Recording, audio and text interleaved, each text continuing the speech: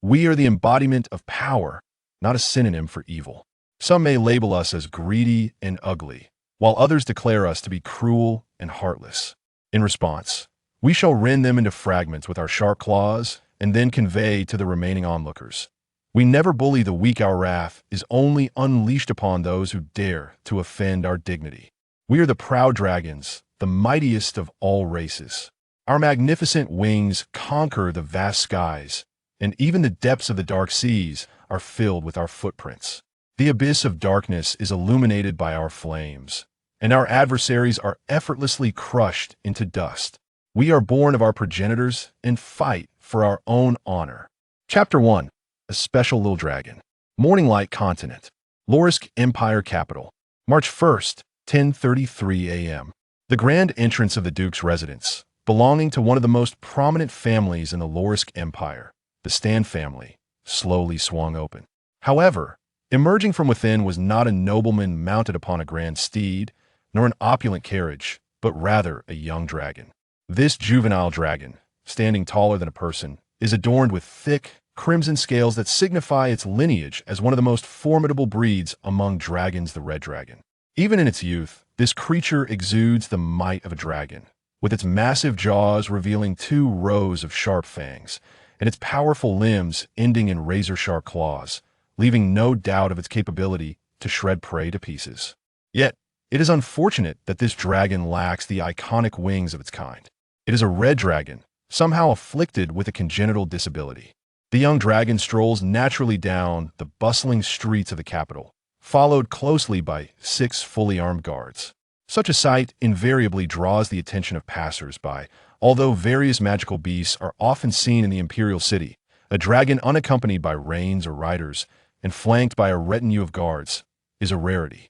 However, those who have witnessed the spectacle before are no longer surprised, for this red dragon makes its appearance nearly every week, consistently following the same route towards the Empire's gladiatorial arena.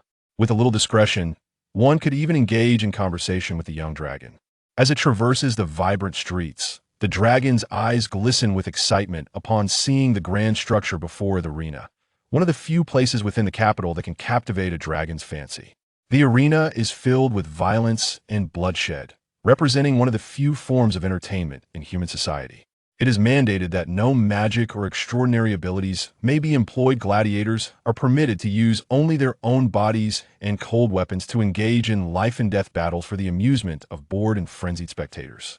In addition to the gladiators, the arena features various ferocious beasts captured from distant lands, and the gladiators themselves are typically criminals, slaves, or desperate warriors who have lost their freedom. Defeating a mighty beast is often the only path to freedom for these gladiators. Otherwise, even the strongest among them may one day fall in the arena and never rise again. Among the gladiators and beasts, there exists a category of free individuals, nobles, who personally enter the arena to slay weakened beasts for the sake of spectacle and applause, or warriors hired by the arena for their prowess.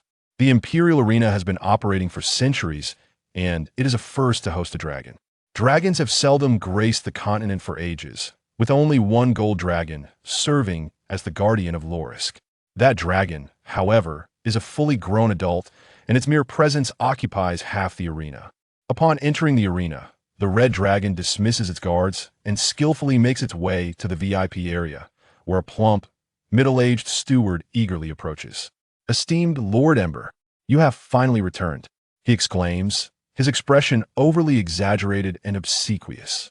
The red dragon responds with indifference, casually acknowledging him before taking the pen and deftly signing its details in the steward's ledger. Name, Ember Dragon. Gender, female. Race, dragon. Age, 15. Level, bronze. After completing the information, the red dragon tosses the pen aside and leaps onto a nearby sofa reinforced with iron plates, languidly reclining and inquiring, "Who is my opponent today? I hope it's someone formidable. That last Earthshaker bear was all show and no substance, and hardly palatable." The steward, taking a ledger from behind him and adjusting his monocle, looks it over before closing the book and addressing the dragon earnestly. "This time, your opponent is a human." Ember pauses, taken aback. She has faced numerous adversaries in the arena, but this is the first time she encounters a human. It seems there will be no extra course today, the red dragon says, smacking her lips in disappointment. Not at all, the steward exclaims, clasping his hands in eagerness. You are our esteemed gold-tier client, rest assured. After the battle, you shall be well fed. That will suffice. The red dragon nods, though her expression suddenly darkens. The meal won't be deducted from my appearance fee, will it? Absolutely not. Not a single copper will be taken from you, my lady, the steward insists, waving his hands frantically, beads of sweat forming under the dragon's imposing presence. Of course, you wouldn't dare, the red dragon snorts. Ladies and gentlemen, welcome to the Imperial Gladiatorial Arena. Thank you for your patience. The long-awaited battle is about to commence. Ignoring the host's fervent and impassioned introduction, Ember squints as she steps out through the iron gate, gradually advancing towards the gladiator standing across from her. The gladiator is clad in attire typical of his kind, bare-chested and towering, seemingly even taller than the current red dragon. It is said that he has slain numerous ferocious beasts with nothing but a simple long sword and round shield, and the stench of blood emanating from him subtly overpowers the red dragon. Of course, Ember is no novice. She has dispatched her fair share of beasts in the arena. Yet, facing such a foe is a first. With a resounding roar echoing through the arena, the tumultuous crowd falls silent. Satisfied with the effect, the red dragon crouches low, akin to a wild beast, circling the gladiator's flank in search of potential vulnerabilities. In an instant, the previously still gladiator springs into action, leaping forward to slash at Ember's seemingly vulnerable neck. With a resounding clang, the longsword is repelled as the dragon swiftly raises her forepaw, blocking the powerful strike. Before Ember can retaliate, the gladiator rolls away, creating distance. That last attack was merely a test. The true battle is only just beginning. Ember's expression darkens. The gladiator's strength is formidable, yet not daunting for a dragon. However, his speed is somewhat alarming, presenting a genuine threat to Ember. The primary danger lies with that ordinary iron longsword as long as she can guard against it. Ember believes she can remain invincible. After a tense standoff of several seconds, Ember suddenly pivots, swinging her robust tail towards the gladiator. The latter bends low, narrowly evading the blow, and seizes the opportunity to slash at Ember's hind leg. With agility, Ember lifts her leg to avoid the strike and retaliates with a swift swipe of her hind paw. The gladiator attempts to dodge, but is a fraction too slow, receiving a deep gash across his side from her claws. Regaining his footing, the gladiator finds Ember charging towards him. He promptly reclines backward, allowing the dragon to pounce over him. And with a powerful leap, he rises and counters by leaping onto the dragon's back, raising his sword to strike down. With a thunderous crash, Ember's back collides heavily with the ground, and had the gladiator not acted decisively, he would have been crushed beneath her weight. Typically, dragons would avoid such perilous maneuvers to protect their wings, however. Ember is unburdened by such concerns and boldly chooses this as the most effective method to deal with an adversary on her back. The crimson dragon reared up, and the gladiator lunged forward with the sword. With a swift sound, the dragon's scales deflected the blade, preventing it from piercing through. The colossal beast raised its claw and brought it crashing down toward the gladiator's head, who swiftly raised a shield in defense. The gladiator staggered back several steps, his battered shield caving insignificantly under the immense force. With a furious roar, the red dragon retaliated, its claws striking forcefully. The gladiator, having successfully landed a blow, rolled away hastily to avoid being crushed beneath the dragon's weight. A drop, then another, of scalding dragon blood dripped from the creature's belly onto the ground, but the flow ceased after only a few drops. Given the dragon's formidable healing abilities, such wounds were trivial. Injured, the red dragon seemed to move with greater swiftness. Faced with the impending onslaught of the massive creature, the gladiator was compelled to evade its ferocity. After a series of narrow escapes, he managed to inflict another wound upon the dragon. Yuhua inhaled deeply for the dragon. A couple of wounds were inconsequential, yet he was still young and small in stature, far from the battle-hardened adult dragons that bore scars and continued to thrive. He could not allow his fury to cloud his judgment. The arena resonated with deafening cheers, yet the combatants appeared oblivious to the surrounding clamor.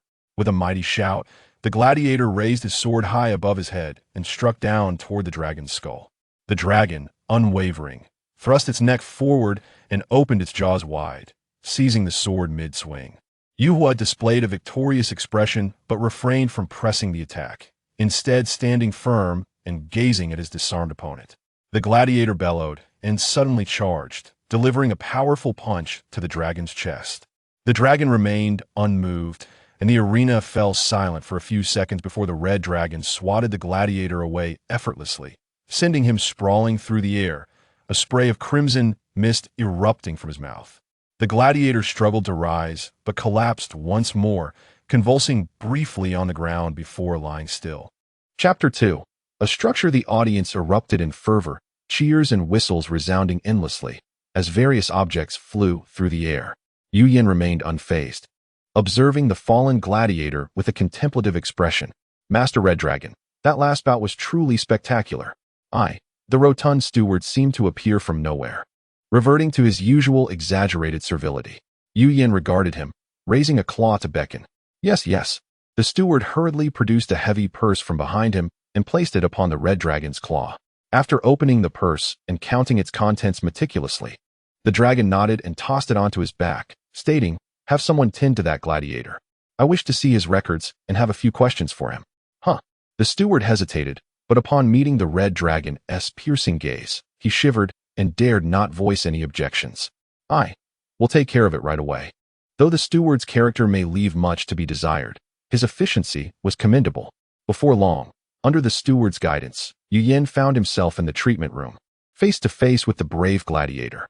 His name was Simon, a former knight who had fallen afoul of a noble and ended up here. It seemed that if he won one more match, he could regain his freedom. Reflecting on the information just received, Yu Yin regarded Simon, who was casting a complicated glance in his direction. "Do you wish to live?" "Yes." The gladiator paused momentarily, but quickly nodded in affirmation. "Then tell me your story." He was a pitiful soul. His tale was rather cliché. His wife's beauty had caught the eye of a viscount, who schemed to frame him, leading to his imprisonment in the arena. He longed for his family and yearned to fight his way out of the gladiatorial pit. So now he seeks to use my claws to eliminate his adversaries? How naive. Yu Yin scoffed inwardly and turned to the steward. "How much for his freedom?" The steward, taken aback, replied, "I cannot decide that." "Then fetch someone who can." "Do not mention it. I simply detest being exploited," Yu Yin remarked to Simon, who walked beside him. In truth, there was another reason Yu Yin withheld. Simon's weapons were all worn and his armor nearly non-existent, rendering this contest fundamentally unequal. Yu Yin felt that his victory would not be honorable. "Regardless, you saved my life," Simon said. "I will forever remember your kindness. If you wish to repay me, assist me with a task." The red dragon replied. "What is it?" "Help me fasten my purse to my belt." As the guards awaited, Yu Yin and Simon exited the arena together. "Yes." The two guards promptly responded. The red dragon nodded and led the way. The arena served as a training ground for Yu Yin in his leisure hours. Every dragon had undergone countless battles to ultimately thrive. While his circumstances might be unique among his kin, he was no exception. Furthermore, it provided a lucrative opportunity to accumulate gleaming gold coins, a veritable win-win situation. Yu Yan's abode was a cavern fashioned from earth magic, adorned with numerous fire crystals and even a small lava pool maintained by magic, creating an environment well-suited for a red dragon's lifestyle. He opened his purse and poured the gold and silver coins onto his bed, observing the mound of coins rise before him, and the red dragon contentedly lay upon it. Why would a red dragon of such uniqueness be found within a duke's estate? The tale dates back over a decade. It began at an auction where the old Duke Blonstan acquired a dragon egg, intending it as the first gift for his soon-to-be-born child. On the very day of the child's birth, the egg hatched. To everyone's astonishment, a red dragon emerged, devoid of wings, yet radiating the same majestic aura as the palace's guardian dragon. Prior, all believed it to be a lesser dragon egg, for none had ever witnessed a true dragon egg.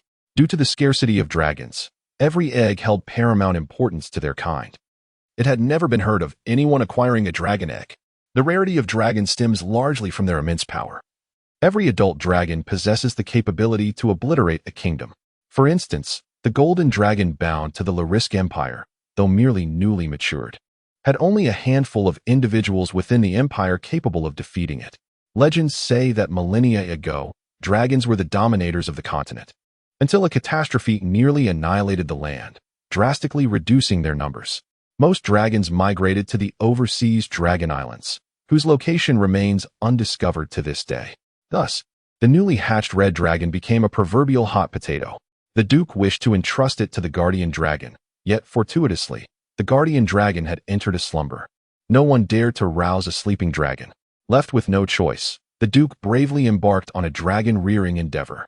To his surprise, this red dragon, named Yu, proved relatively easy to care for, as it emerged speaking fluent common tongue, articulating its needs directly, far more communicative than a wailing human infant. A hatchling dragon requires merely sufficient sustenance and a tolerable environment to thrive. However, for humans, the dragon's appetite is considerable. A young dragon can consume the equivalent of dozens of humans' worth of meat in a single meal. While such consumption posed no issue for the Duke's estate initially, over time, it amounted to a substantial sum. Yu was self-aware, recognizing that his privileged status was rooted in his lineage, were a common beast to consume without contributing. It would have long been cooked. Thus, the red dragon maintained a low profile, content with the provisions offered by humans, knowing that should hostilities arise, his kin overseas would not arrive in time to save him. However, the majesty of dragons cannot be disrespected. Once, a proud steward, intoxicated by a recent promotion, publicly mocked the red dragon's disability, only to be incinerated on the spot by a breath of dragon fire. The incident was quickly buried. Chapter 3. A duel. Only those of golden strength are bestowed with the ability to soar through the skies. Thus, even without wings, Yu remains the undisputed ruler of the air in adulthood. Over the past decade, Yu has visited the royal palace on numerous occasions, seeking the presence of the golden dragon, who, without fail, has maintained the same sleeping posture. As the sun began to set, Yu stifled a yawn, rising from his nest and shaking off the coins that clung to him before venturing outside. Upon reaching the entrance, he encountered a larger contingent of guards awaiting him. The red dragon greeted the captain of the guards, Dawn. "Lord Yu, you are as punctual as ever," Dawn replied with a courteous gesture. And the entourage followed the red dragon out of the Duke's residence. This time, however, their destination was different. Shortly after, they arrived at the grand entrance of the Loris Royal Academy. A multitude of families had gathered here, each awaiting their own noble offspring. With guards adorned in striking attire of red, yellow, and blue, reminiscent of a ceremonial parade. Yet, before the Stan family, led by the magnificent red dragon, the other families appeared somewhat diminished. Early on, a few families had attempted to showcase their beasts, only to be frightened into retreat by the dragon's imposing aura, leading to a collective decision to forego such displays. 3 minutes after the dismissal bell rang, a striking youth with golden hair and blue eyes emerged from the academy, calling out from a distance, "Yu, Brett." Upon seeing the youthful figure approach, a rare glimmer of delight sparkled in the eyes of the red dragon. This young man was Brett Stan, the first heir of the Stan family, born on the same day as Yu. Their bond was remarkably close, having grown up together. However, noticing the entourage of guards trailing behind Yu, Brett furrowed his brow. "I told you not to bring so many to protect me. I have reached the silver rank. It is the Duke's command. The current situation is quite tense," Captain Dawn replied solemnly. "Having Yu as my protector is more than sufficient. Can you all even contend with him?" Brett retorted impatiently. "We could," Yu interjected quietly, causing some of the guards to flinch. One of the guards brought forth a horse. "Young master, your steed." "Not necessary," Brett waved dismissively. "After sitting through lectures for days, my backside is sore. I was just thinking of stretching my legs." The red dragon interjected, "Young master, your dragon." "Go away," Brett replied with disdain. "You have no saddle. Do you wish to harm my backside?" In truth, the bony spikes were retractable, but the red dragon chose not to divulge that fact. "Yu, today marks my coming-of-age ceremony. We are both 16, Brett exclaimed eagerly as he beckoned the red dragon to his quarters. "My father has prepared a grand banquet for me tonight, and I invite you to attend. You are well aware that such gatherings do not appeal to me." The red dragon lamented while resting on a familiar volcanic rock, feeling somewhat conflicted. "The sight of the nobles' hypocritical expressions and their covert scheming makes me uneasy. I understand. But today is our birthday. Consider it an exception for me," Brett implored sincerely. "I have prepared a special gift for you." Very well." The red dragon pondered for a moment before reluctantly acquiescing. "You will not be disappointed," Brett exclaimed with excitement. However, matters took a turn for the worse that evening. While meandering through the Duke's estate, Yu Yan inadvertently overheard a conversation among several servants. "Did you hear the shocking news? Viscount Montrose was assassinated at the hotel. The murderer appears to be a former knight." "I heard about it too. It seems Viscount Montrose had imprisoned a former knight named Simon for a grave offense. And today that knight suddenly escaped from prison, leading to this tragic fate. How atrocious. What became of the murderer? Surely, he could not escape justice within the capital? They dispatched soldiers to execute him on the spot. He got off lightly for daring to attack a noble." Yu Yan could not bear to listen any longer. His day had plummeted into despair. The red dragon approached Captain Dawn. "Please inform the young master that I shall not be attending the banquet." "My lord, where shall you go?" the captain inquired, perplexed. "I am feeling disheartened. I will take a stroll," the red dragon replied, dragging his tail as he departed the Duke's estate. With a cold gaze, the red dragon surveyed the bustling streets, feeling an overwhelming urge to reduce the ostentatious Fade to ashes. Suddenly, a deep rumble echoed through the sky, and dark clouds amassed, heralding an impending downpour. Yu Yan glanced at the sky, sighed, and turned to seek shelter from the rain. Although rain posed no threat to a dragon, the red dragon, being of the fire element, inherently despised water and would not choose to be drenched unnecessarily. The vicinity was filled with small shops, unsuitable for shelter. Turning a corner, a large building came into view. "Ah, the mercenary tavern of the imperial capital," thought the red dragon. A drop of rain fell onto his nose, and without further thought, he made his way to the tavern's entrance. The door was wide enough to accommodate the red dragon's entrance comfortably. However, should a fully grown dragon arrive, it would be a miracle if only its head could fit through.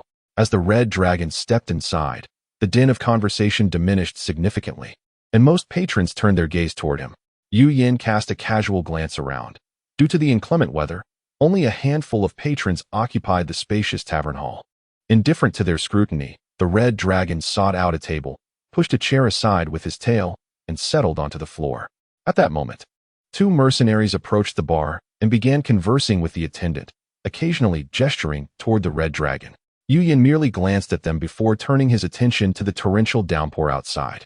In Loris, the value of gold coins is substantial.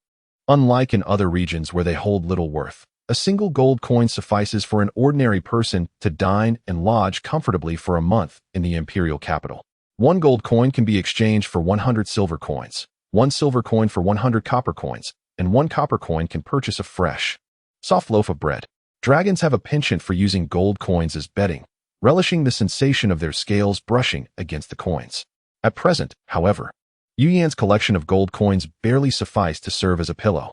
Chapter 4, A Tavern. The heavy pouch was soon counted, containing 48 gold coins and 200 silver coins, as per Yu Yan's specific instructions. Unfortunately, with the scarcity of gold coins, silver had to suffice for the time being, or else there would not be enough to even cover a bed. As the red dragon stared blankly at a gold coin, a voice interrupted. "Dragon, would you be interested in joining our mercenary group?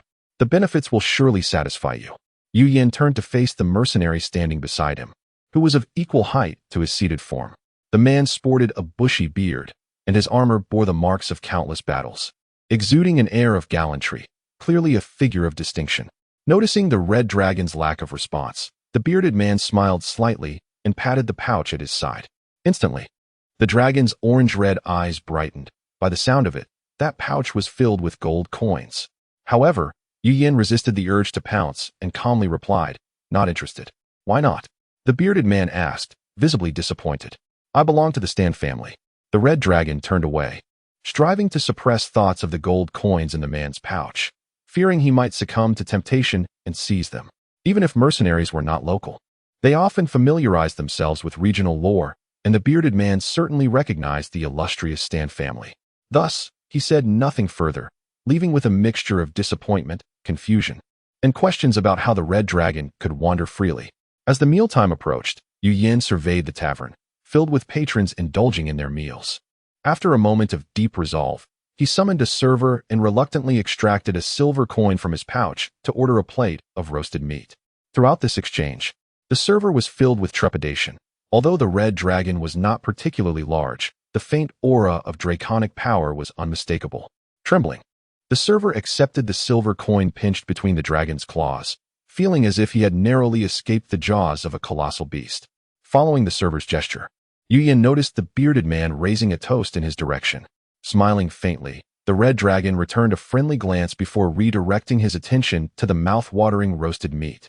Unlike the ordinary fare he had initially ordered, this was a specially prepared beast's meat, far superior in flavor and nutrition, its price reflecting its quality.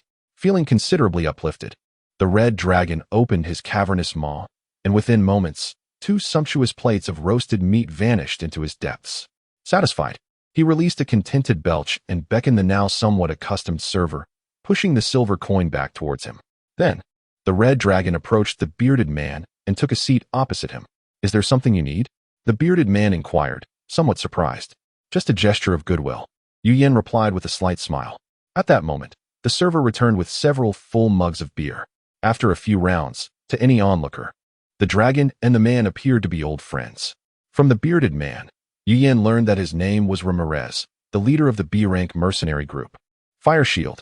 His subordinates were all skilled, and he enjoyed a modest reputation in the circles he frequented. He had come to the royal city alone to conduct some business. "Yu Yin, you must consider joining our mercenary ranks someday. I believe a dragon would make an excellent mercenary." Ramirez, slightly inebriated, boasted about several thrilling missions he had undertaken. Yu Yin smiled silently. The adventurous tales of his forebears far surpassed those of any mercenary. After a few more drinks, the bearded man was thoroughly inebriated, and the red dragon, belching, departed the mercenary tavern. Upon returning to the duke's residence, the rain had ceased, the night was deep, and the banquet had concluded. "Where have you been?" Lord Blight, waiting at the door, remarked with some displeasure upon seeing the inebriated red dragon. "Just out for a stroll to clear my mind." Yu Yin averted his gaze, casually replying. "If something's troubling you, feel free to share," Blight said, draping an arm around Yu Yan's neck. Showing no sign of reproach for his absence from the banquet, after a moment's hesitation, Yu Yin spoke of the gladiator Simon's situation. Upon hearing this, Blight fell silent, and the two ambled through the estate in quiet contemplation. At last, Blight broke the silence. "Yu Yin, to be honest, one of my aspirations is to put an end to the decaying aristocratic system, so that such tragedies no longer occur in this world." Yu Yin paused, taken aback by Blight's lofty ambition, which made his own goals seem rather selfish in comparison. If one were to inquire about Yu Yan's aspirations, foremost among them was the desire to grow wings and truly become a dragon. In a world where the dead could be resurrected and pigs could climb trees, such a task was hardly insurmountable. Blight had long promised that once he graduated from the academy, he would take Yu Yin on a journey to discover the method of growing wings. Yet, Yu Yin knew that Duke Blong would never consent to such an endeavor. In gratitude for Blight's kindness, the red dragon resolved to serve him faithfully until the end of his days before pursuing his own ambitions. After all, dragons possessed lifespans spanning millennia. There was time to wait. While most young dragons of merely a dozen years still nestled under their mother's wings, Yu Yin found himself burdened with thoughts and responsibilities befitting an adult dragon, often feeling the unfairness of fate. Reflecting on it now, his origins were far more fortunate than those dragon eggs abandoned by irresponsible parents. Observing the genuine concern in the eyes of this young man, the red dragon felt a renewed desire to forge a pact with him. "Let us not dwell on distant matters." Blight adjusted his stance. "Yu Yin, do you remember this afternoon when I mentioned surprising you?" The red dragon halted. "I did not attend the banquet." "That is inconsequential. The surprise is for you, not for the banquet." Blight stepped before Yu Yin, grinning as he revealed his right hand from behind his back. A beautiful spatial bracelet. "Inside are the things you cherish most." Blight placed the bracelet into Yu Yan's claw. The red dragon's heartbeat quickened. Probing the unclaimed bracelet with his spiritual energy revealed it to be filled to the brim with gold coins. Yu Yin felt a wave of dizziness. Since his birth, he had never seen so many gold coins, especially not ones that belonged to him. There must be nearly 1,000. "This is truly my favorite thing." Yu Yin stammered. "Where did you acquire so many gold coins?" "Of course, they are from the savings I have accumulated over the years." Blight gently embraced Yu Yan's neck. Yu Yan's heart raced, nearly prompting him to seal the pact on the spot. However, he reconsidered, realizing it felt akin to selling himself. He decided to take it slow. Chapter 5. A trial as Yu Yin languidly occupied himself, he suddenly noticed the head of the guards, Don, approaching with a helmet tucked under his arm. Lord Yu Yin, His Highness has requested your presence, Don stated, bowing at the entrance of the dragon's lair. The red dragon rose, inquiring, what is the matter? It appears to be some advanced trial from the academy, requiring us to venture to the Tralim forest for a few days, Don replied, wiping the sweat from his brow. The forest adjacent to the Cliff of Despair? The red dragon queried further. Yes, and there is another matter to inform you of. The guardian dragon, Lord Hills, has awakened, Don added. Yu Yin paused momentarily before responding. So what? After waiting for over a decade, my expectations for this golden dragon have long diminished. This is an academy trial. What is the meaning of this display? Young Master Bright expressed his irritation, observing the dozen armored guards before him, while the academy instructor beside him merely shook his head. Young Master, this is the Duke's command, Don respectfully explained. But the guards of the third prince are of golden rank, Bright retorted, his voice softening slightly. What of it? If the enemy sends 2 golden ranks, it would solve the problem, he scoffed. If there were truly golden ranks sent to kill me, your presence would be of no use. Below golden rank, Yu Yin could help me escape without needing your assistance. The scale of this academy trial was modest. With only a handful of instructors and students participating, primarily intended to grant additional credits to the royal faction, thus the difficulty was not expected to be high. Tralim Forest lay a little over 100 miles from the imperial capital, renowned as the Garden of Lorisk, and its very name suggested little danger. The Academy's trial entailed 3 days of solo survival in the wilderness, a task easily manageable. These noble offspring all possessed storage tools, allowing them to survive for 30 days with their provisions. Although the trial seemed straightforward, it was advised to rely on one's own abilities. For the more one depended on oneself, the higher the final score would be, the instructor noted while holding the task scroll. At that moment, all the students dispersed, each under the supervision of a mentor. By lunchtime, Bright effortlessly caught several wild rabbits. He was not a pampered fop, but a lad who had cherished adventures since childhood, possessing a modicum of survival skills despite infrequent excursions into the wild.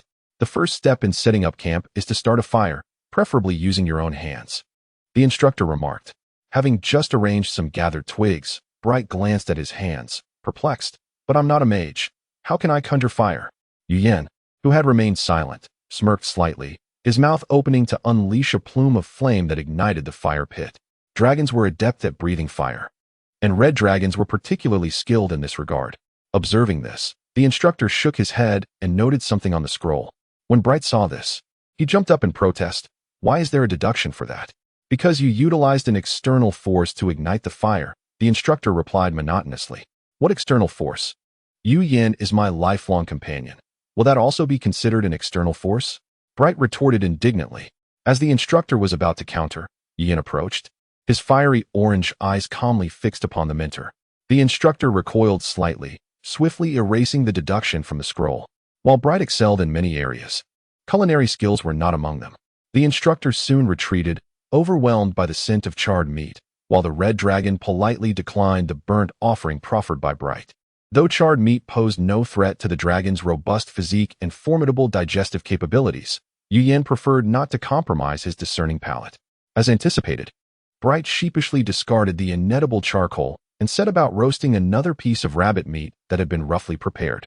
In the end, he barely filled his stomach before burning the last rabbit, and under the instructor's watchful gaze, he clumsily tidied up his belongings and made other preparations.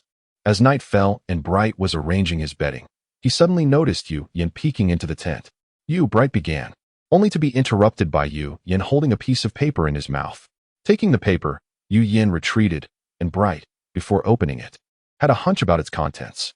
Indeed, it was a draft of a 100-year equality contract between himself and Yu Yin. 2 days swiftly passed, the trial progressed smoothly, and the rapport between Bright and his instructor improved significantly. His wilderness survival skills advanced considerably, though still quite rudimentary compared to professionals.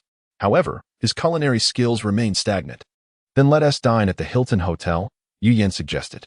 Bright readily agreed, though his heart sank. The Hilton was the grandest and most prestigious hotel in Lorisk, famous for its delectable cuisine, yet its exorbitant prices were even more notorious, with the cheapest dishes costing in gold coins.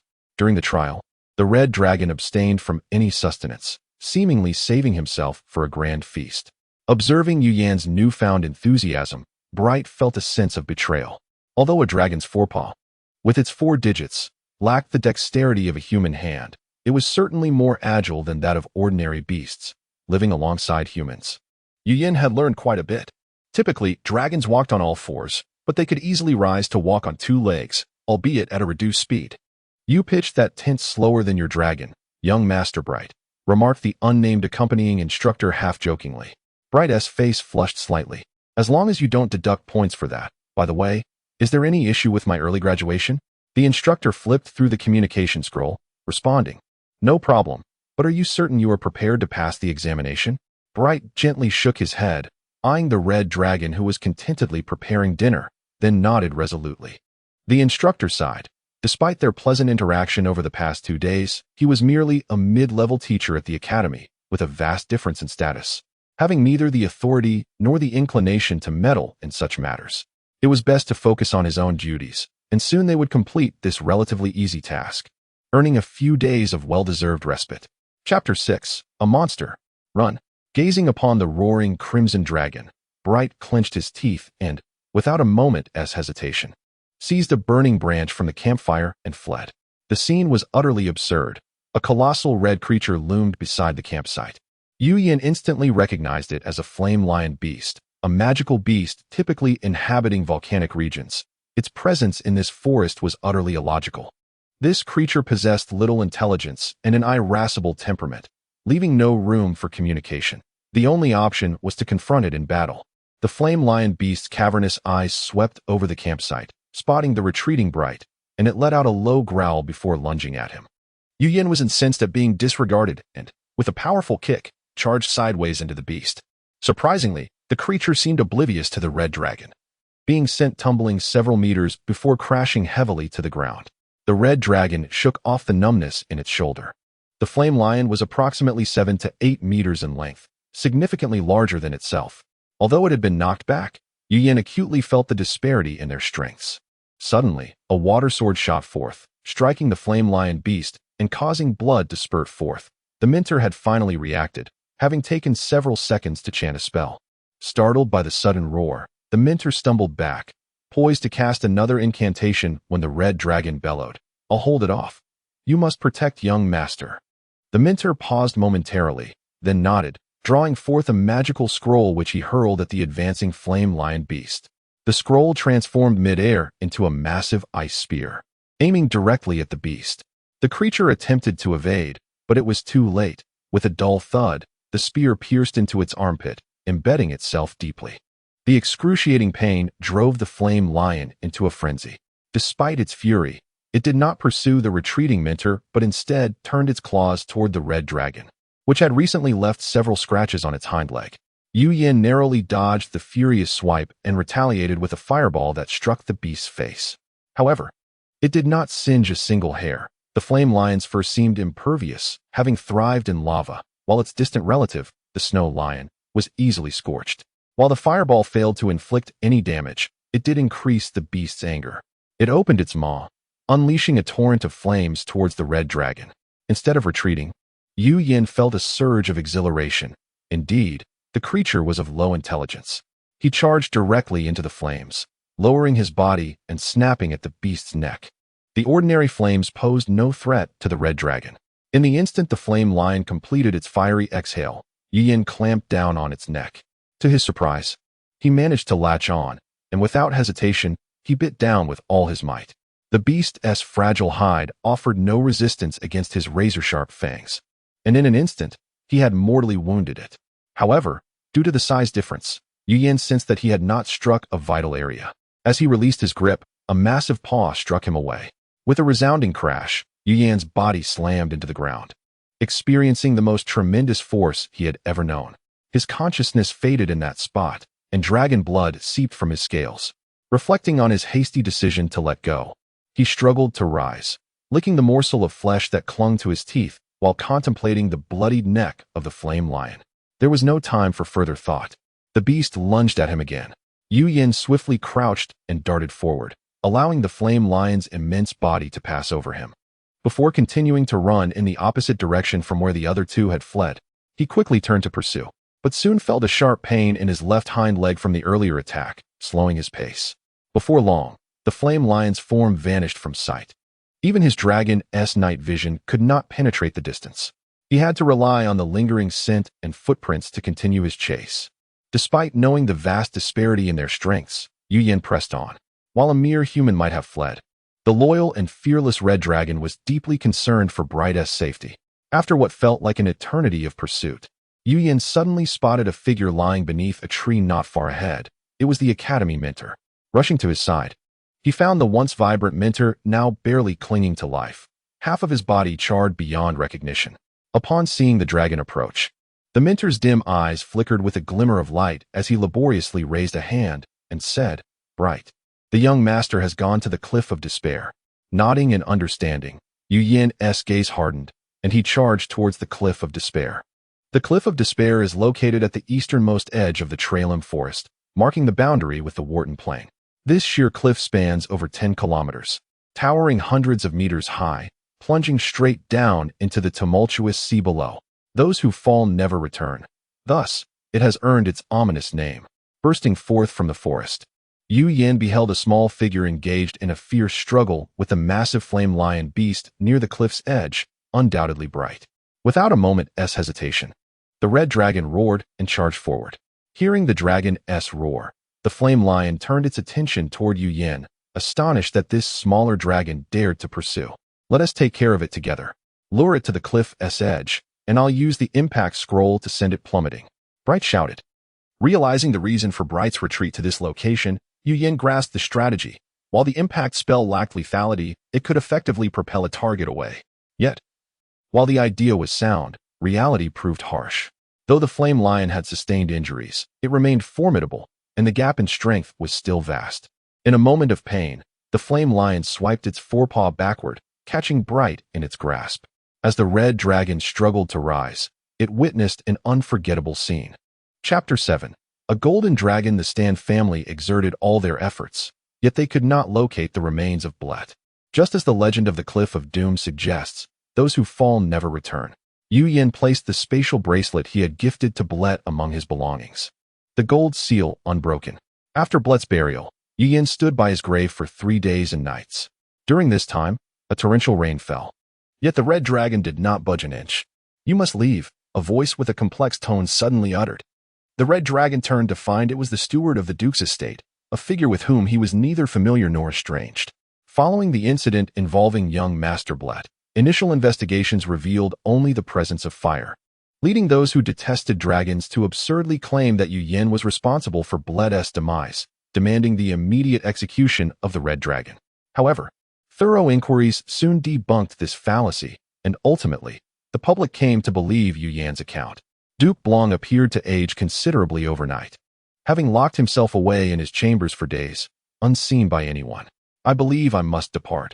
Remaining here serves no purpose," the red dragon suddenly declared. The old steward was not surprised. It was indeed the wisest choice. "Well, if you need anything before you leave, do let me know. Thank you for your assistance," the red dragon replied before retreating to his lair.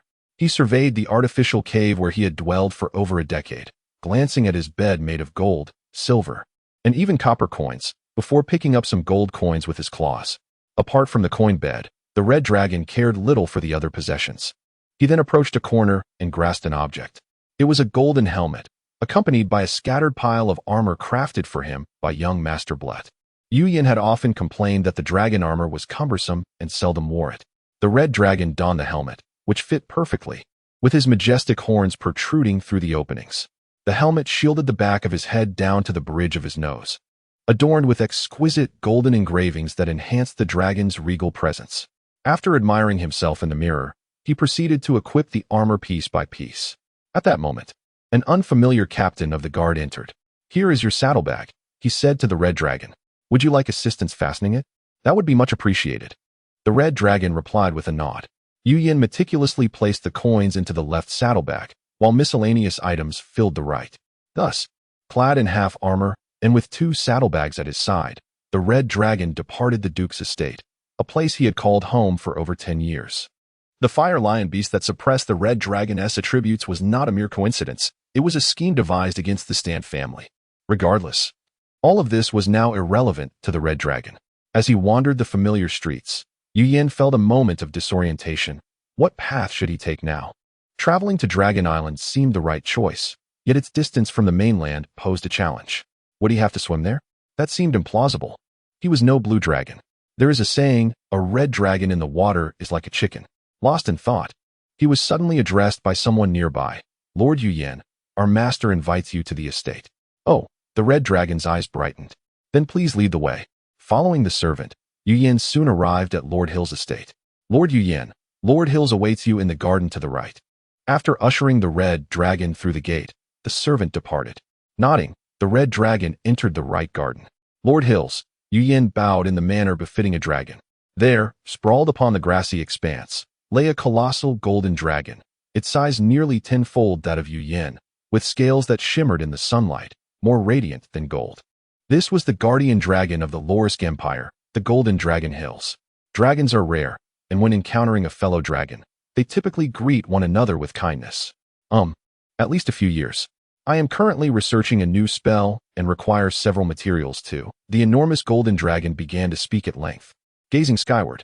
After several minutes, Hill seemed to realize his rambling and chuckled awkwardly, while the young red dragon appeared entirely engaged in listening. Master, do you possess the spell to grow wings? The young dragon leaned forward slightly. The golden dragon laughed heartily. You, a strong dragon, would find such a spell impossible. While no such spell exists, the elders on Dragon Island should have a means to assist you. With the right treasure, they ought to enable you to grow wings. The young dragon nodded. Is there any other way for me to reach Dragon Island? Well, seek out other dragons. They should be more than willing to take you along. Hills replied before pausing. The nearest is the blue dragon Velis of the Kote Empire. He should be available. After a moment, he looked at Yu Yan. I apologize, little one, but I truly cannot spare the time. Otherwise, I would certainly escort you to Dragon Island. Yu Yan quickly replied, no need for formality, master. I was also considering a stroll, having not ventured beyond this city for over a decade. The golden dragon nodded. However, wandering alone in human society poses considerable danger for a young dragon like yourself. Here, take 3 of my scales. When you find yourself in peril, activate one, and it will summon me to assist you in your time of need. Without waiting for the young red dragon to respond, the golden dragon extended one of his forepaws. Within his palm rested 3 small golden scales. Yu Yan hesitated for a moment before lifting a scale, realizing that its size was surprisingly similar to his own. Chapter 8. An impromptu journey following the instructions. Yu Yan placed the 3 golden scales at the back of its head, and they seamlessly merged with its body, replacing 3 of its red dragon scales. However, with the helmet on, they remained hidden from view. Thank you, esteemed elder. May I make a rather bold request? Speak, came the reply. May I embrace you? The golden dragon's lips twitched slightly. You may. With permission granted, the young red dragon approached, excitement gleaming in its eyes, and wrapped its forelimbs tightly around the massive chest of the golden dragon. Yet, due to the size disparity, the young dragon could barely reach the golden dragon's shoulders. Having never encountered a kin before, Yu Yan found an unprecedented sense of happiness in that moment. Hills looked down at the small red dragon clinging to its chest, suddenly overwhelmed with emotion. Days later, the red dragon departed from the city of Lariska, embarking on its own adventure. Let the past remain in the past. Among the passers-by, be they nobles, mercenaries, tourists, or farmers, many stared intently at it. Had it not been for its formal armor, it was likely that a few dragon slayers would have challenged it outright. Upon reaching a fork in the road, the red dragon decisively chose the less traveled path, and then retrieved a necklace to hang around its neck. This necklace, a small artifact gifted by the golden dragon, served to diminish the wearer's presence in the eyes of ordinary folk. Once adorned, the red dragon would appear as something mundane, akin to cattle or horses, in the eyes of passers-by. Thus, Yu Yan had initially hesitated to wear it. However, it soon proved that foregoing this charm was unwise. After several days along the quiet path, the red dragon finally arrived at another city, its sense of direction proving to be quite reliable. At the bustling city gates, the guards merely glanced at the red dragon, showing no inclination to interrogate or levy any taxes, allowing Yu Yan to enter the city with ease. Having gone several days without food, Yu Yan felt a pang of hunger and sought out a spacious inn. Though the coin may be plentiful, one must also live to spend it. I've heard a party of upper-tier hunters has already perished, one of the fully armored patrons mentioned as Yu Yen entered. Curiosity piqued, the red dragon inquired, "What are you discussing?" "Oh, is that fire dragon truly formidable?" "It is not a true dragon, but rather a type of wyvern. Red in hue, adept at flight and fire-breathing, quite a troublesome creature. Yet, due to its low intelligence, it is not overly challenging to confront. According to witnesses, that fire dragon is over 10 meters long, which poses a significant challenge." "I see. My apologies for the interruption." The red dragon nodded and proceeded to an empty table.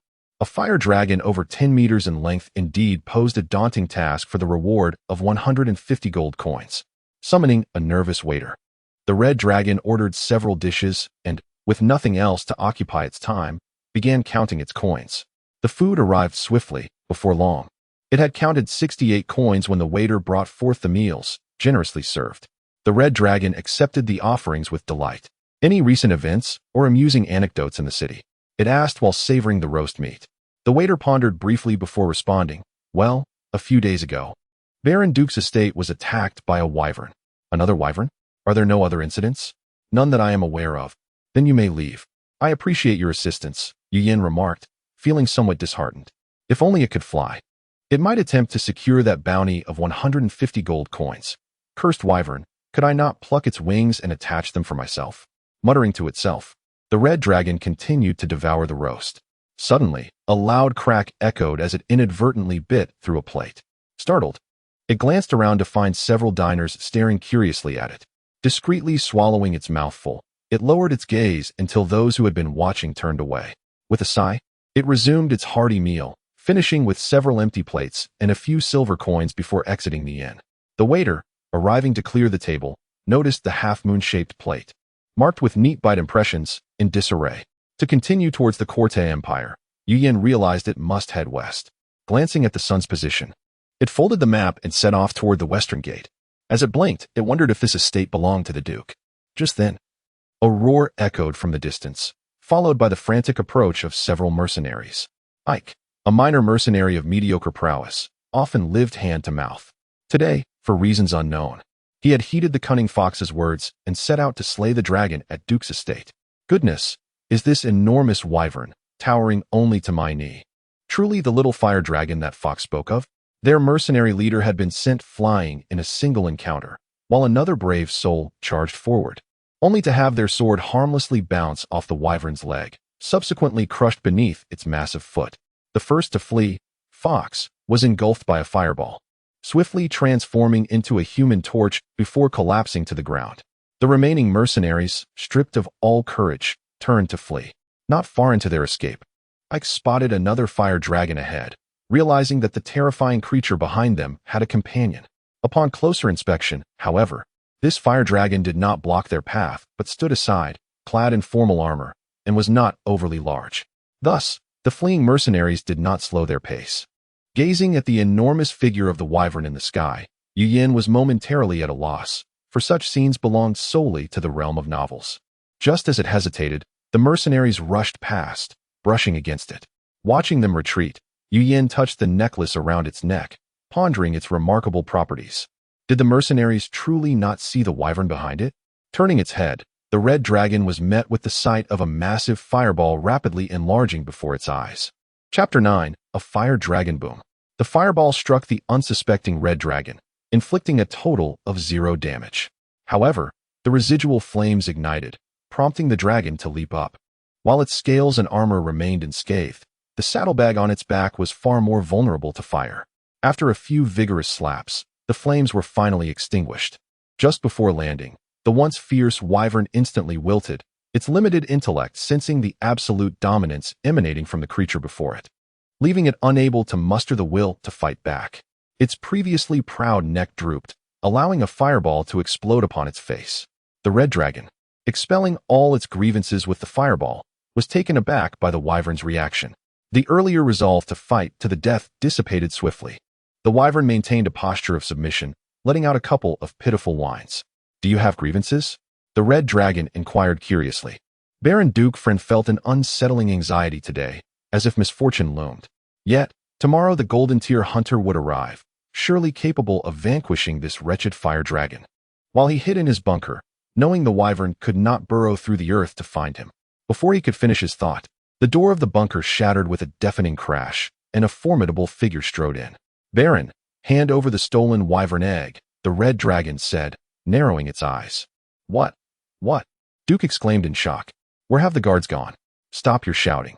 If you continue, you will share their fate," came the ominous reply, causing the Baron to fall silent. "I fail to comprehend. For a mere wyvern egg, you would sacrifice so many lives and destroy this estate. Is the egg truly that exceptional?" The red dragon queried in a low voice. Who are you?" Duke stammered. "Do I appear to be human?" The red dragon responded, perplexed. "Does this necklace hold sway over humans? I am merely a passing red dragon, here to punish greedy humans like you out of boredom." It seemed then that Duke finally comprehended the situation, collapsing to the ground and pleading, "Mighty dragon, please do not eat me. I have already told you. I am not human. Rest assured, as long as you surrender the egg, I shall not harm you." Duke hesitated. "Really? You want to consume me?" With a scratch of its head, the red dragon wondered how such a fragile-minded individual had attained the title of Baron, its patience wearing thin. "I shall say this one last time. Hand over the wyvern egg." "Why, yes." Duke finally stood, trembling, and under the watchful gaze of the red dragon. He opened a hidden compartment to reveal a small egg, roughly half his size. The red dragon lifted a forepaw to receive the wyvern egg. Examining it closely before addressing Duke, "You have shown wisdom. Congratulations, Baron. You have preserved your life." With that, the red dragon left the Baron, who lay slumped on the ground. Cradling the egg in one paw, the red dragon walked with ease on 3 legs, for even a dragon could manage with just 2. The fire dragon nodded repeatedly, excitedly emitting a few chirps, resembling a joyful little bird. The fire dragon called out again, leaning in with its mouth agape. "Oh dear, it smells terrible. Have you brushed your teeth?" The red dragon retreated a few steps, fanning the air with its free paw. The fire dragon shrank its head back, letting out a sorrowful whine. The fire dragon tilted its head. In the estate, the red dragon found a large brush of unknown purpose and, through considerable effort, managed to convey the concept of rinsing to the fire dragon. After much toil, the red dragon successfully cleaned the fire dragon's mouth, nodding in satisfaction at its accomplishment. Taking the wyvern egg, carefully wrapped in its tail, the red dragon gently placed it into the fire dragon's now pristine mouth. "Well then, may our paths cross again." The fire dragon, at last, closed its mouth, afraid to make a sound or nod in fear of harming the egg, simply blinking its eyes before stepping back and taking flight. Watching the fire dragon's retreating silhouette, the red dragon clenched its fists, declaring to the sky, "Wait for me. One day you shall belong to me. That day is not far off. What do you intend to do?" The red dragon turned to the soldiers, armed and slowly encroaching upon it. "Are you planning to attack? This time, I shall show no mercy." The red dragon spoke coldly, noticing several soldiers among them were those it had previously defeated. "Dragon, surrender. We have so many." A voice called from the crowd. "Do you think I am weakened just because I remain silent?" The red dragon bellowed, unleashing a massive fireball toward the speaker. The soldiers' formation immediately faltered. 2 men at the front fled in panic, exposing the one who had spoken, who was engulfed by the fireball. A scream erupted as the man became yet another human torch, writhing in agony on the ground. "My lord! My lord!" Panic spread among the soldiers, most scattering in terror, while a few remained, bewildered around the burning figure, unaware of the nearby pool of water. The red dragon's expression darkened. It had recognized Duke's voice and was astonished at his disregard for life, never expecting a single fireball to seal his fate. "I have spared you. Why do you not comprehend?" The red dragon murmured, though Duke could no longer hear. The few loyal soldiers, witnessing their baroness' cessation of struggle, shuddered and scrambled away. "Since the lord of the estate is dead, surely taking a few items cannot be deemed theft?" The red dragon mused, surveying the scattered weapons and shields. Entering the now deserted manor, inhaling the sweet aroma of gold in the air, the red dragon soon turned the estate upside down, before striding boldly away from the dilapidated premises. Chapter 10. A hunter Yu-Yan, having plundered a total of 360 gold coins from Duke Manor, found himself in possession of more wealth than he had accumulated over the years. With his saddlebag overflowing, he resorted to fashioning a satchel to secure it upon his back. Following the events of the previous night, the red dragon was in high spirits, even humming a cheerful tune as he journeyed westward. One need not doubt the vision of a dragon. All dragons possess the ability to see in the dark, rendering the fearsomeness of night inconsequential compared to day. After several hours of travel, as the moon began its descent, Yu Yin paused, locating a patch of soft grass to kindle a fire. He lay down, closing his eyes in slumber. When Yu Yin eventually opened his eyes, the sun had risen, and the fire had extinguished. His makeshift alarm clock, fueled with a special substance, was designed to burn for several hours. It would awaken him should the flames die or if danger approached. A few hours of sleep held little significance for a dragon, yet it offered a momentary respite for his weary body, which felt slightly fatigued from the previous day's exertions. "Who is there? Step forward," Yu Yin suddenly called out. After a brief pause, a figure emerged from behind a tree, causing the red dragon to furrow his brow. The mercenary appeared somewhat familiar. He was one of those who had narrowly escaped the encounter with the fire dragon the day before. "Great dragon, I mean you no harm," the mercenary stammered, his voice betraying his youth. Yu Yin nodded, reasoning that had the mercenary harbored ill intentions, he would have breathed fire rather than engage in conversation. "What is it you seek?" "My name is Yak. I have long revered dragons since my childhood. I saw you conversing with that flying dragon," the mercenary blurted, his words tumbling over one another.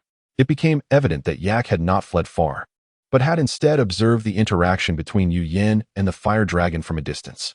Witnessing the red dragon effortlessly commanding that great, fearsome beast transformed Yak's childhood admiration into profound reverence. "Oh, I appreciate your admiration," Yu Yin replied with a smile. "If there is nothing further, I shall take my leave." With that, the red dragon turned to walk away, facing away from the sun. "Wait, please," Yak exclaimed hastily. "You have slain Baron Duke. Trouble may be on the horizon." "Trouble?" Yu Yin scoffed, continuing his stride. "The soldiers who fled have reached Bordeaux, and the Lord has placed a bounty of 300 gold coins for your capture." "Am I worth merely 300? Yu Yin shook his head dismissively. "I have heard that the gold-ranked hunter, George, is preparing to pursue you," Yak added urgently. Yak faltered. "I traveled overnight, but if George is coming, he ought to have arrived by now. Is that him up ahead?" Yu Yin suddenly inquired.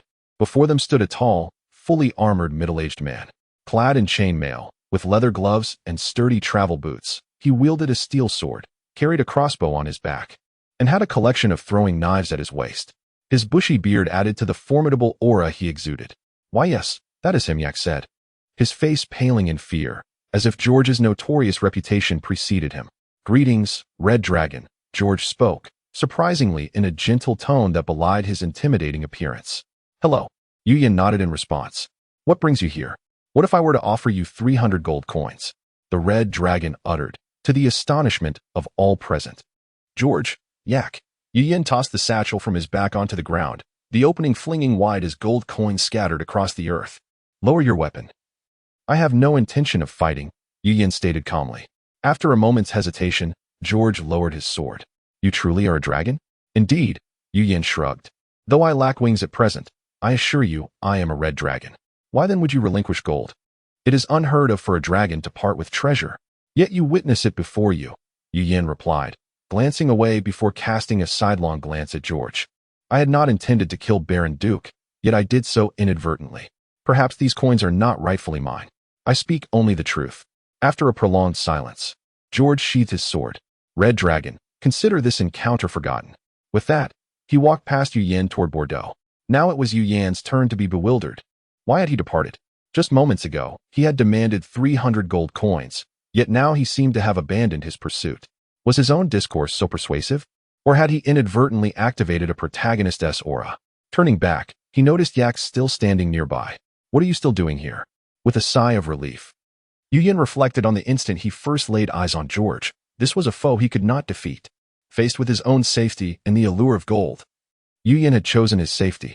For a moment, he nearly contemplated summoning Hills for assistance, but fortune favored him, and a significant crisis had dissipated without explanation. The events that transpired can be attributed to the hazardous state of the main road. It would be prudent to seek an alternate path. Leaning against a tree, Yu Yin unfurled a map with his foreclaw, scanning for potential routes. After some time, the red dragon nodded. "This shall be the way." Chapter 11. A little snake. Yu Yin felt particularly unfortunate today. Upon awakening from a long slumber, the red dragon emerged from its resting cave. only to be greeted by a world blanketed in snow. As it traversed the path, the biting cold wind lashed against the red dragon's face, a sensation far more excruciating than if it had been cut with a knife. In the distance, a small river, several meters wide, was mostly frozen over, with only a small opening in the center where a group of fish struggled to breathe, their mouths opening and closing frantically. With a swift swipe of its claw, the red dragon sent several large fish flopping onto the bank, where they writhed in their death throes. Collecting some twigs, Yu kindled a fire to warm itself, then coiled its tail around the prepared fish and began to roast them over the flames. Having not eaten for quite some time, the red dragon devoured the fish ravenously, only to learn a painful lesson when a sharp fishbone pierced deeply into its tender tongue. Grimacing in agony, the red dragon wrestled for a while before finally extracting the bone, licking its tongue to savor the metallic taste of blood. Yu surmised that the joy of eating would elude it for the next few days. After dispatching the fish that had been the first to injure a dragon, the red dragon continued its journey westward. Suddenly, it spotted a small, frozen snake by the roadside. Approaching it, the red dragon observed that the snake, approximately 30 centimeters long, was a deep purplish hue from the cold, curled up in a tight coil, yet still alive, merely incapacitated by the frost.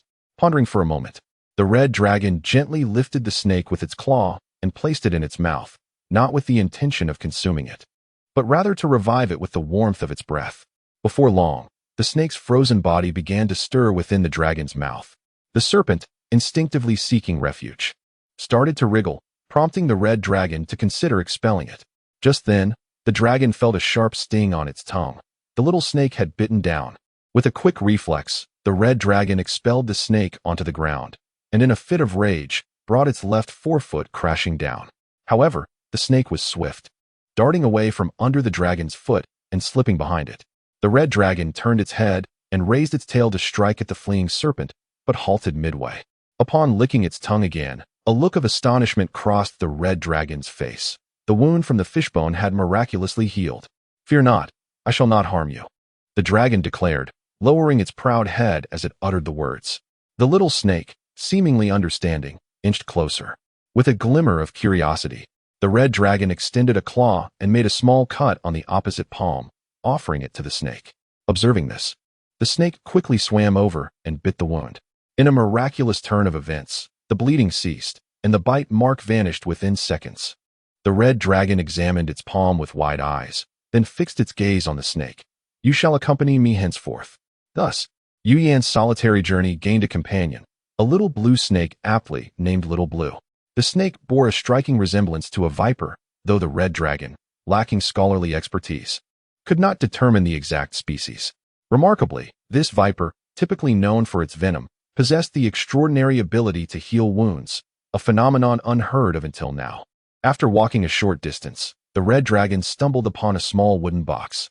Upon opening it, Yuyan's eyes widened in surprise. Inside lay an ancient tome and a gemstone the size of an egg. The moment the dragon laid eyes on the gem, an overwhelming sense of possessiveness surged within it. "This is a treasure. I must possess it."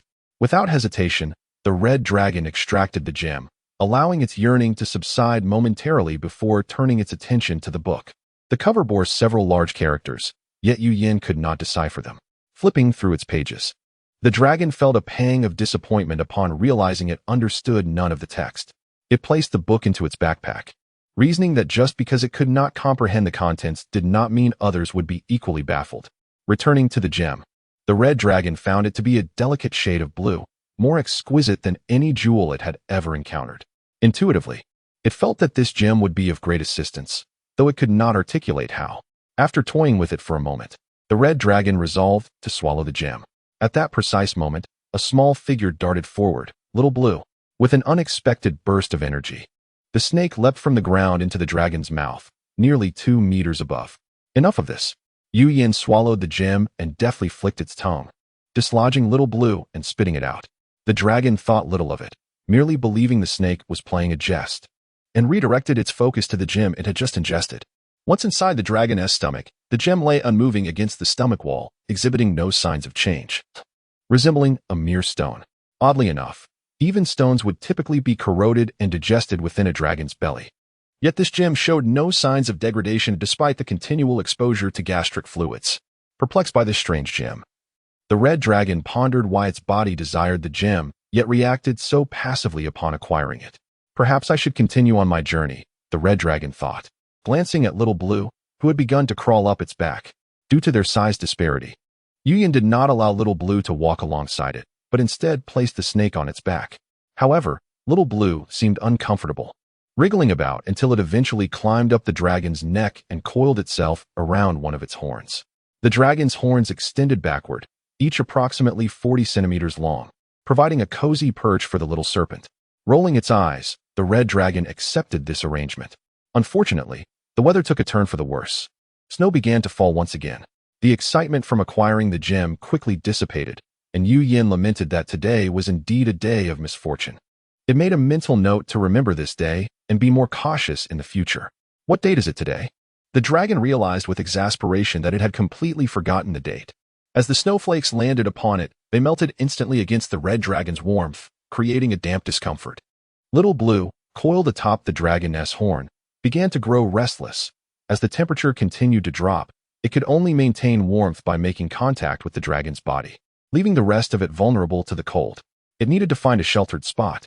After seeking the dragon's permission, which it had yet to receive, the little snake swiftly slipped into the dragon's ear. Yuyin grimaced. The dragon's ears resembled small fins, capable of covering the ear canal when necessary. Given the dragon's size, there was ample space for a snake of Little Blue's dimensions. However, this felt rather peculiar.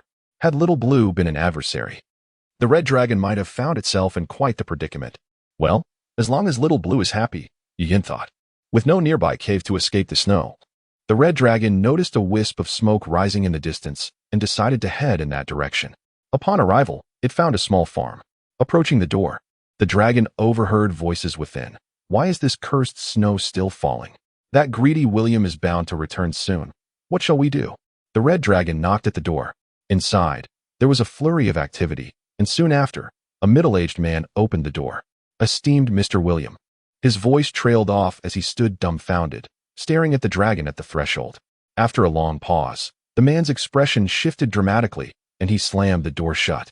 I must have opened it incorrectly, he muttered to himself, yet the red dragon remained outside, still standing there. Hello, may I come in?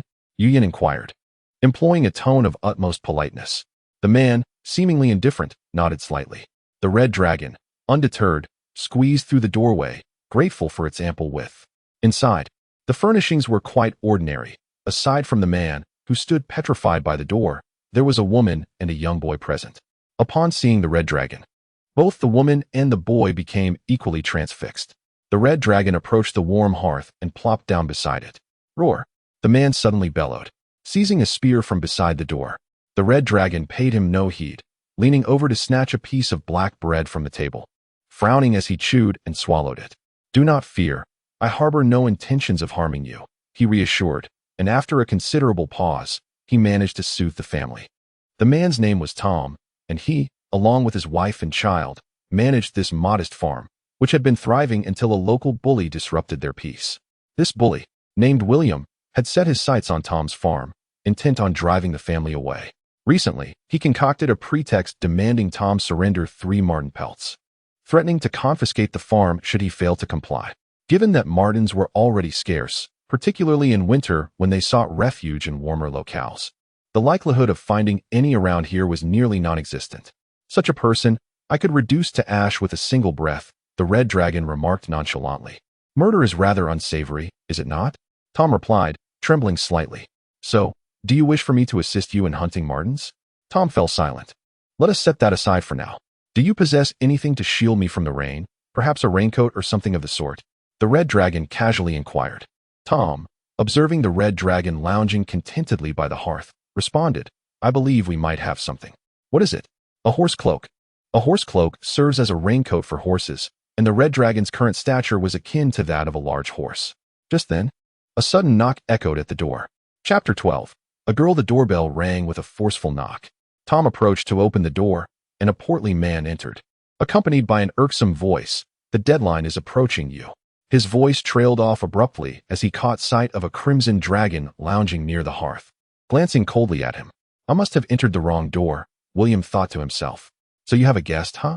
I won't disturb you then, he chuckled awkwardly, forcing a smile that was more pitiable than a frown, and hurriedly fled the scene. Soon after, the red dragon donned a dragon cloak, which Tom's wife had fashioned by adding a hood to a basic cape that covered its back, complete with 2 holes for the dragon's horns to protrude and secure it in place. Draped in this cloak, the dragon was mostly shielded from the rain, with only its snout and a significant portion of its tail exposed. The dragon, Yen, was quite pleased. The cloak not only looked splendid but also added an air of mystery, with the added benefit of protection from sun and rain. After paying 2 silver coins for the cloak, the red dragon bid farewell to Tom's family and resumed its journey. Shortly thereafter, the snow ceased. As the dragon grumbled to itself, it carefully rolled up the cloak. That day, the red dragon strolled leisurely along the main road when suddenly, the sound of galloping hooves echoed from behind. Turning around, it beheld several fully armored knights escorting a carriage, their swift approach suggesting that the occupants within were of considerable importance. Before it could ponder further, the entourage sped past, leaving behind a cloud of dust. Covered in a layer of grime, the dragon ruffled its scales in the wind. What have I done to deserve this?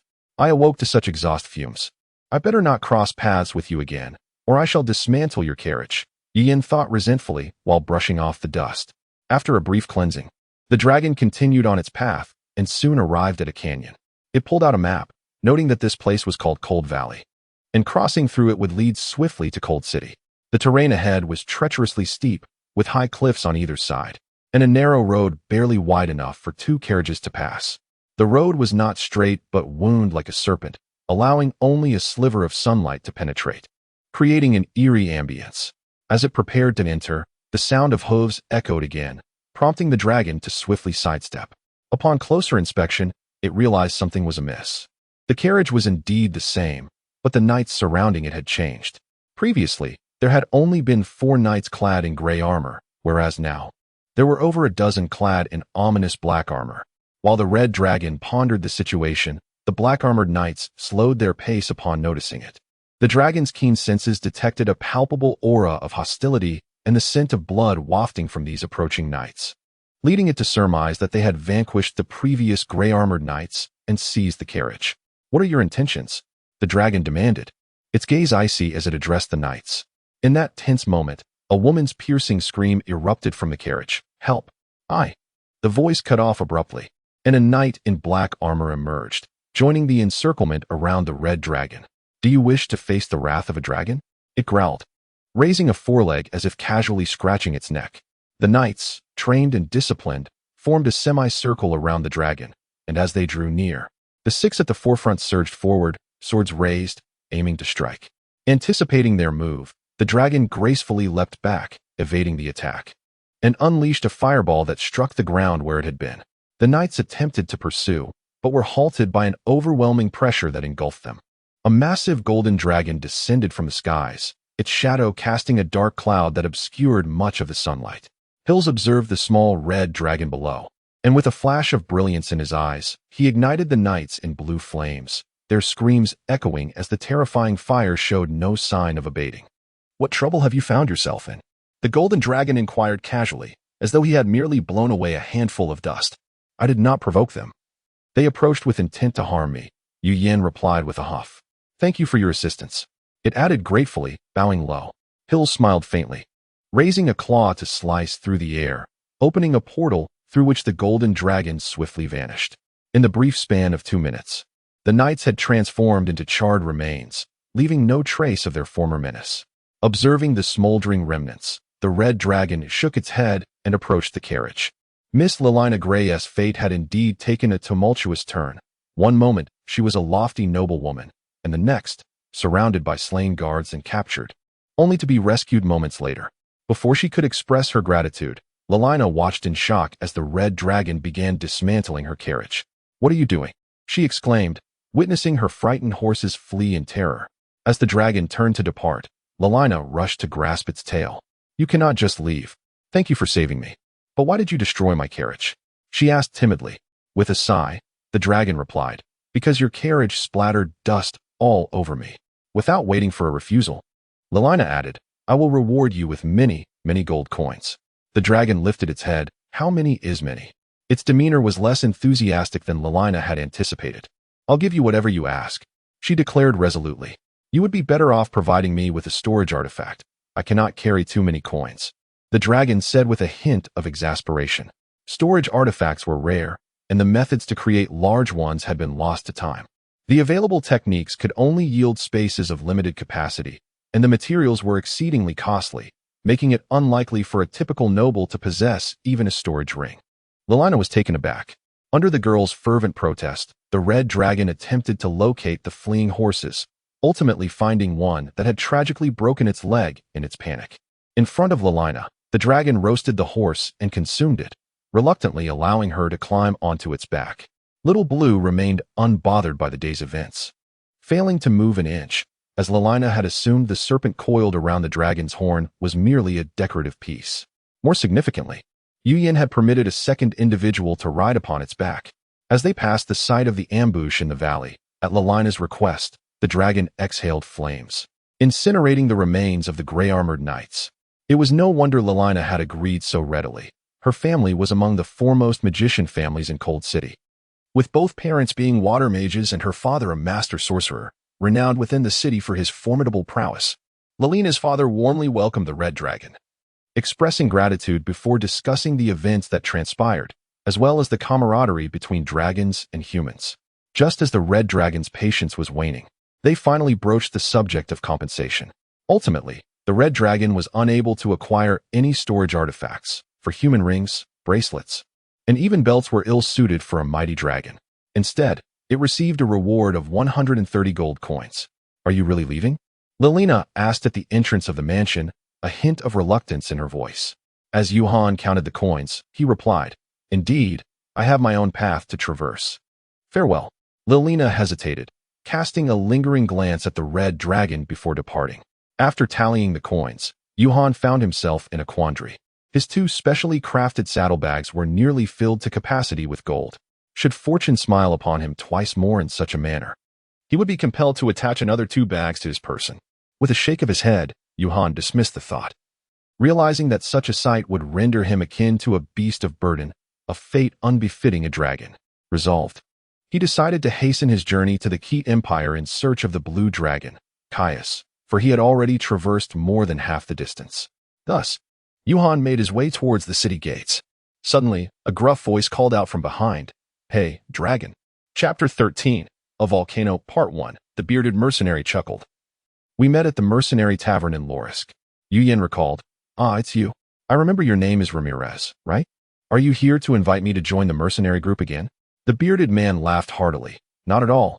I simply did not expect to see you here again. Just wanted to say hello. I no longer belong to that family. I am now a free agent," Yuyin replied.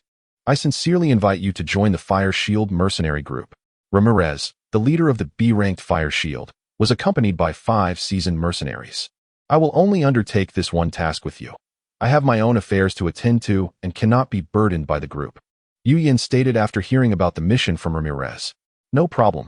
This task primarily relies on your expertise, and we will do our utmost to accommodate your requests," Ramirez assured, thumping his chest. This was an A-ranked mission, tasked with finding a rare mineral known for forging high-grade equipment at the Fury between Waves volcano, located 100 miles away. If completed successfully, the mercenary group would ascend to a rank. However, over the years, numerous B-ranked groups had returned empty-handed, as the volcano was the domain of the Red Dragon. Thus, Ramirez was delighted by Yu Yan's inclusion. Without much ado, Yu Yan swiftly completed the application process to become an F-ranked mercenary. 2 days later, the Red Dragon accompanied the Fire Shield mercenary group to a small town near the Fury between Waves volcano. During their time together, Yu Yan became acquainted with the other mercenaries. Kit, a young swordsman wielding a 2-handed sword, was exuberant and vivacious. Colin, a composed middle-aged luminary mage. Russell, a taciturn veteran mercenary proficient with a longbow. Luke, a robust heavy-armored warrior wielding a meteor hammer and large shield. Clancy, a rather inconspicuous individual, and Ramirez, the capable leader, armed with a one-handed axe and crossbow. As for Yu Yan, he was the Red Dragon without any gear, having left all his belongings, including armor, at the town's bank for a lighter load, save for the serpentine ornament perched upon his head. Ramirez had mentioned that it might be necessary to search for items within the lava, thus carrying extra gear would be cumbersome. Having never encountered a volcano before, Yu, spurred by fervent excitement, accepted the task.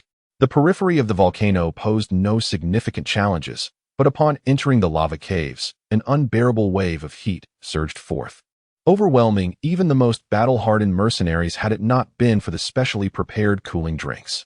The objective of this mission was to locate the infernal flame stone, a mineral described in ancient tomes as buried deep within the volcano, characterized by its hellish deep red hue. Though easily identifiable in appearance, few had ever laid eyes upon it. Moreover, the volcano harbored terrifying colossal creatures. Previous mercenary groups either fell to these monsters or exhausted their cooling supplies without finding the infernal flame stone. The Fire Shield mercenary group was well prepared, bringing along a bell-like magical artifact that would ring upon encountering unknown entities within a certain range. However, after exploring several areas, the bell remained silent. It seemed prudent to brace for the possibility of failure. As the cooling drinks dwindled to half, Ramirez sighed heavily. "How about I take a look in the lava?" Yu, who had been trailing at the back of the group, suggested. The mercenaries exchanged glances and quickly consented. The Red Dragon surveyed the terrain.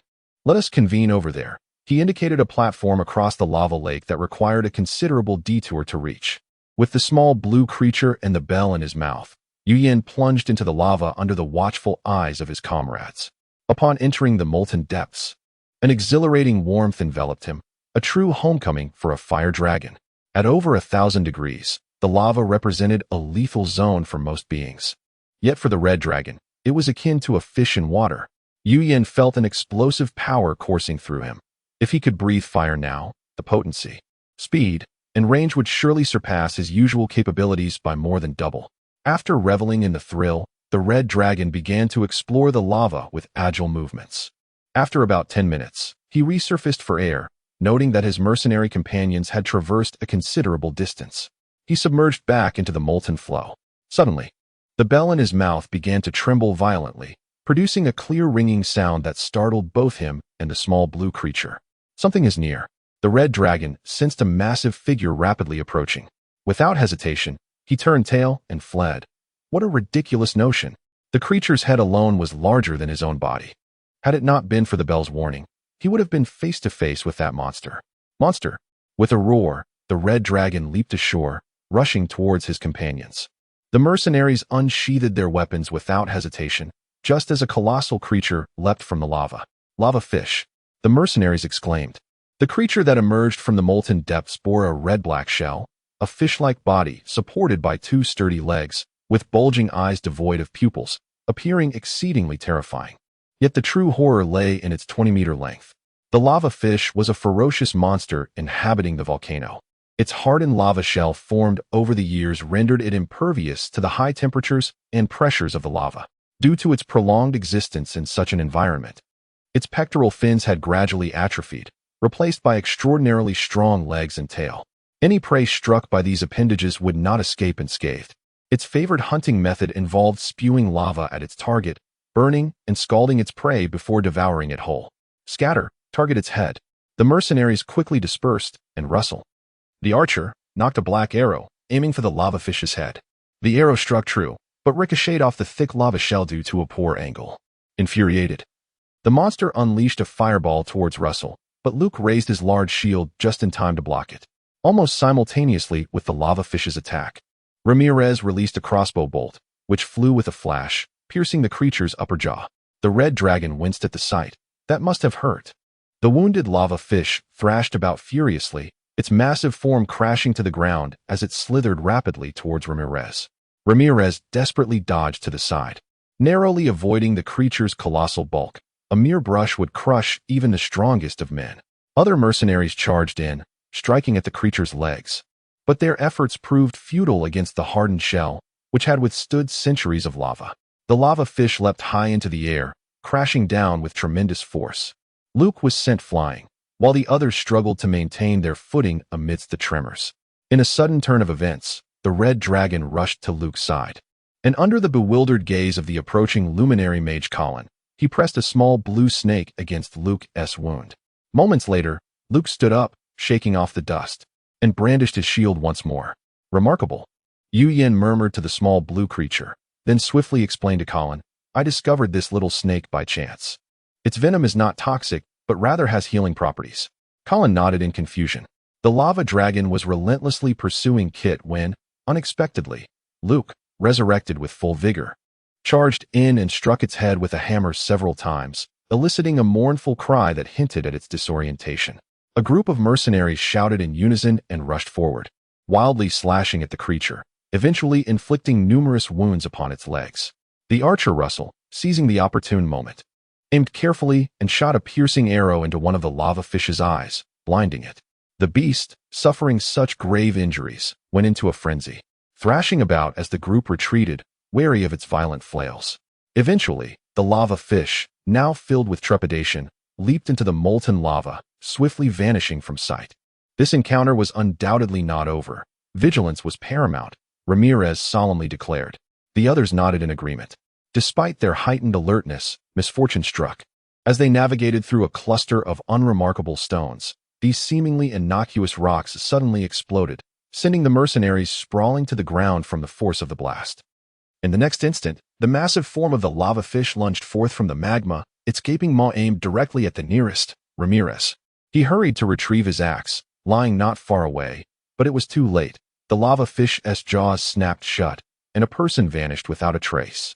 Enraged, the remaining mercenaries scrambled to their feet, roaring in fury as they charged at the lava fish. Yet the formidable beast easily repelled them with a few swipes. The red dragon, infuriated by the loss of a life before its very eyes, leaped fiercely onto the lava fish's neck, sinking its teeth into the creature. But it could not penetrate. Claws dug into the lava shell, and the dragon twisted to bite at the fish's throat. Still, it could not break through. No, it could break through. It just needed to exert more force. The lava fish writhed violently, causing the red dragon to lose its grip and fall. The beast, turning its head, seized the fallen dragon in its jaws. Chapter 14, A Volcano, Part 2. The mercenaries were taken aback, rendered helpless as they watched the red dragon being engulfed by the lava fish. As Yuhuan was seized by the lava fish, he felt the scales on his body clattering. Indeed, dragon scales proved sturdy enough to momentarily withstand the creature's sharp teeth. Without hesitation, the red dragon sank its teeth into the fish's soft tongue. However, to its surprise, the tongue, though pliable, possessed remarkable resilience, preventing the dragon's fangs from piercing through. Instead, the tongue curled and began to draw the red dragon towards its throat. If it could not be slain by bite, then it would be digested by gastric juices. The lava fish was confident in its digestive capabilities, believing even the indomitable hellfire stone could be broken down. The red dragon struggled relentlessly, yet it was ensnared by the fish's tenacious muscles and ultimately forced down the narrow esophagus into the stomach. The lava fish's stomach was spacious enough, and once inside, the red dragon found itself with ample room. Predictably, Ramirez was also present, but his condition was far worse than that of the dragon. One of his arms had been bitten off, and he was desperately stabbing at the stomach wall with a crossbow bolt. The wall, composed of an unknown material, yielded only to a deep indentation, failing to sustain any damage from the bolt.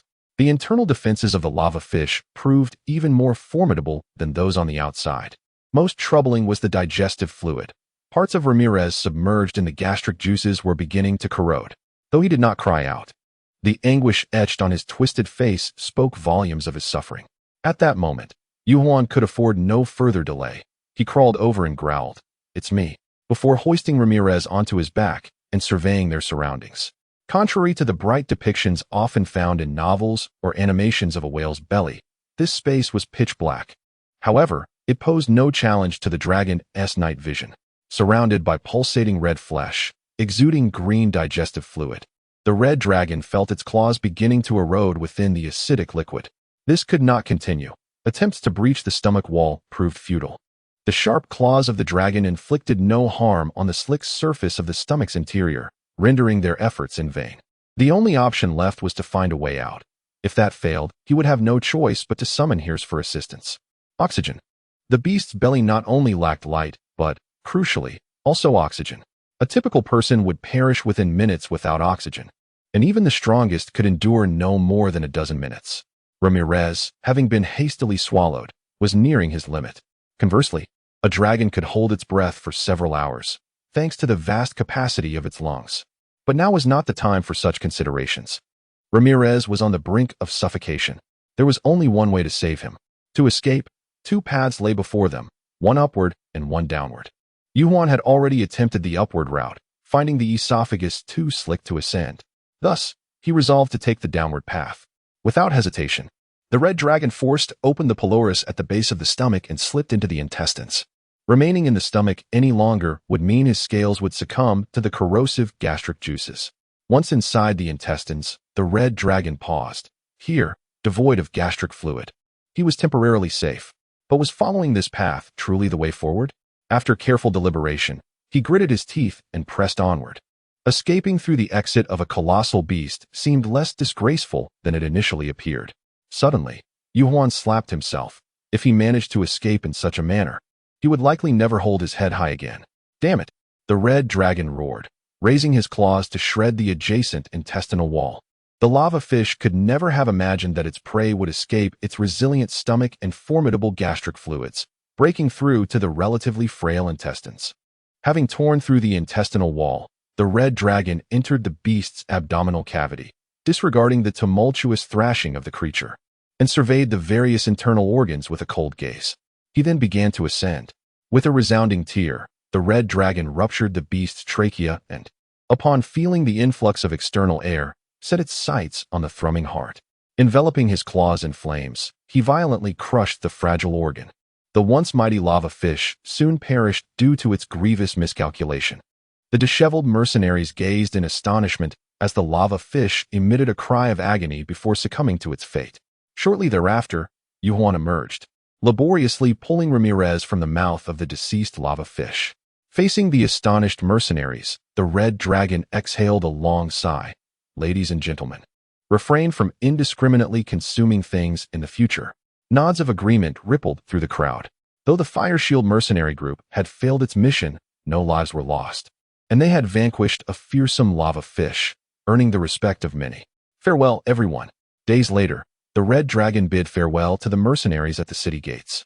You have completely overturned my perception of dragons, remarked the archer Russell. The Fire Shield mercenary group shall forever support the dragon kin, Ramirez sincerely added. It is worth noting that the majority of the continent's populace viewed dragons as savage beasts rather than an intelligent race, yet Yuan had shifted many perspectives during this encounter. Savage monsters merely kill, while dragons, as allies, are far preferable to have than as adversaries, commented Keith, who would later become a renowned hero across the continent. I shall remember you all. Yuan cast one last glance at them before turning and striding westward. How did that dead fish cultivate such resilience within? Its defenses were notably as formidable as those on the outside. I wish to learn that as well. As he traveled, the red dragon pondered idly, gently biting his own tongue. Ouch, ouch, ouch, ouch, ouch, ouch. Poor dragon tongue, bleeding again. This foolish dragon had entirely forgotten that just recently, its tongue had been pierced by a common fishbone. It appeared that not only should he abstain from eating recklessly in the future, but he must also be cautious not to bite indiscriminately during battles. Otherwise, a knife might just pierce through his open mouth, leading to dire consequences, unless he managed to cultivate his internal defenses like that dead lava fish, Yuan mused. Meanwhile, Little Blue descended leisurely, tending to the poor dragon's tongue. Speaking of Little Blue, the little snake had become increasingly enigmatic in the eyes of the red dragon, inside the belly of the lava fish. Yuan had witnessed Little Blue bathing in the gastric juices before calmly staunching the bleeding from Ramirez's severed arm. The intelligence of Little Blue was impressively high, perhaps even rivaling his own, a conclusion Yuan had recently reached. Have you ever seen a snake that rolls its eyes, displays a range of expressions, and shows no fear of dragons? Upon arriving at the next town, the red dragon entered a tavern, found a corner to sit, and ordered several plates of roasted meat. Once the food arrived, he began stuffing his mouth while also cutting pieces to feed the little snake coiled on the table. Logically, snakes cannot consume cooked food as it would be indigestible, yet Little Blue defied this expectation. The last time the red dragon had caught a rabbit for it, he was met with a disdainful roll of the eyes from the snake. Now, upon closer inspection, Little Blue's mouth, aside from its long venomous fangs, bore numerous sharp teeth, more than capable of shredding meat. By appearances alone, You could hardly be called a snake, Yuan remarked, only to receive another scornful glare from the little serpent. At that moment, a group of individuals seated nearby began to clink glasses and chatter boisterously. Initially, the red dragon paid them no mind. But soon he could not remain indifferent. What nonsense are they spouting? What is so great about dragons? Just yesterday, I took down one, boasted a man dressed as a hunter. Impressive, indeed, his companions chimed in, praising him. Coughing to clear his throat, the red dragon darkened his expression. When he noticed the group turning to stare at him in bewilderment, he spoke. Gentlemen, shall we discuss this outside? Great dragon, please spare me. I have the elderly above and young ones below. I beg for mercy. Before the rotund figures sprawled on the ground, the red dragon found itself torn between amusement and exasperation. Where had all that bravado gone? The hunter, who had boasted of slaying dragons, had merely vanquished a wounded giant lizard the day prior, and his inflated pride had led him to proclaim himself a dragon slayer. Yet, the very next day, he faced the consequences of his hubris. He encountered a true dragon. Rest assured, I do not feast upon humans, the red dragon declared with a huff. However, you shall surrender all your valuables as a form of retribution. Trembling, the individuals reluctantly produced their meager possessions, revealing a scant 30 silver coins and a handful of copper. Such paltry wealth hardly warranted the claim of dragon slaying. One could easily earn more by dispatching a mere goblin. The red dragon scoffed at their audacity, yet it accepted the coins nonetheless. Shaking its heavy saddleback, the dragon picked up an item presented by the self-proclaimed dragon slayer and inquired, "What is this?" This is a treasure map." Upon hearing this, the red dragon unfurled the parchment, squinting at the intricate markings. At first glance, it revealed little. However, the inscription was written in the elegant script of the elves. Thus, the dragon decided to keep the treasure map, dismissing the rest of the trivial items as unworthy of its attention. The dragon then took the opportunity to impart a lesson on the virtues of dragonkind and the immense power of dragons. After concluding its lecture, it released the trembling individuals. Great dragon, you have yet to settle your meal's expense, which amounts to 250 copper coins. Chapter 15. The Isle of Dragons Velas is an adult blue dragon over 800 years old, which, in the context of a dragon's millennium-long lifespan, is still relatively youthful. The Kote Empire and the Dragon Kin have established an agreement whereby a dragon is to permanently reside within the empire. However, due to a significant transgression committed on Dragon Island, Velas was punished and sent to Kote to replace the original guardian dragon. While termed a guardian, in this era of peace, Velas serves more as a mere mascot, and after so many years, he has grown exceedingly bored, even to the point of scratching the walls. On this particular day, Velas, whose 30-meter-long form was immersed in the courtyard lake, gazed up at the sun with a sense of ennui. While dragons are typically described as elongated, proportionate, and streamlined, the only word to characterize this blue dragon is portly. Unlike the robust muscles concealed beneath the scales of ordinary dragons, Velas's limbs resemble stout columns, and the sight of his ample belly protruding beyond his limbs is quite alarming. His wings, seemingly diminutive in comparison to his body, raise doubts as to whether they serve any practical purpose. Suddenly, a maid approached. "Lord Velas, I specifically requested not to be disturbed unless necessary," he replied, turning his crystalline blue head slowly. "Speak, what is it? Has the king taken yet another maiden, or has a duke sired another son?" There is a red dragon outside seeking you," the maid said cautiously. In an instant, the blue dragon leaped from the lake, splashing water everywhere and drenching the maid, leaving only a third of the lake's water remaining. Velas then scampered towards the courtyard gate, causing a minor tremor as he exited. Once outside, Velas scanned his surroundings. "Where's the dragon? Which red dragon seeks me?" "Right here," came a voice accompanied by a small fireball shot in his direction. Having been singed by the fireball, Velas finally noticed the diminutive red dragon, whose height barely reached his knee. So small he squinted. How adorable. The little red dragon, named Yuyen, scowled, sharing the status of an adult dragon. He could not fathom how Velas seemed so vastly different from the composed, benevolent, and wise golden dragon Hills. In contrast, Velas appeared neurotic, a reflection of a dragon corrupted by the decadent lifestyle of human nobility. After a series of threats and negotiations, Velas successfully departed the Kote Empire with Yuyen. To Yuyen's astonishment, Velas's corpulent body took to the skies with surprising ease. "I'm afraid of heights," Yin could hardly accept this reality. As a dragon, the notion of acrophobia was nearly unheard of, yet here he was, a red dragon beset by such a fear. Ignoring the disdainful glances from a nearby little blue dragon, Yin pondered, perhaps my current predicament has induced this fear. If I were to grow wings, I might adapt. With this thought, the little red dragon inquired, Vilas, do you think there is a way on Dragon Island for me to grow wings? Vilas pondered for a moment before shaking his head. While there has been no precedent, our dragonkin are deeply rooted in tradition. Aside from the resurrection of deceased dragons, anything else should be within our capabilities. Encouraged by these words, Yin expressed hope for his future. I was born into a noble family. After recounting his experiences, he asked, do you think I could find my parents on Dragon Island? That should not be an issue. We dragons number only a few hundred in total, and a little investigation would yield results. Vilas winked, then shifted the conversation. That little snake you found is quite amusing. It matches my color perfectly. How about selling it to me? Not a chance, Yin retorted without hesitation. Then I shall not escort you to Dragon Island, Vilas threatened menacingly. Yin remained silent, casting a pitiful glance at the large blue dragon. All right, I was merely jesting. Vilas chuckled, only to suddenly yelp in surprise. Unbeknownst to him, the little blue dragon had burrowed into his ear and bitten down hard. Do you think if little blue continues to dig, it could take you down? Impossible. 3 days later. Do not fret. We shall arrive tomorrow, the blue dragon said with a forced smile while floating atop the ocean.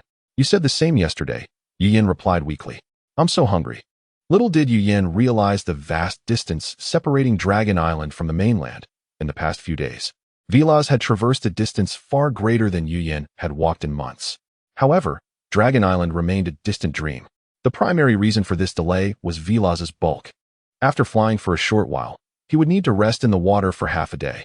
Yin had gone nearly a week without food, and his eager anticipation of reaching Dragon Island had been extinguished. Shall I catch a fish for you? You can swim, can't you? Vilas suggested. I cannot swim. Then I shall teach you now, Vilas said nonchalantly. Thus, under duress, a water-averse red dragon was compelled to learn how to swim. On the endless expanse of the ocean, a striking splash of red caught the eye as Yin, a red dragon, gazed skyward, contemplating his destiny. With a mighty splash, Vilas emerged from the water, brandishing a large fish triumphantly before Yin. Behold, your fish. I prefer my meals cooked, Yin observed, eyeing the bloodied fish. Where would you find a place to prepare it? You picky little creature? Vilas scoffed. Before long, Vilas surfaced with a dark expression. Yin perched atop his back, leisurely roasting a well-prepared fish with flames. At this sight, Vilas's ire reached new heights. You may be cooking the fish, but what of the beautiful scales on my back now blackened by smoke? My apologies. I did not pay attention, Yin replied sincerely, then devoured the fish, leaving not even a bone behind. Dragon Island, in truth, is a collective term encompassing a principal island akin to a small continent, along with innumerable smaller islands. Hundreds of dragons reside scattered across these isles in a state of leisurely existence, with a distance unimaginable to ordinary folk from the mainland. Thus far, no humans or other sentient races have reached Dragon Island. Aside from a few formidable sea monsters, nothing within the bounds of the island poses a threat to the dragons. After 2 more days, the blue dragon finally soared into the vicinity of Dragon Island, where islands of varying sizes and shapes gradually emerged from the sea. Vilas, how on earth did you become so rotund? Remarked a passing black dragon with a bemused expression. Vilas scrutinized the black dragon before exclaiming, Dalba, you've grown tremendously. The black dragon, measuring a full 50 meters from head to tail, possessed enormous wings that could eclipse the sky. His robust body bore several menacing scars, and his scales absorbed light, while his crimson eyes and formidable horns exuded a fierce aura. Dalba greeted Yin warmly before taking his leave. Wow, Dalba is so imposing. Are you familiar with him? Yin asked Vilas. Indeed, but that fellow is a muscle-bound brute, consumed by a desire for combat. He hardly thinks of anything else. If he were to venture to the mainland, he would likely become a notorious foe among humans. You must not emulate him, Vilas advised gravely. Surely, you have been bested by him at some point? 52 times. The Black Dragon is one of the most renowned giants among dragons, holding various records within the dragon kin. First, for the most volatile temper and cruel nature, with red dragons trailing closely behind. In the realm of human legend, two types of formidable dragons reign supreme. Firstly, the most ferocious in close combat is the giant dragon, with the golden dragon following closely behind. Secondly, the largest of all dragons is the current elder black dragon, whose size has terrifyingly surpassed 3 digits. Thirdly, the dragon possessing the weakest magic, albeit only in comparison to other dragons. As the blue dragon descended upon the main island, the coastline stretched endlessly, truly deserving of its reputation as the Dragon Island of the second continent in human lore. I shall escort you to the Council of Elders. Thereafter, you must rely on your own abilities, remarked Valaras with a hint of amusement. I am already immensely grateful for your assistance in bringing me here, Uncle Valaras, replied Yen. In the future, should there be any way I can assist you, I shall do my utmost. The blue dragon felt a wave of frustration. Ultimately, he landed at the entrance of a basin, allowing the little red dragon to disembark from his back, offering a few parting words before taking his leave. After watching Valaras's round figure disappear from sight, the little red dragon turned and ventured into the depths of the basin.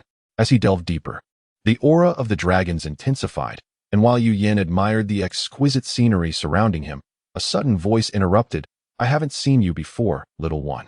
Where do you hail from? Chapter 16. A pair of wings. Yen turned in astonishment, only to find an enormous dragon's head staring intently at him. Wow, senior, you are quite large. The little red dragon realized that he had unknowingly wandered to the side of a green dragon that had been lying on the ground for an indeterminate length of time, indicated by the thick vegetation that had taken root upon its body, with a small tree humorously perched atop its head. Judging by the size of its head, this green dragon must be at least 60 meters long from head to tail. Haha, I am Elder Tima. What is your name? The voice of the green dragon was remarkably gentle, though the foul breath accompanying it somewhat spoiled the atmosphere. I am Yen, having just arrived from the mainland. As he spoke, the little red dragon shifted a few steps to the side. Oh, and what brings you here? I wish to acquire a pair of wings. Then come up here. I will take you to see that fellow, the Dragon King. The elder green dragon appeared quite friendly, immediately beckoning the little red dragon, whom he had known for only a brief moment. After placing the little red dragon atop his head, the elder green dragon vigorously shook off the year's worth of accumulated dirt and foliage, then unfurled his weathered wings. Taking a few strides on the ground before soaring into the sky, Yen felt a buzzing in his ears. The speed of the elder dragon was truly incomparable to that of the lazy blue dragon. Before long, Elder Tima had flown to the entrance of a vast cave located in the middle of a towering peak. Aristotle, Aristotle, the green dragon elder called as he entered the cavern, taking a glance around, but aside from the treasure strewn about, he saw not a single dragon scale. Where has that fellow gone? Having exited the Dragon King's lair, the elder green dragon called out to a passing giant dragon. Do you know where Aristotle has gone? Is he not home? The giant dragon appeared puzzled. Next, after inquiring with 3 giant dragons, none of whom knew the whereabouts of the Dragon King, Tima's patience began to wane. I have come a great distance to find you, yet you are nowhere to be found. Aristotle, you wait for me. At that moment, a magnetic voice suddenly resonated from behind the green dragon. Tima, what brings you here? Were you not supposed to be asleep for 100 years? Before him stood a golden giant dragon, larger than Tima, with slightly dull golden scales that reflected the passage of time, and an impressive beard several meters long. Aristotle. The green dragon Tima turned, his earlier terror replaced by a gentle demeanor. Where have you been? I need to trouble you with something. Something for me? Certainly. Let us discuss it further at my place. Aristotle replied grandly. Not long after, within the residence of the Dragon King, Aristotle gazed down at the diminutive red dragon, no larger than his own toe, with a hint of disappointment. What else could you possibly want? Elder Tima glared. Quickly find something that can assist this poor little one. Come now, you haven't even made your request yet, Tima retorted, sitting down with her forelimbs crossed. Aristotle fell silent and began rummaging through his hoard, leaving only the clinking sounds of gold and silver in the Dragon King's lair. After a considerable while, Aristotle finally unearthed a radiant purple crystal. This is a dragon crystal left by a powerful elder after their passing. It contains a forbidden spell that can grant a reasonable wish to a descendant. He paused before continuing. Wishing for wings is a reasonable request, but wishing to become the Dragon King would not be allowed. As Yen took the ancient dragon crystal, larger than his own head, his heart raced with excitement. What must I do now? Hold it tightly and gaze into the crystal. Then shout friendship is magic and express your wish. The Dragon King instructed with a smile. What an odd incantation, Tima frowned. The little red dragon, unable to contain his eagerness, grasped the dragon crystal tightly. His eyes fixated upon it as he shouted, friendship is magic.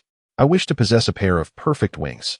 In an instant, the little red dragon felt 2 new limbs sprout from his back. Gritting his teeth, he attempted to control them, and his wings flapped in response. Tears streamed down Yu Yan's cheeks, cascading down his face and into his open mouth, neglecting the saddlebag that fell to the ground. The 2 elder dragons observed quietly from the side, their ancient eyes wide with astonishment, unable to hide their surprise despite their millennia of experience. After a moment of tearful joy, Yu Yan gently placed the now dimmed purple dragon crystal on the ground, then fervently flapped his wings, yearning to take flight. With a thud, he crashed headfirst into a pile of gold coins. You should practice more, the green dragon chuckled as he pulled the little red dragon out. Rather than flailing about like a headless fly, what should I do to practice? Yu Yan asked, a hint of sadness in his voice. Like this. The green dragon took the little red dragon outside the cave and unceremoniously tossed him into the air. The golden dragon, following closely behind, watched as the little red dot grew smaller, then turned to the nonchalant green dragon. Is this really appropriate? Does it seem so? The red dragon took 5 seconds to regain his balance and right his body, then began to flap his newly acquired but still cold wings with all his might. Indeed, his descent slowed, and he breathed a sigh of relief. Suddenly, a strong gust of wind swept in from an angle, causing the red dragon to spin like a falling leaf, and the balance he had just found was lost.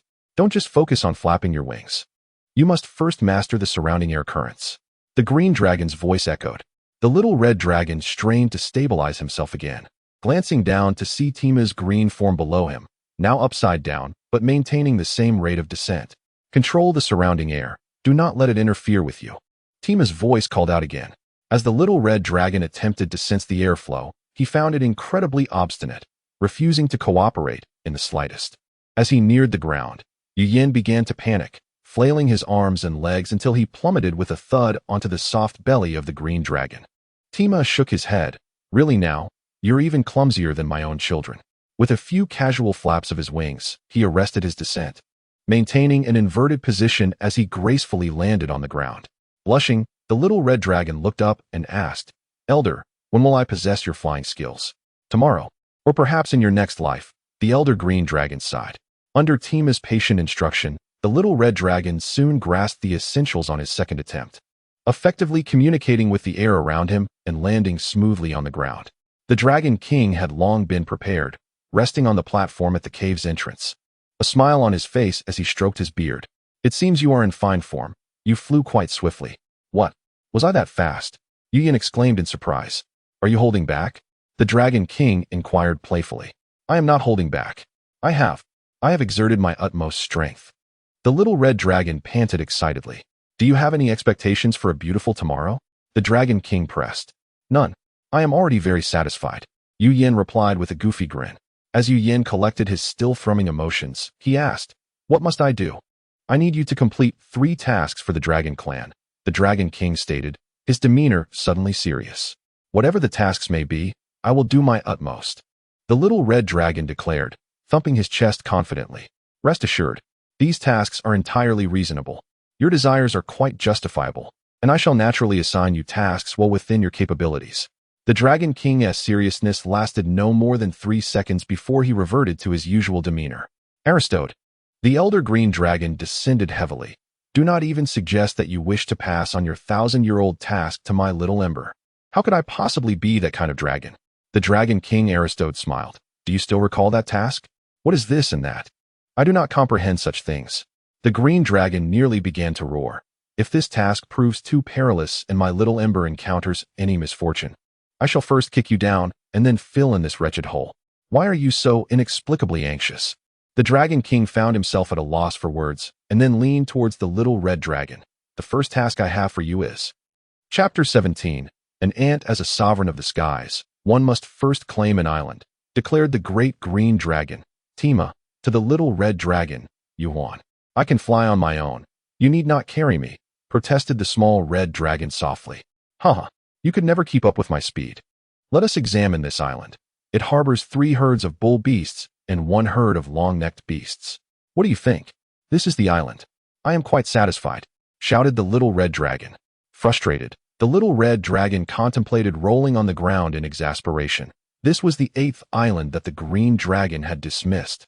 At the 15th island, unable to contain itself any longer, the little red dragon bit Tima's leaf-like ear. The green dragon, seemingly unperturbed by the bite, replied, "This island suits you well. It features a dormant volcano, 2 herds of bull beasts, ample sunlight, and delightful weather. Henceforth, it shall be known as Yuhuan's Island." Thus, Yuhuan, newly adorned with wings, gained a territory of her own. Of course, the 4th elder oversees such matters. I shall escort you there, Tima said warmly. Tima's overwhelming enthusiasm made Yuhuan feel slightly uncomfortable, yet she could not discern why she did not entirely resent it. Thus, she spread her gold coins from her satchel upon the ground and followed Tima out. Though it was termed following, she was indeed carried away by the green dragon.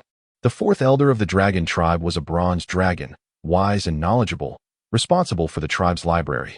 In his leisure, he enjoyed chronicling events within the dragon community. Whenever the dragons sought a specific tome or could not recall something, they would consult the 4th elder.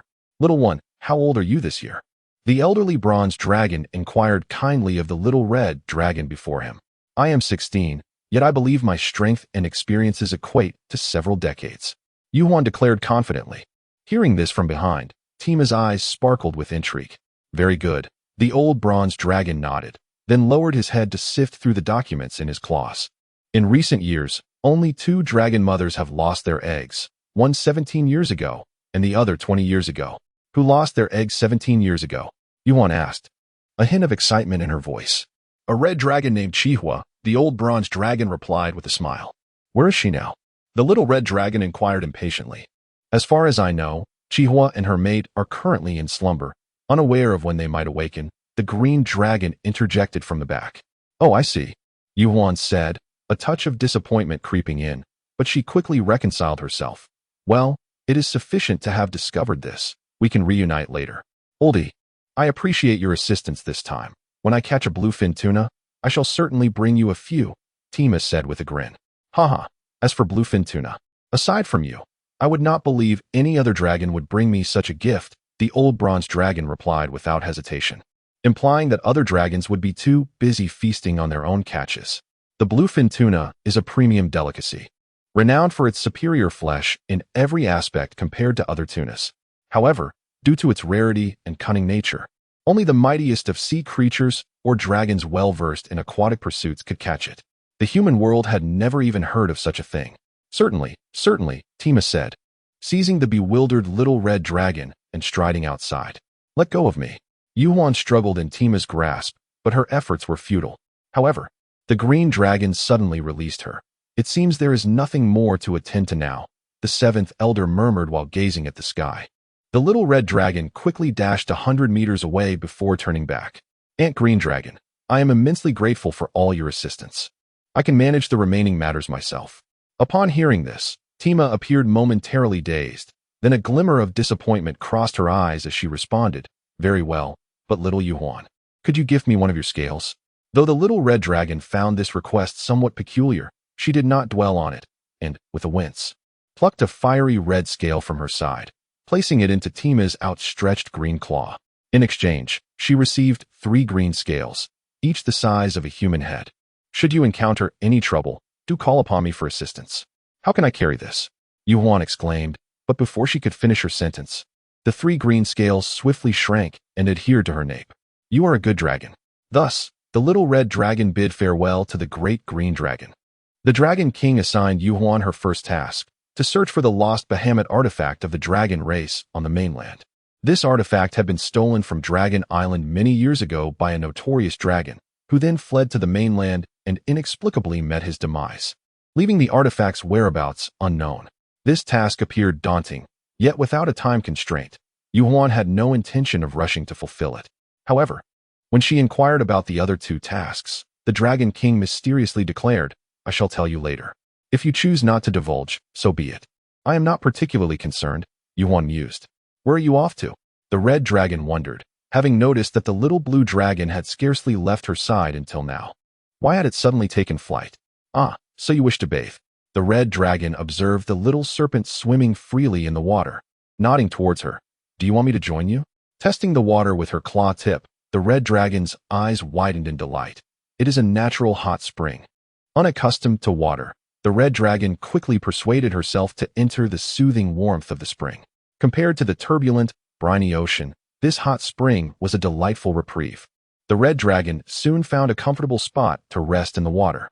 Before long, Yuan noticed a school of vividly colored fish approaching, and to her astonishment, the leader was none other than the little blue dragon. It appeared that the little blue dragon was directing the palm-sized fish, which surrounded the red dragon and began pecking at her scales with their tiny beaks. To her surprise, the little blue dragon possessed such remarkable skill. Yuan affectionately nudged the little blue serpent with her snout. Under the gentle pecking of the fish, the grime in the seams of the red dragon's scales was swiftly cleaned away, leaving her feeling indescribably comfortable. She suppressed the urge to roar, fearing it might scare away the adorable fish, and instead submerged her head into the water, allowing the little fish to continue their ministrations. After a while, Yuan raised her head from the water and gazed in a certain direction. Streams of water cascaded from her now shining dragon head as she spotted a blue dragon, measuring over 10 meters in length, approaching her. Greetings, I am Kevin, your neighbor, the blue dragon said, appearing quite refined. This is my first encounter witnessing a red dragon in the water. I am Yuan. It is a pleasure to meet you. Kevin, the red dragon replied, pleasantly surprised by the polite neighbor. This is my first time enjoying a hot spring. I did not expect it to be so delightful. After exchanging a few words, Yuan learned that Kevin was a male blue dragon nearing a century old, on the verge of entering his youth. He resided on another island over 10 nautical miles to the southwest. Today, he sensed the presence of another dragon on the long-vacant neighboring island and had come to investigate. Having forged a friendship between the red and blue dragons, Kevin took his leave, leaving behind a large fish over a meter long as a token of their meeting. Emerging from the hot spring, the red dragon observed the fish and tilted her head in curiosity. How fortuitous that this large fish was of the same kind as the one another blue dragon had caught for her on a previous occasion. What do you need that magic for? A massive silver dragon inquired. Well, this magic cannot do any harm. Just pass me the scroll, Shia, spoke a green dragon, significantly larger than the silver dragon across from him. Very well, but this magic has not been utilized by dragons for quite some time. I am unsure if it will still function. The silver dragon raised a claw to massage its temple and spoke.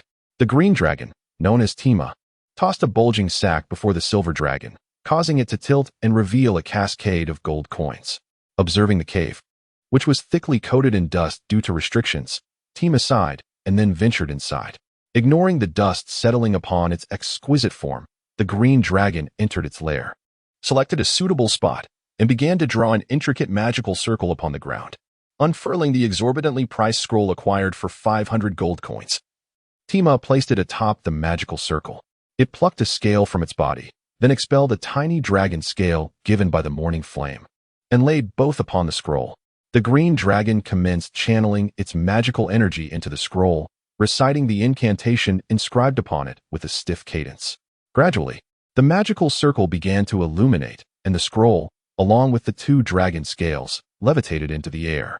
As the final words of the incantation escaped Tima's lips, the magical circle erupted in a blinding white light. When the brilliance subsided, the circle, the scroll, and the scales had vanished, as though nothing had transpired. Tima remained composed as it turned and slowly exited the cave, settling on the ground at the entrance and savoring the newfound information in its mind, acquired for the hefty sum of 500 gold coins. After calculation, the probability of parentage between the 2 samples was determined to be 9,999. Chapter 18. A leisurely interlude. Kevin, the blue dragon, was deeply engrossed in slumber when he was abruptly awakened. Just as he was about to express his displeasure, he recognized his assailant, and his irritation dissipated instantly. Elder Tima, is there something you need? He inquired. The imposing green dragon asked, I must ask, where has your new neighbor, that little red dragon, gone? With no further information to extract, the massive green dragon turned and soared away, quickly diminishing into a mere speck in the distance. Feeling somewhat disgruntled, Kevin muttered to himself, Did Yu Yen offend Elder Tima somehow? It seems I must keep my distance in the future. Even the mightiest of dragons would feel weary after racing around Dragon Island in such a brief span. Meanwhile, the little red dragon, Yu Yen, found herself in an unexpected locale, the sea. I've caught another one. The little red dragon emerged from the water, brandishing a sizable fish towards a blue dragon nearby. This blue dragon was unforgettable to anyone who had seen him once, for his physique was truly extraordinary. He was Velis, the only dragon of such girth in the world. However, at that moment, Velis appeared rather unkempt, his face bruised and swollen, his body marred by scratches and burn marks. Yet, despite his seemingly severe injuries, they were mere superficial wounds for the tough-skinned Velis. Having risen early for a morning workout, Yu Yen encountered Velis, who had just suffered his 53rd defeat at the hands of the black dragon, Dalba. As she submerged in the ocean, Yu Yen found herself surprisingly comfortable in the aquatic environment, quickly catching one large fish after another. Velis, lying on the shore, stared vacantly at the pile of fish amassed by the youthful red dragon. Could this truly be the result of a morning's efforts by a mere juvenile red dragon? Upon hearing her exclamation, Velis turned to see the fish she held in her claws and gasped in astonishment. Bluefin tuna. Yu Yen swam ashore and tossed the bluefin tuna onto the growing mound of fish. This fish was quite cunning. It almost slipped away from me, she remarked, turning to dive back into the water. That's enough. Velis called out urgently. If you catch any more, it would be considered overfishing. Our kind abhors waste. Using branches gathered during his idle moments, Velis soon had a large rectangular pyre ablaze, while Yu Yen skewered a dozen fish with a sharpened iron branch and began roasting them over the fire. The astonishment in Velis' eyes remained unabated. It was not uncommon for a dragon to catch bluefin tuna, but for a red dragon to do so was unprecedented. Despite being a blue dragon accustomed to the water, Velis had never even caught the tail of a bluefin tuna in his entire life. Pondering the extraordinary luck and aquatic prowess of the little red dragon left Velis baffled. And ultimately, he abandoned his musings, driven by the enticing aroma of the roasting fish that had him drooling uncontrollably. Interestingly, Yu Yen herself was perplexed. How was it that every time she thought about catching fish, they seemed to come her way? The last bluefin, however, had proven to be a challenge. The small blue snake coiled around the dragon's horn regarded the red dragon with silent disdain. In the end, 90 of the fish mountain found its way into Velis' belly, 9 into Yu Yan's, and a mere 0, 1 into the little snake's. Considering you shared the most delectable parts of the bluefin with me, I shall overlook the rest. The small blue snake thought, glancing at the red dragon with an affectionate gaze. Let us discuss a matter, Velis interjected unexpectedly. If you are willing to part with that little blue snake, I would gladly trade half my fortune for it. The little blue snake immediately shook its head vigorously, while Yu Yen inquired of Velis, how much is half of your fortune? Quite a substantial sum, Velis replied, gesturing grandly. At least several dozens of times what you currently possess. After a moment of contemplation, Yu Yen resolutely replied, I appreciate your generous offer, but I shall decline. With that, she lowered her head to nuzzle the little blue snake, engaging in playful antics. Velis sighed in disappointment, but refrained from pressing the issue further. For a dragon, certain treasures hold greater value than gold, things that are akin to a dragon's reverse scale, which one would never relinquish. Feeling disheartened and unable to find a suitable topic of conversation, Velis languidly dragged his tail as he took his leave. What makes you so endearing? I nearly became wealthy, Yu Yen remarked, playfully poking the little blue snake with a claw. Having packed several fish fillets and ensured her readiness, Yu Yen departed from Dragon Island, commencing her journey to the mainland. Alas, despite her meticulous preparations, the very next day, a tempest arose upon the sea. Dark clouds loomed ominously, and torrential rains poured down, while monstrous waves surged beneath. The red dragon was compelled to soar above the clouds, yet after a day and night, the situation remained unchanged. Swallowing the dried fish, Yu Yen folded her wings and plunged toward the tumultuous sea. The last time she had fished in the ocean, she had discovered her unexpected ability to breathe underwater, a trait typically reserved for blue dragons. Puzzled, she decided to set aside her thoughts, for this ability was proving advantageous in the current circumstances. It is common knowledge that no matter how tumultuous the waves above, tranquility reigns at sufficient depths below. Thus, amid the violent winds, a brilliant flash of red plunged into the sea. Before entering the water, Yu Yen spread her wings to slow her descent. Yet the package she carried was swept away without a trace. This venture was successful, albeit with a loss of 43 silver coins, which weighed heavily on her heart. A small blue snake emerged from Yu Yan's mouth, twisting and twirling before leading her onward. For a fleeting moment, Yu Yan sensed a shift. Why did the little blue snake seem so transformed in the water? It was as if this realm belonged to it. The diminutive blue serpent swam with remarkable speed, even outpacing the dragon, who would need to exert herself fully to keep up. Had they been able to converse underwater, Yu Yan would have cautioned, "Why are you swimming so swiftly? If you encounter a fearsome sea creature, I cannot assist you." Suddenly, a colossal shadow surged forth from the side, and in the blink of an eye, the little blue snake vanished from sight. Oh no! Yu Yan focused intently, discovering that the immense shadow was none other than a 5-meter-long black shark. The shark turned, its gaping maw lined with razor-sharp teeth aimed directly at the red dragon. Enraged, Yu Yan hesitated, recognizing that even with her confidence in her defenses, a direct confrontation would be unwise. As the shark lunged closer, Yu Yan swiftly dodged to the side, extending her neck to seize the shark's body with her jaws.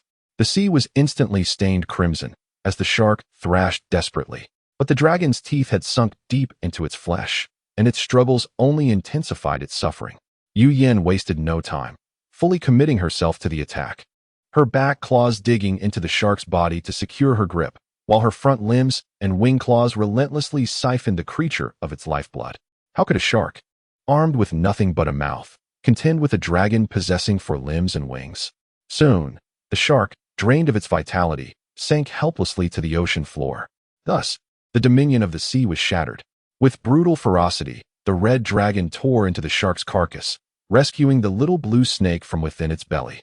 The unfortunate shark, momentarily driven by desire, had instinctively believed that devouring the red dragon's companion would significantly aid it, ultimately losing its life in the process.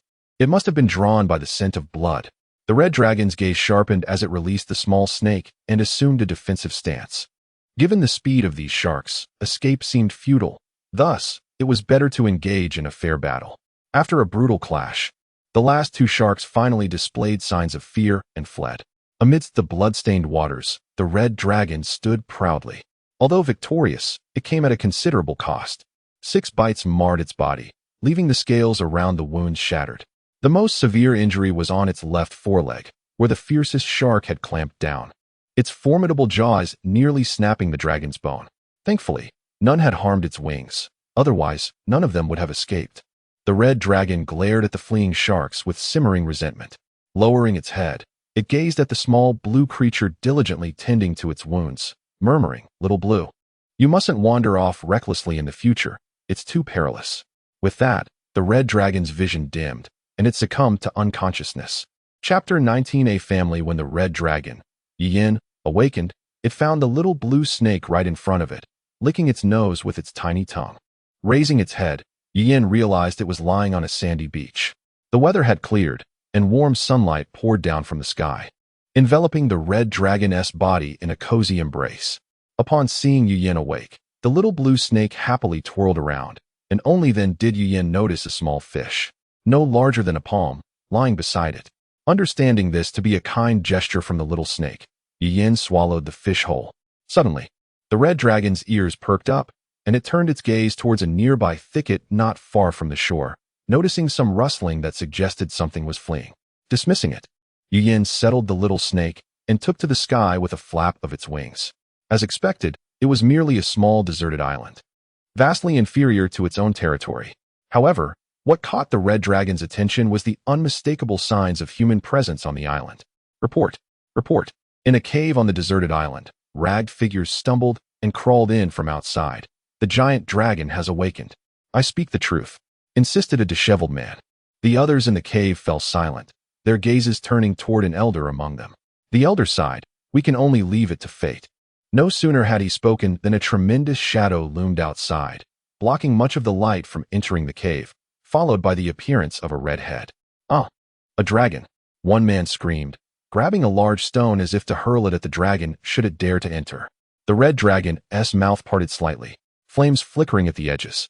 "Who are you?" After considerable effort, Yu Yan finally discerned the identities of the 5 individuals. Their ship had encountered a calamity nearby, leaving only them alive. The young leader was Carrie, the son of a count from the Keat Empire. The elder was his steward, Arthur. And the remaining three included a family guard, a water mage, and a sailor from the ship. Realizing that the red dragon bore no ill intent, Steward Arthur summoned his courage to ask, "We are trapped here. Might the great dragon assist us? The Riss family will offer you a satisfactory reward." Yin pondered for a moment and replied, "Certainly, provide me with a token, and I shall venture to the mainland to seek assistance from your family." The elder beamed with joy, but when he requested a token from the noble young Carrie, the latter vehemently refused. "Why should I part with the luminous pearl? Why not let the dragon directly seek my father for help?" Carrie protested. "That is the only item that can prove your identity. The count will not act on mere words." The steward insisted anxiously. Hearing this, Yin couldn't help but scoff. The audacity of the young man was astounding. Ultimately, after much coaxing, Carrie reluctantly surrendered the luminous pearl. As Yin prepared to depart with the token, the water mage interjected, "Might the great dragon spare us some embers? Our fire was extinguished by the harsh weather a few days ago."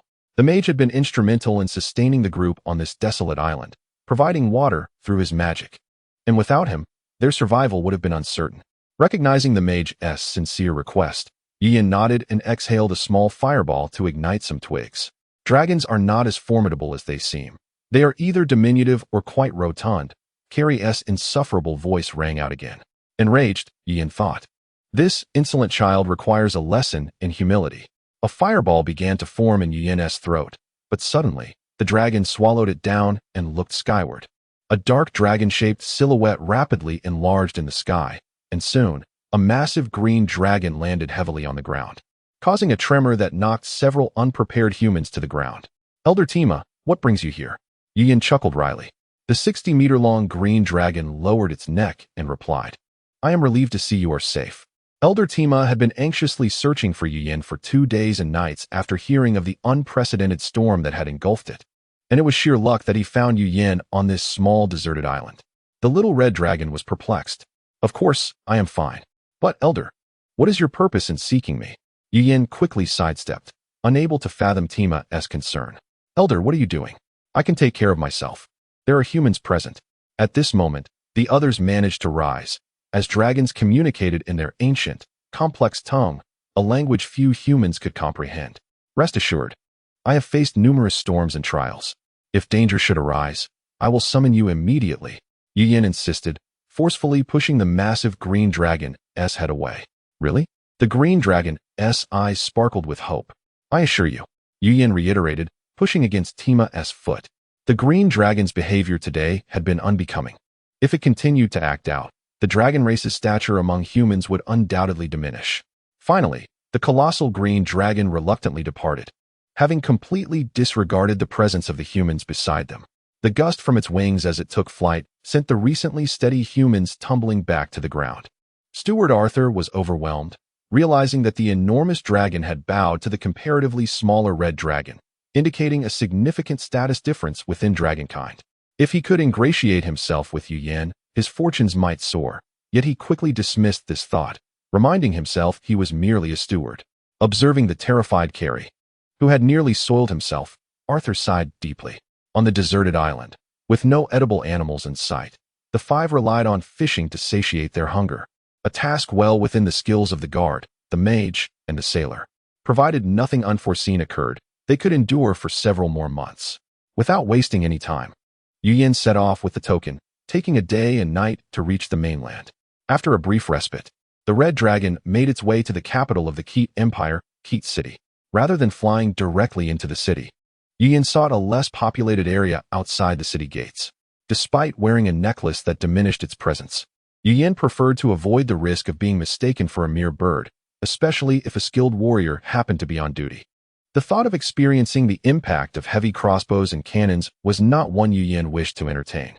The gatekeeper scrutinized the red dragon for several moments before ultimately gesturing for it to enter. This was also a function of the necklace around Yin's neck, which subtly diminished the desire to speak among ordinary people.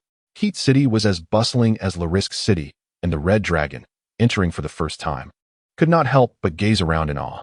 Inadvertently, Yin's wings knocked over a fruit stand, and seeing the vendor's dismayed expression, the red dragon blushed and hurried away, realizing it needed to further hone its wing control. "Excuse me, where's the Riss family?" "Not far, just walk." "Ah, a dragon." Upon witnessing yet another passerby scream and flee, Yin sighed, recognizing that restoring the dragon race's reputation was a daunting task. After a lengthy search, the red dragon finally located the residence of the Lys family. "I must speak with the count of your household," the red dragon addressed the gatekeeper. The family guard, possessing a composure far superior to that of commoners, was merely startled before hastily retreating inside. Shortly thereafter, an elderly gentleman emerged. "My lord Red Dragon, please come in," he said, ushering the red dragon into the reception room. "What urgent matter brings you here in person?" "I seek your count," the red dragon remarked, observing the plainly dressed elder with a furrowed brow. "I am Count Carmen," the old man replied. Upon hearing this, the red dragon scrutinized the elder once more. The young Master Carly he had previously encountered appeared no older than 20, while this gentleman seemed to have reached the venerable age of 80. "Very well. I have information regarding your Carly," the red dragon casually stated. "What?"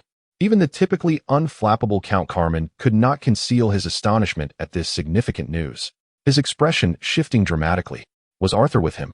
"Yes, there is indeed an old steward named Arthur," the red dragon responded, somewhat puzzled.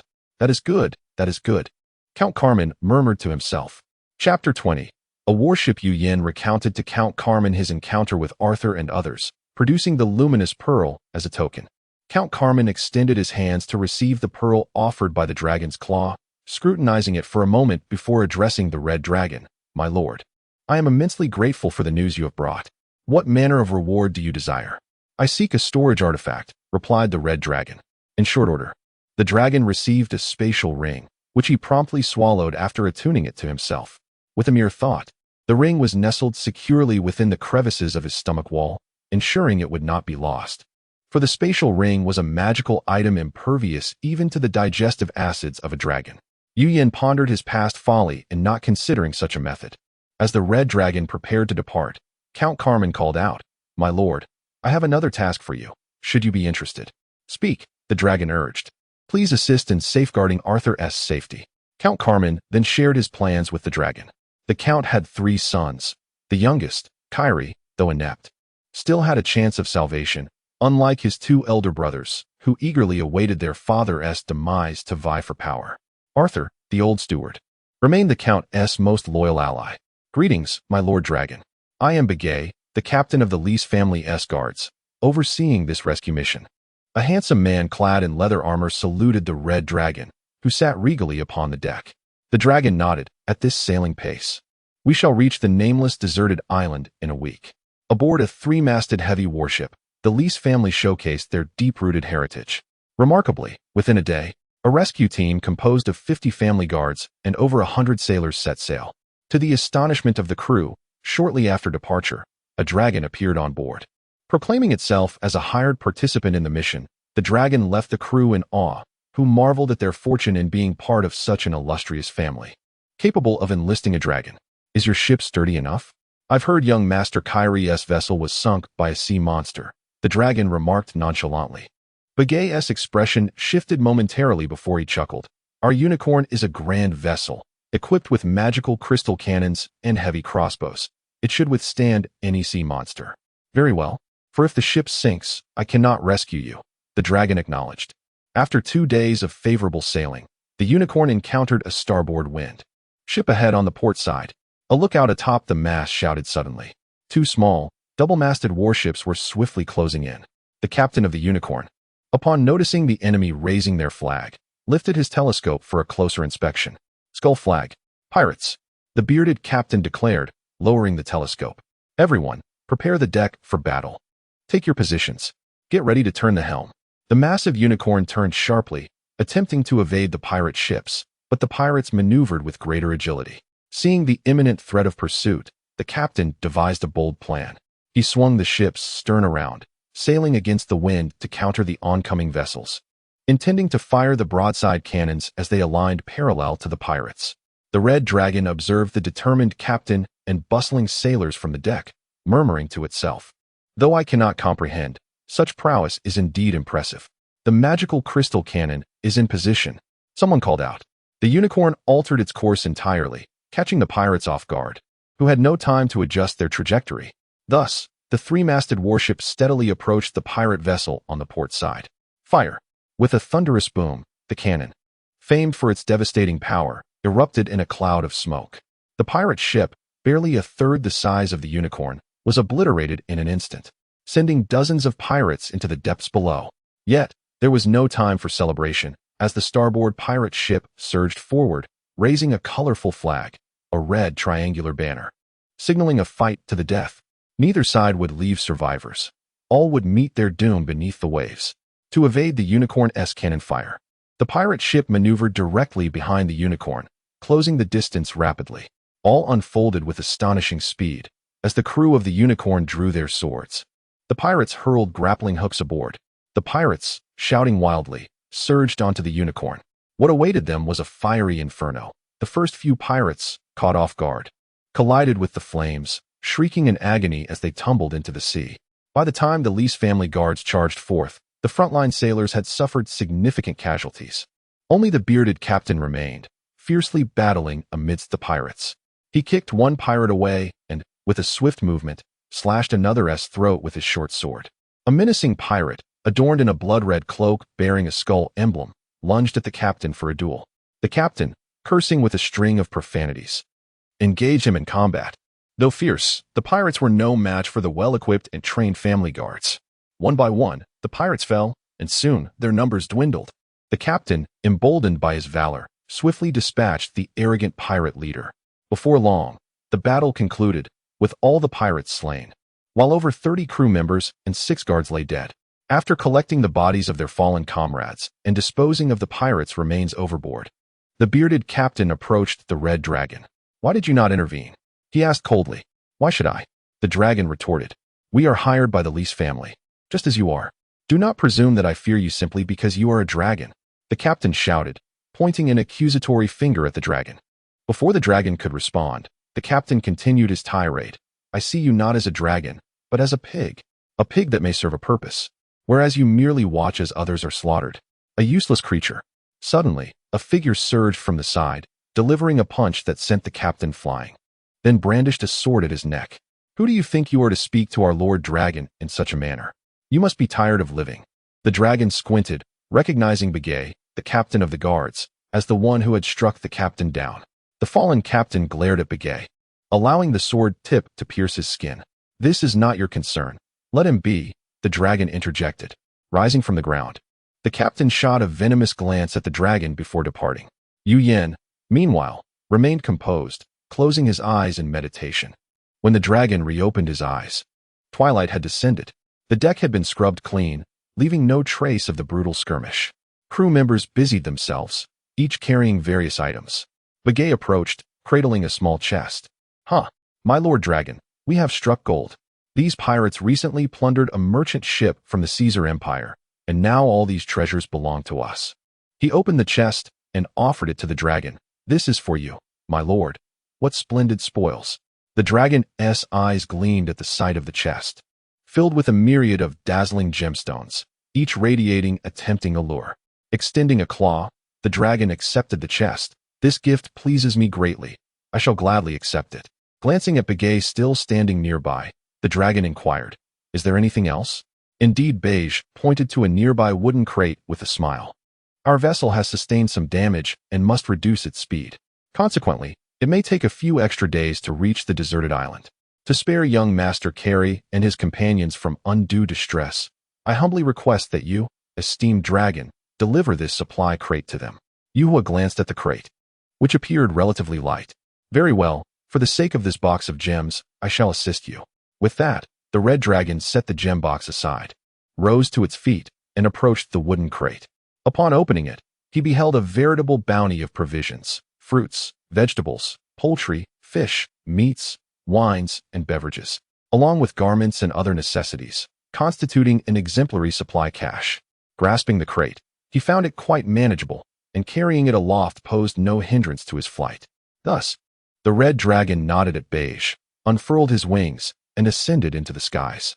As he watched the diminishing silhouette of the dragon, a smirk crept across Beige's lips at the bow of the ship. Days later, under the cover of night, the Unicorn arrived at an unnamed deserted island. Dropping anchor in a secluded cove, the red dragon remained sprawled atop the treasure chest, snoring loudly, and none dared to rouse him. Consequently, the rescue team lowered several small boats, led by Beige, to venture ashore. Suddenly, Yuhua felt something descend upon him. Upon opening his eyes, he discovered himself ensnared by several large nets. Attempting to rise, the dragon found himself tightly bound and unable to move. Cursed Red Dragon, you have brought about the demise of young Master Carey. Chapter 21. A clue. Yin gazed coldly at the figure of Beige standing before him. What do you mean by that? Beige scoffed. Why did you kill young Master Callie? What benefits does it bring you? I have no idea what you're talking about. Do you wish to taste the wrath of a dragon? The red dragon retorted angrily. The other guards around them were equally indignant, voicing their accusations against the red dragon. Stop struggling. This net is not something even a behemoth can escape, let alone you, a mere young dragon, Beige sneered. Unless you can still breathe fire. The red dragon could barely open his mouth, let alone breathe fire. Yet, he responded with a chilling laugh. Very well, you have provoked me. Suddenly, a tremendous flame erupted from the red dragon, the blinding light causing many to instinctively shield their eyes. The red dragon slowly rose amidst the flames, letting out a thunderous roar. Yin lunged at the stunned Beige. As a master of fire, the red dragon's ability to breathe fire was second nature. He could ignite any orifice on his body if he wished, nostrils, ears, even pores. In the final moment, Beige reacted, rolling away like a lazy donkey to evade the red dragon's lethal strike. However, the flames still ignited his clothing, forcing him to repeat his frantic rolls. The other guards finally caught on, drawing their crossbows to target the airborne red dragon. Roar! Yin had already extinguished his flames, as it was too draining. In midair, he twisted his neck and unleashed a stream of fire that swept across the area, hitting several guards who had just aimed their crossbows. They instantly transformed into fiery figures, screaming as they dashed across the deck. A dozen crossbow bolts were shot at the red dragon, half missed, while some were deflected by his tough scales. Still, a few bolts inscribed with penetrating runes struck his body. Yin groaned, preparing to unleash another flame when a loud shout interrupted him. Don't breathe fire. You'll burn my ship down. The red dragon turned to see the bearded captain, who was now leading the sailors in an assault against the guards attacking the red dragon. Caught off guard, the guards, who were reloading, were quickly taken down by the sudden onslaught of sailors. As they struggled to defend themselves, they were horrified to realize that many of their attackers resembled their own guards. Soon, the guards under Beige were eliminated, leaving only a few who surrendered after discarding their weapons. As Beige, with his clothes charred and tattered, climbed back to his feet, he comprehended that he had fallen into a trap from the very beginning. Looking at the bearded captain standing alongside the red dragon, Beige suddenly burst into laughter. It doesn't matter. Arthur and Callie are dead. What use is it to capture me? You are the one who is dead. A figure emerged from the crowd, revealing it to be none other than young Master Callie. You're alive. Beige's face turned pale as he looked at the resurrected figures. Suddenly, he yelled, You liars. All of you are liars. And that accursed red dragon. Go to hell. With that, Beige drew a dagger from his waist and charged at young Master Callie. However, halfway through his charge, a massive fireball struck him, sending his body flying off the ship. The air was filled with the acrid scent of burnt flesh. The red dragon exhaled a plume of black smoke, shaking his head. Considering he sent me that chest of jewels, I initially intended to leave him with a whole corpse. It turned out that during their time in Kotes City, Count Kamon's plan for the red dragon was to closely observe the guard captain, Beige. According to the Count's intelligence, Beige had likely allied himself with the Count's second son. If true, he would almost certainly attempt to harm loyal subjects like Arthur and young Master Callie during this rescue operation. Meanwhile, the bearded captain was a trusted ally of the Count, who had also placed several of his own men in the rescue team. The red dragon, having prepared in advance, playfully pretended to be weak during their journey. When he arrived on the island, he made sure that neither young Master Callie nor his companions touched the supply chest, instead retrieving the food and a potion that could simulate a state of temporary death from his spatial ring. After helping the captain extinguish the fire, the red dragon secured the treasure chest and, with a flap of his wings, departed from the long-tired unicorn. Count Kamon, observing the red dragon's comical antics, mused, I truly know not what this behemoth artifact is. However, I am aware that the infamous dragon was slain by the Black Soul mercenary group of the Caesar Empire. Perhaps that artifact has fallen into their hands. The Black Soul Mercenary Group? They sound formidable, the Red Dragon remarked, stroking his chin. Indeed. They are the #1 mercenary group, Count Come On said earnestly. This group is not only powerful but also shrouded in mystery. No one knows how many members they possess. It could be just a handful or many dozens. One thing is certain, every member is an absolute expert. It is said that when they dispatched the dragon, the Black Soul Mercenary Group only sent one person. The Caesar Empire, a nation known for its extreme views, generally holds a belief of human superiority, considering other intelligent races to be inferior.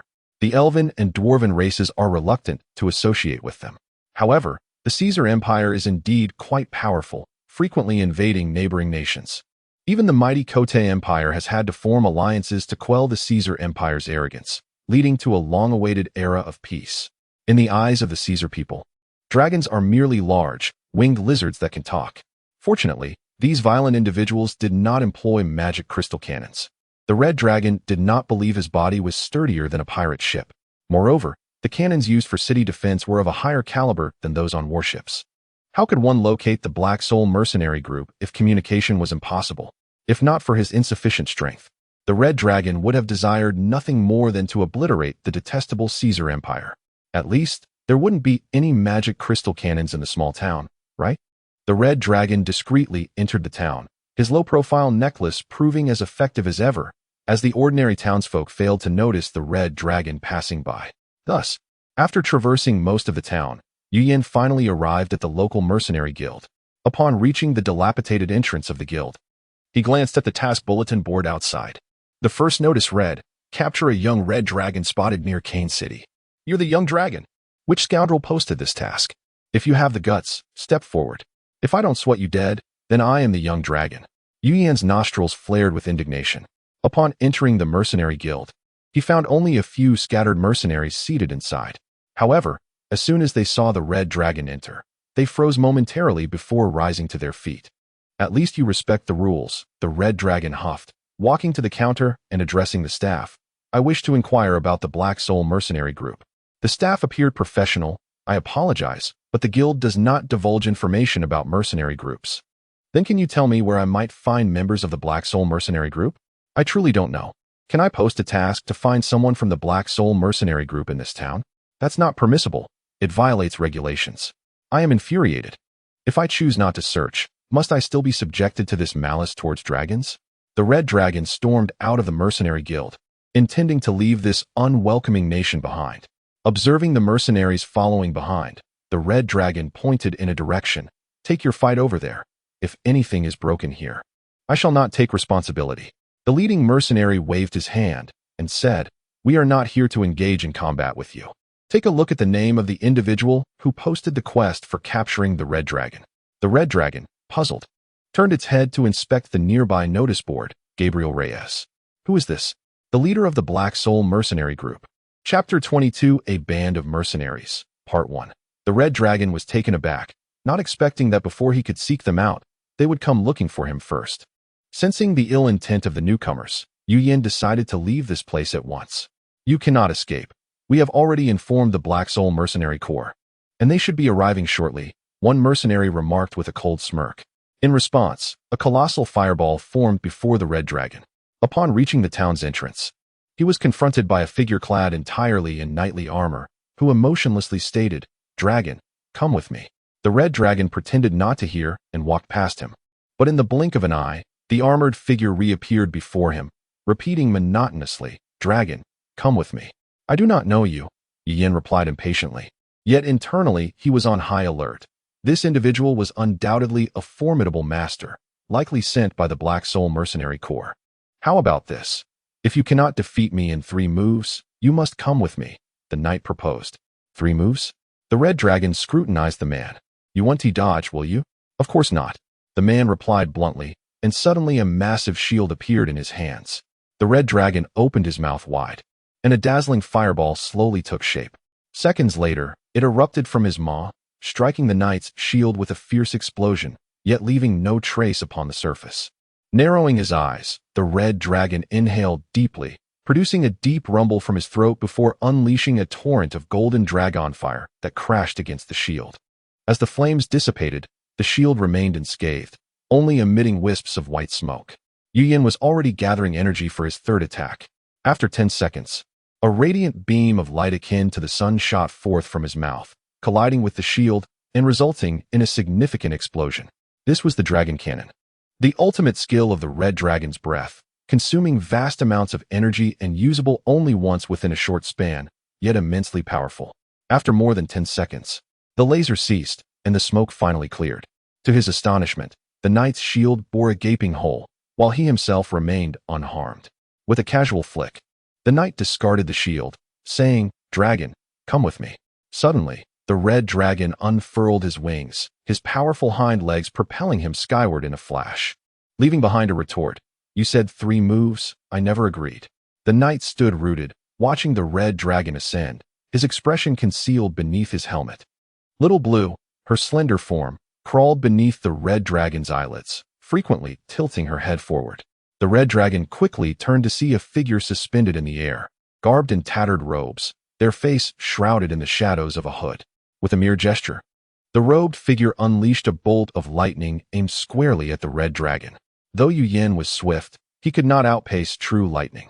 Struck by the electric surge, the red dragon felt as though his body were no longer his own, plummeting straight down. Just as the robed figure lunged towards him, a portal appeared in the air, and a resounding dragon's roar echoed forth, followed by the emergence of a 30-meter-long golden dragon. Hills glanced at the fallen Yu Yin, then turned his gaze to the robed figure, who had halted a short distance away upon his arrival, his expression grave. "Are you all right? I will handle him. You should leave."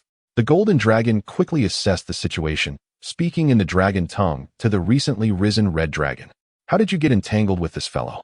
"I do not know him," replied the red dragon, still dazed. "Then run. This level of conflict is beyond your capability to intervene," Hills urged, shaking off his stupor. Yu Yin noticed the lack of the golden dragon's usual confidence and pride in his tone. Could it be that even Hills found this adversary formidable? Watching the golden dragon launch an attack that the robed figure easily dodged, a flicker of fear ignited within Yu Yin. If he fled now, what would happen when the knight caught up? Would Hills have to face 2 opponents alone? In a moment of clarity, Yu Yin recalled the treacherous dragon that had fled from Dragon Island, an imposing black dragon nearly 50 meters in length. Such a formidable being had been vanquished by a single member of the Black Soul Mercenary Corps. Now he found himself targeted by such a powerful organization, instilling a sense of unease even in a dragon. At that moment, the golden dragon was struck by an unseen force. Letting out a furious roar as shattered golden scales and scalding crimson blood rained down from the sky. The little red dragon gritted his teeth, then turned to see a cloud of dust rapidly approaching. Who but the knight? Taking a deep breath, Yu Yin trembled as he raised his right foreclaw to press against a patch of scales at the back of his neck, which transformed into a vibrant green. The knight's figure was upon him in an instant, wordlessly raising his broad sword to strike at the little red dragon, his anger palpable. Yu Yin dodged sideways, but the blade still sliced into the rear of his tail, embedding deeply. In pain, the red dragon kicked out with a hind leg, but missed, only to feel a sharp pain shoot through his limb. Before the agony reached his brain, he caught sight of the knight rolling into his path, mercilessly raising his sword once more. Suddenly, the sunlight was obscured, followed by a thunderous roar that halted the knight's blade midair. Elder Tima, a green dragon over 60 meters long, hovered above the little red dragon, his enormous eyes aflame with wrath. The golden dragon beside him appeared as a mere child in comparison, while both combatants momentarily ceased their struggle, staring in astonishment at the colossal green dragon. "My heavens, such a massive dragon!" the robed figure exclaimed, trembling with fear. Tima did not seem surprised that he had missed the knight, swiftly tilting his massive head and pushing the little red dragon atop him. "Whoever you are doomed today." The green dragon's words dripped with malice and boundless fury. Perched on Tima's head, the little red dragon felt an unexpected surge of relief as layers of healing spells enveloped him. The searing pain vanished entirely, and the deep wounds on his tail and leg began to close at an astonishing pace. Meanwhile, the knight retrieved an even more formidable shield, seemingly more powerful than the last. Tima's enormous claws, the size of houses, struck down upon him, yet he managed to block the blow. "Dragon, halt. We can negotiate." The knight's voice emerged from his helmet, now tinged with panic rather than his usual calm demeanor.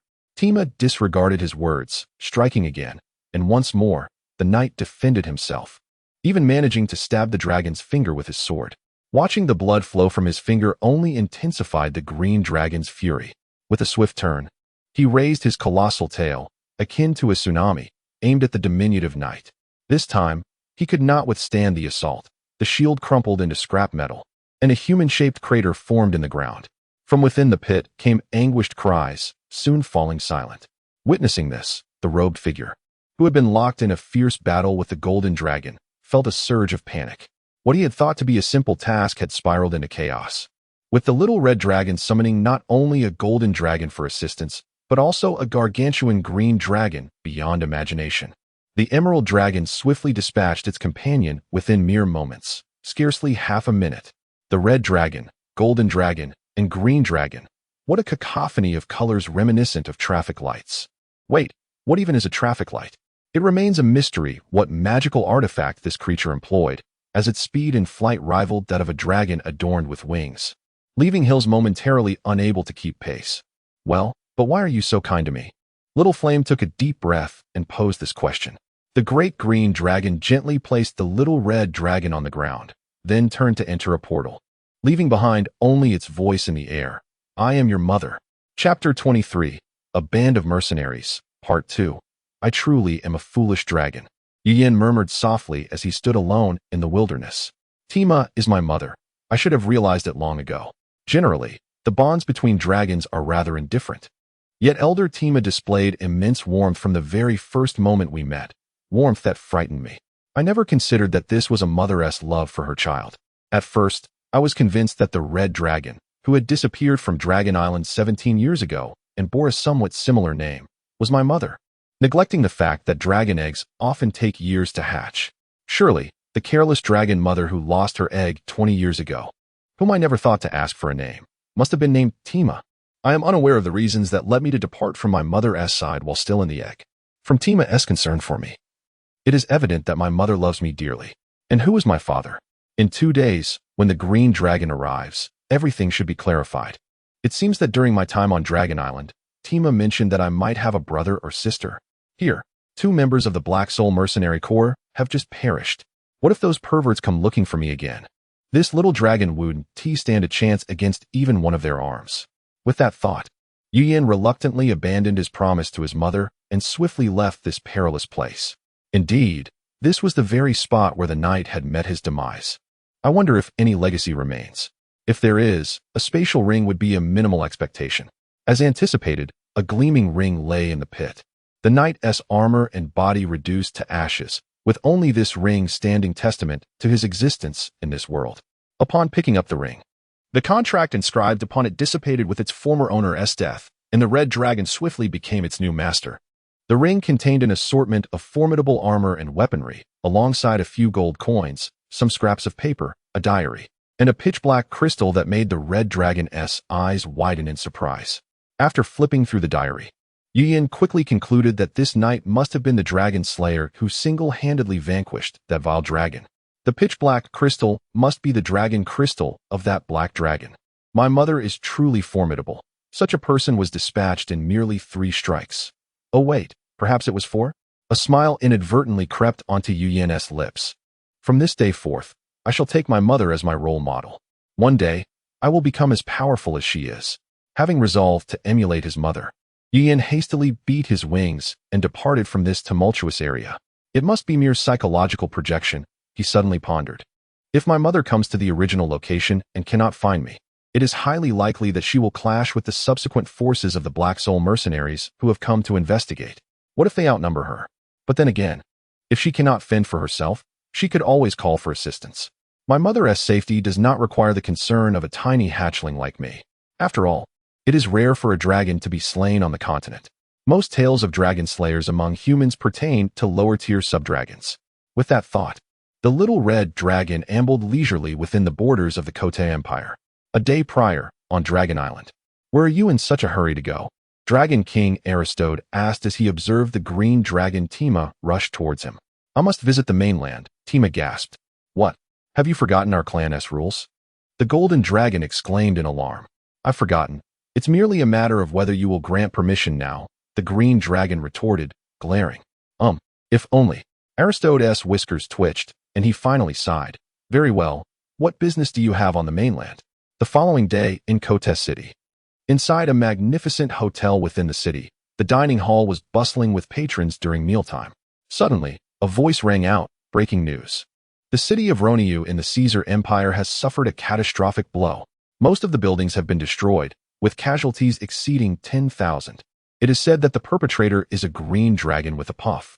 The little red dragon in the corner of the hall spat out the roasted meat he had been chewing. What did you say? Where have you taken Yin? Above the ruins of Roniu's city, Tima's massive form hovered silently, coldly addressing a figure standing amidst the debris. This person, cloaked in black with a skull mask, wielded dual crossbows, their trembling frame betraying their overwhelming fury. Die, die, die. The cloaked figure suddenly screamed, raising the crossbows to fire at the immense green target above. Humph. The green dragon scoffed, her colossal body, though a large target, also bestowed upon her immense power and defense. Most crucially, it did not diminish her speed. For instance, if a 10-meter-long dragon can fly 100 meters in a second, then a 20-meter-long dragon can soar 200 meters in the same span. Before the dragon, the buzzing flies seemed utterly inept. A single swat would suffice to eliminate them. The silver-tipped bolts struck the green dragon's scales, most failing to penetrate, yet leaving behind small dents. With a few more hits, her defenses would surely falter. However, the green dragon would not stand idly by, absorbing blows. With a flash of determination in her eyes, countless vines erupted from the rubble below, surging toward the cloaked figure. The figure, however, remained unfazed, transforming into a cloud of black mist that floated in midair, the vines passing harmlessly through. Suddenly, the green dragon closed her right eye, and in the next moment, a black longsword struck her recently closed eyelid. The green dragon twisted her neck, unleashing a luminous orb that crashed into a nearby half-collapsed building, shattering it into fragments. From the debris, a lithe figure wielding a longbow leaped forth, rolling upon landing before swiftly disappearing behind a wall. Such a troublesome foe, Tima muttered angrily. This was not the first time. Without her vast experience, she would have already become a blind dragon, easily slaughtered. She knew that the crossbow bolts posed no real threat to her massive form, yet the deaths of most of her subordinates left her unwilling to flee. She simply continued to pull the trigger against the dragon. The leader of the Black Soul mercenaries, the cloaked figure, seethed with rage, preparing to lead the remaining members to confront the green dragon when she herself came knocking at their door. The guards of Roniu City, still reveling in having driven off a small red dragon a few days prior, were unprepared for the arrival of a green dragon, tenfold the size, who obliterated their magical cannons before they could even warm up. A few scattered heavy crossbows managed to breach the dragon's scales, and just like that, the grand city of Roniu was reduced to ruins by the wrathful green dragon. In the chaos, the Black Soul mercenaries, after several hours of battle, were left with only the cloaked leader and the despicable archer who specialized in ambushes. I have not seen any red dragon, the cloaked figure bellowed, fingers still squeezing the trigger. In truth, after such a lengthy confrontation, Tima's intellect had slowly deduced that Yu Yin was likely not in their possession. However, having fought for so long, the conflict had long escalated to a point of no return. After all, these humans had dared to touch her reverse scale. They were as good as dead. As the throng of vines surged toward him once more, the cloaked figure resorted to his previous trick, becoming a cloud of black mist again, but this time, the green dragon's gaping maw descended upon him. However, the green dragon appeared oblivious to the pain, its enormous maw poised to rend the cloaked figure into fragments. In a moment of desperation, the cloaked man resorted to another life-saving technique he had previously employed, teleportation.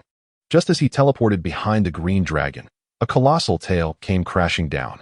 He narrowly evaded the tail, but the tremendous shockwave caused him to lose his balance and fall to the ground.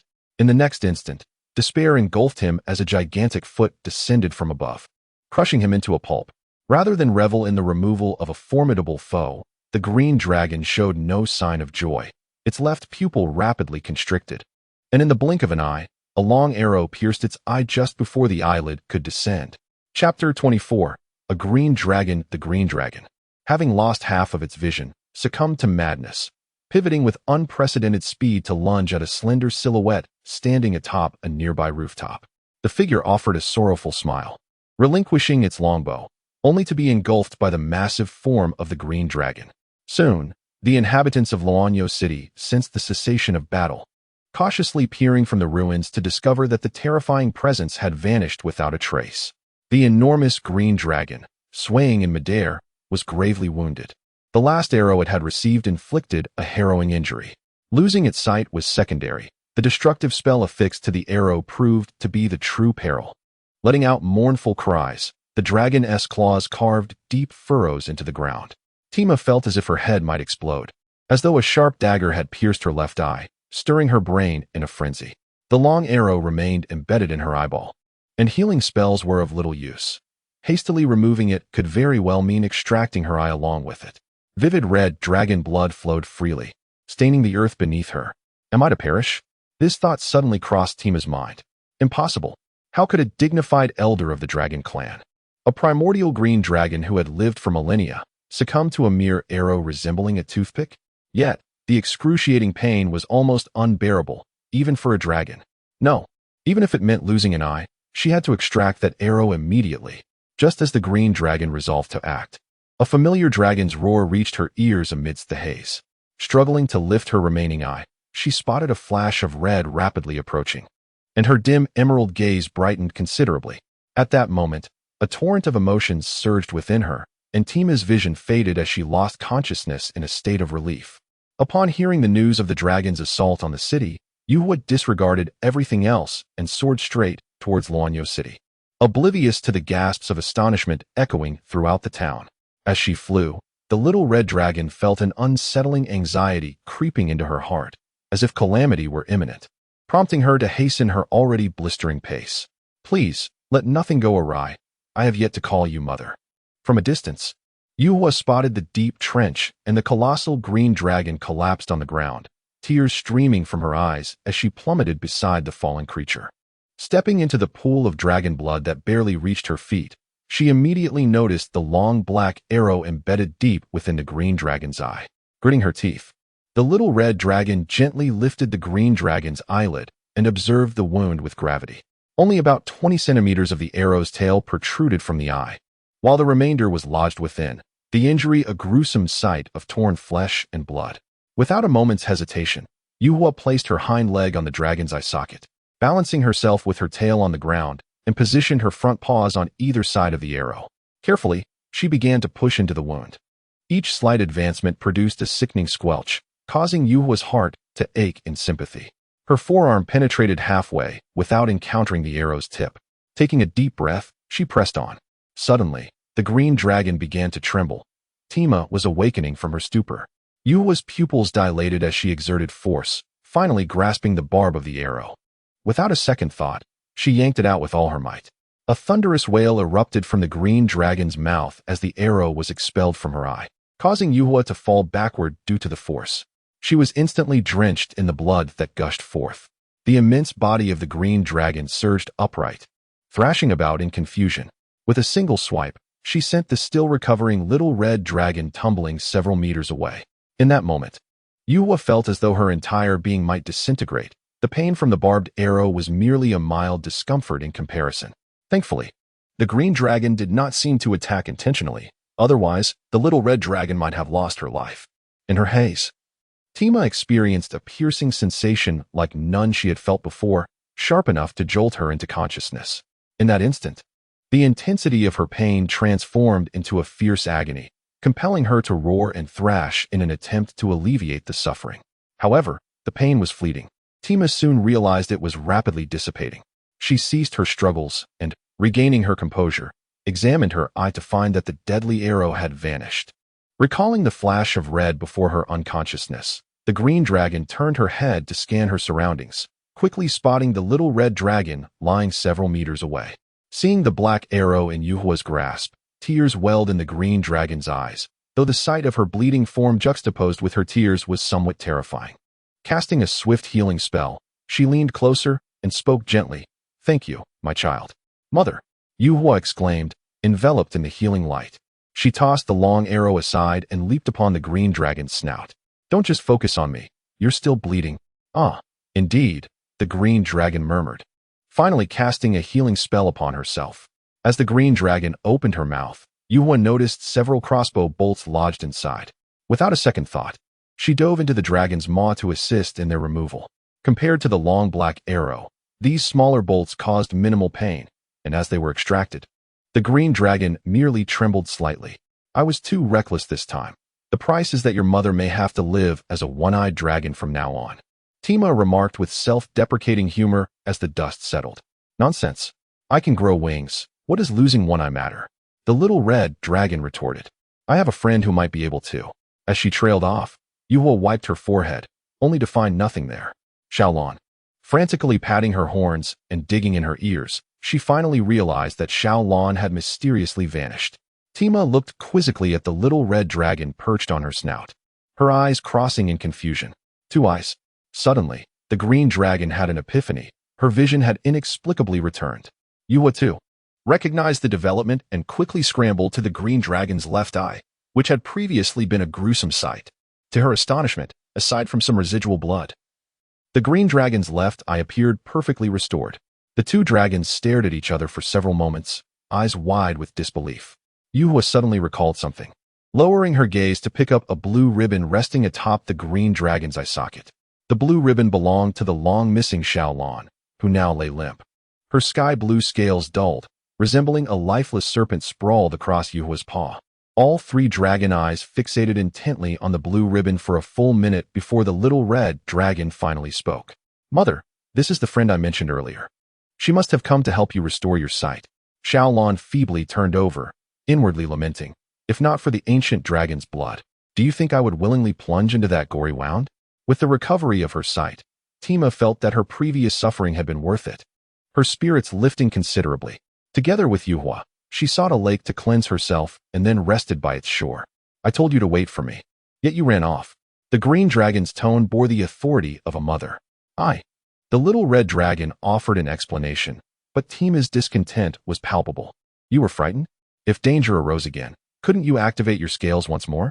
Such behavior is a disgrace to our dragon lineage.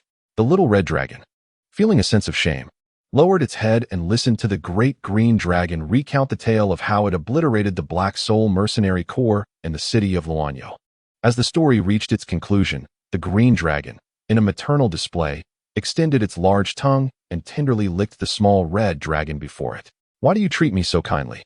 Aren't the relationships among dragons generally rather indifferent? The little red flame inquired sweetly.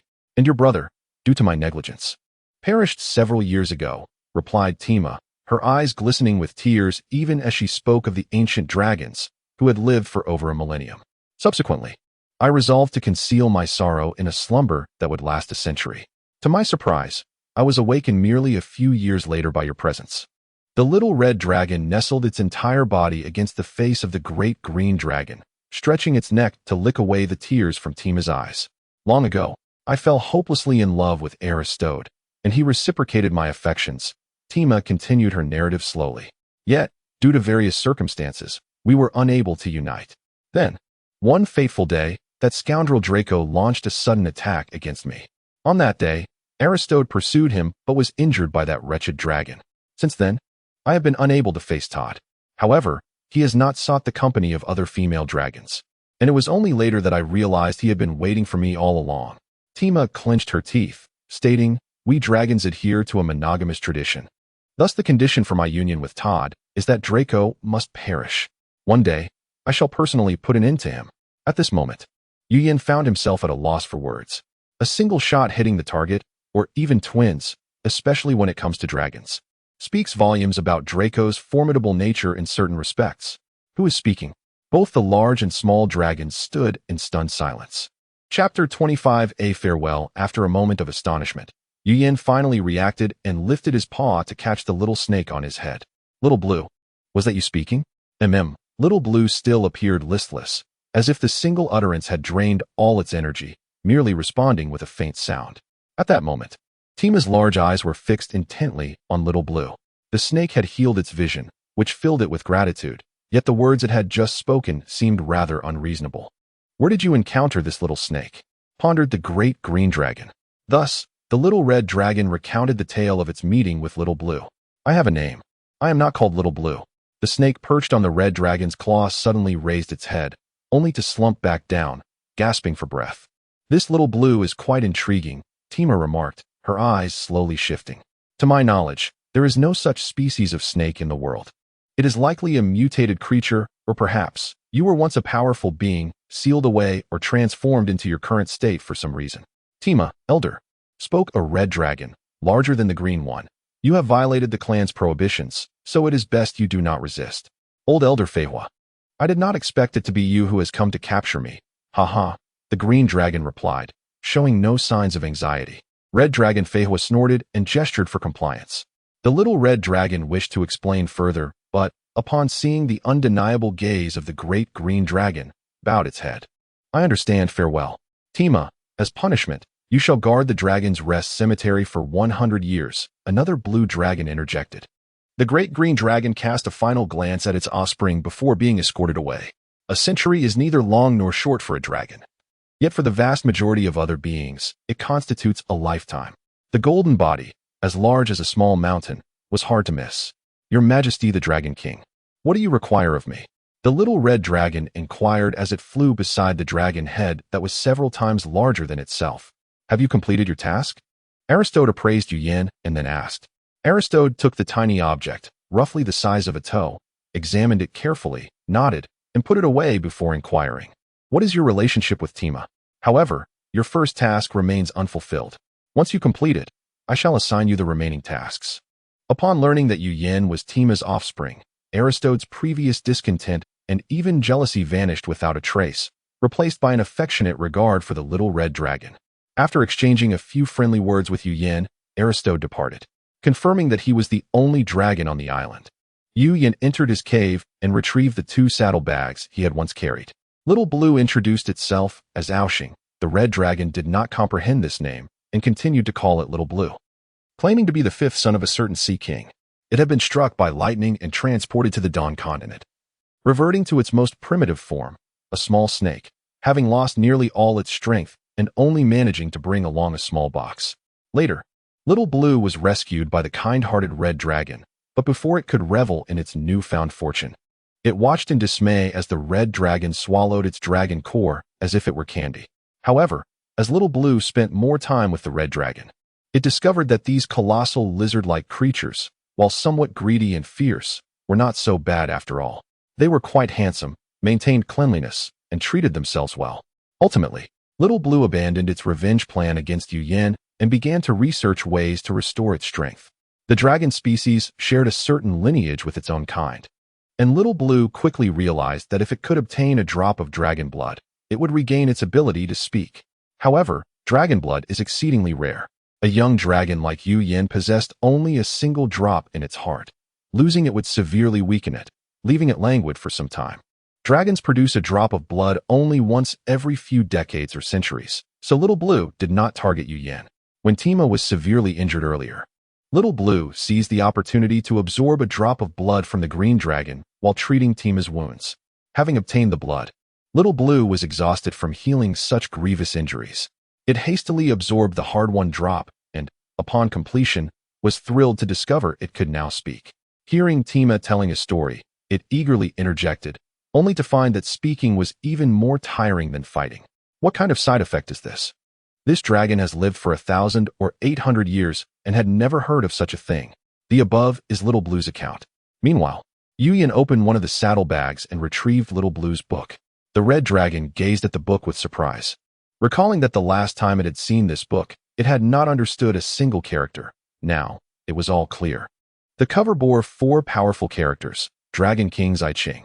Little Blue whispered into Yu Yan's ear. Do you remember the pearl you devoured when we first met? That contains most of my knowledge and power. Therefore, it is entirely normal that you can now comprehend Chinese characters. However, you have only uncovered about one of the benefits of the dragon core. Little Blue swallowed nervously and began to explain the book. This is the proud technique of my clan.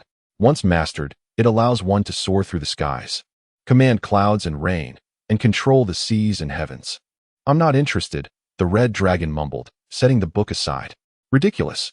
As a magnificent fire-breathing dragon, it would be a feat just to enter the water, let alone practice such a watery technique. What an outrageous request. The little snake tumbled off the red dragon, dazed, and crawled in front of the Dragon King's I Ching, lowering its proud head despondently. It had not anticipated that its efforts would result in such a disgrace, with even the elite techniques of the Eastern Dragon clan being scoffed at by another dragon. How could it face its ancestors after such humiliation? Truly, it had brought shame to the illustrious lineage of the Chinese dragon. Very well, if you refuse to practice, I shall do so myself. Little Blue struggled to turn to the first page of the book, but after reading a few lines, it fainted. At this moment, Little Blue was still far too weak. To be honest, a fierce carnivorous creature could easily slay it. Witnessing this scene, Yu Yin felt a pang of compassion. Had he been too cold-hearted? He should have feigned agreement. Alas, it was too late now. After a while, the little red dragon, driven away by the irate Little Blue, flew to the volcano's mouth, intending to take a magma bath to calm down. Soaking in the magma, the red dragon felt every pore of its body transmitting waves of comfort. This was the life of a red dragon. All worries were temporarily cast aside. After some time, the red dragon calmed down and began to contemplate its future. Firstly, its formidable mother would not provide any assistance for its growth for the time being. Following the incident with the Black Soul Mercenary Corps, the little red dragon understood that its current abilities were insufficient in the presence of true powerhouses. The immediate priority was to enhance its strength, enabling it to continue exploring the continent. At this moment, the red dragon realized that its circle of acquaintances was alarmingly small. It could count the familiar dragons on one paw. The urgent task now was to meet more dragons on Dragon Island to learn ways to grow stronger. This would be a lengthy process, but the little red dragon had all the time in the world. If one is pressed for time, one might as well study that so-called Dragon King's sutra from Little Blue. No, such a thing would only appeal to the blue dragon. Speaking of which, it seems there is one residing next door, is there not? Chapter 26. A lesson in learning. Time passed unmeasured, and the red dragon finally confirmed that it possessed a total of 1,111 gold coins. Turning its head, it spotted the feeble little blue dragon sprawled on the ground beside it. Would it rather starve than submit? Feeling the pangs of hunger echoing in its belly, the red dragon set down the coins in its claws and emerged from the cave. The little blue dragon could only watch in astonishment as the red dragon began to count the coins one by one.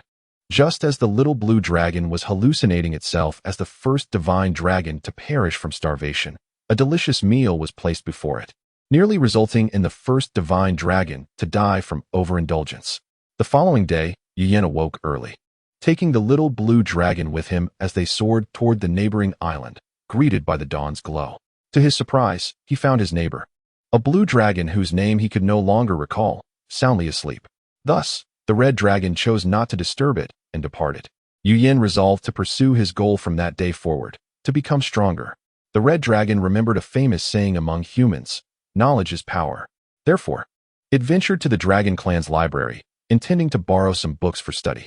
Upon entering the library, the sight of the massive bronze dragon librarian, Ilias, resembling a small mountain, caught his eye. Ilias was engaged in a game with a blue dragon of similar stature. Both dragons intently focused on something on the ground between them. Yu Yin recognized the blue dragon as the companion of the red dragon that had abducted his mother, named Feihua.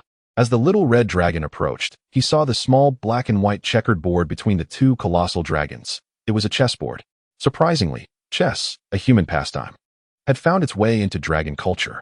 Although the pieces and the board were specially crafted, each piece was the size of a human. The two giants played without using their claws, instead employing basic levitation magic to maneuver the pieces. The pieces glowed with the color of the caster's pupils before floating and moving a step forward. As the game progressed slowly to its midpoint, it became evident that the two dragons were not nearing a conclusion anytime soon. Thus, the little red dragon turned his attention to the surrounding bookshelves. After what felt like a century of history had passed, the two dragons finally concluded their lengthy game, with the bronze dragon emerging slightly victorious.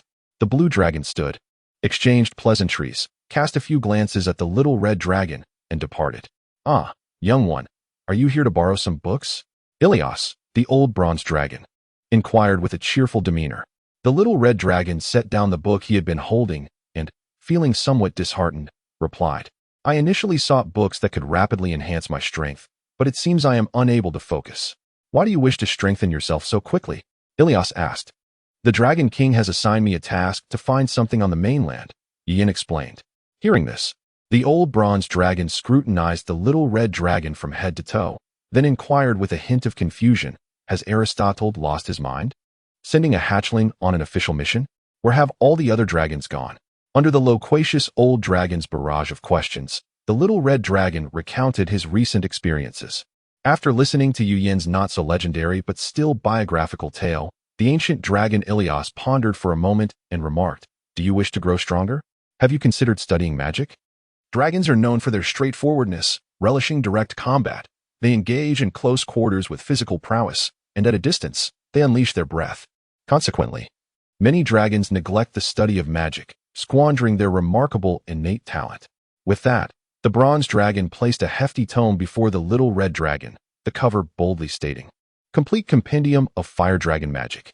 Upon learning that his mother had reduced an entire city to rubble with merely 2 domain spells, Yu Yin developed a fascination for magic. Back at his dwelling, the red dragon eagerly opened a book titled Introduction to Magic. The world of magic is vast and intricate, primarily categorized into 10 elemental schools: water, ice, fire, earth, wood, wind, lightning, light, darkness, and undeath. Each magical being with innate magical talent is naturally attuned to one or more elemental forces. The greater the affinity for a specific element, the faster one can master its magic. For instance, any dragon inherently possesses a high affinity for their respective elemental magic. Unlike humans and other beings that draw upon external magical elements, dragons and most magical beasts store the magical energy they acquire through meditation within a specialized organ known as a magic pouch. When employing magic, they automatically balance with the external environment to extract magical energy. Meditation serves as the foundation of magic and is of utmost importance. Without it, one cannot harness magical energy. After what felt like an eternity, the red dragon finally finished reading Introduction to Magic, feeling a sense of accomplishment. It resolved to embark on the journey of magical study, beginning with the exploration of meditation techniques. In the dragon community, the principle of equivalent exchange prevails. What could it offer the bronze dragon in exchange for meditation methods? After much contemplation, it concluded that only gold coins would suffice. Just as the red dragon lamented over its dwindling coins, the little serpent perched atop its head spoke up. "Isn't that old dragon fond of chess? I know a few variants. Why not create a set for him?" Thus, under the serpent's guidance, the red dragon began to craft this game known as Chinese chess. After a half-day of experimentation, the red dragon abandoned the idea of using stones as pieces. Instead, it ventured outside and felled an unfortunate tree with its sword, then squatted down with a dagger, meticulously carving 32 equally sized squares from the wood, inscribing characters such as chariot and horse in dragon script upon the pieces. After cutting a wooden board and measuring it with its tail, it marked out the chessboard, finding charcoal and a red mineral near the volcano to add color to the pieces. In this manner, a rudimentary set of Chinese chess was completed. While contemplating why the blue dragon sought its assistance, the blue dragon finally spoke. "Hey, you must be Yu Yin. I am Meteor, and I would like to ask for your help with something." The little red dragon did not grant this dragon, who had abducted its mother, a hospitable demeanor. "What is it?" it asked. "Well," the blue dragon continued, unfazed by the little red dragon's hostility. "A precious item of mine was stolen by a pesky creature and taken into a cave. The entrance is too small for me to enter, so I need a little dragon to assist me. I am currently unavailable. No matter, a few days will suffice. I can have my nephew Kevin take you there." Meteor casually replied, "I will offer you 50 gold coins as compensation." With that, he handed a pouch to the bewildered little red dragon and flapped his wings, taking flight. Yu Yin stared in silence at the blue dragon's retreating figure before opening the pouch and counting the coins meticulously. It contained exactly 50 coins, no more, no less. This brought Yu Yin's total to 1,161 gold coins. With the chest set in tow, the red dragon returned once more to the library. Upon presenting the set of Chinese chess to the old bronze dragon and explaining the rules of the game, Ilias was delighted. With a wave of his massive paw, he generously imparted 2 meditation techniques to the little red dragon. One was the exclusive fire dragon technique, which, when practiced, would enable the absorption of fire elemental energy, an essential skill for any red dragon mage. The other was intriguingly named the sleeping dragon technique, which, as its name suggests, allows a dragon to meditate and absorb magical energy even in slumber. However, according to the Old Bronze Dragon, this technique was somewhat intricate and beyond the grasp of dragons with only rudimentary magical skills. Eager to practice the meditation methods, the little red dragon wasted no time in the volcano, dedicating itself to mastering the fire dragon technique. After a week of effort and 2 moments of wanting to give up, it finally succeeded in activating the technique, its body beginning to slowly absorb the fire elemental energy from within the volcano. Fireball spell. The red dragon roared, and a fireball the size of an egg formed at the tip of its raised claw, soaring toward a nearby tree and igniting a branch. The red dragon then summoned the flames within, creating a massive fireball in its palm, which it slammed down upon the unfortunate tree, quickly reducing it to ashes. Yu Yen sighed, finally coming to understand why the languid dragon had little inclination for practicing magic. Its own capabilities paled in comparison to the formidable strength required in the early to mid-stages.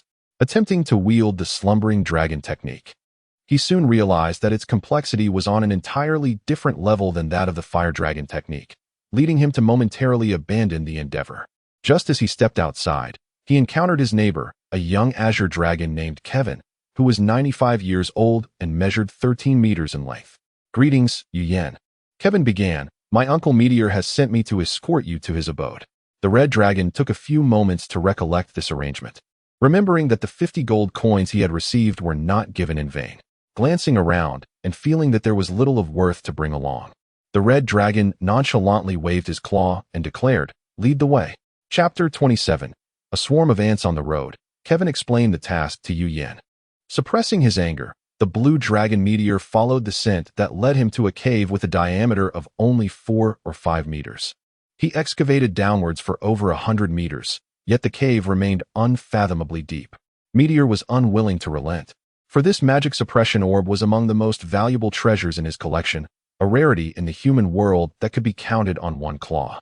The suppression orb, as its name implies, allows its possessor to neutralize magical elements in a vast area, making it an unparalleled weapon against formidable sorcerers. Its appearance resembled a silver mesh sphere. In dragon magic, there is no shape-shifting. A dragon's body remains as it is. The only beings known to possess the ability to transform are the druids of the elven race, who can morph into various powerful beasts for battle, with the most formidable among them capable of becoming dragons. Of course, young dragons are not easily found. Meteor first sought out his nephew Kevin. Although 13 meters long, Kevin barely managed to fit into the cave, feeling quite cramped. Thus, Meteor had to search for smaller dragons. Most dragons under 10 meters are mere hatchlings, coddled by their parents. After much persuasion and offering a reward, he finally gathered 3 young dragons, including Yu Yen. After flying for a while, Yu Yen and Kevin finally arrived at the pit excavated by the great blue dragon. In the pit, aside from the large blue dragon occupying a significant portion, there were also a golden dragon and a green dragon. The green one was a wind dragon, known for its speed, capable of unleashing whirlwind attacks with its breath. "Hello, Yu Yen," the little red dragon waved its claw. Mode, the little golden dragon, measuring over 6 meters, glanced at them before returning to its examination of the cave entrance. Clark, the little wind dragon, slightly over 5 meters, scrutinized the red dragon before rolling its eyes and addressing the great blue dragon. "Since another red dragon has arrived, may I withdraw?" The great blue dragon was somewhat troubled. Although it, too, wished to avoid additional compensation, it had to consider the safety of the young dragons. Should anything happen to them, the consequences would be beyond its means to bear. Consequently, it was impossible to allow only one young dragon to descend. Even though the wind dragon's withdrawal left the red and golden dragons, 3 were safer than 2, were they not? Whatever, the little golden dragon replied nonchalantly. "Why do you want to withdraw?" The curious red dragon inquired. "How old are you?" The little red dragon scoffed at its words. Dragons generally reach maturity at around 200 years of age, with newly mature dragons measuring approximately 20 to 30 meters in length, achieving sexual maturity only then. Only through rigorous training might a dragon reach maturity a few decades early. "Humph, believe it or not," the wind dragon Clark snorted, receiving the great blue dragon's consent before flapping its wings and departing. "This fellow spends all day playing with the little thunder dragon next door, who is merely in her teens and only over a meter long," the nearby blue dragon Kevin murmured. Yu Yin wore a helpless expression as he approached the little golden dragon. Shall we set off now? The little golden dragon mode nodded, darting into the cave. Quite straightforward. The little red dragon thought, following suit into the cavern. The cave did not descend steeply but had a gradient that allowed the dragon's claws to grip securely without slipping. The red dragon trailed behind the golden dragon. The diameter of the cave was sufficiently spacious for the small dragons, allowing them to keep their heads held high. As they ventured deeper, the light dwindled. The four dragons' eyes glowed brightly in the darkness. Although dragons possess night vision, it is not acute enough to discern details in complete darkness. Thus, the red dragon opened its mouth, conjuring a fireball to illuminate their surroundings. Are you dual elemental in fire and earth? Is this magic? Yu Yin asked excitedly, the firelight flickering with the movement of its mouth. Indeed, the reticent golden dragon merely acknowledged, continuing to survey its surroundings. Disappointed, the red dragon ceased speaking. Soon, after more than 10 minutes, the two young dragons had delved over 1,000 meters. Yet the cave showed no signs of change. Could this cave be a tunnel excavated by some insect? The red dragon finally voiced its thoughts. Very likely. My assessment suggests it was created by a creature known as a burrowing worm. The golden dragon replied calmly, as if recounting an unrelated matter. The red dragon's pupils constricted. If the cave were indeed excavated by such a creature, it would likely be significantly larger than the two young dragons. If the burrowing worm were wading ahead with its mouth agape, would they be walking into a trap? However, upon further reflection, it was just a large burrowing insect. One blast of fire would surely turn it into roasted meat. There was nothing to fear. While Yu Yin pondered, the golden dragon's tail suddenly swiveled, disappearing from view. The red dragon was startled and looked up, realizing they had finally traversed the lengthy tunnel and emerged into a spacious underground cavern. The red dragon turned, finding the golden dragon standing at the entrance, gently tapping its claws against the cave wall. After a few taps, the golden dragon appeared unsatisfied, leaning in to lick the rock with its elegant golden tongue. Ignoring it, the red dragon began to examine the cavern, spacious enough to accommodate several adult dragons. Suddenly, Yu Yin squinted, aided by the firelight. The red dragon spotted something shimmering in the distance, appearing to approach them. Clearing its throat, the red dragon swiftly expelled the fireball it had been holding, sending it flying towards the reflective spot, where it exploded with a resounding bang. Such a multitude of ants! The red dragon exclaimed, witnessing a swarm of black ants, each the size of a human fist, surging towards the two dragons. Seeing the relentless advance of the swarm, the red dragon wasted no time. As the tide of ants neared its range, it opened its mouth wide, unleashing a torrent of flames that cascaded forth like a dam bursting. The fire-breathing red dragon was the least intimidated by such tactics. Upon contact with the flames, the ants that had previously appeared fierce were instantly reduced to ashes. The advancing swarm was forcefully pushed back several meters by the flames.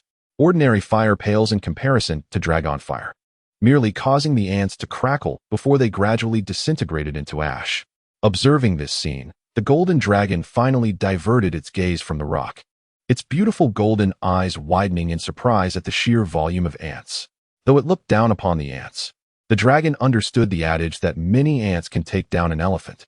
Should the ants swarm over them and infiltrate their bodies, it would be a troublesome predicament. Every second saw hundreds, if not thousands, of fist-sized ants perish, yet the relentless swarm showed no signs of retreat, continuing to be incinerated. It seemed like a protracted battle. However, dragons were least afraid of such tactics. The red dragon's throat housed a special passage connecting to its fire sac, which contained a pool of translucent, unknown liquid.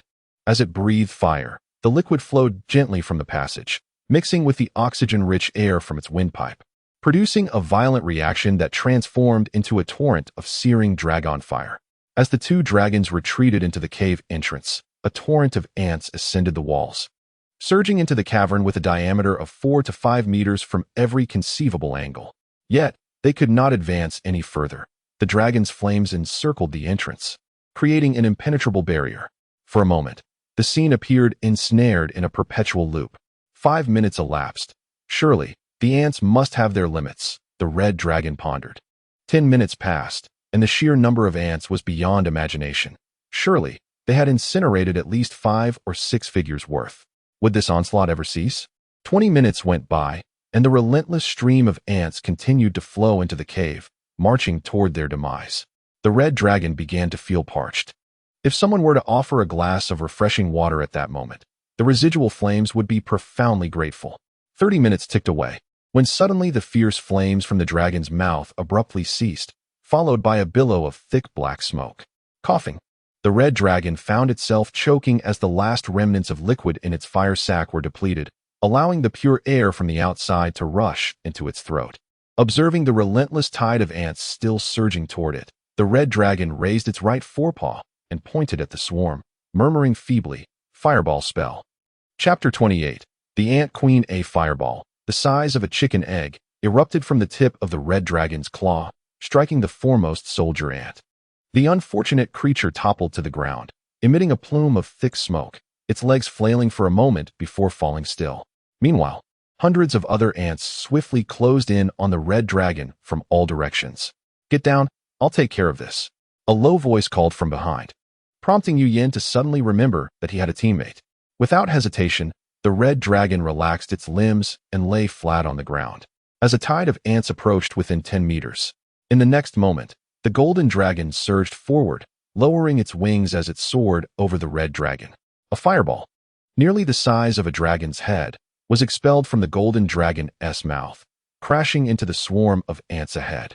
Unlike typical fireballs that scatter upon impact, this one surged forward like a massive wave, sweeping away the ants that had ventured into the cave for over 10 meters. It was a mid-level fire magic spell, Fire Dragon Bomb. Even more astonishing was that it was cast silently. The red dragon watched in stunned silence. As the red dragon lifted its gaze, it was met with a surprising sight. After unleashing the bomb, the golden dragon appeared to be affected by the recoil. Its body momentarily suspended in the air before it landed squarely on the red dragon's face with a resounding thud. Just half a second later, the golden dragon pushed itself up with its powerful hind legs, taking 2 steps forward before opening its mouth once more.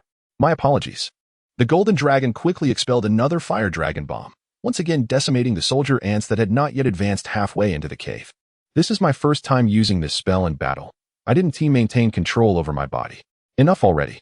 The red dragon lay on the ground, covering its slightly scorched face with its claws.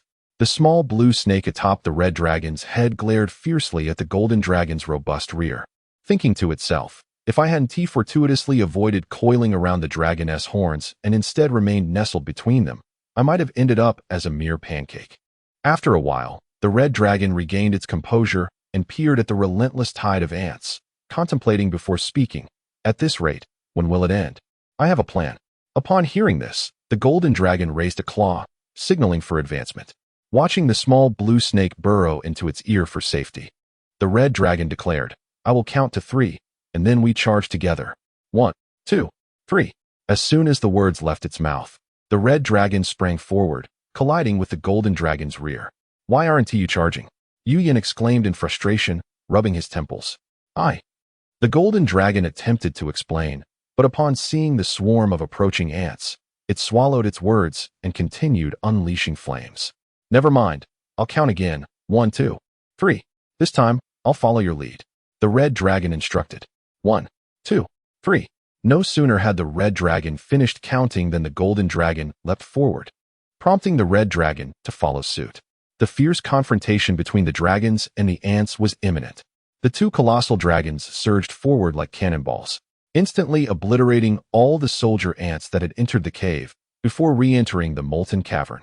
The cavern was spacious enough for the 2 dragons to take flight, and without hesitation, Maud and Yu Yin flapped their wings and ascended into the air. However, the cave ceiling was now swarming with ants. Upon spotting the flying dragons, the ants released their grip on the cave walls and descended upon the dragons like a hail of stones. Caught off guard, the 2 dragons were soon besieged by a swarm of ants. These fist-sized insects clung tenaciously to their scales, biting down with all their might.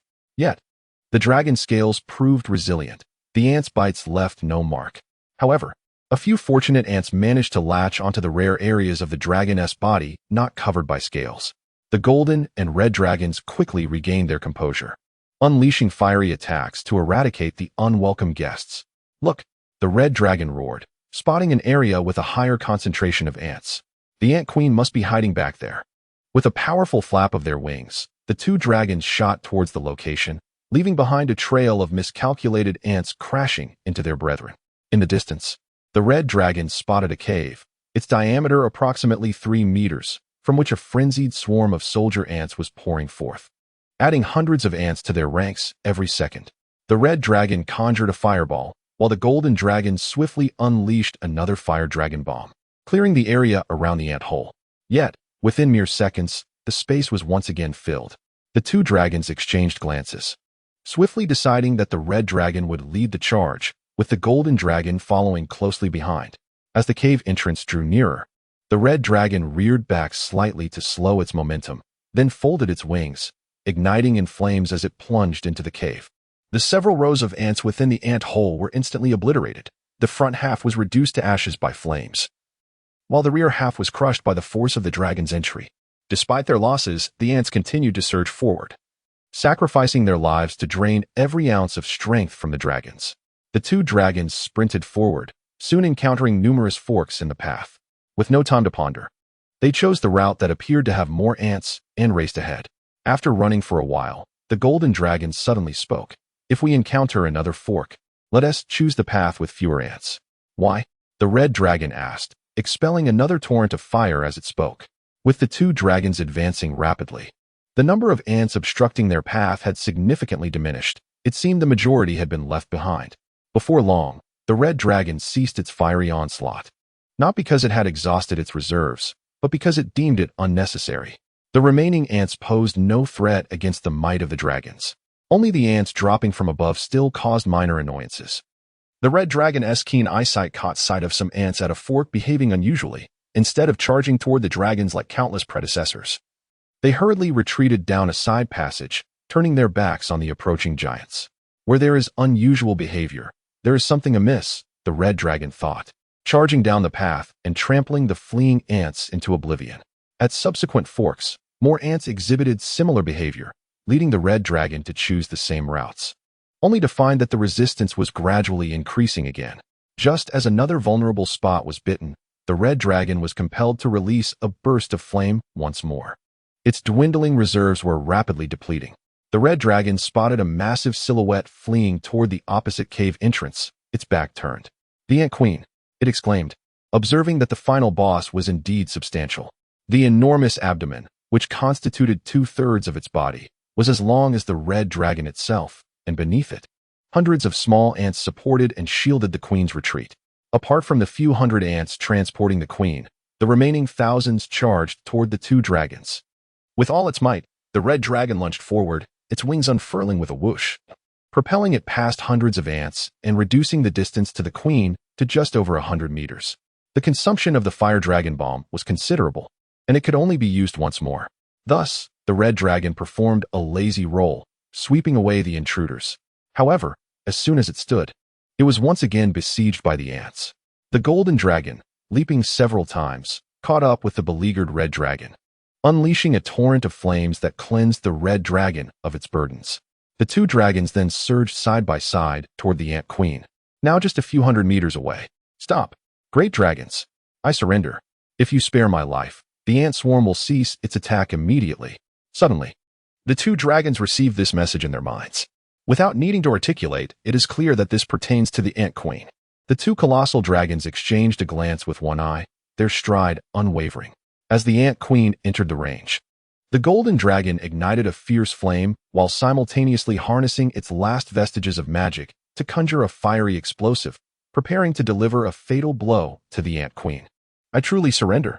The ant queen's voice resonated with despair, and the frenzied swarm of ants, which had relentlessly assaulted the dragons, suddenly seemed bereft of ambition, spiraling into disarray as they ceased their attack. "Wait," the red dragon interjected abruptly as the fiery explosive threatened to erupt. The golden dragon cast a sidelong glance, aware that forcibly canceling the spell could easily result in a backlash. Just as the explosive was poised to obliterate the ant queen, the red dragon extended its neck and clamped its jaws around the impending blast, subsequently swallowing it whole under the astonished gaze of the golden dragon. A muffled sound emanated from within the dragon's belly, and the red dragon grinned. That was truly powerful. It was fortunate that it was the red dragon.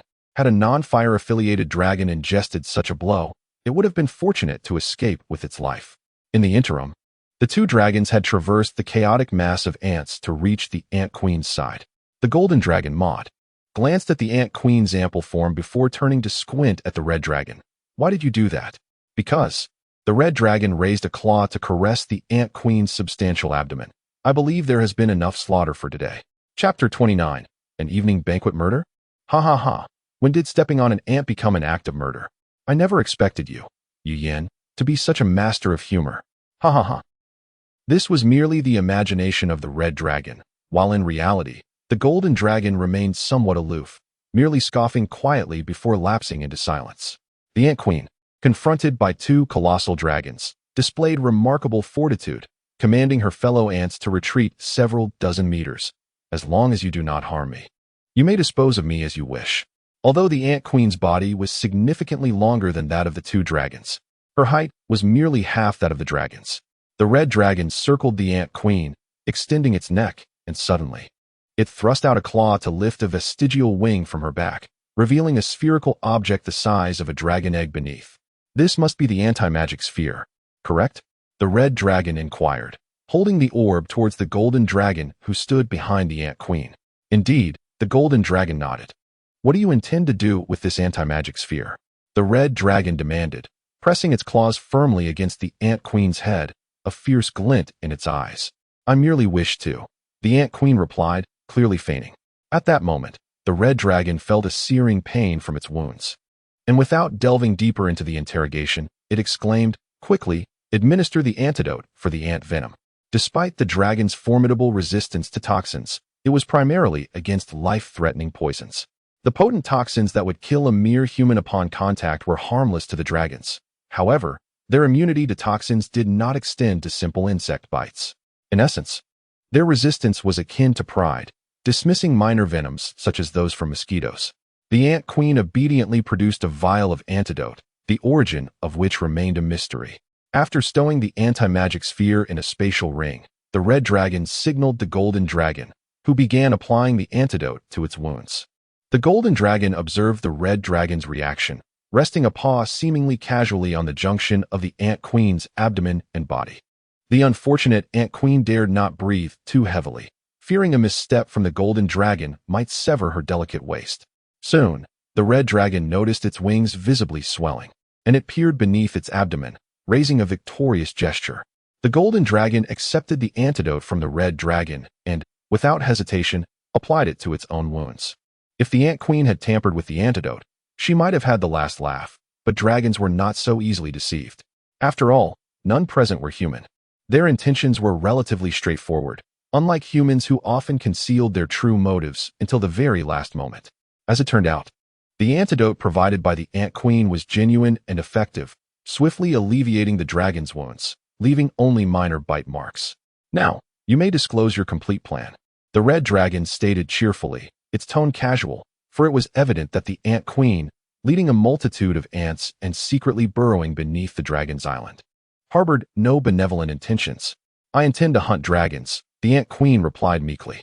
The red dragon spat out a mouthful of antidote in disbelief. How much benefit have you received from the queen? The blue dragon, Meteor, asked with a scowl. Not much, but certainly more than what you offered, the young red dragon. Yu Yin chuckled. It became apparent that the Ant Queen's declaration of hunting dragons was no mere fabrication. In addition to the anti-magic sphere, she had also prepared items like dragon sleep grass and dragon sneeze flowers, specifically designed to counter dragons. The Ant Queen's true target was none other than the owner of the island, the blue dragon, Meteor. With such a plethora of dragon-slaying tools at her disposal, it was conceivable that even a battle-hardened adult dragon could fall prey to ants in its slumber. The Ant Queen's motives were simple. She merely sought to grow stronger. And these items were readily available on the island. The red and golden dragons, having emerged from the depths, did not disclose this information to their employer, the blue dragon, but merely claimed that a horde of ants had stolen the anti-magic sphere for their own collection. This threat cannot be allowed to fester beneath my very wings. One day, I may find myself vulnerable in slumber, the blue dragon declared angrily, unaware that its words were not far from the truth. Regardless, we have clarified the hidden dangers on your island, and you owe us a favor, the young red dragon remarked leisurely. What favor? I refuse to tend to your mother's dragon sleep grave for a century. The blue dragon retorted, seething. Then how about 99 years at the dragon sleep grave? Get lost. After a lengthy negotiation, the young red dragon finally returned the anti-magic sphere to the blue dragon, then turned towards the quiet golden dragon who had been studying a stone nearby throughout the exchange. Yu Yin held no ill will towards this reticent companion. I ask you, besides stones, what else do you fancy? Minerals, the golden dragon replied, shifting its gaze. Plate tectonics. The red dragon was befuddled by this convoluted term and, with a dismissive remark, prepared to depart. Now that the task is complete, farewell.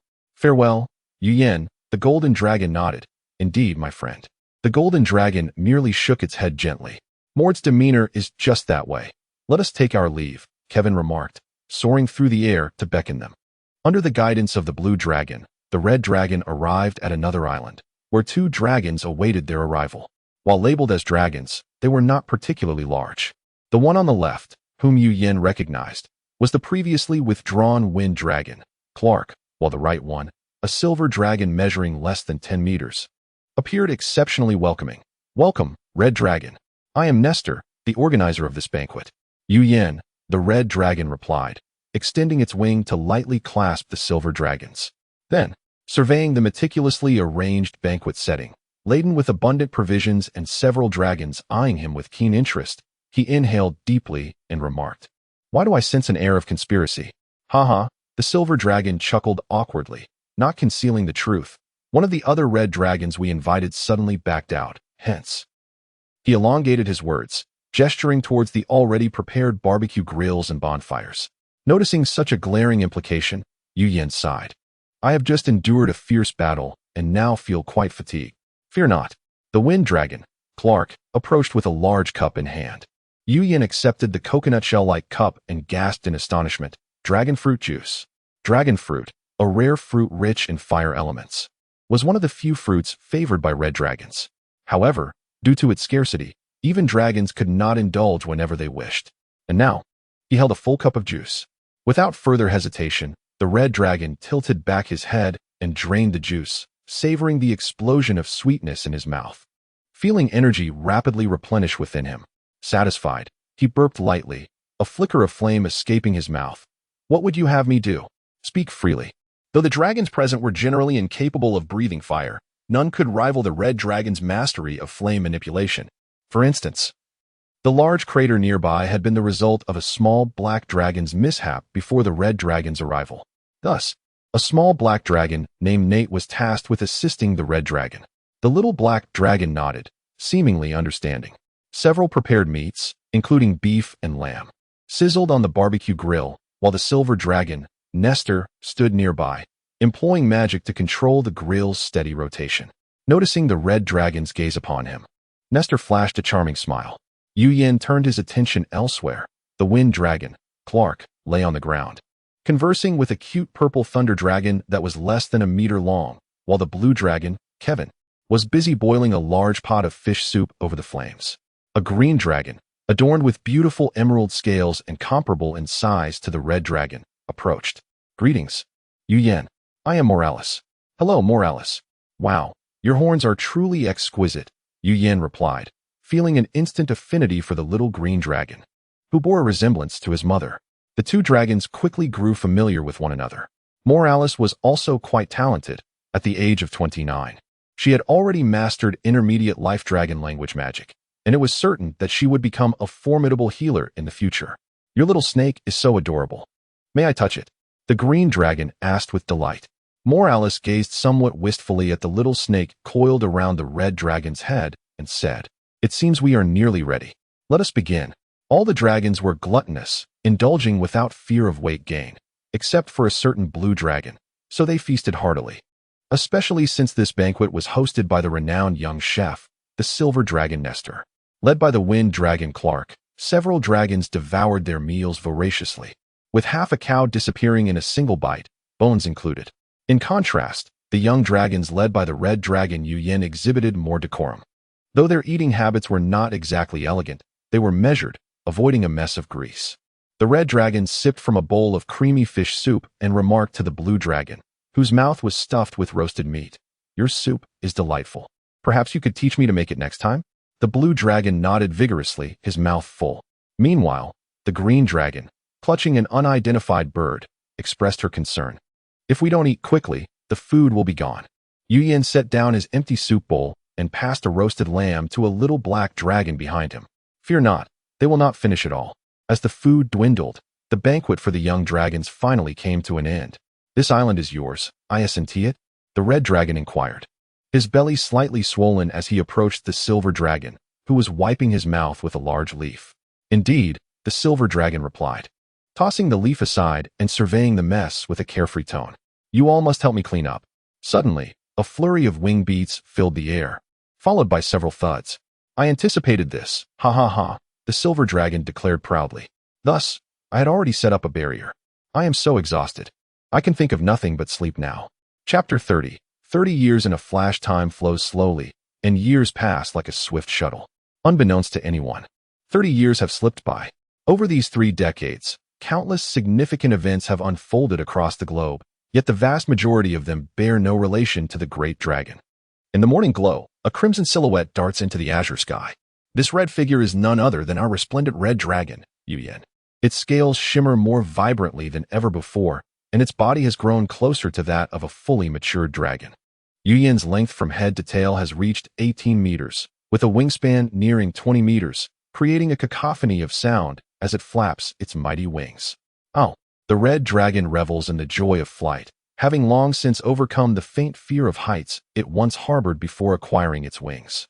Suddenly, a flash of silver streaks in from the side, executing a sharp turn to fly alongside the red dragon. Good morning. Out flying so early? The silver dragon, Nestor, inquires. Yu tilts its head, gazing at the silver dragon. Aren't you doing the same? Nestor chuckles heartily. I lack your fervor. My elders summoned me without revealing the purpose. At this moment, Nestor measures 15 meters in length, a size smaller than Yu. Well, then, farewell, Yu declares, its form accelerating abruptly, swiftly leaving Nestor behind. Though Nestor ranks among the top 3 fastest dragons, he can only watch as Yu's figure recedes into the distance with a sigh. That fellow is truly extraordinary. After flying for several minutes, Yu descends into a forest on an island. After some effort, it finally locates the green dragon, nudging it gently with its claw. Wake up. It's quite late to still be sleeping. The 10-meter-long green dragon slowly lifts its eyelids, peering through the leaves to check the time, and sleepily remarks, it's barely 7 o'clock.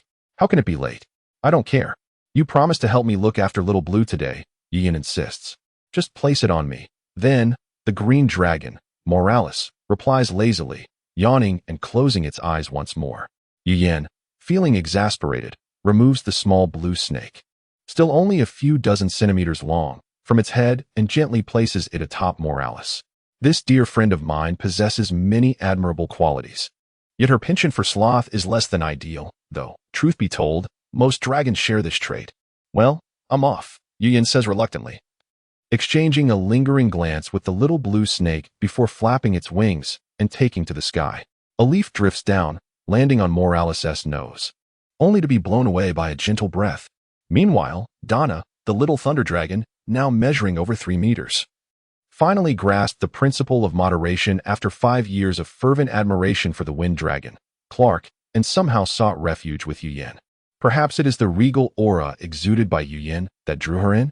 Though small, the little thunder dragon is over 30 years old and has long since outgrown her youthful novvet.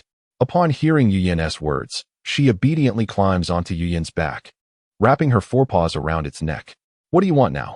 Yu suddenly turns its head, glaring fiercely at the little black dragon that has flown up behind it.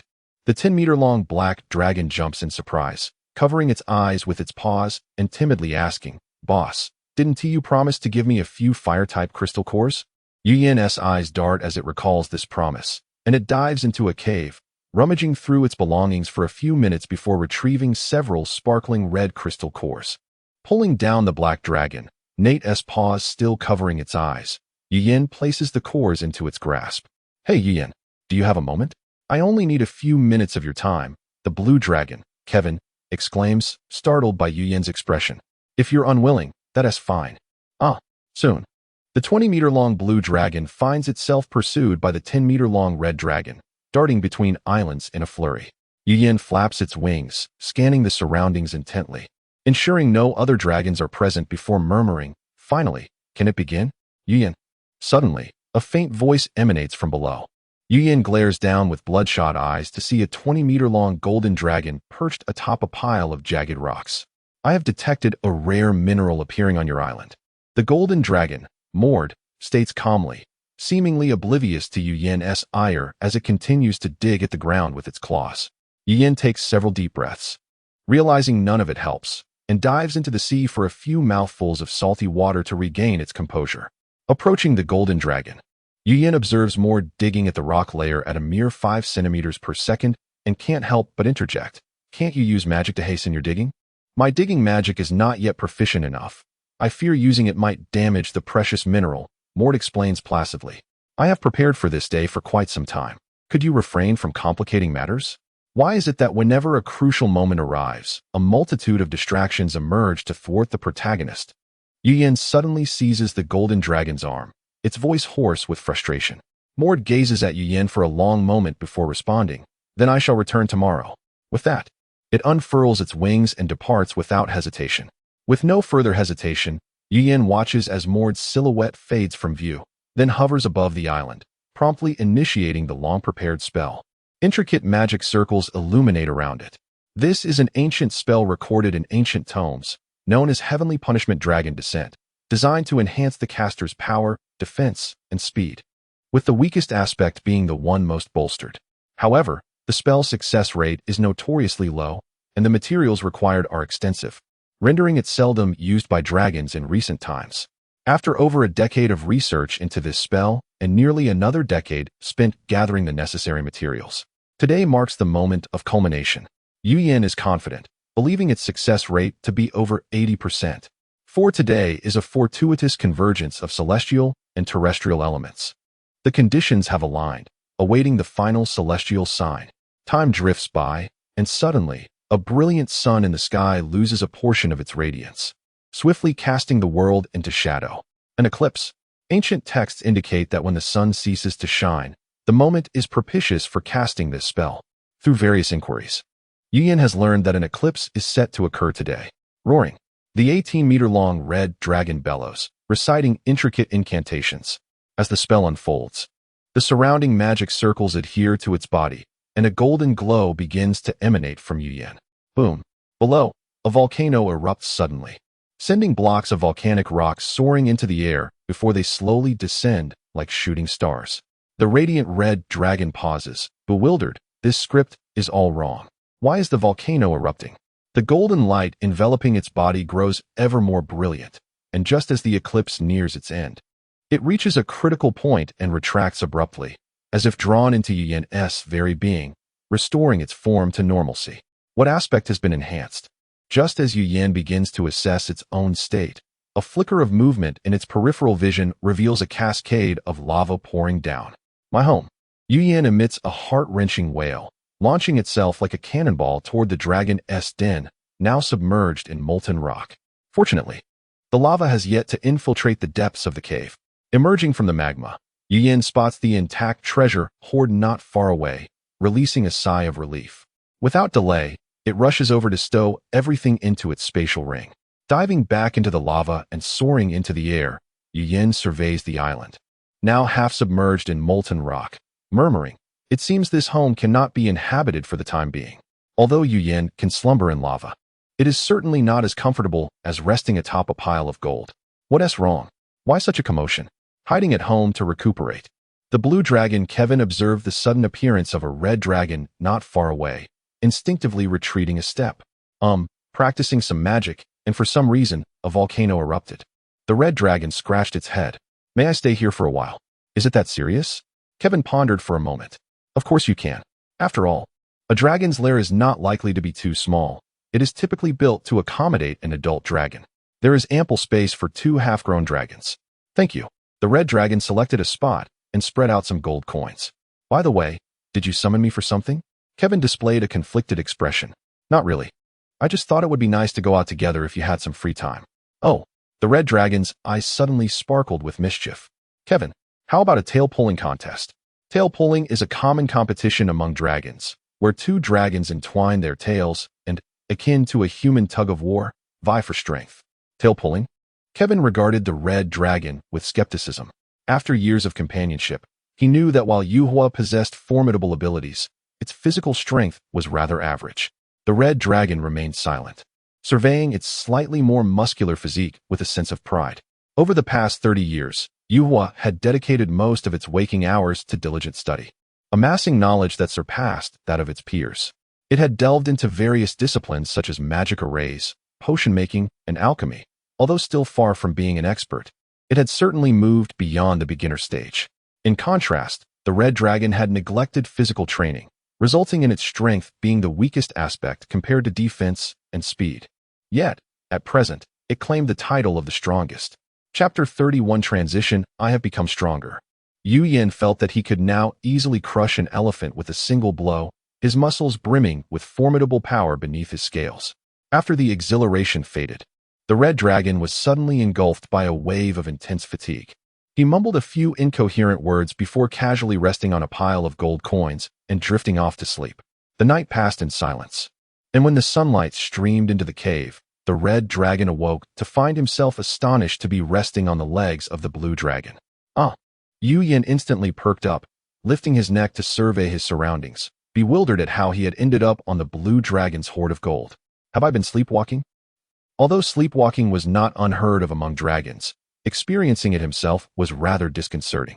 The blue dragon stirred awake, perplexed by the sudden commotion. What is going on?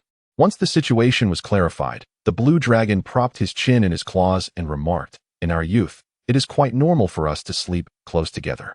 After pondering, the red dragon felt reassured. After all, dragons were not as petty as humans, and it was customary for them to remain immature until reaching adulthood at 200 years of age. Having grown accustomed to sleeping alone for so many years, he slowly savored the sensation, finding the dragon flesh pillow quite pleasant, rivaling even the comfort of a bed of gold coins. Yu Yin, are you free right now? Could you possibly? The blue dragon, Kevin, murmured, his gaze lowered, scratching the ground with his claws. The red dragon understood his intent, just as he was about to respond when suddenly, the cave was plunged into darkness as a massive dragon entered. Yu Yin, the deep, resonant voice could only belong to a gold dragon. Mod, how did you find me here? The red dragon shook his ears in surprise. Without uttering a word, the gold dragon tilted its head towards the entrance. Come on, let us go take a look. The red dragon stood up, nudging the gold dragon out of the cave. The solitary blue dragon lay back down, sighing heavily. The volcano on Yu Yan's home island had now calmed. Yet half of the island had been utterly transformed, with the only consolation being that the flames had not spread further. Most of the open fires had been extinguished, leaving behind a thick veil of smoke. Gold Dragon Mod pointed to a spot that had been washed by lava and said, "This is where it happened yesterday." The red dragon glanced at the unrecognizable area and nodded. "Do you need my help digging?" "No need." With that, the gold dragon descended, continuing its mining endeavors. Seeing that he could be of no assistance, Yu Yin decided to check his own cave, only to find it had been ravaged by the lava, nearly unrecognizable.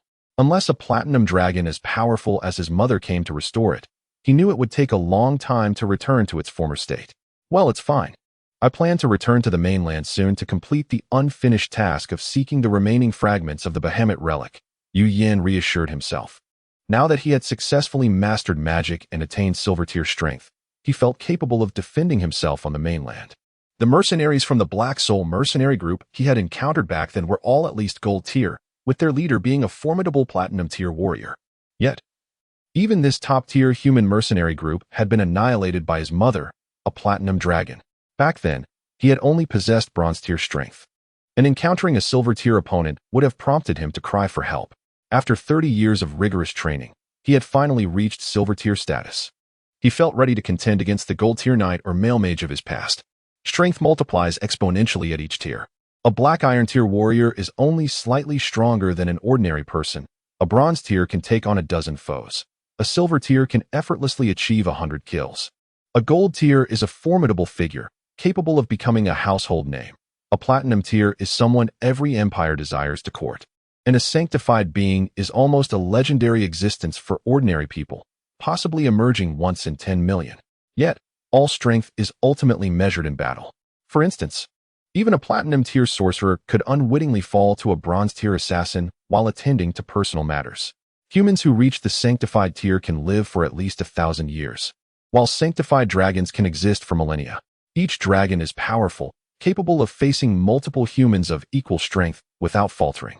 Even the laziest of dragons, once matured, possesses gold-tier strength. A diligent dragon can ascend to platinum in a few hundred years and achieve sanctification after a millennium of effort. Dragons have an average lifespan 100 times that of humans, but their reproductive capabilities are significantly inferior, being thousands of times less prolific. It is not that dragons are unenthusiastic in that regard. On the contrary, they are known to be an open species. However, due to the constraints of the natural order, the stronger the race, the lower the chances of reproduction. A female dragon's ovaries take decades or even centuries to produce a single egg, and the probability of fertilization is dishearteningly low. Consequently, many unsatisfied male dragons seek companionship with the beasts, resulting in the birth of various subdragons. Subdragons typically possess lower intelligence and behave similarly to beasts, yet they inherently submit to dragons, serving as their vassals. Only a few raised by dragon parents or those with innate intelligence are acknowledged by dragonkind. Recalling this, Yu thought of the fire dragon he had once encountered. Its offspring must have grown considerably by now. Subdragons have lifespans comparable to beasts, living for hundreds or even thousands of years, generally maturing in a few decades. Only dragons and certain rare long-lived magical beasts require centuries to reach maturity. Suddenly, the red dragon heard the sound of wings flapping outside the cave. Stepping out, he beheld a 10-meter-long green dragon circling above. The green dragon, Morales, descended upon seeing the red dragon, exclaiming in astonishment, "What happened here? Are you all right? I barely recognized your cave." "Huh."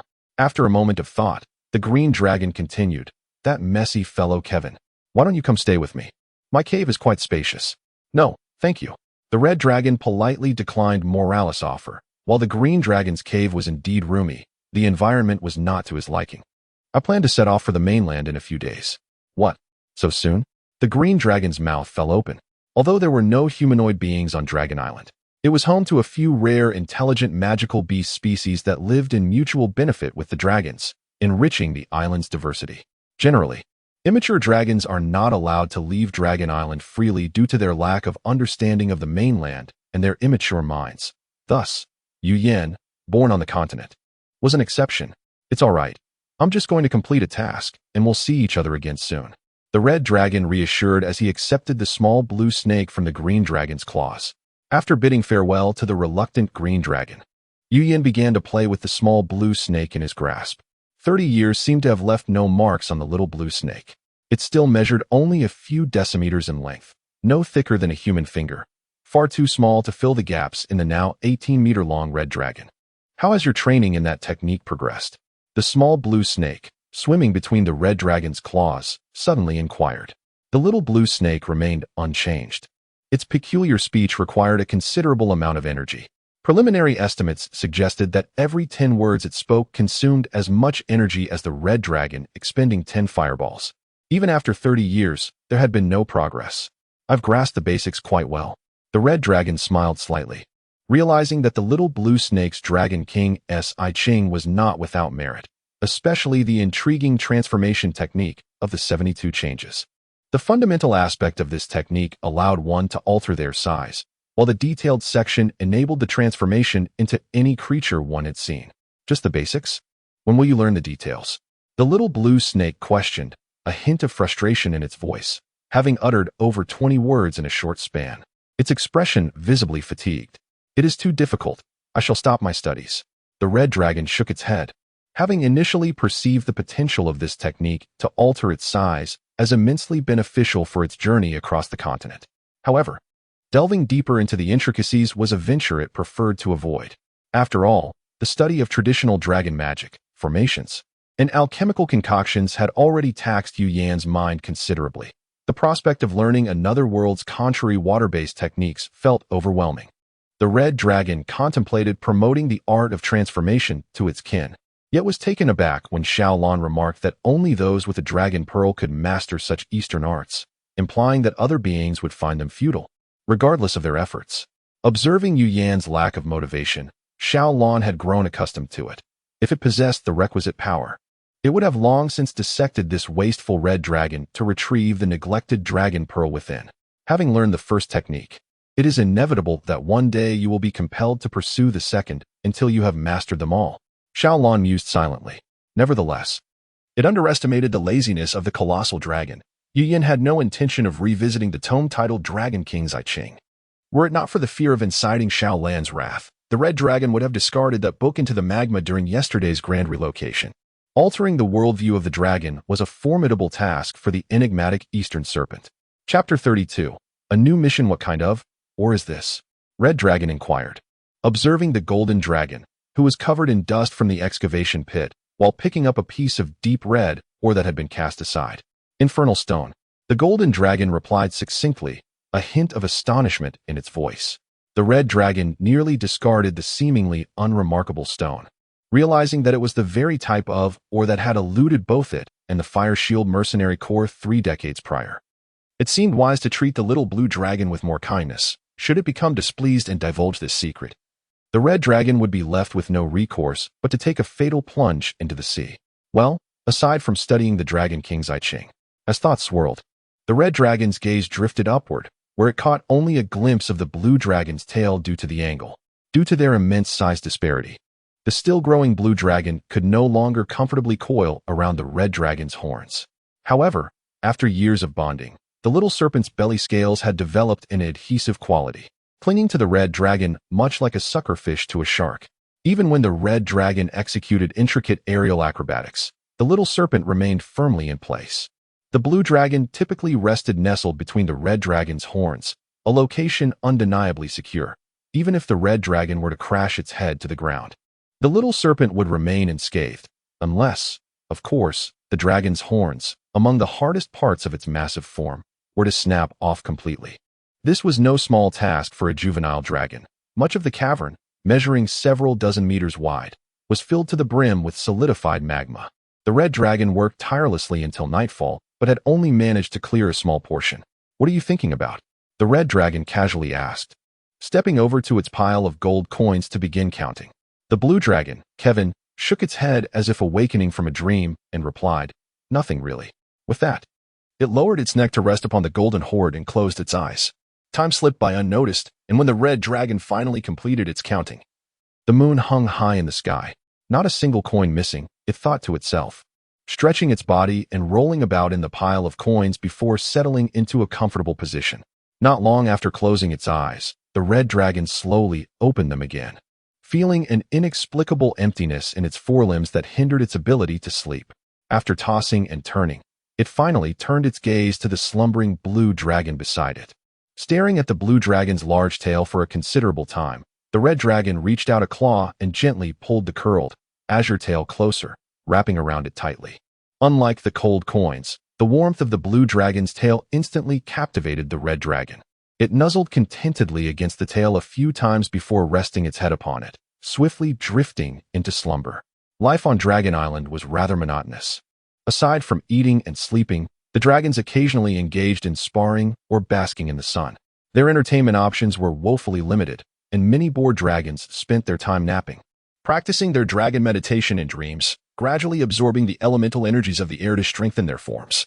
Only when hunger struck would they rise to seek a meal.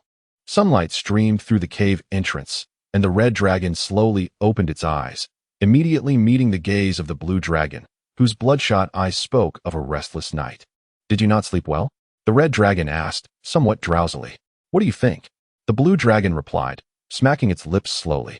The red dragon glanced down, realizing it still clutched the blue dragon's tail, which bore an unmistakable patch of dragon saliva.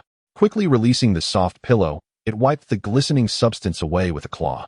"Goodbye," the red dragon said, standing up and hastily retreating. Fortunately, its naturally red visage masked any potential blush of embarrassment. In the days that followed, the red dragon forsook sleep, dedicating most of its time to cleaning its lair. During this period, it confirmed that the recent volcanic eruption had stemmed from the side effects of its own magic, assuring that no further eruptions were imminent. Noticing the red dragon relocating its nest, the blue dragon felt a twinge of melancholy and contemplated voicing its feelings, but ultimately refrained. Earning gold on Dragon Island was an arduous endeavor. While the Red Dragon had amassed over 1,000 coins in just over a month on the mainland 30 years ago, it had accumulated a mere 100 coins over the past 3 decades on Dragon Island, including the 50 coins from the Blue Dragon, Meteor. This was largely due to the dragon's obsession with wealth. More than a decade prior, the Red Dragon had served as a proxy librarian for the cunning Bronze Dragon Elder for an entire year, earning a paltry 10 coins in return. The mere recollection of this infuriated the Red Dragon.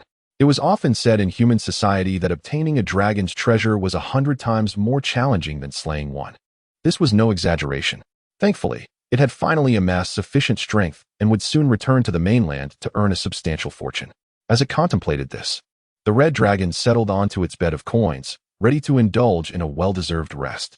Yuhua, if possible, please come to me now. I have news regarding the holy relic. A deep, magnetic voice suddenly resonated in the Red Dragon's ear just as it began to drift into slumber. With a reluctant stretch, the Red Dragon stood once more and flew from its cave toward the main island.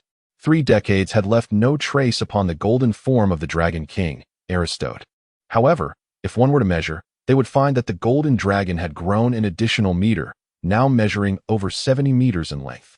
The 18-meter-long young Red Dragon stood before the prostrate golden dragon, now reaching the latter's chin. According to intel from our informants in the Gondor Empire, the remaining part of the holy relic may be located in the frozen city. You can seek out that informant for further action, the golden dragon remarked, gazing at the magical map that appeared upon a stone pedestal. Gondor Empire? The Red Dragon queried, a hint of confusion flickering in its eyes. It recalled that the map did not indicate an empire by that name among the 4 great human empires. Nevertheless, it moved on, posing another question. Where else might the relic be, aside from the frozen city? Isn't this my mission? The Red Dragon relished this response. If possible, please divulge my 2nd and 3rd tasks as well. If they are along the way, I can complete them simultaneously. Feeling somewhat weary of the monotonous life on Dragon Island, the Red Dragon was eager to embark on a mission to the mainland. A dragon's body is a treasure trove, rare dragon scale armor, dragon bone staves, dragon tooth daggers, and other powerful artifacts are typically acquired through slaying dragons. Every few decades, a dragon deemed a miscreant would be banished from Dragon Island, and the Dragonkin would not intervene in their fate, whether they lived or died. Consequently, most of these outcast dragons fell prey to human adventurers, who would harvest their body parts for various uses. What constitutes the completion of such a task? The Red Dragon asked, somewhat disgruntled. And what about my 3rd task? It pressed, swallowing its irritation and gritting its teeth as it inquired. To its surprise, the golden dragon merely shook its head. I cannot disclose that task for the time being, so focus on completing the first 2 tasks. Very well. If there is nothing else, I shall take my leave. Truthfully, the Red Dragon harbored an inexplicable aversion towards the Dragon King, who might soon become its stepfather, yet could not pinpoint the reason behind this sentiment. Chapter 33. A merchant caravan. Julian Wig, a trader from the prestigious Borton Chamber of Commerce, the largest trading guild in the Kote Empire, seized the opportunity presented by the Galland Empire's pressure on Cold City. He arrived at a remote town in the Kote Empire, preparing a substantial cargo destined for Cold City. Through his astute calculations, he anticipated that the profits from selling this cargo, which cost less than 500 gold coins, would multiply significantly upon arrival. However, the success of this venture hinged on one crucial factor: the presence of adequate protective forces. Julian found himself in a predicament as, just before the caravan's departure, 2 mercenary groups abruptly withdrew their services, citing vague reasons. We can no longer endure your incessant chatter. The perceptive Julian sensed the underlying tension, realizing that the journey ahead would likely be fraught with challenges.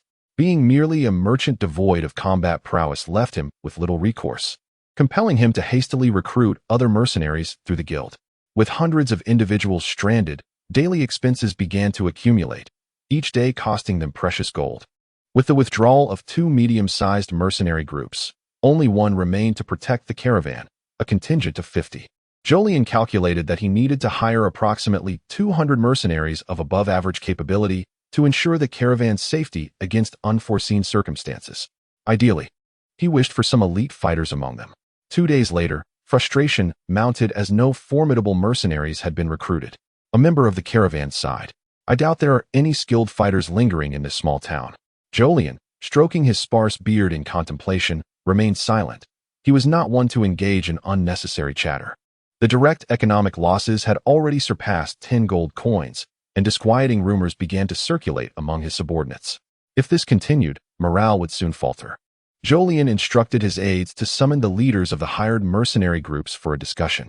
The first to arrive was Kit, the leader of the B-rank mercenary group. Iron Horse, a former member of the Fire Shield mercenary group, he had become a peak silver-tier warrior over 3 decades, his muscular physique commanding attention. The massive, albeit dull, sword slung across his back was a testament to his lethal prowess. Next was Rita Vora, the leader of the C-rank mercenary group, Gale's Blossom. This armored blonde with striking blue eyes possessed remarkable beauty, yet her notorious moniker, the Iron Lady, instilled trepidation in many. Although she stood a head shorter than Kit, her fierce spirit was undeniable. The third arrival was Jameson Fawkes, the leader of the C-rank mercenary group, Rabid Rats, whose shifty demeanor suggested unsavory intentions. Lastly, the representative of a dozen lone mercenaries, Borwin, entered. This weathered middle-aged man donned a standard swordsman-esque attire, exuding a composed demeanor that belied his depth. The informal meeting commenced promptly, with Jolien taking the lead. "Gentlemen, have any of you found additional reinforcements?" Jameson, with a voice as squeaky as a rodent, responded first, "Yes. I've contacted a partner, and he should be arriving shortly." Kit cast a glance at him before addressing Jolien. "Regrettably, my old friends are not in the vicinity." The aloof Rita merely shook her head, while Borwin shrugged, indicating his inability to assist. With little else to discuss, the meeting drew to a close. Jolien surveyed the room and smiled. "No worries. You are all renowned mercenaries. I trust in your abilities. Therefore, the caravan will depart tomorrow." He graciously escorted the mercenary leaders out, watching as they dispersed. Just then, a voice unexpectedly chimed in. "Are you heading to Cold City and still in need of mercenaries?" Jolien turned, startled, to find a red dragon leaning casually against the wall, adorned with an unassuming necklace. Having weathered many storms, Jolien maintained his composure, replying, "Ah, esteemed dragon. The bank is 300 meters down the 3rd Street to your left, and the residence of the wealthy Marquis Bedouin is 500 meters to your right at the 5th intersection." Days prior, the red dragon, Yin, feeling adequately prepared, had reluctantly departed from Dragon Island after a final wistful glance at her hoard of gold coins. Upon reaching the mainland, she felt a pang of hunger and intended to purchase provisions, only to discover she had left her coin behind in her homeland. Adhering to her principles of goodwill, the red dragon refrained from dining and dashing or resorting to theft. Instead, she hunted a few unfortunate beasts in the wild to satiate her hunger. After crafting a convenient stick, she pondered her next steps while flying, ultimately shrinking her form to that of a horse from 3 decades ago, before descending near the town. Yin discovered the mercenary guild and noted the prominently displayed notice for high-paying guard recruitment. After jotting down the details, she quickly followed the address to find Jolien. Upon entering the room and retrieving 100 gold coins, Jolien regarded the dragon with bemusement as she gleefully counted her coins. "Esteemed dragon, are you prepared to depart?" "Depart?" the dragon inquired, weighing the coins thoughtfully. "Having accepted your remuneration, I am bound by our agreement to ensure the safe passage of the caravan to Cold City." "Are you serious?" Jolien asked, still incredulous. "Dragons never lie," she asserted, stowing her coins away with a snort. "Indeed." Jolien nodded, sensing his companion's lingering skepticism. However, Yin chose not to prolong the exchange, rising to leave. The following morning, Jolien's caravan set off from the frontier town. The extensive caravan consisted of over 100 heavily laden wagons, most filled with daily necessities and provisions, while others accommodated mercenaries and passengers. The journey to Cold City spanned over 1,000 miles, and at the pace of this human caravan, they would require over 2 weeks to reach their destination.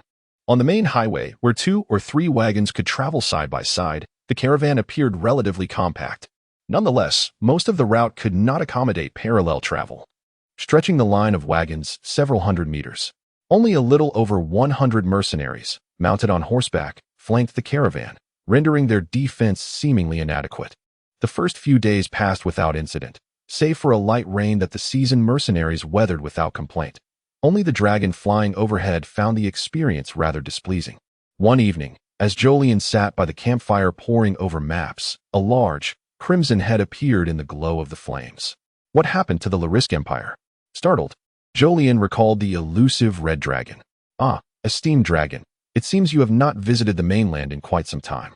The Larisk Empire ceased to exist a decade ago, not through widespread warfare, but rather through the overthrow of the royal family by a family known as Tirkantai, aided by mysterious forces, leading to the establishment of the current Galland Empire. Is that so? The Crimson Dragon's gaze sharpened. What has become of the guardian dragon of the Larisk Empire? Oh, nothing much, Jorian replied with a subtle smile. It is now the guardian dragon of the Gundor Empire. The dragon nodded thoughtfully, then, under the bewildered stares of several companions, seized a piece of roasted food from the fire and began to feast. After devouring 2 charred, yet succulent chickens, the dragon casually inquired, "What of the former nobles of Larisk? Have they been eliminated?" Jorian, who had grown somewhat accustomed to the presence of the dragon, began to relax. Some of the Larisk nobility allied themselves with the Tirkantai family, thus they have been spared. However, the majority who remained loyal to the former royal family have been largely eradicated. Mostly, indeed, the Tirkantai family seems to wield power unopposed, without thoroughly extinguishing all dissent. Intriguing. Are you aware of a family called the Stan? The dragon asked, taking a bite of a 4th chicken. I don't recall.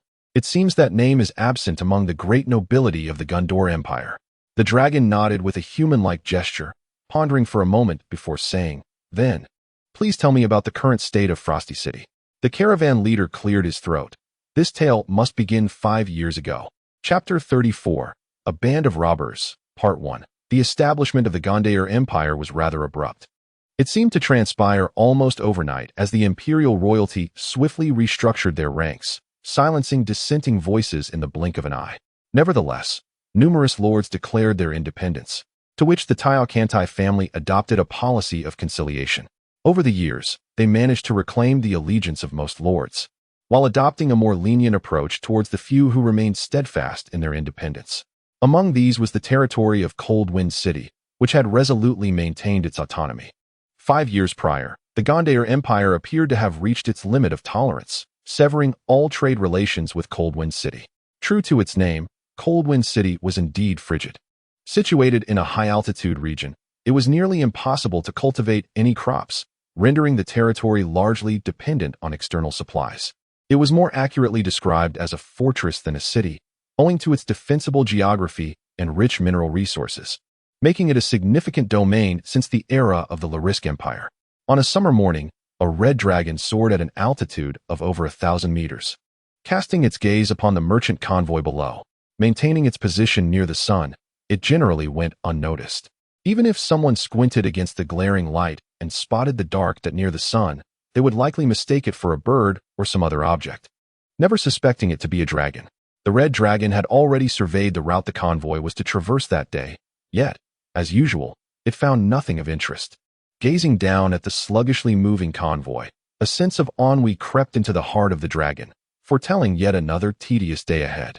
The scorching summer sun was unbearable for most creatures, but for the red dragon, it felt akin to the warm hand of a mother. The small blue dragon, usually perched above, had long since sought refuge within the dragon's ear, finding solace from the heat in one of the few relatively cool spots on its formidable form. By noon, the temperature soared perilously high. Upon entering a wooded area with a small lake, the convoy came to a welcome halt.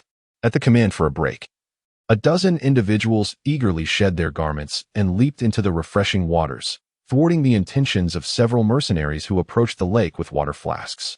One mercenary, gulping down the lukewarm water from his flask and wiping the sweat from his brow, exclaimed, "How I wish I could have a chilled beer right now." The others nodded in agreement. Yet, they all knew that under the current circumstances, indulging in alcohol was out of the question, for a band of robbers could strike at any moment. As the attention of the group turned toward him, a convoy attendant opened a barrel, and several mercenaries were immediately enveloped by the invigorating scent of mint wafting from within. The liquid inside was a pale green, semi-transparent concoction, an innovative cooling beverage crafted by the Borton Trading Company, priced at 5 silver coins per barrel. The attendant extended his hand in expectation, exchanging glances. The mercenaries recognized that while the price was somewhat steep for a drink, it was still acceptable given the considerable volume, enough to quench the thirst of many. Thus, they readily procured the required coins. "Captain, you should give it a try." Kit took the flask passed to him by one of his subordinates, inhaling the refreshing aroma of mint that instantly revived his spirits. Hey, where did you get this? It was sold by the convoy. Seeing many were purchasing it, I decided to buy a barrel as well. Its cooling effect is indeed remarkable, the subordinate replied with a grin. Kit downed the contents of the flask in one go, and an exhilarating chill coursed down his throat, swiftly enveloping his entire being, dispelling the oppressive heat. Refreshing. This is splendid. Take this money and buy some more. He set the flask down and produced a handful of silver coins from his pouch to offer his subordinate. Is that necessary, Captain? In a couple of days.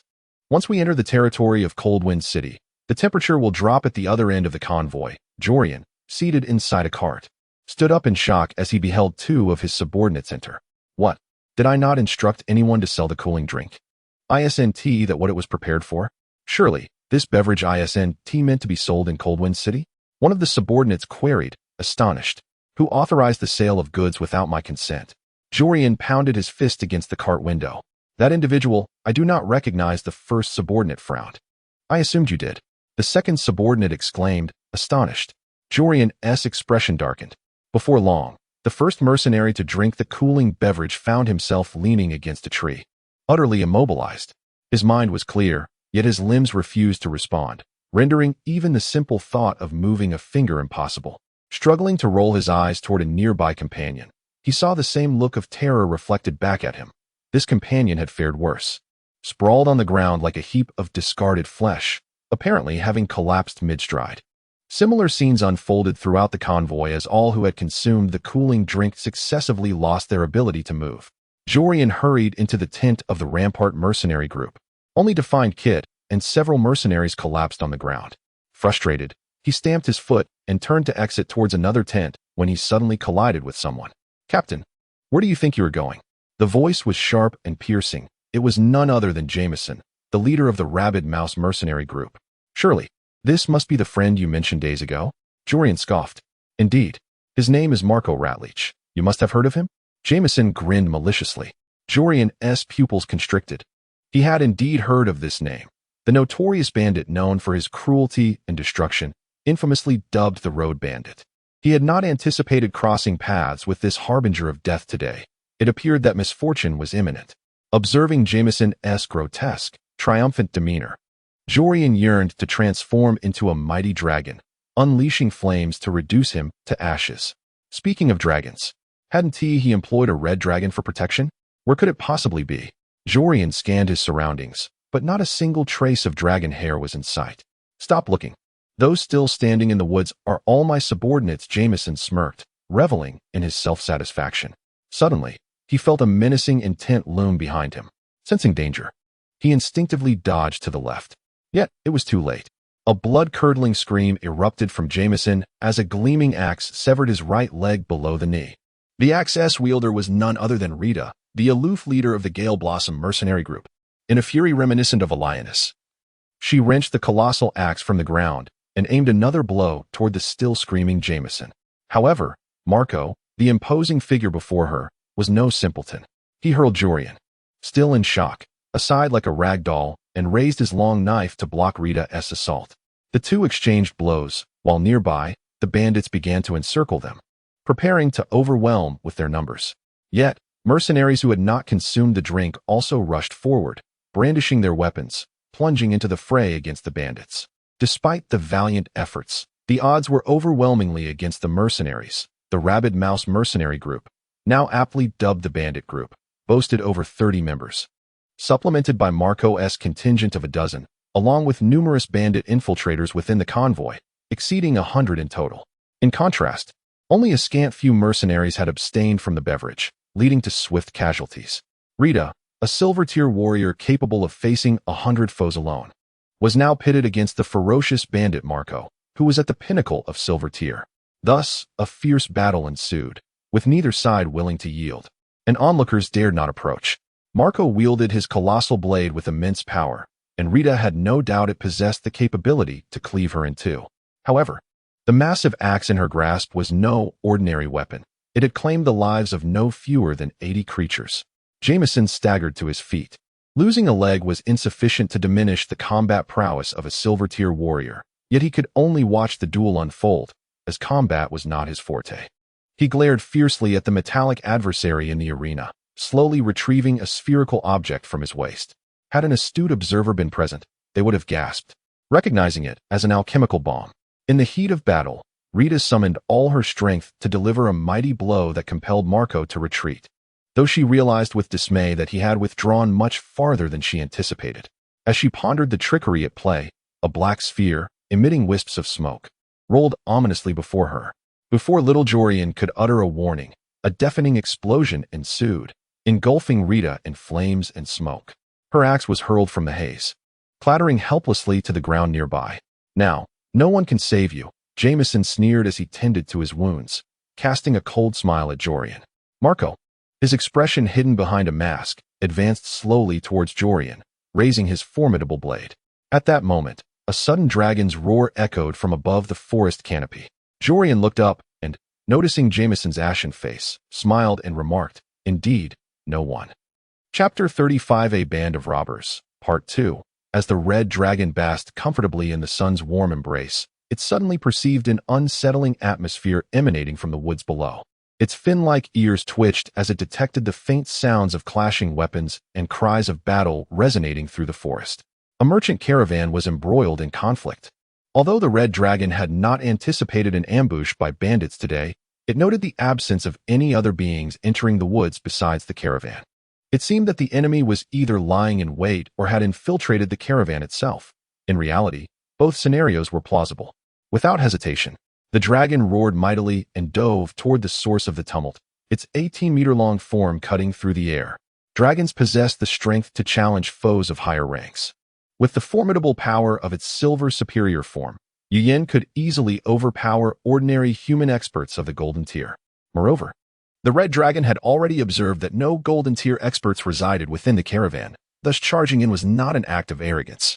With a cacophony of splintering wood, the dragon's massive body crashed through several trees, scattering them like matchsticks before it landed with a thunderous thud. The brilliant sunlight streamed through the space it had cleared, casting a divine glow upon the dragon's form. The bandits and mercenaries engaged in battle were momentarily stunned, their conflicts halting as they gazed in awe at the celestial creature that had descended upon them. Observing the similarly clad combatants on either side, the red dragon furrowed its brow. "Which of you are the bandits?" "You are the bandit," one of the opposing bandits retorted. "They are the bandits. You are the bandits." The scene erupted into chaos. However, the red dragon had already reached a conclusion. It opened its jaws wide and swiftly unleashed a colossal fireball toward the densest cluster of bandits. The robbers attempted to evade, but their bodies failed to react swiftly enough. The fireball erupted amidst the crowd, sending several bandits screaming to the ground while the rest scattered like startled birds. The mercenaries, invigorated by the sight, swiftly swung their swords, dispatching a few bandits who had panicked and rushed toward them. Yet, the bandits were not mere rabble. After the initial confusion, they quickly regrouped, brandishing various ranged weapons aimed at the dragon. Yu was confident in its defenses. Ordinary crossbow bolts were rendered ineffective. Only arrows crafted from rare materials or imbued with penetrating magic posed a genuine threat. Sensing an approaching presence from the side, the dragon swiftly turned its head and unleashed another fireball. The assailant was a portly man clad in a mask. As the fireball hurtled toward him, he seized a nearby bandit and hurled him into its path, turning the unfortunate soul into a charred relic. This was a formidable adversary. The dragon resolved to conclude the battle swiftly. With its jaws slightly parted, the muscles in its throat began to vibrate as it coalesced a golden sphere of energy. Marco struck the dragon's leg with a blade, yet the impenetrable scales only yielded the slightest cracks. The red dragon retaliated with a powerful swipe of its claw. Marco displayed an astonishing agility, narrowly evading the dragon's strike. However, Yu was equally nimble. Its massive form pivoted swiftly, and its colossal tail swept low toward Marco. The bandit leapt high to avoid the blow, but the moment was ripe for the dragon. As the tail swept past, Yu arched its neck, aiming its gaping maw at the airborne Marco. Dragon cannon. A thunderous roar erupted as a searing beam of energy burst forth, catching Marco squarely in its path. The portly bandit exploded in a fiery conflagration. This decisive blow instilled fear in the remaining bandits, yet they did not retreat. 3 of them circled behind the dragon, intending to launch a surprise attack, but Yu had anticipated their maneuver. Just as they believed they were about to succeed, the dragon's massive tail swept around, And while one bandit managed to duck in time, his comrades were not so fortunate. The two were struck violently, sent flying like ragged dolls. One bandit raised a shield to block, but the immense force shattered his arm, leaving him groaning on the ground. The other, unshielded, was not as lucky, his body contorting grotesquely before he succumbed before even hitting the ground. The survivor scrambled to his feet, but before he could react, a dragon's foot loomed large before him, following the fate of his fallen companions. Yin, undeterred by the chaos, swiftly dispatched the third bandit with a powerful kick. However, the dragon remained vigilant. For the enemies before it had doubled in number. Arrows rained down upon the red dragon, but it merely closed its mouth, preparing to unleash another fireball. With a mighty thrust of its hind legs, it lunged at the archers, who were caught off guard and sent tumbling several meters away, certain they would not survive. The remaining bandits, quick to react, drew their swords and slashed at the dragon. Blades clanged against its scales, sending sparks flying. But the dragon's formidable defenses instilled dread in the hearts of its foes. Finally, one bandit managed to pierce the dragon's abdomen with a long sword, yet by this point, more than half of the bandits had already fallen to the dragon's might. The injury was but a mere scratch to Yu Yin. The muscles tightened, rendering the bandit's attempts to withdraw futile. The bandit abandoned his weapon, but in his desperate flight, he was met with Yu Yin's swift jaws, which bit him in half. The remaining bandits, now gripped by fear, saw their morale plummet as they realized they were outnumbered and outmatched. They abandoned their fallen comrades, fleeing in all directions. The red dragon did not pursue, exhaling a disdainful breath as it watched them retreat into the distance before turning its gaze toward a group of mercenaries nearby. These mercenaries were bloodied and weary, yet instinctively raised their swords upon perceiving the dragon's attention. Yu Yin ignored them, focusing instead on the scent of Jorian lingering in the air, and moved in that direction. Not far ahead, the dragon spotted Jorian seated upon the ground, appearing disheveled, yet largely unscathed. "It seems fortune has favored you," the dragon remarked playfully, glancing at a female mercenary leaning against a tree. Her full-plate armor was tattered, a gaping wound marred her leg, blood staining the area around her. Despite this, she remained silent, her gaze fixed intently on the dragon. "We owe our lives to you, mighty dragon," Jorian said, dusting himself off as he rose to his feet, then turning to the female mercenary and to Captain Rita. Just 10 minutes prior, as the bandit Marco prepared to execute Jorian, the divine red dragon intervened, disrupting his deadly intent. Upon witnessing the dragon's fierce presence, Marco abandoned Jorian and charged toward the dragon. "Don't go," the bandit leader Jameson called out in vain, but he was undeterred. Instead, he drew a dagger, a sinister smile spreading across his face as he approached the terrified Jorian. Just as he was mere steps away, Jameson noticed a shift in Jorian's expression. Realizing the impending danger, he reached for a bomb on his belt, but it was too late. A dagger sliced through his throat from behind. Jameson fell to the ground. Catching a glimpse of the mercenary captain responsible for his demise, his eyes wide with unspoken disbelief as he perished. Rita, wounded in the explosion, would have surely met her end had it not been for the exceptional defense of her armor. Luckily, Jameson's overconfidence in the bomb's potency had allowed her to turn the tables and claim victory. At that moment, the distant sight of the Crimson Dragon swiftly vanquishing the road marauder did not ignite a fervent battle spirit within the eyes of the all-metal scoundrel, but rather a mixture of excitement and admiration. Suddenly, a cry of alarm pierced the air. "Fire! We need to extinguish it." It was then that the dragon recalled the flames it had just unleashed. Upon noticing the blaze had already spread, a few mercenaries and several members of the previously hiding caravan were futilely attempting to douse the flames with wooden buckets drawn from the lake.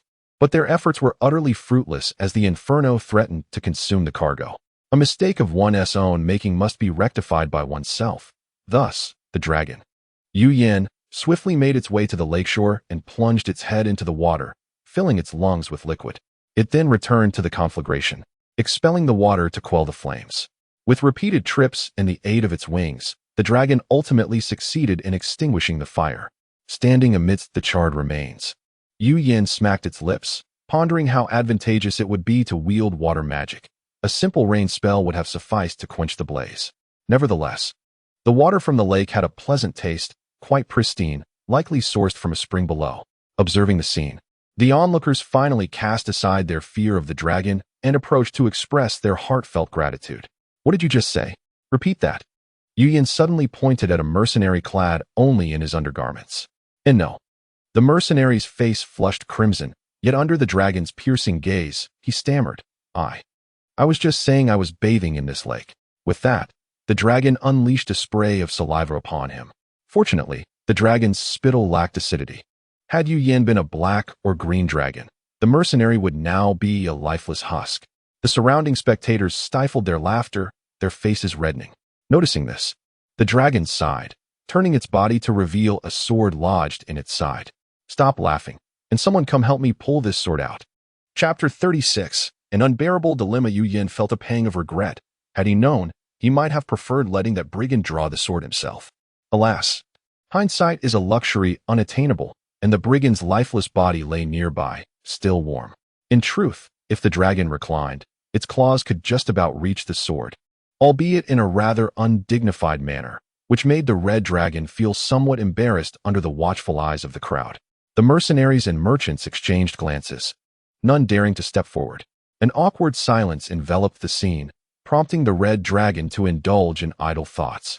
It was said that centuries ago, a formidable dragon met its demise when an enemy extracted a sword embedded in its flesh, a relic from an unknown era. This sword, having absorbed the dragon's blood, was rumored to have become a legendary weapon, indestructible and ever victorious. Shaking his head to dispel such musings, Yu Yin wondered when he would rid himself of this tendency to overthink. Just then, a sharp pain shot through his abdomen, nearly eliciting a roar. Lowering his gaze, he discovered that the sword had indeed been drawn, and the culprit was none other than Rita, the mercenary captain known as the all-metal scoundrel. Ah, it's you, the dragon remarked. Is it true that bathing in dragon blood can transform one's bones into steel? Rita asked abruptly, reaching to catch a droplet of blood seeping from the wound. Who claims such nonsense? The dragon scrutinized the young woman with golden hair and azure eyes.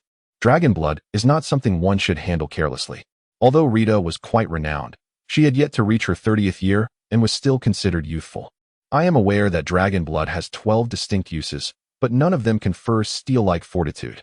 Most are related to the field of alchemy, the dragon elaborated. If anyone were to bathe in unrefined dragon blood, losing a layer of skin would be the least of their worries. The onlookers observed in disbelief as a dragon conversed casually with a mercenary wielding a sword stained with dragon blood.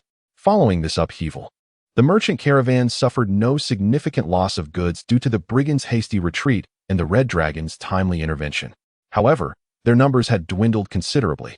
Of the 200 merchants, approximately a quarter were disguised brigands, and many others fell victim to the ensuing chaos, resulting in dozens of casualties.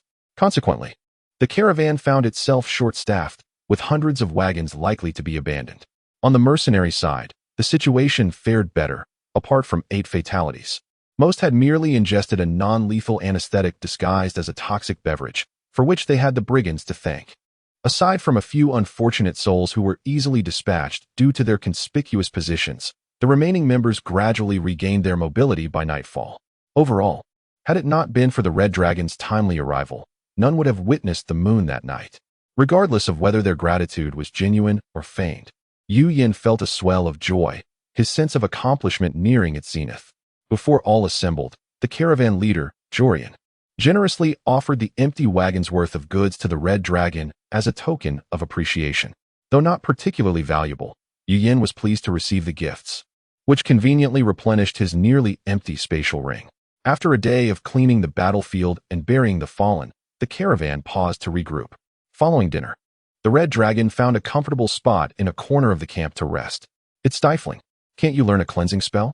The little serpent chided, nipping at the dragon's ear.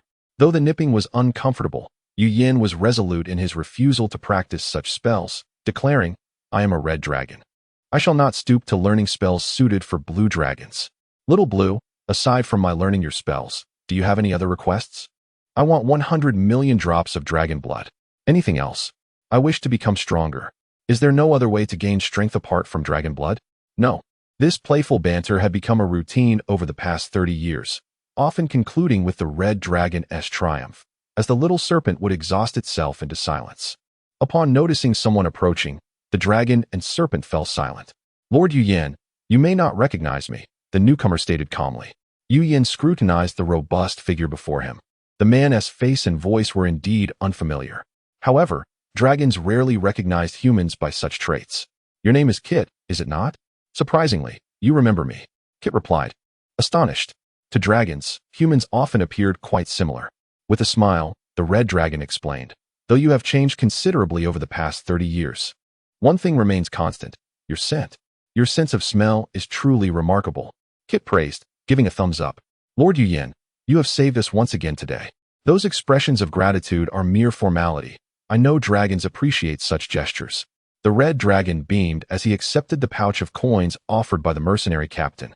I do prefer dealings with individuals like you. After exchanging pleasantries, Kit departed.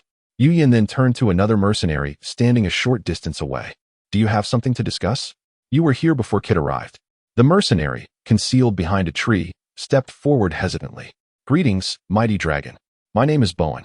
Forgive my boldness, but are not fire dragons inherently malevolent? Yu, unfazed by the inquiry, rolled his eyes. You seem to be of considerable age.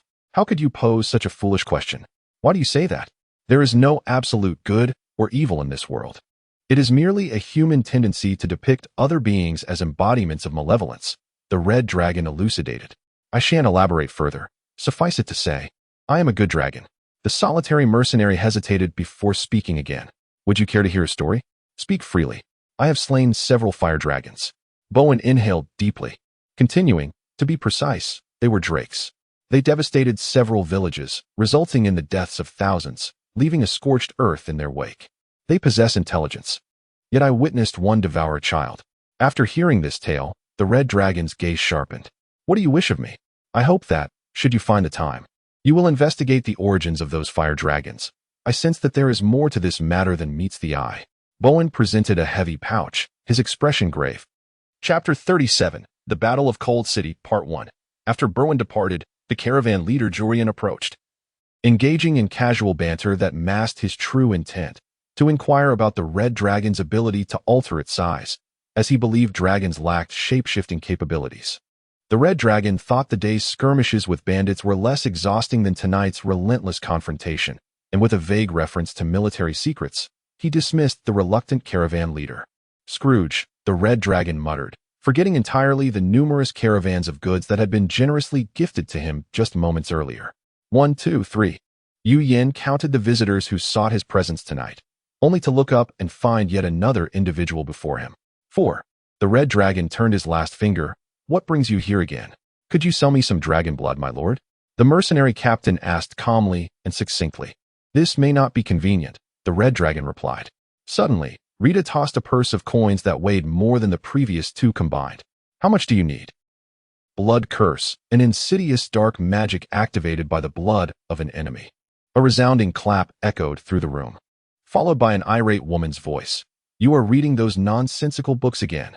Mother, I am sorry, the child replied, feeling aggrieved. I told you, such absurd magic has never existed. It is merely a fabrication of those with ulterior motives. The woman's tone softened upon seeing the child admit his fault. I understand. That's good, dear. Have you perfected your ice spike technique? If you don't put in the effort, you won't keep up with your sister. I will practice now, mother. Watching her son leave the room, the woman sighed and tossed the heretical tome into the fireplace. Lilith, long time no see. Suddenly, a voice resonated behind her. Lilith turned sharply, her hand instinctively forming an ice spear, but upon recognizing the owner of the voice, she lowered her hand. My lord Red Dragon, it is you. The red dragon, peering through the window, nodded. Just call me Yen. You have changed so much over the years. Lilith remarked, gazing at the dragon's significantly larger head. Indeed, and you seem hardly changed at all.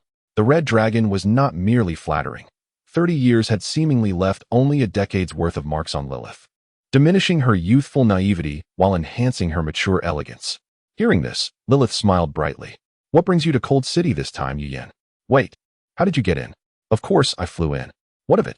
The red dragon assumed she was referring to his wings, for they were situated in a high tower of the castle. Not that. Did no one see you enter? A flicker of panic crossed Lilith's face. Oh, I possess an item that conceals my presence. Most would not notice me, Yen boasted, growing fond of the necklace that, despite his increased size, still fits snugly around his horns. Most people, Lilith murmured, suddenly animated. But there are a number of gold and silver guards stationed nearby. If they did not see you, they must either be dead or have betrayed us. My child could be in danger. Without another word, she hastily left the room, leaving the red dragon pondering the unrest in Cold City.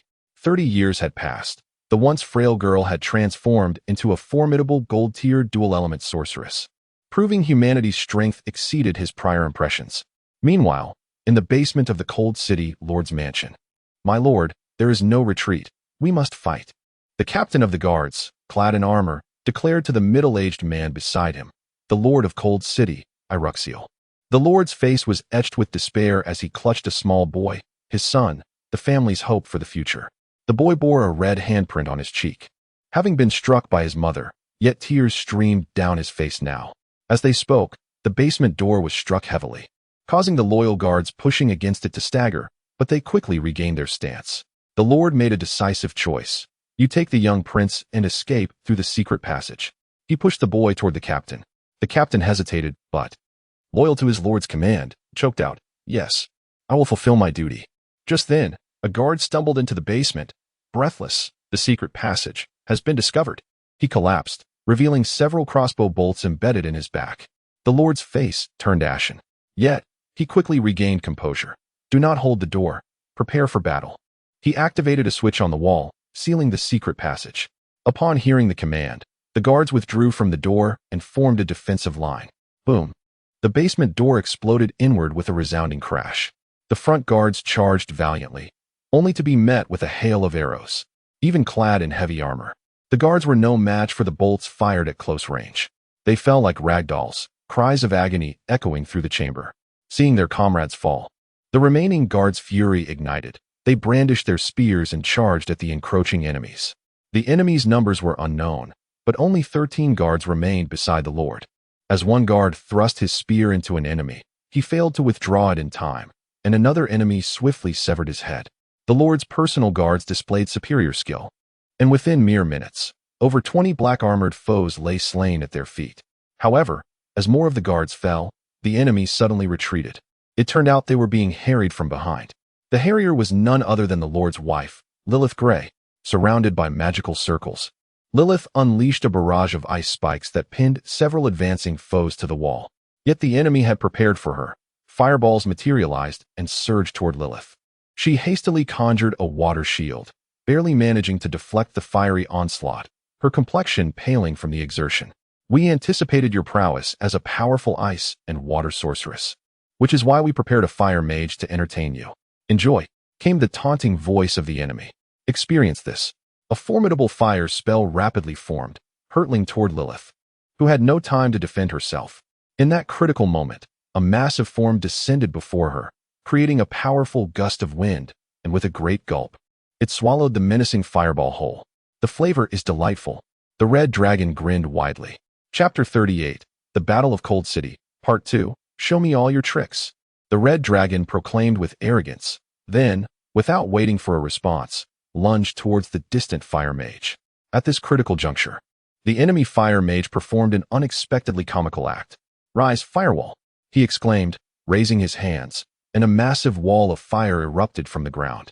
The firewall is among the most prevalent and practical defensive spells of the fire element, with its searing flames causing most advancing foes to hesitate.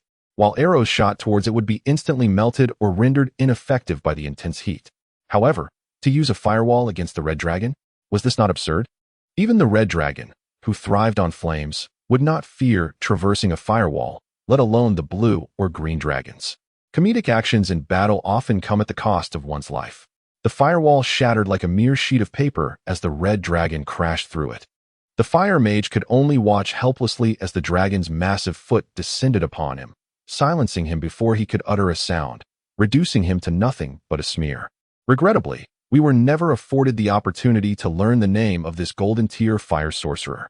A golden mage is typically revered wherever they may be, yet here, they perished quietly and without fanfare. The red dragon rumbled, "What brings you here?" The enemy leader managed to utter a single word before his voice was abruptly cut off. The red dragon tilted its head, narrowly avoiding a long arrow that glimmered with a cold light. With a swift movement, it released a fireball towards the location from which the arrow had come. The archer, quick on his feet, executed a graceful roll to evade the fireball and leapt from the bell tower. Unfortunately, his triumph was short-lived. as he was immediately struck down by a preemptively aimed second fireball upon landing. "Don't be so arrogant, dragon. We are not mere soft persimmons." The enemy leader's voice echoed back. "Who considers you soft persimmons? Even a lion exerts itself when binding a rabbit. I have been fighting earnestly all along." The red dragon scoffed inwardly, then turned its gaze solemnly towards two figures emerging from the castle. To its surprise, they were two golden tier swordsmen. These foes are not to be underestimated. Faced with the two golden warriors, the red dragon chose caution, flapping its wings and taking to the skies, leaving the two swordsmen gaping in astonishment. Before reaching the platinum tier, swordsmen possess a notable weakness in ranged combat. Their strength, endurance, and speed increase from black iron to gold, only attaining formidable ranged attacks akin to sword blades and sword chi upon reaching the platinum tier. Alas, it was their misfortune. Had they fought on the ground, the red dragon would have certainly fared poorly. If the fire mage had survived, although he would not have contributed to the offense, he could have granted them fire resistance. But alas, the world holds no ifs. Suddenly, the red dragon's ears perked up. It turned towards the sound of gears turning and spotted several soldiers atop a tower, diligently maneuvering a massive crossbow aimed in its direction. The siege crossbow boasted formidable attack power and solid defense, constructed from iron and wood, rendering it nearly impervious to ordinary weapons. Additionally, it was coated with a fire-resistant varnish and fortified with a sturdy magical shield. Fortunately, the red dragon noticed in time and immediately soared towards the tower, causing the soldiers operating the crossbow to panic, one of them even turning to flee.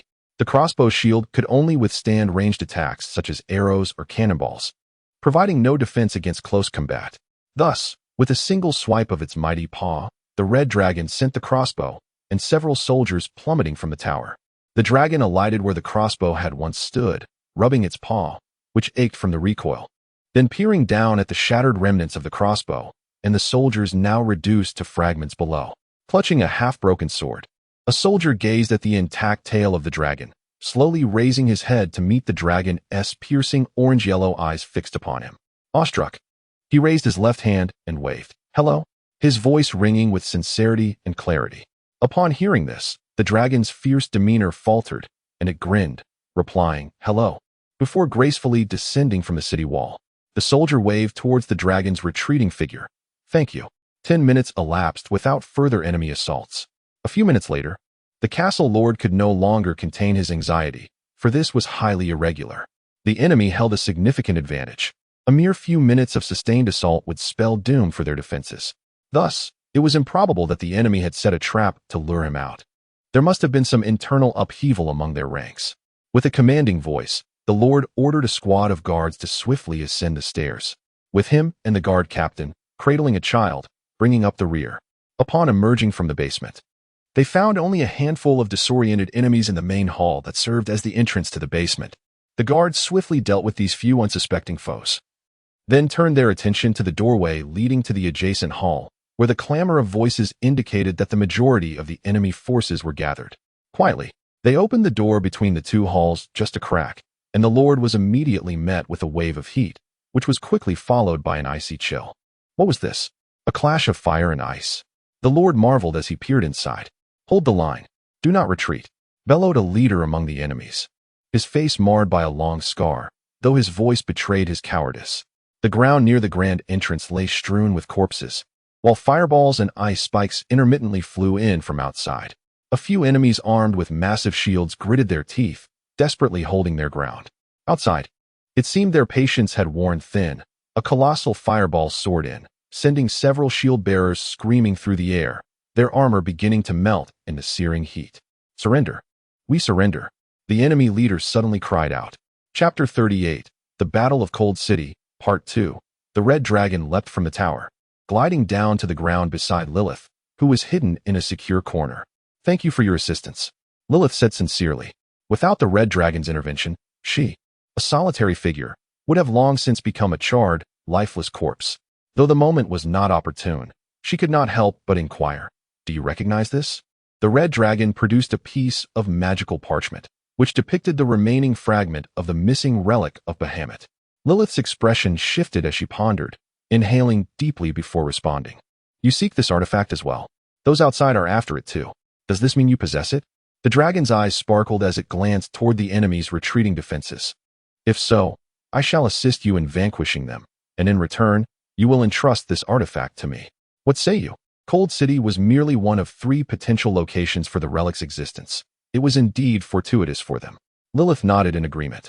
Thus, this formidable duo, 1 dragon and 1 human, steadily overwhelmed the enemies, whose ranged attacks proved feeble, forcing them into a defensive retreat. Soon, the beleaguered foes found themselves cornered within the main hall of the castle. From an elite force of over 100, fewer than 20 remained. After the Red Dragon dispatched yet another heavily armored soldier, the enemy leader finally broke down, exclaiming, "We surrender! We surrender! Put down your weapons! Everyone disarm!" Lilith commanded. Observing that no more ice or fire rained upon them from outside, the exhausted enemy soldiers hesitated only briefly before complying, relinquishing their arms one by one. Lilith, clad in an ice shield, strode through the main entrance, casting a cold glance at the surrendering foes before dissipating her shield. Suddenly, one enemy produced a dagger concealed in his sleeve, lunging at her with the speed of a seasoned silver-tier warrior. Yet, he was thwarted as several ice spikes materialized from thin air, piercing his body and sending him sprawling. A few other reluctant adversaries seized their weapons again, including a formidable golden-tier warrior.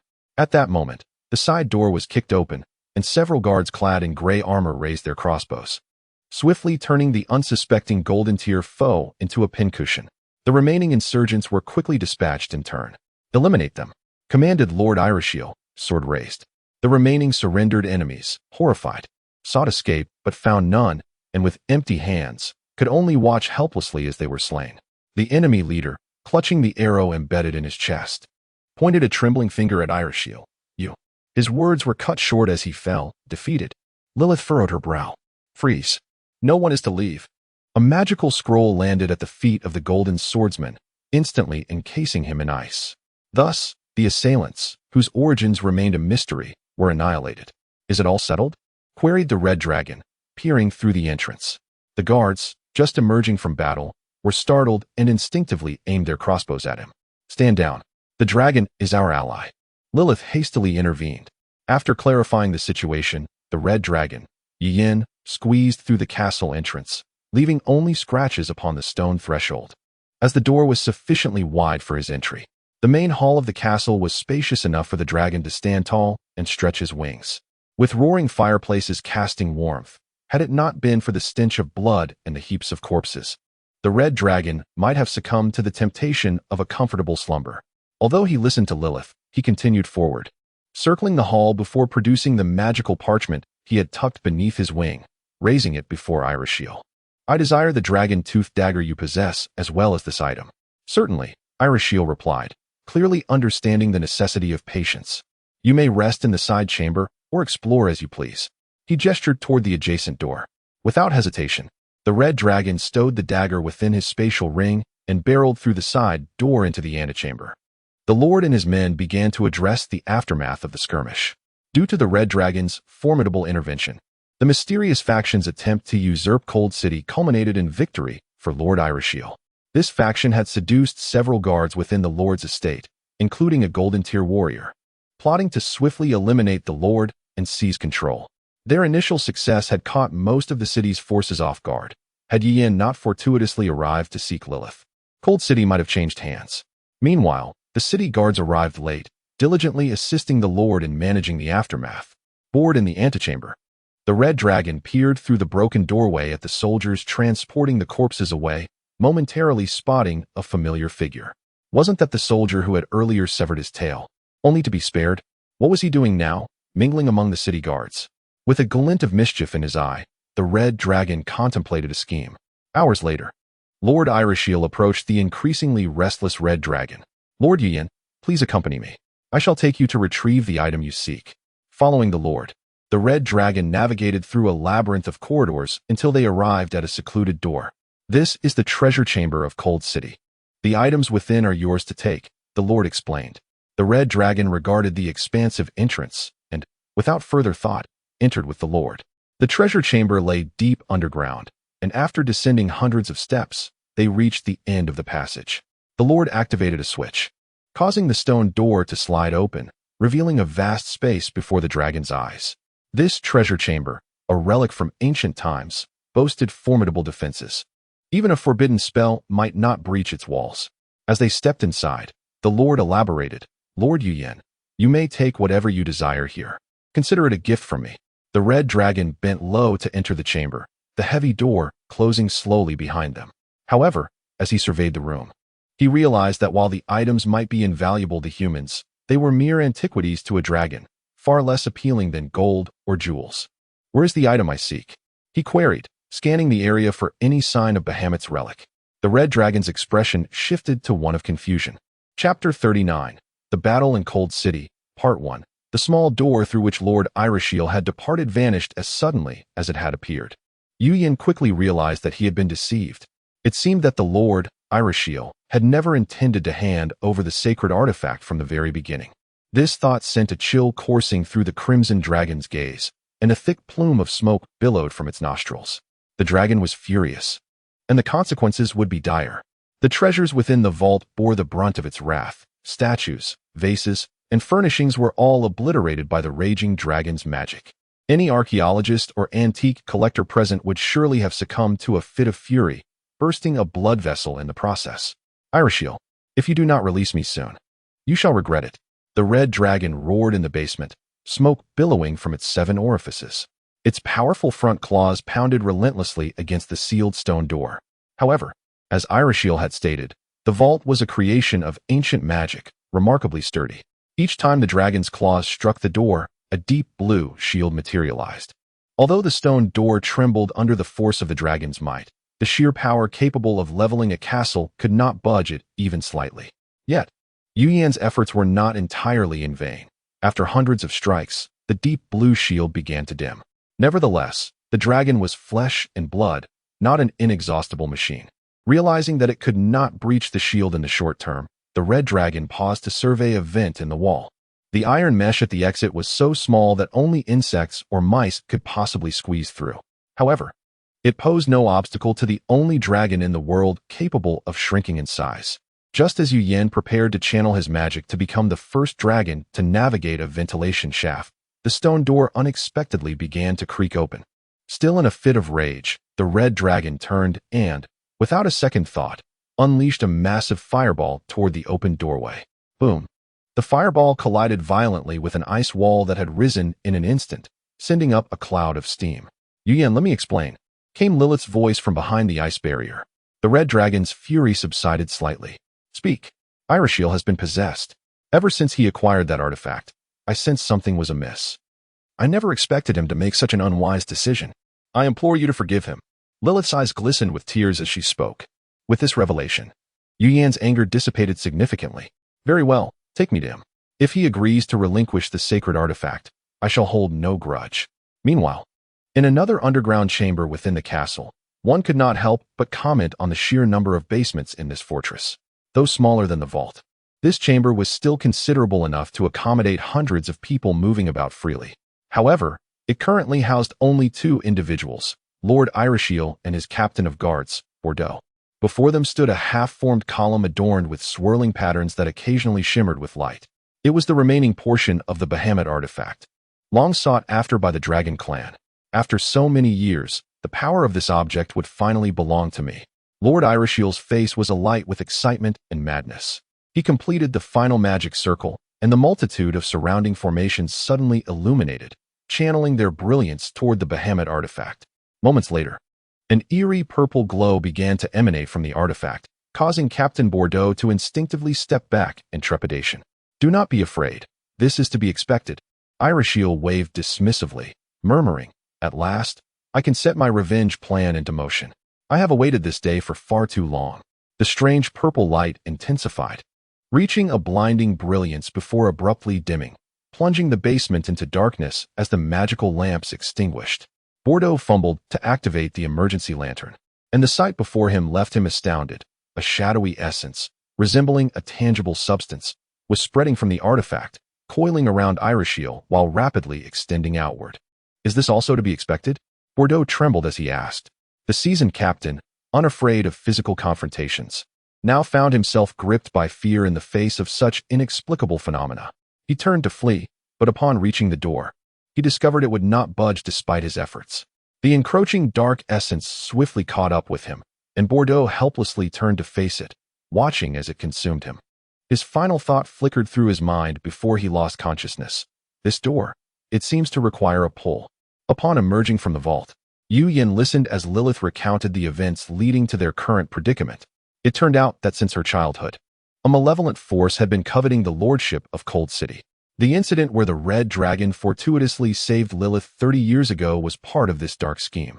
The old lord, concerned for his former master, had rejected the overtures of the Grand Empire. Lacking imperial support, the malevolent force seized the opportunity and took the old lord's life. Later, under the guidance of Lilith's father, the chief mage of Cold City, Lilith wed the old lord's son, Irishiel, to stand united against their foes. However, their fortunes did not last long. Soon, Lilith's father fell victim to the same malevolent force. Irishiel, by a twist of fate, came into possession of the Dragon clan's sacred artifact. For reasons unknown, he discovered the immense power contained within and began plotting how to harness it for his own purposes. Yet, acquiring power that does not belong to one comes at a cost, and unbeknownst to him, the Lord's mind had begun to change fundamentally. Initially, Irishiel's research had proceeded smoothly. But today, the malevolent force struck again, resulting in the death of his eldest daughter amidst the chaos. Unable to endure any longer, Irishiel resolved to put his still unrefined plan into action. The Red Dragon, demanding the artifact, was undoubtedly a significant obstacle, leading Irishiel to cunningly imprison him in the vault.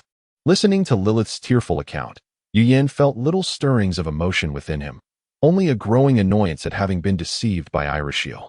And now, he dared to covet the power of the Bahamut artifact? He was dreaming. Where is he now? The Red Dragon spoke in a low voice. Chapter 40. The Battle in the Cold City. Part 2. Lilith shook her head, indicating that she was unaware of her husband Alusher's whereabouts. Consequently, the Red Dragon waved her off dismissively. Sniffing the air, the dragon turned a few corners and encountered a soldier. The very one he had previously spared after the unfortunate incident with his tail.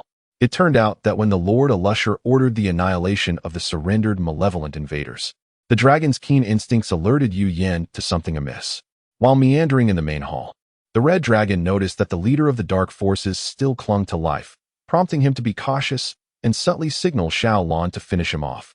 Having shared a profound understanding with Yu Yin over the years, Xiaolon silently descended from the dragon's back and, without drawing any attention, gently sank her fangs into the leader of the dark forces.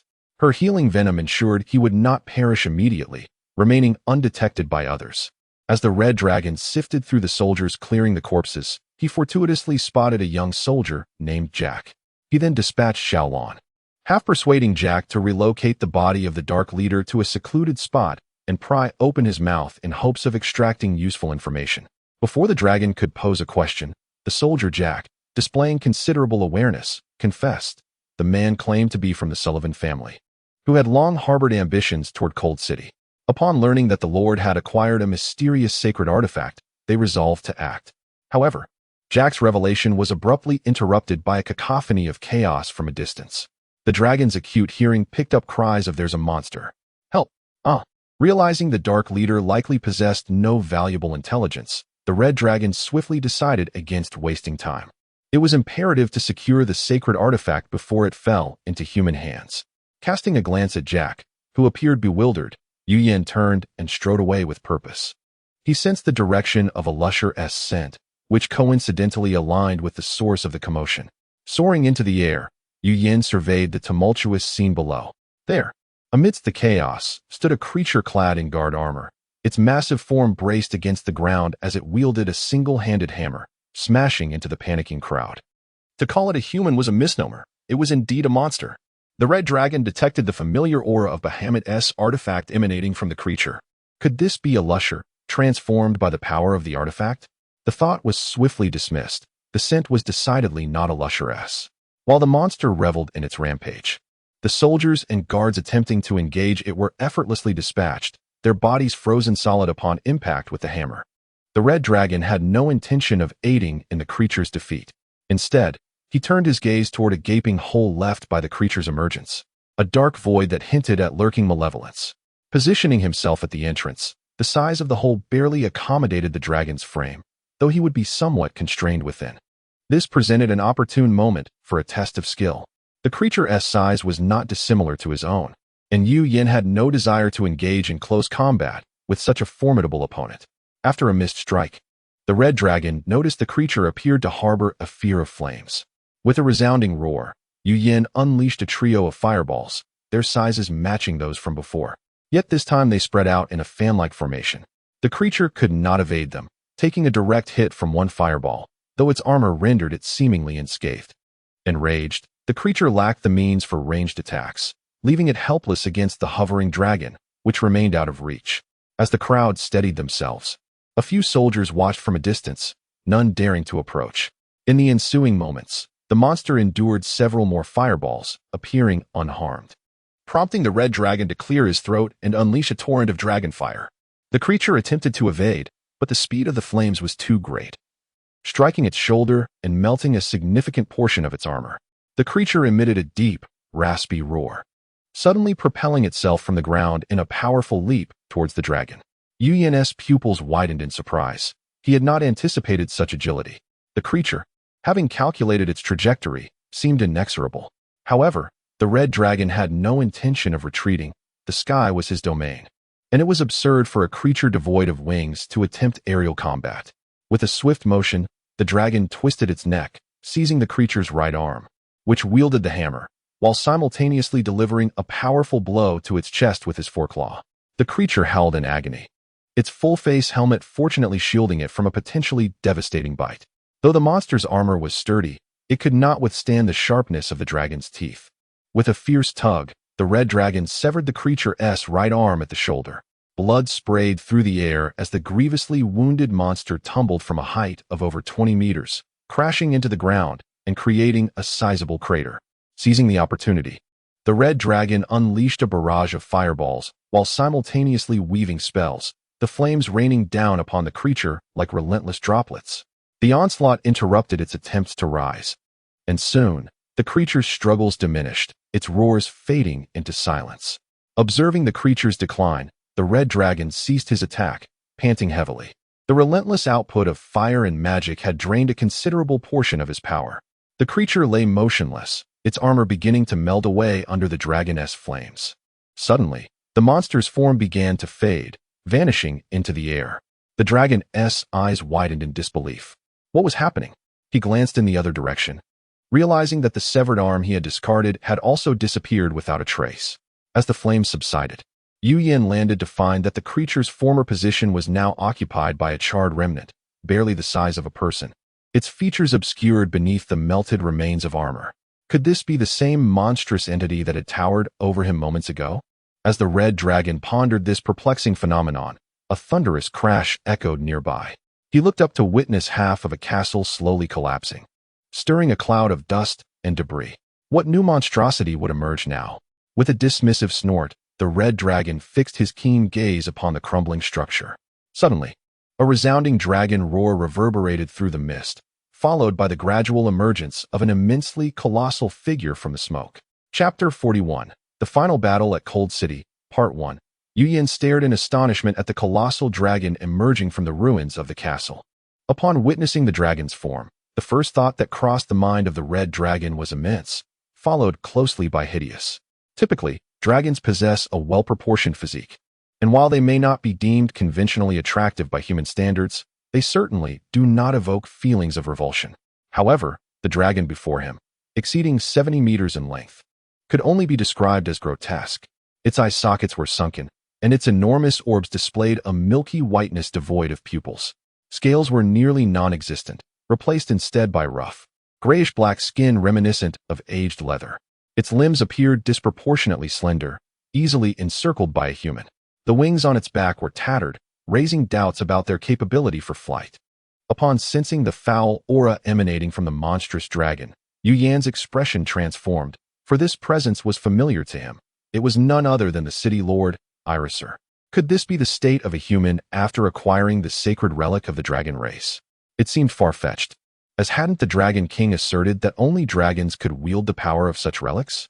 Yet, the hideous dragon, a manifestation of Asunder, seemed to dwarf even the Dragon King. It appeared that Iriser had lost all semblance of consciousness, aside from uttering incomprehensible words sporadically. He had not spoken a coherent sentence nor engaged in any rational behavior since his emergence, only mindlessly wreaking havoc upon his own city. Clearly, this was a side effect of acquiring the power of the dragon relic. It served him right, Yu Yin mused with a hint of schadenfreude. The sheer size of the beast suggested it was beyond his capacity to combat. However, due to the effect of his concealment necklace, the grotesque dragon had not noticed the conspicuous red dragon, which was merely the size of one of its legs, lurking nearby. This suited Yu Yin perfectly. Let it dismantle its own city while he sought his relic. As the grotesque dragon's massive gray foot landed mere dozens of meters away before it lumbered off, Yu Yin seized the opportunity, sprinting to the spot where the dragon had appeared to investigate. To his dismay, he found the area had collapsed into disarray, offering no discernible passages. Just as he contemplated entering, a sudden explosion of scales erupted across his body, prompting the red dragon to instinctively dodge to the side. The entrance was immediately struck by an unknown force, resulting in a violent explosion of flames and debris. Turning to look, he beheld the grotesque dragon pivoting towards him, advancing rapidly with great strides. Had this creature taken ownership of the relic? It exhibited behavior akin to that of a dragon whose lair had been plundered by thieves. Fueled by indignation, Yu Yin disregarded the fact that he was likely outmatched and unleashed a powerful attack, Dragon Cannon, ascending to a height of 100 meters. The red dragon concentrated as the energy for the dragon cannon coalesced, aiming at the grotesque dragon's repulsive visage before launching the attack. Although the dragon transformed from Iriser had lost its intellect, it sensed the imminent danger of the dragon cannon, lowering its head at the last moment to narrowly evade the laser aim directly at its forehead. Yet, its massive size rendered it unable to escape entirely. The attack struck its back, resulting in a gory explosion and a gaping wound several meters wide. The injured gray dragon emitted a deafening roar that reverberated throughout Cold City, causing thousands of ordinary citizens to faint from the sheer force of the sound. Before Yu Yin could revel in his success at landing a hit, he witnessed the gray dragon unfurling its tattered wings and soaring skyward, charging directly towards him. To his astonishment, the creature could fly, and its speed. Before he could finish the thought, the gray dragon had already lunged at him. As it brought down a massive paw, Yu Yin realized escape was futile. He could only brace himself for impact as the dragon's paw sent him sprawling. The red dragon felt as though he had collided with a mountain, the force nearly knocking the breath from his lungs. After being propelled several hundred meters away, he finally managed to stabilize himself, foregoing a glance at the gray dragon's movements and darting towards the ground at top speed. The city lord's castle was situated not in the town center, but near the north gate, and Yu Yin found himself ejected from the city limits. Taking refuge beneath the city wall, the red dragon cautiously peered over the several-meter-high barrier, discovering that the gray dragon had not pursued him. Instead, it was engaged in fierce combat with the human defenders, flames erupting around it as the human army fought valiantly. Only then did Yu Yin assess his injuries. His left foreclaw bore shattered scales from the impact, but fortunately, no bones were broken. However, a deep gash from the gray dragon's claw marred his side, crimson blood oozing from the wound. The damage to his wing membrane was insignificant, a mere tear, while the grievous injury to his waist left him hoping his internal organs remained unscathed. Little Blue emerged to assist Yu Yin in his assessment, adopting a light-hearted tone as he remarked, "Nothing serious, just a severed intestine. I can fix it with a bite." The sound of crossbow bolts slicing through the air resonated within the city, and within mere minutes, the gray dragon was pierced by several bolts. Yet, these inflicted little substantial harm, akin to a human pricked by toothpicks, painful but ultimately minor injuries. As the gray dragon continued its rampage, the number of crossbow bolts being fired dwindled, leaving only a few scattered remnants. "I cannot possibly defeat this creature alone. Acquiring the relic seems an impossible task. I shall wait for reinforcements," the red dragon lamented. The disparity between 18 meters and 70 meters was insurmountable. The opponent's power and speed outmatched his own by several folds. Another blow from that beast would not be as easily withstood. His sole advantage lay in the gray dragon's lack of formidable defenses. Without scales, it was likely that even standard sharp weapons could inflict damage. The reinforcements Yu Yin referred to were 2 other dragons dispatched by Dragon Island to locate the relic. Dragons could establish communication by exchanging scales, and as they were on a shared mission, they would certainly have a means of contact.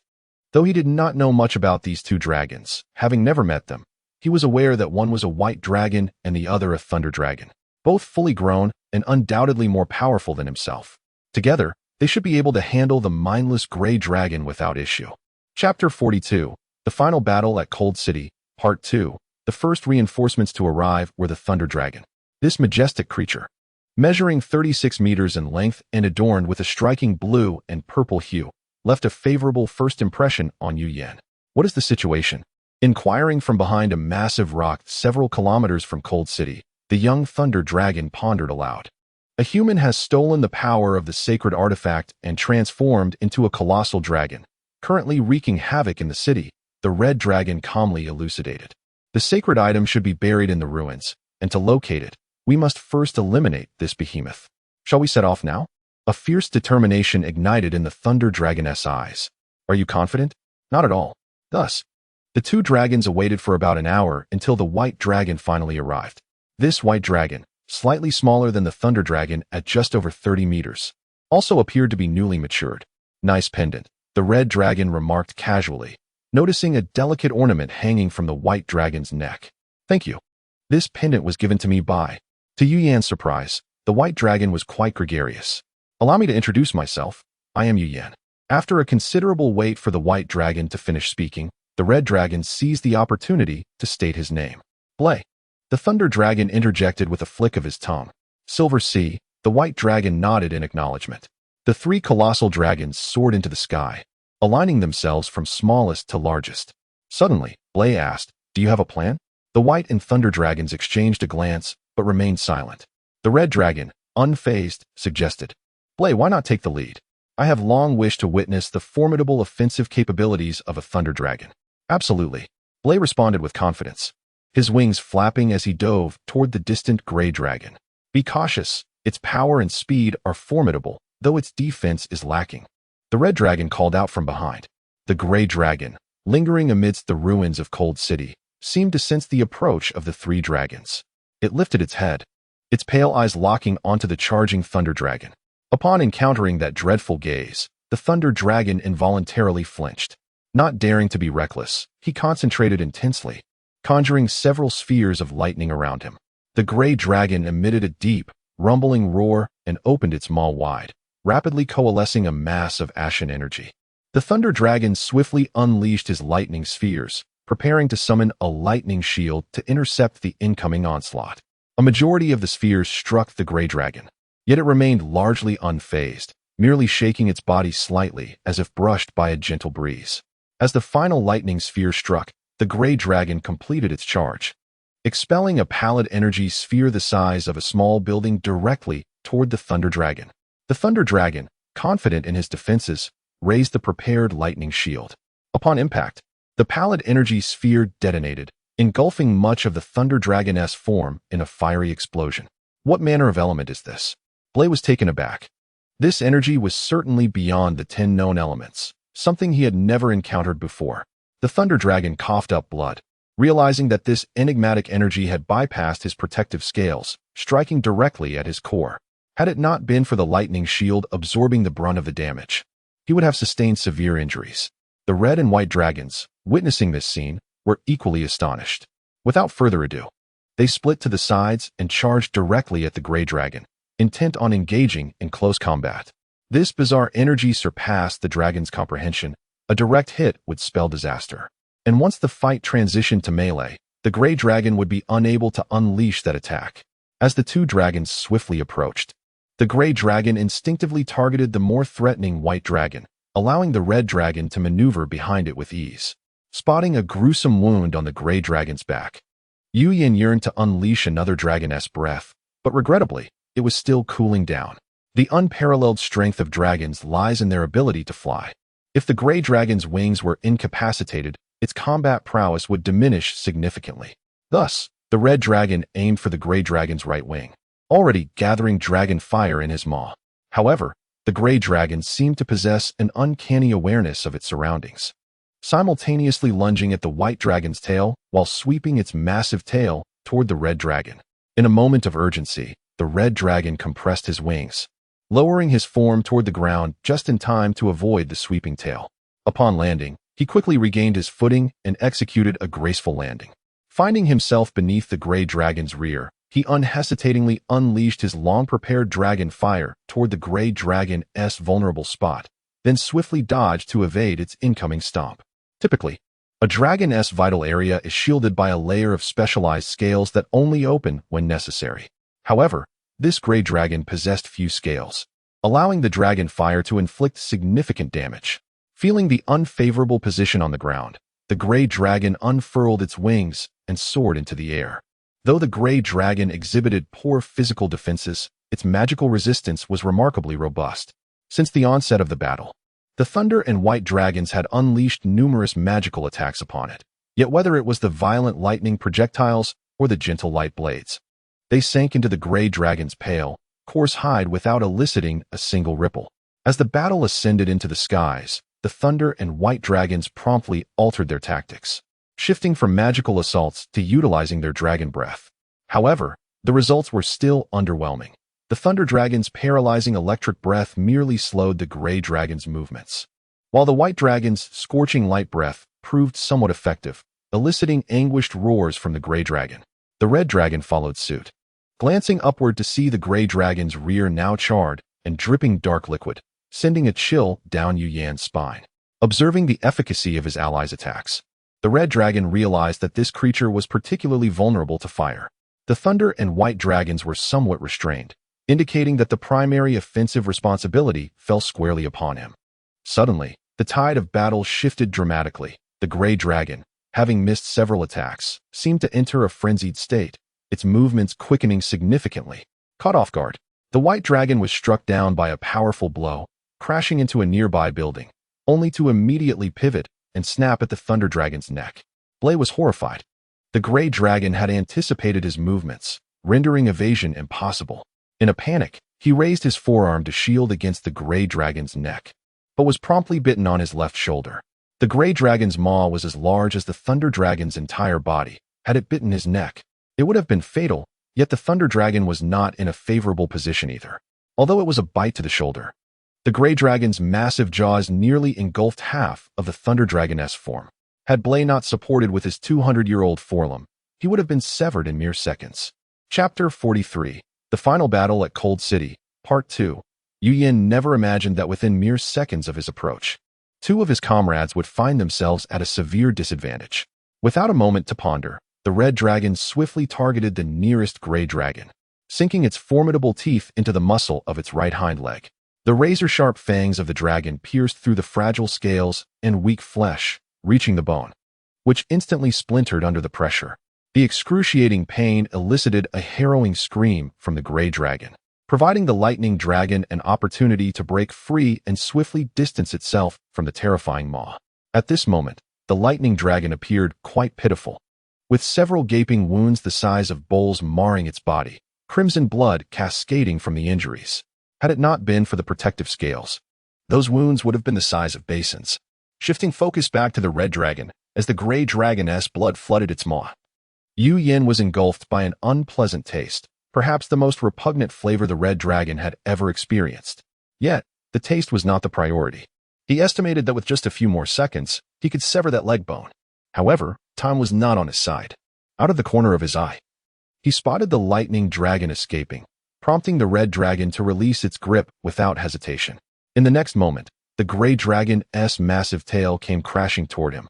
Fortunately, the red dragon had evaded just in time, the tail narrowly missing its face, leaving a painful sting from the fierce wind.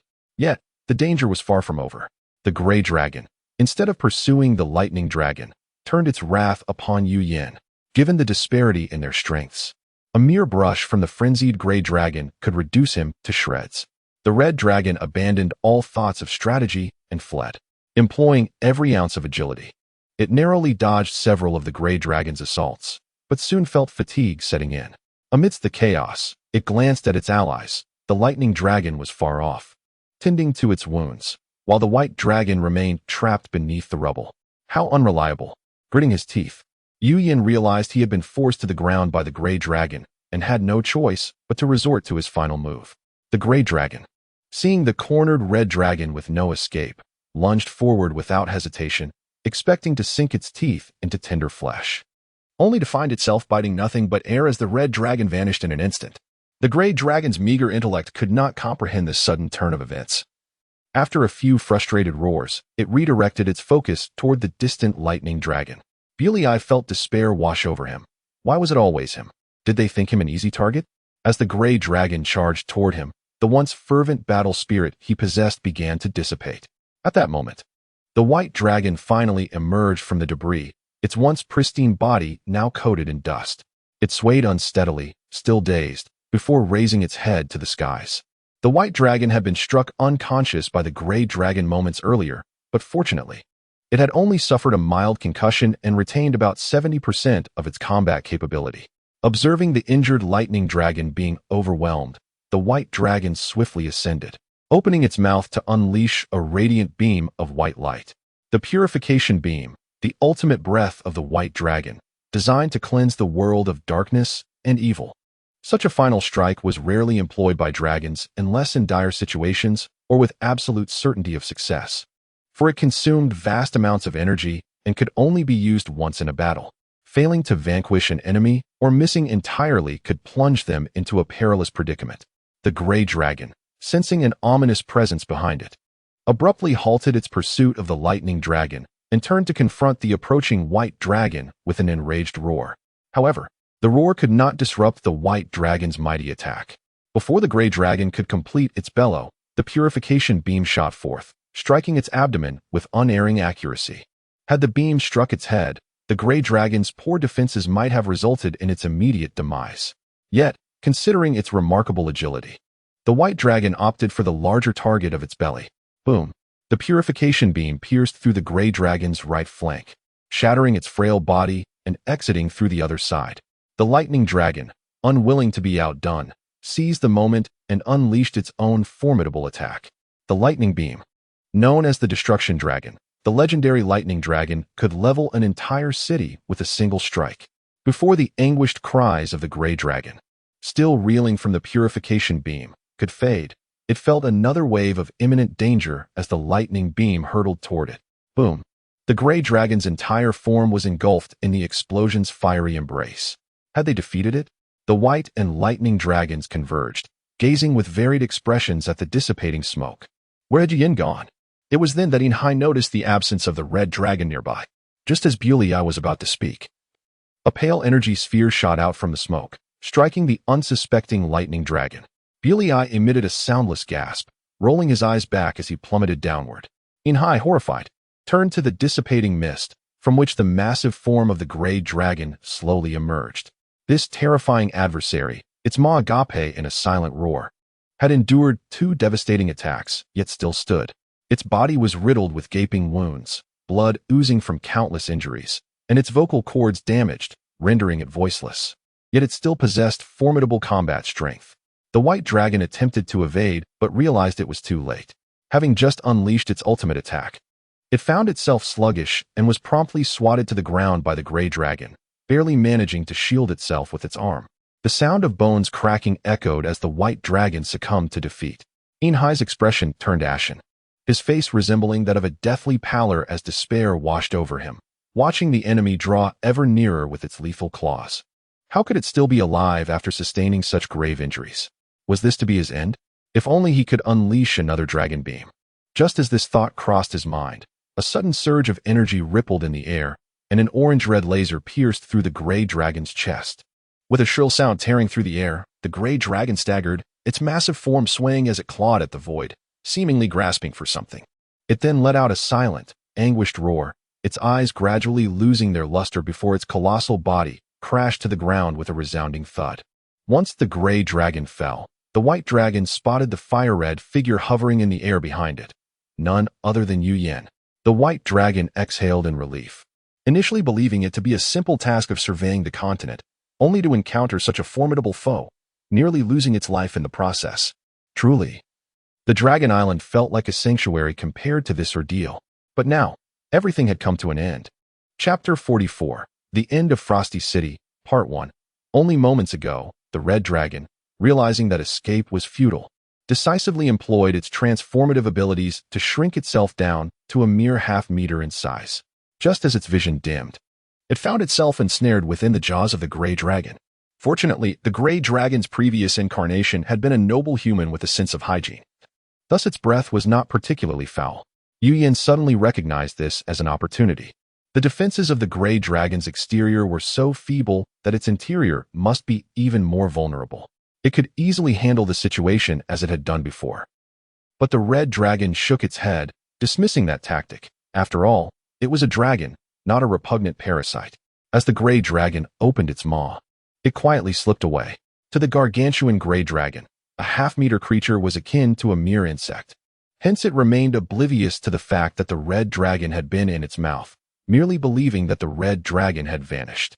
With both claws cradling Little Blue, Yu Yin skillfully evaded and managed to unleash 2 successive dragon blasts upon the gray dragon. It couldn't help but feel relieved for having made the right decision, as it could have been misfortunate enough to suffer friendly fire from its comrades. Suddenly, the immense corpse of the gray dragon on the ground began to fade and, like the previous creature, vanished entirely, startling the white dragon that had just risen.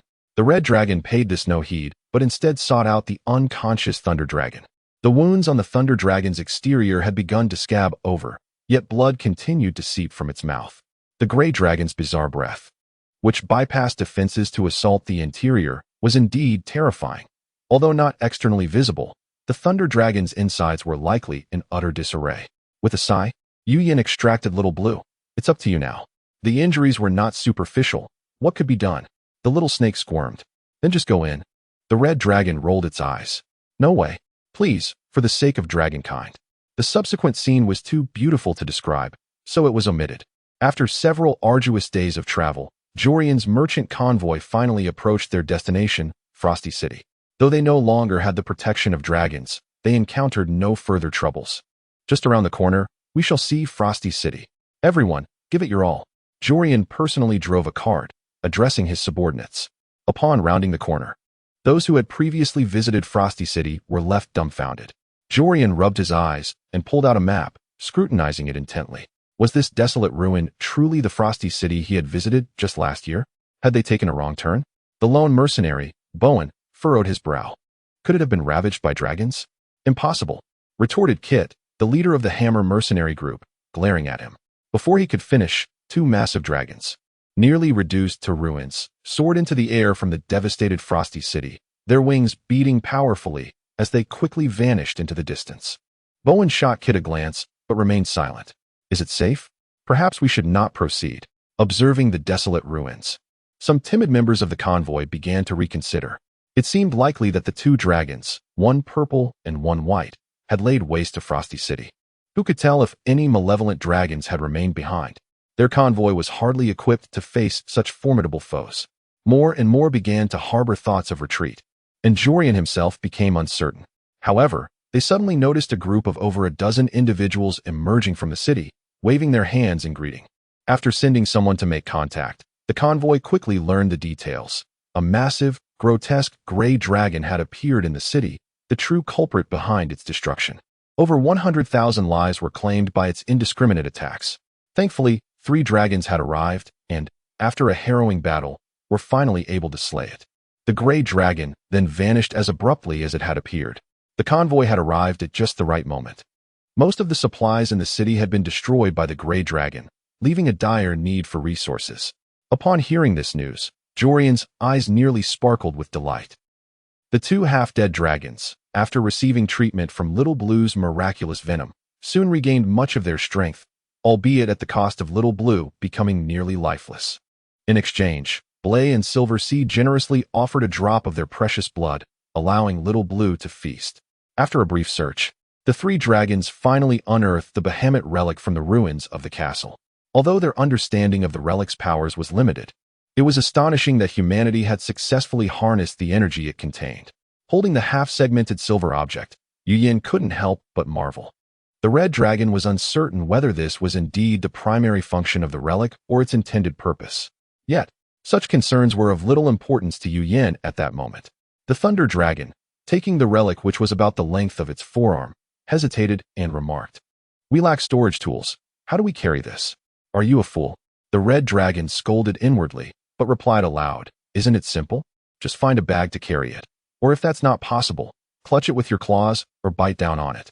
The thunder dragon nodded vigorously, while the white dragon silently walked away, seemingly in search of a suitable bag. Ultimately, the two dragons failed to find any bags. After a brief farewell, the thunder dragon cradled the relic and departed with the white dragon. The red dragon, however, was reluctant to leave, sensing that there was still a piece of equipment made from dragon body parts within the city. This was a trick taught by the Dragon King. As long as any human equipment contained even a single dragon scale, it could be detected by this spell. Yuyan moved toward the target's location and encountered Lilith along the way. This formidable woman had survived against the odds, clutching her child, and having taken refuge somewhere unknown. With reddened eyes, Lilith said nothing upon seeing the red dragon. However, Yuyan noticed a large gathering of destitute refugees in a nearby square. Each face was ashen, their clothes tattered, and their expressions were filled with despair for the future. Feeling a pang of compassion, the red dragon addressed Lilith. I have several carts of supplies, taking up too much space in my storage. Would you like some? Lilith, initially thinking she had misheard, looked up at the towering dragon. As long as the price is reasonable, the red dragon smiled, revealing its slightly yellowed fangs. Chapter 45, The Demise of Cold City, Part 2, From a Human Perspective. Lilith is an exceptionally remarkable woman, possessing golden tier strength, which is merely a prelude to her character. She embodies the virtues of a devoted wife and nurturing mother, while also being benevolent and compassionate towards her people. In the casual conversations among the inhabitants of Cold City, her name is mentioned with greater frequency than that of the city lord. This is, of course, unrelated to the dragon. It merely illustrates Lilith's motives for procuring supplies for the disaster-stricken populace from the clutches of the red dragon. As Cold City now teeters on the brink of oblivion, Lilith, without a moment's hesitation, relinquished a substantial sum of gold from a nearby small treasury to the dragon, far exceeding the value of the supplies she had acquired.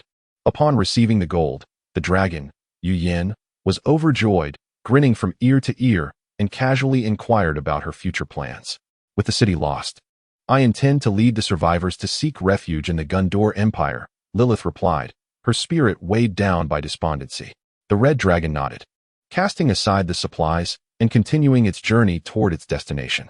Yet, its pace noticeably slowed, as it frequently succumbed to temptation, pausing to unearth glimmering trinkets from the ruins that delighted its draconic sensibilities. Dragons possess an acute sense of smell, easily detecting the scent of gold. After more than an hour, the red dragon had traversed merely a kilometer when the small snake perched atop its head could no longer contain its frustration. How did I not realize your insatiable greed before? You are no different from other dragons. The red dragon, meticulously extracting a gold coin lodged within a crevice, responded nonchalantly. Am I truly any different from other dragons? We all share 4 legs and 2 wings. That is not my point. Never mind. It's futile to reason with you colossal lizards, the small snake retorted, shifting to a more comfortable position to continue lounging. Mind your words, little worm, the red dragon quipped, finally retrieving the coin. Very well. I shall refrain from collecting any silver coins along the way. Thus, as the merchant caravan staggered into Cold City, they spotted a red dragon rummaging through the ruins, its backside prominently displayed. Yuyan, what is it doing over there? Rita, the leading mercenary, wondered aloud. Perhaps it is saving someone? Kit, who held a fondness for dragons, always sought a positive interpretation. Do you not see that it is a treasure trove of gold? That dragon is surely digging for treasure, the astute Borwin scoffed, gesturing towards the gold-themed sign that lay at the dragon's feet. At that moment, the red dragon slowly emerged from the rubble, revealing a tearful child cradled in one of its claws. The onlookers were taken aback at the sight, leaving Borwin momentarily speechless. A few minutes earlier, the red dragon had finally reached the designated area after collecting over 100 gold coins. Effortlessly, it cleared the debris blocking its path, soon discovering the lifeless body of a man clad in dragonhide armor. The armor provided optimal protection against swords and blades, yet proved futile against the collapse of a building. The red dragon grasped the corpse, which was positioned against a wall, attempting to remove the armor, only to discover that the man was tightly cradling a small boy in his arms. The child, still in relatively good spirits, was startled and began to wail upon seeing the enormous face before him, while the man's corpse remained stiff, unable to release its hold. After a moment's hesitation, the red dragon extended its sharp claws, severing the man's arm, and carefully set the boy aside. It exerted considerable effort to dismember the body, eventually retrieving the dragonhide armor. Noticing the boy's continued cries, the red dragon took a moment to reflect before exhaling a plume of fire to incinerate the man's remains. Cradling the boy, the red dragon emerged from the ruins, and upon detecting a familiar scent, turned to the right. The merchant caravan, whom it had not seen for several days, exchanged glances, and the dragon's presence caused them to bow their heads. Approaching them, the red dragon spoke. "What a fortuitous encounter. I entrust this child to your care. Is that agreeable?" Rita stepped forward, gently taking the exhausted child from the dragon's claws, and heard the red dragon add, "His family likely did not survive." Kit, unable to contain his curiosity, inquired, "What caused this calamity?" The red dragon snorted, exasperated, and replied, "The city lord of Cold City sought to exact revenge on his enemies, foolishly acquiring an artifact of the dragon race that had become lost on the continent, subsequently gaining its power. However, he lost his wits in the process, transforming into a terrifying dragon that laid waste to his own city." Yu Yan's succinct explanation left the listeners in awe, and as they embellished the tale in subsequent retellings, it would undoubtedly evolve into countless versions. What use is power approaching the sacred realm if one lacks intelligence? It was ultimately subdued by us 3 golden tier dragons, Yu Yan boasted, oblivious to the fact that it was merely a silver tier dragon. No need for further discussion. Farewell. Yu Yan found it peculiar that the more they interacted, the more disdainful he felt towards the merchant with the large nose and small eyes. Despite the merchant's courteous demeanor, the red dragon chose to trust its instincts and avoid further dealings. As the saying goes, kindness does not govern armies, and righteousness does not engage in commerce. When conversing with merchants, it is prudent to remain vigilant. Casting a final glance at Jorian, who still wore a smile, Yu Yan's conviction in its instincts deepened. Had Jorian exhibited any displeasure or other expression, the red dragon might have lowered its guard slightly. In the next moment, the red dragon turned and vanished into the horizon like a streak of crimson light. Chapter 46, The Frosty City. After being battered and tossed through the air for quite some time, the red dragon suddenly paused, hovering in midair, and muttered to itself, "What should I do now? It feels rather pleasant not to have any pressing tasks hanging over my head, but this sense of idleness is rather peculiar." A thought struck him. How about seeking out a mercenary guild to take on some tasks? It would be a splendid way to pass the time while earning some gold. Yu Yan scratched his chin and suggested, "Perhaps you should find a place to rest and take a nap instead. Aren't you tired?" Little Blue retorted, unimpressed. "All right." The red dragon recalled that he had not slept for several days, an unusual deviation from his normal habits. "I shall heed your advice." With that, the red dragon accelerated once more, soaring southward. Initially, the red dragon had considered making a home near a volcano, but Little Snake vehemently opposed the idea. After much deliberation, they settled on a cliffside by the sea, located in the southwestern region of the Kota Empire. This was a modest hill, rising over 100 meters, with dense broadleaf forests on one side and a steep cliff over 100 meters high overlooking the sandy beach below. Such a picturesque locale could hardly escape the notice of other creatures. As the red dragon approached, a loud cry echoed from a cave within the cliff, followed by the emergence of a massive shadow. Yu Yan immediately recognized the newcomer. It was an adult thunder eagle. These magical beasts were known for their solitary nature and prideful demeanor. Upon reaching adulthood, they attained golden level strength, with incredible speed and terrifying lightning magic that haunted many terrestrial beings. Given that the red dragon had come to claim the territory, there was no room for pleasantries. He roared defiantly and charged forward. The thunder eagle, with a wingspan nearing 10 meters, hesitated upon seeing its opponent was a dragon. However, its hesitation quickly transformed into fury upon realizing that this dragon was still quite young. A bolt of lightning streaked across the clear sky, but the red dragon was unfazed, unleashing a massive fireball at the thunder eagle. The eagle swiftly veered to evade the fireball, realizing its speed was far greater than anticipated, and began to regard this adversary with newfound respect, promptly conjuring 2 bolts of thunder to strike the red dragon. Yu Yan did not flinch or evade. Instead, he charged at the thunder eagle, allowing the 2 bolts of lightning to strike him. Dragons possessed considerable resistance to lightning, yet the impact left him momentarily tingling. Nevertheless, this did not hinder his actions. Closing the distance, the red dragon immediately unleashed a torrent of orange flames. The thunder eagle could not evade in time, and one of its wings was engulfed by the dragon's fire. Despite possessing decent magical resistance, it paled in comparison to the might of dragon fire. The feathers on its wing ignited instantly. Every move in this battle dictated the fate of both combatants. The thunder eagle's mobility suffered after sustaining this blow, sealing its fate. In the ensuing struggle, it failed to seize any opportunity to turn the tide and was relentlessly pressed by the advancing red dragon, ultimately succumbing to a mournful cry as flames consumed its life. Yin then indulged in a hearty feast, landing on the beach to expertly process the thunder eagle's remains, roasting it to a perfect crisp. Although the meat of the thunder eagle was only mediocre, the red dragon relished it with great delight. After all, this was a golden-level magical beast, far superior to any ordinary livestock. In a matter of moments, he devoured half of the thunder eagle. Yin tore pieces of the fragrant meat from the bones and fed them to Little Blue, who had grown slightly after absorbing 2 drops of dragon's blood. Shedding a layer of skin and reaching half a meter in length, its blue body shimmering with newfound vibrance. Still claiming you're not a snake? You've shed your skin. The satiated red dragon teased the little serpent, lounging against the cliff. It's not only snakes that shed skin. Look at my teeth. Snakes don't have those. Little Blue retorted indignantly, making an effort to open its mouth wide to reveal 2 elongated venomous fangs alongside 2 rows of sharp little teeth. Snakes swallow their prey whole, but I can chew my food. The red dragon leaned closer. Too small, I can't see. You say snakes swallow their food whole. So that means they also consume the excrement inside their prey, right? Ugh, that's utterly disgusting. Little Blue fell silent for a moment before suddenly lunging forward and biting the red dragon's outstretched tongue. After a playful tussle, the red dragon flew to the entrance of the thunder eagle's cave, using its claws to peer inside. The cave was only a few meters wide, necessitating expansion.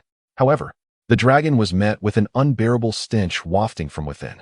With a penchant for cleanliness, the red dragon was tempted to deliver a second punishment to the unhygienic thunder eagle, but instead unleashed a burst of fire to purify the unsightly remnants.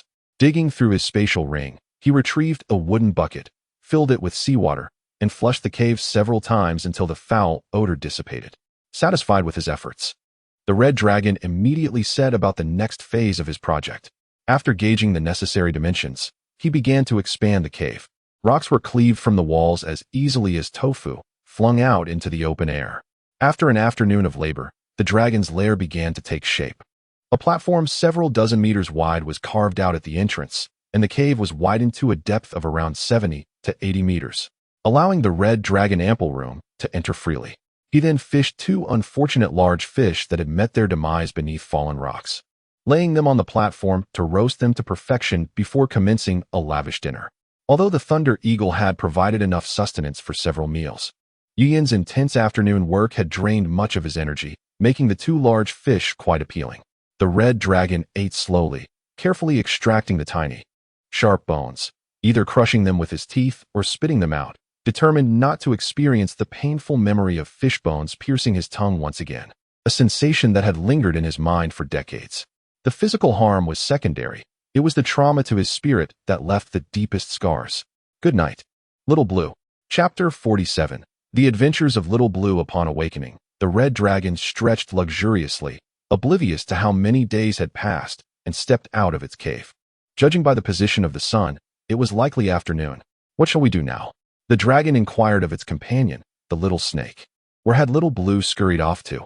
Yin glanced around, yet the vibrant blue snake was nowhere to be seen. Although Little Blue sometimes ventured out to play, the precarious cliffs posed a significant risk. Snakes typically lacked climbing skills, did they not? However, the absence of Little Blue suggested that the little creature had indeed wandered far.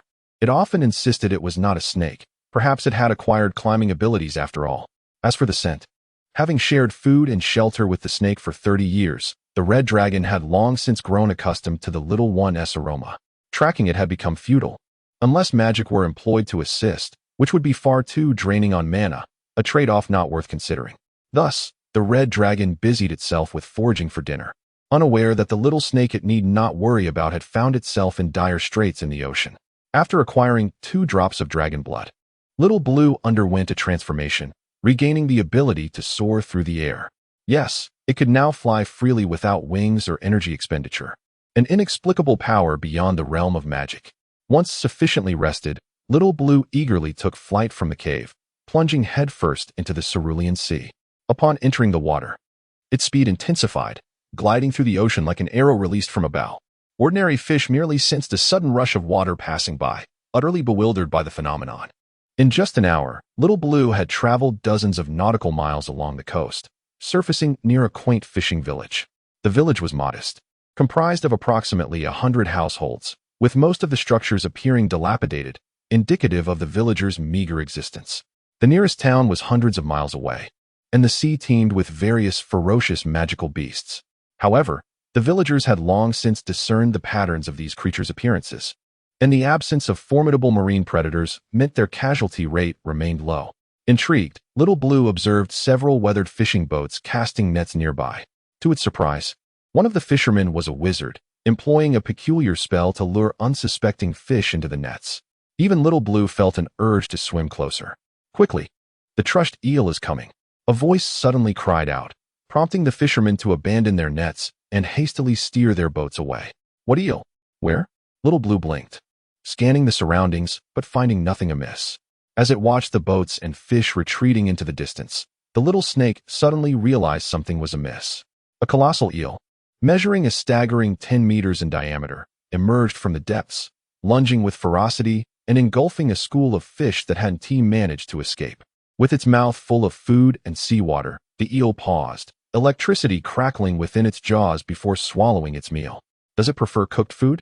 Little Blue felt no fear. Instead, it was captivated by the spectacle. Familiar with marine life, Little Blue knew that prey could evade capture if it did not flee, yet if it did, the chase would be relentless. While it prided itself on speed, it paled in comparison to such a gargantuan creature. After all, massive beings typically did not regard small animals as their prey. Had one ever seen a dragon catch a mouse? Yet, reality swiftly dealt Little Blue a harsh blow. After devouring another mouthful, the eel's enormous head turned toward the Little Blue snake, its plate-sized eyes fixating on it. The moment their gazes met, Little Blue's eyes widened in disbelief. What was this? In the eel's dark, massive orbs, the little snake perceived an expression of curiosity. Without a moment's hesitation, Little Blue turned and fled. Its slender body twisted rapidly, propelling it several dozen meters like a coiled spring. At the same time, the eel reacted, abandoning its feast and pursuing the little snake.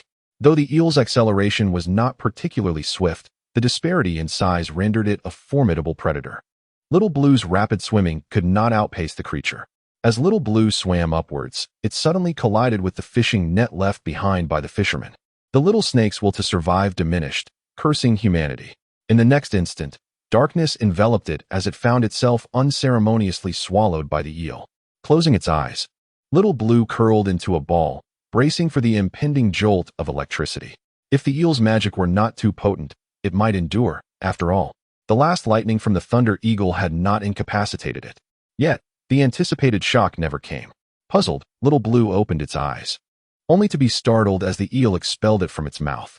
Before the little snake could comprehend the situation, the eel's enormous eye loomed closer, radiating an unexpected sense of affection. Summoning its courage, Little Blue cautiously extended its tail to stroke the eel's smooth body, which responded with exaggerated signs of contentment. Could it be that my aura of prominence has tamed this behemoth? A ludicrous thought crossed Little Blue's mind. Shaking its head, it dismissed the notion and circled around the amiable creature before finding a vulnerable spot to bite through its skin. Throughout the process, the colossal creature offered no resistance. Using a secret technique, Little Blue examined the eel's blood and, unsurprisingly, discovered a semblance of kinship in its lineage. No wonder it had shown such affection.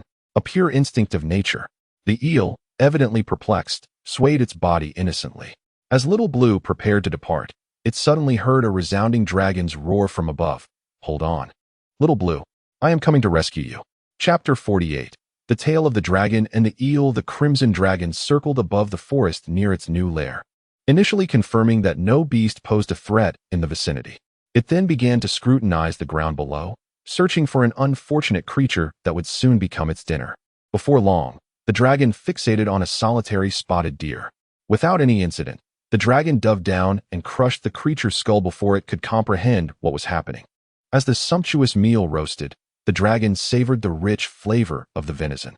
However, it suddenly sensed something was amiss.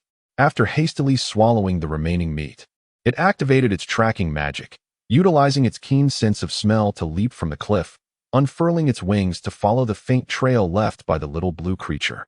Indeed, the little blue creature had reached the sea, but rather than plunging into the depths, it lingered in shallow waters not far from the shore. The dragon soared above the waves, maintaining an altitude of over 10 meters as it pursued the scent. Soon, it discerned a human village on the shore and a massive dark shape in the water. Upon closer inspection, the dark form revealed itself to be a colossal sea beast. Compared to the 18-meter-long dragon, the creature appeared like a mere child. The little blue creature's scent mingled near the monstrous entity, likely having been consumed by it. The dragon inhaled sharply. Based on past experiences, it surmised that the little blue creature was likely unharmed and devising an escape plan. Although formidable, the sea creature emitted little magical energy, implying its ranged attacks were likely feeble. The dragon merely needed to create an opportunity for the little blue creature to flee. With thoughts racing, the dragon formulated a strategy and, without hesitation, let out a prolonged roar. "Hold on, little blue. I shall rescue you." With that, the dragon unleashed a translucent breath of dragon fire aimed at the beast's head. In truth, the dragon preferred not to use its breath weapon, perceiving it as somewhat uncouth, and had typically relied on its flames for resolution. However, considering the enemy resided in the ocean, the effectiveness of fire would be significantly diminished, prompting the dragon to resort to its versatile breath. The sea creature seemed momentarily taken aback as the dragon's breath struck it squarely on the head. Despite being several meters below the surface, the dragon's breath showed no mercy. Blood and flesh erupted from the creature, revealing a wound over a meter in diameter. While this may seem substantial, it was merely a superficial injury for a creature boasting a girth of over 10 meters. The dragon remained vigilant. Having recently faced a formidable foe, it kept its guard up. Such a weak defense surely indicated other strengths, for it would not have grown so colossal otherwise. With a tremendous splash, the sea creature surged from the water, roaring silently at the airborne dragon, its mouth brimming with razor-sharp teeth that would intimidate even the mightiest of dragons. The creature's exposed form measured over 50 meters in length, leaving the dragon to swallow nervously. It feared that even its breath would not suffice against such a titan, realizing it must resort to its dragon cannon. The dragon's expression turned grave as it began to gather energy while scanning for the little blue creature and bracing for the impending assault from the sea beast. Suddenly, the dragon noticed a flash from the beast's mouth. Just as it questioned its perception, it detected a surge of immense magical energy emanating from the creature. How could magic emerge so suddenly? The energy surpassed even that of a golden rank. Before the dragon could fully process this revelation, a colossal bolt of lightning descended from above, striking the high-flying dragon. The force of the lightning was so overwhelming that the dragon could only roll its eyes in defeat before plummeting from the sky. The last thought that crossed the dragon's mind before losing consciousness was, "What does a thunderbird matter?" Time passed, and eventually, the dragon regained awareness. Its head heavy and surroundings cloaked in darkness. A blue, indistinct object hovered before its right eye. Upon closer inspection, it was the little blue creature. "Little blue? Is that you?" The dragon murmured, still dazed. "Are you alive? Who nearly perished is a better question. If not for me, you would have met your end long ago." The little blue creature retorted explosively. "Huh." The dragon began to regain clarity, realizing it was lying on its back, with its tail and claws submerged in water. It inquired, "Is it so dark here because I am inside the belly of the sea monster? Do you wish to be swallowed that desperately? You have been unconscious for several hours." "The sun has long set," the little serpent replied, exasperated.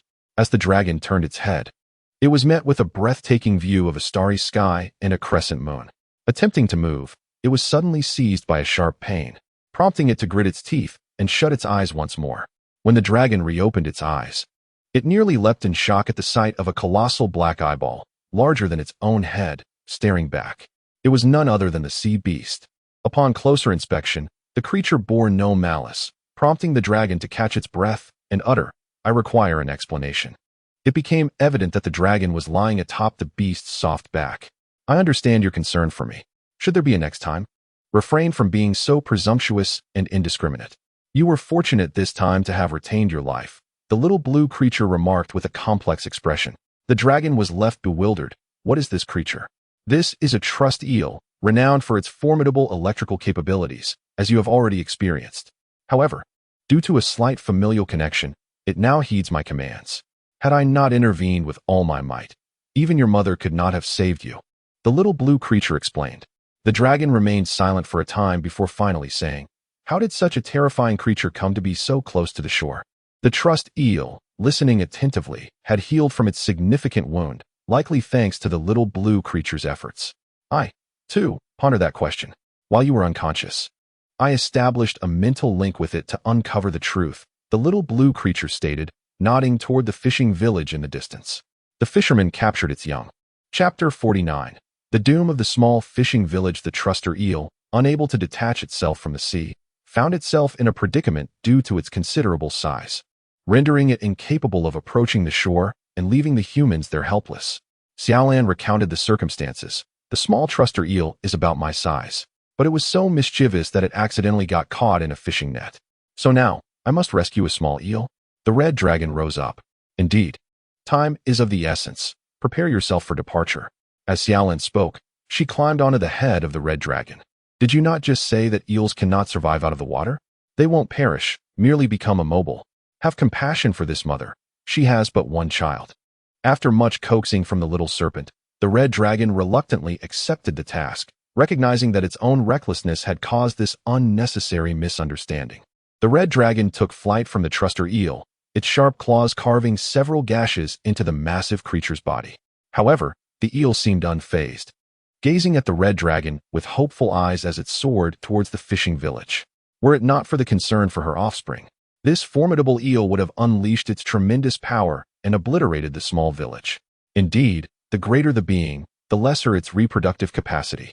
Such a large creature had birth but one. The red dragon felt a twinge of envy towards the eel's formidable size.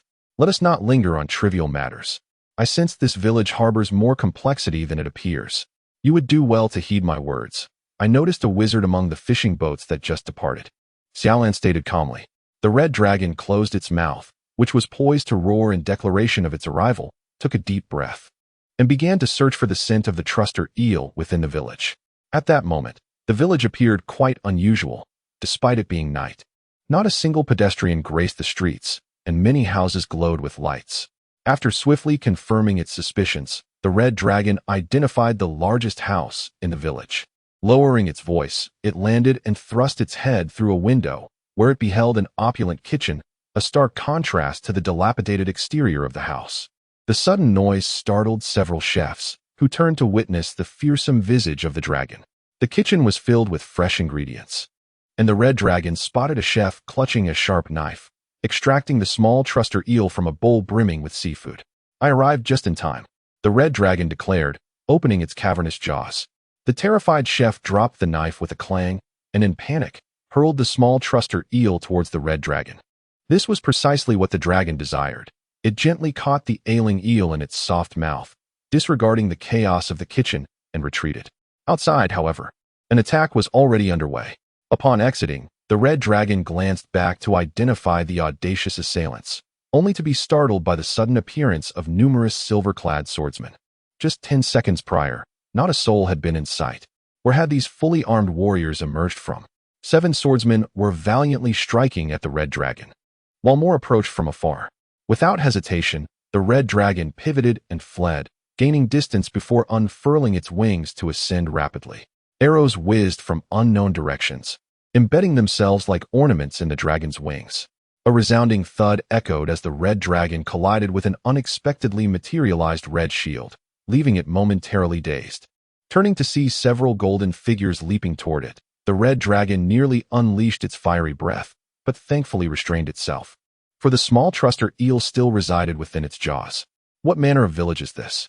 So many formidable foes materializing at once. In my line of sight, there are over 20 silver and 4 golden tier humans. This rivals even the defense of a mid-sized kingdom. As the enemy drew closer, escape seemed futile.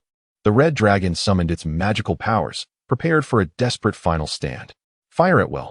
A voice suddenly echoed from above. Xiaolan, what do you mean? The red dragon dodged a colossal ice sphere. I am not addressing you. But the truster eel, Xiaolan replied coolly, before swiftly diving into the red dragon's ear. The red dragon turned to behold the truster eel in the distant waters, where an orb of light, resembling a small sun, had appeared, radiating brilliantly before dimming abruptly. Platinum-level lightning magic, divine retribution. The last thing Yuan remembered was the world transforming into a blinding white. When the red dragon awoke once more, the sun had risen. How long have I been lying here? It inquired, glancing at the enormous head of the truster eel beside it.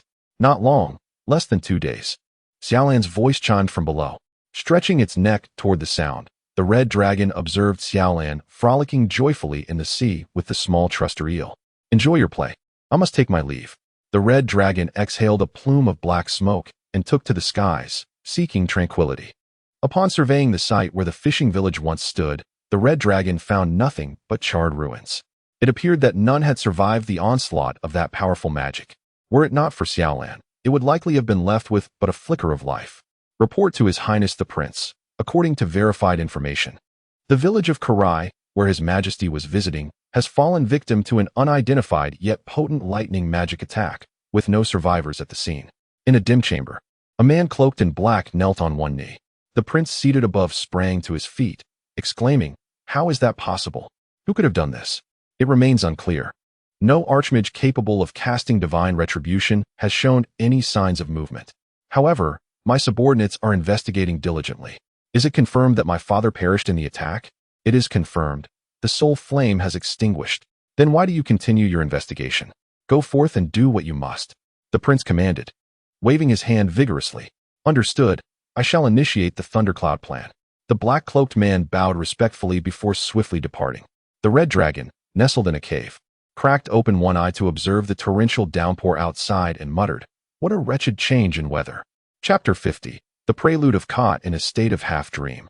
Yuyan suddenly felt an unbearable itch as something intruded into his nostrils, prompting the red dragon to unleash a tremendous sneeze. "Who did that?" he roared as he sprang up, eyes wide open. "Not me," came the voice of Little Blue from above. Consequently, Yuyan seized Little Blue and used him as a toothbrush.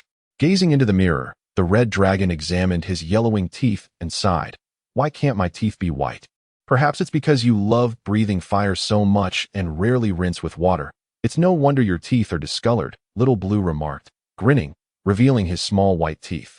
"I rinse with flames. It's just as clean," the red dragon countered, but suddenly seemed to realize something and fell silent. "Well, if you refuse to try water, don't blame your yellow teeth," the little snake replied, shaking its head. "You're quite arrogant, aren't you?" the red dragon thought, eager to teach the insolent little snake a lesson when he suddenly sensed a call from a great dragon. Producing a teardrop-shaped blue dragon scale, Yuyan activated the communication, and a somewhat familiar voice resonated. "Hey, Yuyan, it's Velis. I heard you recently arrived on the continent. I have a matter that requires the assistance of a great dragon. I wonder how strong you are now." Velis remained his boisterous self. Yuyan did not conceal anything. "I am now a silver rank. What is the matter on your end?" "Silver rank? That's splendid. It's not a major issue here. It appears the king of the Khat Empire has suddenly passed away, and now several princes are vying for the throne. The second prince has always treated me well, so I intend to support him. However, the eldest prince has unexpectedly gathered several dragons to back him," the blue dragon explained nonchalantly. The red dragon tilted his head, and then, "What isn't it for me?" The supporters of the eldest prince proposed that both sides' dragons engage in a private duel. Whichever side loses must withdraw. "We still need a young dragon on our side, so I thought of you. If the second prince ascends to the throne, he will recognize us as patrons, and we shall enjoy prosperity." Omitted 100 words. The blue dragon continued to elaborate eagerly. "It sounds intriguing. I will join," Yuyan replied after a moment of contemplation, then curiously inquired, "But how did the king of the Khat Empire die so suddenly? Is there a reason?" "I'm not entirely sure. The king's entourage was attacked by some unknown entity, resulting in the death of over 100 people. Aside from confirming their demise, no clues were found at the scene." The blue dragon shook his head. "Oh, then I shall set off at once." After agreeing on a meeting place, the conversation concluded. "Are you sure this isn't a whim?" the little snake inquired, standing up, though it only reached half the height of the red dragon's leg. "Humph, suit yourself." The little snake closed its eyes and huffed, then opened them to see the red dragon departing, hastily chasing after him, climbing onto the red dragon's swaying tail and making its way up. A day later, in the imperial capital of the Kot Empire, Kot City, Yu Yin reunited with Velis after many years. 30 years had passed, and the blue dragon, already portly, had grown even more rotund, resembling a blue whale. Dragon language, can you still manage to fly like this? The red dragon expressed concern. The blue dragon's face flushed slightly as he raised a claw. Common language, of course. Let me introduce you. This is the second prince, Swin. This is Duke Longtao. And here are Marquis Buziters and Count Carey, along with Count Lurin. Following the blue dragon's gesture, the red dragon noticed the richly dressed, smiling humans. Despite Velis' casual tone, he introduced them in a manner that indicated their hierarchy, explaining why he was nicknamed the Smooth Dragon. You are Lord Yin? One of the counts exclaimed excitedly. The red dragon turned his gaze toward him, struggling to recall when he had met this mustachioed count. The count continued without surprise. Perhaps you do not remember. I owe my life to you. Saved 30 years ago on the nameless deserted island. With this reminder, the red dragon finally recognized him. Ah, you are that uncouth young master Carey from back then. It seems you fared well, so my efforts were not in vain. Lord Yin, thank you for your presence. I assure you, you will not regret our collaboration. The second Prince Swin smiled. Then let us have a fruitful partnership, the red dragon replied, exposing a set of large yellow teeth. After a detailed discussion with Velis, it became evident that the situation was quite grim. Although the old king of the Kot Empire had over a dozen sons, most were idle and content with their small territories. However, the eldest prince, Antoine, was notably talented, having achieved the rank of a golden-level swordsman years ago. As his strength grew, so did his ambition, hastening his efforts to secretly rally the empire's great nobles to form his own faction. Many nobles, disillusioned with the old king's declining wisdom, had shifted their allegiance to him, including one of the empire's 2 platinum-level experts, the Grand Sorcerer Melville. While the second Prince Swin had also gathered a certain following, it paled in comparison to the strength of Antoine. Thus, Swin sought to enlist the well-known guardian dragon of the empire, Velis. Velis readily agreed, as he harbored no fondness for Antoine, who perpetually exalted humanity above all else. Despite Velis' girth, his strength was sufficient to overpower all the golden-level experts of the Kot Empire, and platinum-level warriors would not easily confront him. Velis lamented, bewildered by how this muscle-bound black dragon had allied himself with the eldest prince, a figure who had little appreciation for dragons. This was simply incongruous. I must summon a dragon to assess Dalba's mental state. Perhaps I should call upon a white dragon. Chapter 51. Ninos the White Dragon. I am acquainted with several white dragons. Who could be summoned to subdue this arrogant black dragon? Dalba ranks among the most formidable of his peers. While the light-aligned white dragons possess a certain advantage over their dark counterparts, a young white dragon like Silver Sea would undoubtedly be no match for Dalba. So, whom shall I call upon? Ninos. Yes, she shall do. This masterful white dragon will surely outmaneuver the brutish Dalba with her superior magical prowess. Vilas's calculations were meticulous, yet when he finally coaxed Ninos to the continent, Dalba made his entrance alongside 2 other black dragons, one large and one small. Sayuk, what brings you here? Ninos scoffed at the sight of the black dragon before her, casting a wary glance at Vilas. Cold sweat trickled down Vilas's brow. Although both Ninos and Sayuk were not as large as Dalba, it was clear that while Ninos could contend with Dalba, Sayuk could easily overpower him. Sayuk was renowned as one of the strongest dragons of his generation. At merely 200 years of age, he had already reached the pinnacle of golden tier strength, tantalizingly close to the platinum tier, far surpassing the likes of Bure. From a young age, Sayuk had a penchant for challenges, continually honing his skills in battle. By adulthood, countless opponents had fallen before him, and even many seasoned dragons found themselves outmatched. Had Sayuk been present during the climactic battle at the Cold City, he would have left the mindless gray dragon utterly disoriented. This black dragon was nearly impeccable, possessing earth-shattering strength, supersonic speed, impenetrable defense, and a vast reservoir of magical energy. I, Sayuk, have no trade to offer. Yet, he harbored one weakness, Ninos. All my efforts have borne fruit. I have finally lured you here, Sayuk chuckled, a dazzling smile gracing his face. Ninos, being 20 years older than Sayuk, wielded strength of the upper golden tier, yet her reputation among dragons arguably eclipsed his. solely due to her being a female. Ninos was strong-willed, having devoted herself to the study of magic from a young age. Though not overtly domineering in her adulthood, she maintained an air of aloofness that deterred many suitors among the younger male dragons, earning her the nickname White Dragon Queen behind her back. Sayuk, however, was infatuated with Ninos, and when he boldly approached her to profess his affection, he was met with a swift tail swipe that sent him sprawling from her lair. The reason was simple: her innate aversion to darkness. Had Sayuk been a red dragon or another type, perhaps Ninos might have been swayed. "I have told you countless times. Do not disturb me," Ninos said coldly. "Will you grant me just one chance? Just one.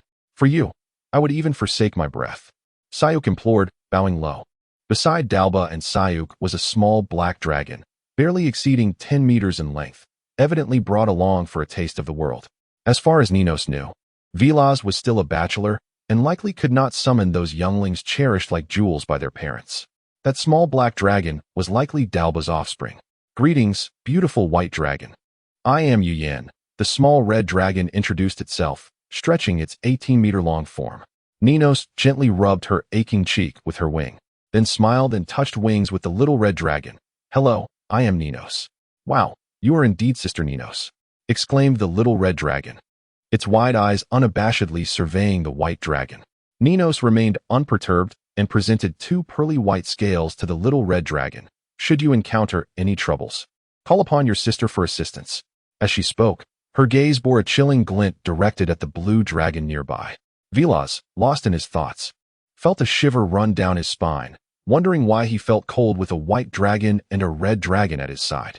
"All right," the little red dragon cheered, accepting the scales and promptly offering one of its own in return. At that moment, Velaz sheepishly interjected, "The competition is about to begin. Shall we discuss the opponents?" This small-scale dragon contest bore no relation to humanity. Thus the venue was chosen on a peninsula of sandy beaches and rocky outcrops. Had it not been for the young red dragon, the match would have taken place over the sea. The competition would follow a simple best-of-3 format, with the languid dragons eschewing any sort of drawing lots and directly choosing their adversaries. The matchup between the little red dragon and the little black dragon was a foregone conclusion. The focus shifted to how the 4 adult dragons would distribute themselves. "Must I face Dalba?" the blue dragon Velaz inquired cautiously. The 3 black dragons generously provided the order of battle, allowing their side to allocate freely. First round Dalba, second round Sayuk, third round Knight. They seemed confident in a swift 2 o'clock victory. Velaz thought to himself that regardless of which black dragon he faced, he would undoubtedly lose. Although Sayuk was considerably stronger than Dalba, his temperament was far more amiable. With a little bribery, Sayuk would surely hold back. Dalba, on the other hand, delighted in tormenting his foes. Ninos cast a dispassionate glance at him. "I shall battle Sayuk." "Please, no," the blue dragon lamented. The outcome was already grim. If Ninos triumphed over Dalba, she would witness Yuyen's decisive match. Yet Ninos was no match for Sayuk, rendering Yuyen's 3rd round unnecessary. "What if we arrange it this way? First round Ninos versus Dalba, second round Yuyen versus Sayuk, third round Velaz versus Knight. Would that not enhance our chances of victory?" A sudden voice interjected unexpectedly. "Who speaks?" Ninos roared, her authority radiating as her scales bristled. The blue dragon turned its gaze towards the small creature perched atop the red dragon's head. "It is I. I encountered this tactic in an ancient text." The little serpent danced atop the red dragon's head until Ninos finally noticed the diminutive figure. "You are rather endearing," Ninos offered coolly. The little blue dragon leapt in excitement. "You are the one who is adorable. My intellect far surpasses yours. Is this not the perfect strategy?" "Enough, little blue," the red dragon scolded, capturing the small serpent and darkly continuing. "What absurd notion is this? You wish for me to face Sayuk? Or would you rather take my place?" With that, the little blue dragon's seemingly brilliant idea was dismissed, while Ninos remained obstinately resolute. Thus, it was decided that the first battle would pit Velaz against Dalba. Chapter 52. The Black Dragon Sayuk. Round 1. The imposing black dragon Dalba, having completed his warm-up on the field, spotted the blue dragon Valaris across from him and exclaimed, "Huh, so it's you, Valaris. Are you ready to take a beating?" Valaris steadied himself, gritting his teeth as he retorted, "The outcome is still uncertain. Don't underestimate me. I have ascended to the golden rank." "Huh," Dalba scoffed. "Unfortunately for you, I have reached the pinnacle of gold." Valaris could only reply with a silent stare. Observing the blue dragon being overwhelmed by the black dragon, the white dragon Nanos coldly remarked, "Pathetic." In the distance, Sayuk waved a claw at her, but the white dragon merely turned his head away, feigning ignorance. Yin, however, remained focused on the clash between the two colossal dragons. Recognizing the valuable experience to be gained from the duel between these seasoned gold dragons in their prime, the blue dragon Valaris, with his tough skin and substantial weight, exhibited a noticeable reduction in speed compared to ordinary dragons. Yet the power-centric black dragon was also not particularly swift, resulting in a balance of pace. Dalba, a brute who disregarded magic, possessed a terrifying size of over 50 meters, capable of obliterating a small town in mere moments. However, his only form of ranged attack was his breath, as he scoffed at the notion of magic. Valaris, adept in water magic, may have lacked in offensive strength but excelled in harassment. If he utilized his magic wisely, combined with his considerable mass, he could have had a chance of victory. Regrettably, Valaris's overall prowess was still inferior, compounded by the shadows cast by Dalba over the years. He could only withstand the onslaught for about 10 minutes before being brought low by the black dragon. Just like old times, Dalba roared triumphantly, delivering a couple of kicks to the downed blue dragon before turning to leave. Upon witnessing this, Sayuk, who had been leisurely sipping tea, hastily threw his cup into his mouth and strode onto the battlefield. After crunching the cup and swallowing it, Sayuk donned a bemused smile and began to speak. "Please," but a barrage of radiant blades interrupted his lengthy preamble. The black dragon immediately shut his mouth and eyes as the blades clanged against his scales, dissipating into motes of light. Radiant magic possesses a restraining effect on dark attributes. If Sayuk had employed magic for defense, it would have drained his energy, while Dalba's scales, nearly immune to all magic attacks, faced no such limitations, leaving no mark from the initial strike. As the last radiant blade vanished, the white dragon's second attack was already imminent, purifying light cannon. "Oh no!" Sayuk exclaimed as he opened his eyes to see the white dragon's mouth radiating with immense light. He quickly summoned a surge of magical energy for defense. Focus burn. A beam of light, over a meter in diameter, shot from the white dragon's maw, striking Dalba's shield nearby. The outer layer of the dark shield shattered in less than a second, the purifying beam threatening to pierce through Dalba's protective barrier. Sayuk never anticipated Nanos would initiate with such a powerful move. Had Dalba faced a different opponent, he would not have been so careless. The hastily formed shield could barely withstand the purifying light cannon for a few seconds, but just as it seemed on the verge of breaking, the beam suddenly ceased. "What is this?" Dalba stared in surprise at the white dragon, who had halted his assault. "If you concede now, I shall spare you," Nanos stated calmly. Yet internally, he was anything but tranquil. His meticulously crafted strategy had failed to harm Dalba, revealing his misjudgment of Sayuk's capabilities. The hastily conjured shield had managed to withstand the purifying light cannon for 3 seconds of sustained assault. However, the situation remained under control. Employing the purifying light cannon for merely 3 seconds would not impact his combat state moving forward. "Let us give it our all. Concede?" "If you are willing to," Sayuk began, tilting his head. "Go to hell." Nanos roared in fury, appalled at the prospect of such crude words being uttered. The black dragon's voice was drowned out by the sound of magical explosions. "My gold." Valaris lamented inwardly, though his neck ached terribly. If he lost this duel, he would be forced to withdraw from the struggle for the throne of the Kote Empire. Once that princely heir ascended to the throne, Valaris would likely lose his comfortable position as a guardian dragon. On the battlefield, the enraged white dragon abandoned all defense, unleashing a torrent of magical elements that rained down upon the black dragon without restraint. Sayuk was momentarily overwhelmed, unable to lift his head. But any discerning dragon could see that Nanos's frenzied assaults came at a steep cost of mana. If this continued, the white dragon would soon exhaust his magical reserves. Nanos was acutely aware of this, yet he also understood that in a direct confrontation, he was no match for Dalba. He hoped that this wild barrage might inflict significant damage. At that moment, Sayuk's formidable dark shield suddenly vanished, and a series of magical bolts struck him heavily.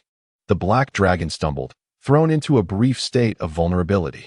Seeing this, the white dragon immediately halted his next wave of attacks, narrowing his eyes into a defensive stance. Sayuk coughed up blood and turned to the white dragon, declaring, "I concede." Upon hearing this, several dragons around them displayed expressions of astonishment. The black dragon was yielding after only a minor injury?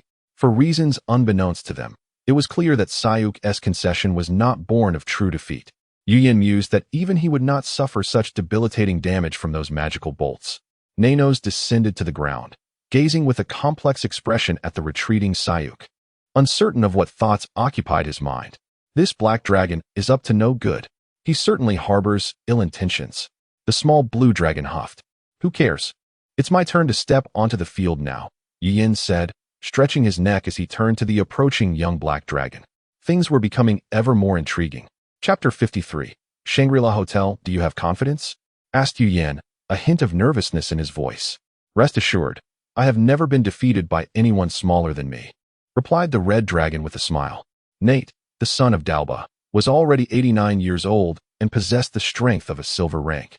With talent surpassing that of Dalba, the white dragon Nanos, who was resting nearby, interjected, My mother is Tima. After a brief hesitation, he uttered those 7 words. And Yin stepped into the arena, standing several dozen meters apart. Yin and Nate exchanged glances for several seconds before Nate could no longer hold back and spoke first. Boss. Yin grinned. He had known Nate for 30 years, but only today learned that Dalba was his father. It was not surprising, considering the dragon clan numbered only a few hundred, and nearly all dragons of the same kind shared familial ties. Let us talk after the fight, the red dragon said. All right, just don't use your claws too harshly. The black dragon whispered. Regardless of their amicable relationship, this was a serious duel, and both young dragons approached it with utmost seriousness. Without the use of magic, they charged at each other and began to grapple.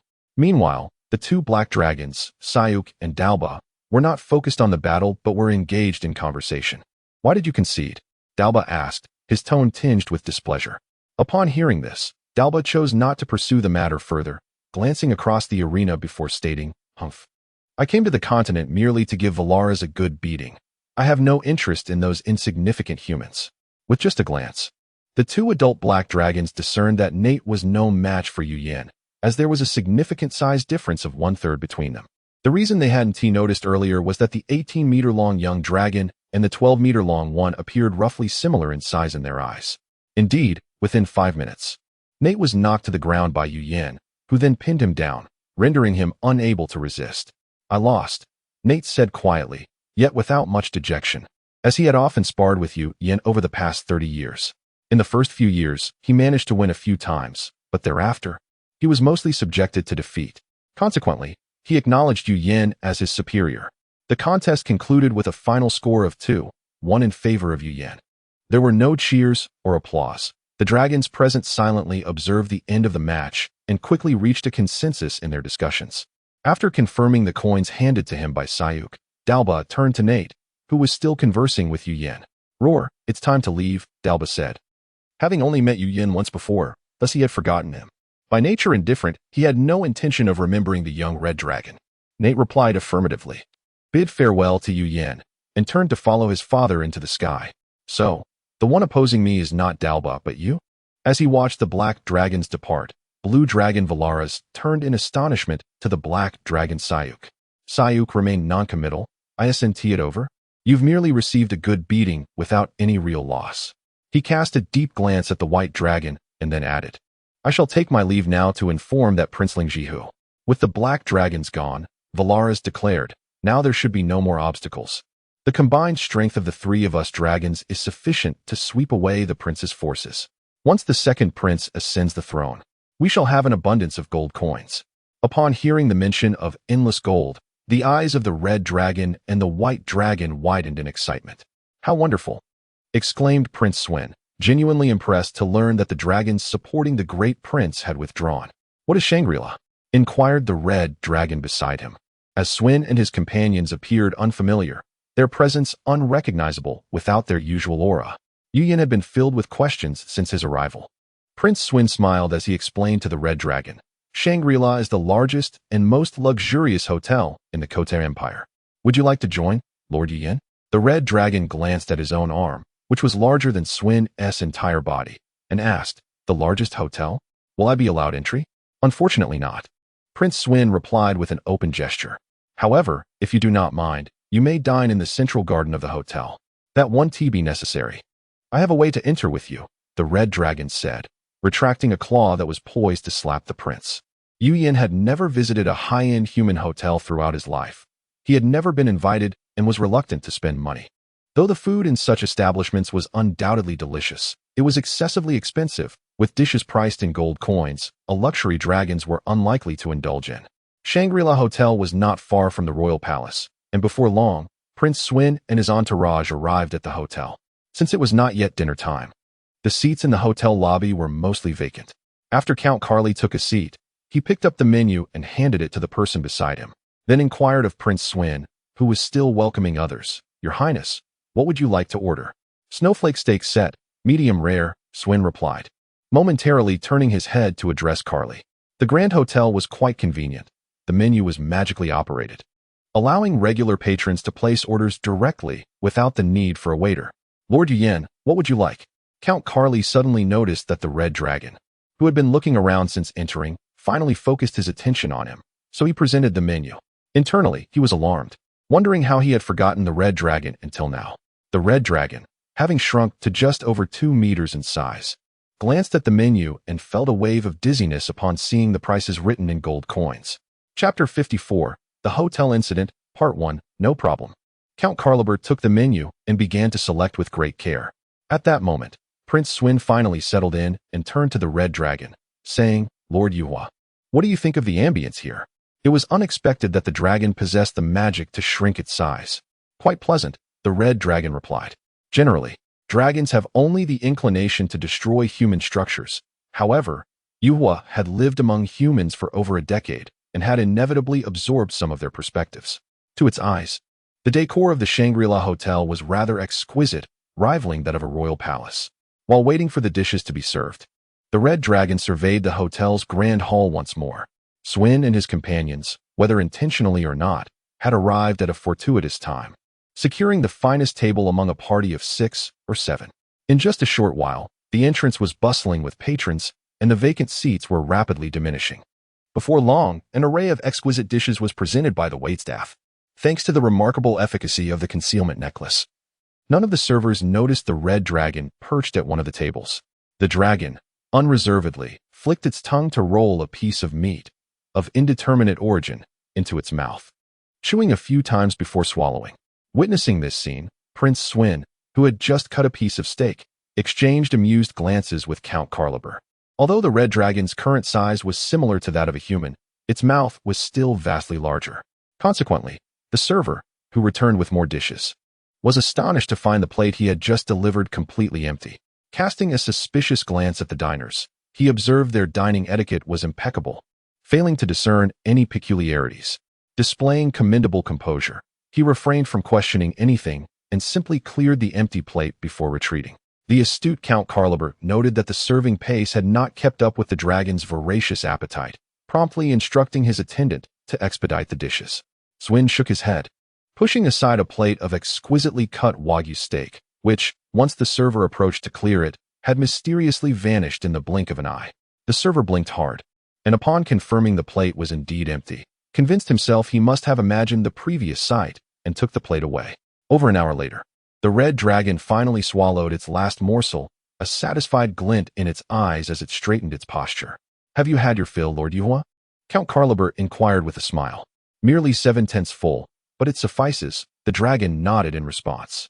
Prince Swin perused the hefty bill, envisioning a horde of gold coins sprouting wings and fluttering away. Although he had previously treated the blue dragon Velis to take out, it was merely a specially prepared whole roasted cow crafted from ordinary ingredients, not overly expensive. However, these were extraordinary times. A visit to the hotel necessitated anonymity and several gold-tier bodyguards, and the dishes ordered for Yuhua were crafted from the finest ingredients, costing nearly the entirety of his annual food budget. Had he not placed his diamond VIP card on the table, the hotel security would likely have already surrounded him. By now, night had fallen, and dinner time was well underway. The Shangri-La Hotel was packed to capacity. A queue had formed outside, with numerous impatient diners milling about in the lobby, some even arguing animatedly with the hotel staff. A youth dressed as a noble, his face etched with anger, insisted to a server, That table over there finished their meal ages ago, yet they remain, drinking and chatting. Hurry and ask them to leave. Though the youth's voice was not particularly loud, Prince Swin, not far away, heard every word. He glanced at the noble youth, then raised his voice slightly to the nearby server, saying, "Another dessert, please." You. Swin's provocation ignited the youth's fury, and just as he was about to speak, another somewhat sinister-looking young nobleman leaned in and remarked, "Dagon, what is there to discuss with these commoners? Just have the guards throw them out." With that, he subtly shifted to reveal several robust guards standing behind him. Seeing this, Swin couldn't help but chuckle. While those guards might seem formidable to an ordinary person, they were mere minnows compared to his company. Lord Yuhua could dispatch them with a mere finger. He recognized both noble youths. They were the scions of minor, noble families. Dagon was the more reasonable of the two, while the other, named Joni, was a quintessential wastrel. Known for his bullying in the capital due to his slight prowess, one could hardly predict when he might meet his downfall. With this in mind, Swin rose, beaming, and declared, "You wish to throw us out? That will depend on whether you possess the capability."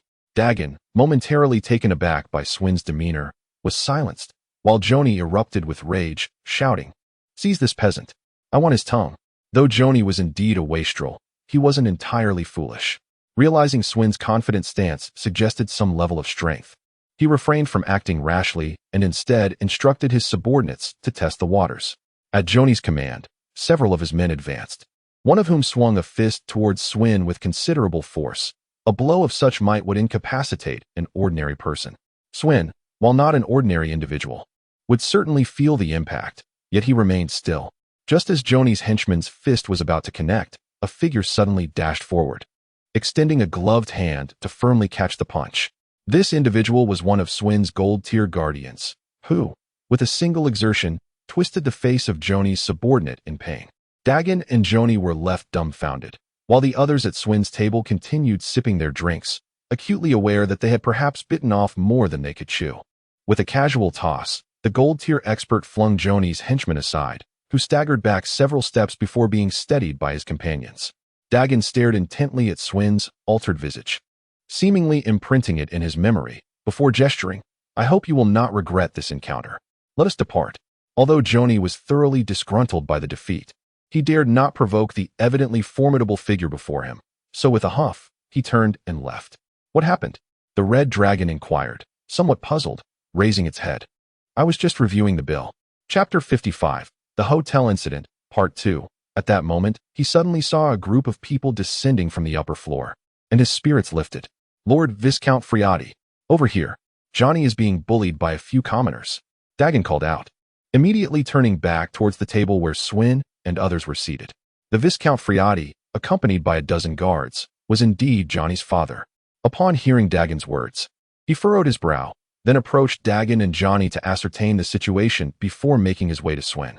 After scrutinizing Swin, who was unfamiliar to him, the Viscount's expression darkened as he uttered, "Who are you?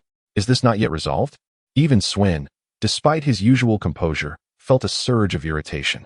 He suddenly found the intricate pattern on his boot sole rather appealing and wished to imprint it upon the faces of those who persistently intruded upon his affairs with the Red Dragon. Rising, he coldly addressed Friati, "The Shangri-La Hotel is not a place where a mere viscount can create a ruckus. This establishment is the private property of one of the top 3 families in the Kote Empire, and few dare to cause disturbances here." However, Friati interpreted Swin's warning as a sign of weakness. At that moment, Johnny leaned in and whispered, "The one wearing gloves is a gold." The silver-level red dragon was finally drawn to the tense atmosphere, bewildered by the intentions of these humans poised for conflict. "If you know what is good for you, you should leave quietly now, or we shall throw you out," Friati declared, feeling he had the upper hand. "Who throws whom out is yet to be determined," Count Caleb retorted angrily, rising from his seat. Upon hearing this, Friati's demeanor turned icy. He gestured, and his guards, along with Dagon and Johnny's subordinates, slowly encircled Swin's table, numbering over 20. In the distance, the hotel manager could no longer stand idly by and hastened over, intending to intervene, but was blocked by Dagon. "It's just a trivial matter. At most, a few tables and chairs will be damaged, and we shall compensate," Dagon said with a smile. Knowing the hotel manager belonged to a prominent family and was not someone to offend, The hotel manager was about to speak when he suddenly witnessed the rapidly shifting dynamics of the scene, his eyes widening in shock. Dagon, noticing his expression, turned curiously, only to be met with the beautifully patterned sole of a boot. Swin had just sent Dagon sprawling with a swift kick and turned to survey the now chaotic hotel lobby. The once formidable group of Friati's over 20 guards was now overwhelmed and thoroughly outmatched. Friati himself was being defended against by 2 gold-level experts, left with no option but to evade. Those engaged in the fray exhibited a remarkable sense of camaraderie. No weapons or magic were employed, for that would complicate matters significantly. Where did all these people come from? It turned out that aside from Swin's table, several nearby tables were occupied by his subordinates, elite knights affiliated with the Second Prince's faction. Swin and his companions had initially come to the hotel to reward their men, which was why they had taken some time to settle in. Yu Yin sat comfortably, stroking Little Blue while observing the pandemonium with great interest. He turned to Count Caleb, the only one still seated at the table, and asked, "Is this how humans typically resolve their disputes?" Having spent over 10 days among humans, the Red Dragon was not entirely ignorant of their ways, and his words carried a hint of mockery. Count Caleb hastily defended himself. "I am not. I did not." This brawl swiftly became the talk of the town among the residents of the capital. Breaking news. A large brawl erupted at the Shangri-La Hotel. Hundreds surrounded a handful of individuals. In the end, those few were thoroughly beaten and tossed onto the street. Notably, the leader among them was a nobleman, perhaps a viscount. Is it possible? Does anyone dare fight within the Shangri-La? What about those hundreds? Who are they? Unclear. A friend of mine works as a host at the hotel. He said they are likely elite warriors from a certain legion of the Empire, gathered for a meal when the Viscount provoked them. What happened afterward? How did the hotel respond? It just occurred. The fight ended swiftly, causing minimal damage to the hotel, and those hundreds dispersed quickly. Haha, of course it ended quickly. Hundreds against dozens. Despite having resided here for decades, the Blue Dragon mused, "You know, if we had thousands of dragons, would we also engage in infighting? Surely not." The Red Dragon tilted his head thoughtfully. "After all, you and Dalba have harmed each other for so many years without any fatalities. Don't use that as an example." The Blue Dragon huffed in irritation. Since dragons communicate in their native tongue, the humans nearby understood not a word and could only grin foolishly. Having eaten his fill, the Blue Dragon pondered and said, "We have driven away the dragons supporting the Great Prince. What movements do they exhibit now? You know dragons cannot always safeguard His Highness Swin. Primary protection must still come from you." Yu Yin produced a dragon scale, stating, "This scale conceals a magical array. Once activated, it can summon me. I believe I can handle a few gold-level adversaries without much trouble." However, Chapter 56, The Great Battle in the Wilderness, Part 1. Having recently been treated to a sumptuous and lavish dinner, the dragon, ever grateful, decided to charge the prince merely 100 gold coins for the summoning of the dragon scale, Yu Yin. This realization illuminated the Red Dragon's understanding that lacking funds was of little concern. With its prowess, acquiring a treasure trove of gold was merely a matter of time, whether through legitimate means or by more dubious methods. Once assured that there was nothing more to attend to, the Red Dragon exchanged a brief word with the Blue Dragon before departing from Kot City. Earlier, while at the inn, the Red Dragon had found it peculiar that the little serpent had not uttered a single word, seemingly non-existent. Upon closer inspection, it became evident that the little blue had fallen into a deep slumber. The small serpent lay motionless in the palm of the Red Dragon, its light-colored belly exposed, blissfully unaware of its surroundings. Were it not for its vibrant life force, one might have mistaken it for deceased. Was it preparing to shed its skin again? Hadn't it just done so not long ago? Nevertheless, the little blue appeared tranquil, suggesting no cause for alarm.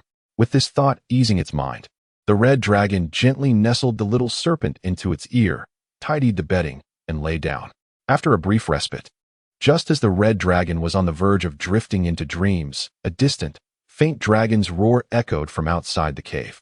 In an instant, the Red Dragon awoke with a start, eyes wide open, as if struck by thunder. This was a call for aid from a nearby dragon, enhanced by magic. The sound could traverse great distances. The Red Dragon sprang to its feet and darted towards the cave entrance, whereupon it discerned that the roar emanated from the direction of Kot City. A sense of gravity washed over Yu Yin. Could someone be plotting against the dragonkin? Typically, when faced with peril, dragons seldom engage recklessly. They prefer to retreat temporarily or summon allies for assistance. The issuance of a distress signal indicated that the situation had become dire. Without hesitation, the red dragon leapt off the cliff, soaring toward the source of the roar. The sound was unfamiliar to Yu Yan, leading it to conclude that it was not Velis summoning aid. Surely, the blue dragon was also making haste in that direction. Ascending to a height that appeared as a mere speck from the ground, the red dragon flew for half an hour, drawing nearer to the scene of the incident. To its surprise, it discovered not Kot City but a desolate expanse adjacent to a forest. From thousands of meters away, Yu Yan observed the area had transformed into a battlefield, with magic lasers flying wildly and exploding in every direction. A white dragon and a blue dragon were engaged in aerial combat against dozens of minuscule human figures. The red dragon refrained from recklessly joining the fray, instead opting to pause and scrutinize the unfolding scenario. The white and blue dragons were none other than Nanos and Velis, both roaring fiercely, bearing several wounds, while the majority of their human adversaries shimmered with golden light, revealing their status as golden tier experts. Regardless of whether they were warriors or mages, those at the golden tier possessed the ability to fly. The difference lay solely in their strength. Should they fly too slowly, they would become easy targets. Among the 20 or so golden tier humans, the division between combatants and spellcasters was nearly equal, and their coordination was impeccable, rendering the two golden dragons seemingly outmatched. However, retreat was an option. Nanos and Velis showed no inclination to withdraw. Initially, Yu Yan had suspected that the distress call originated from Nanos, but upon witnessing the ground situation, that notion swiftly dissipated. It became clear that another dragon was ensnared below, none other than the black dragon Sayuk, whom Yu Yan had encountered not long ago.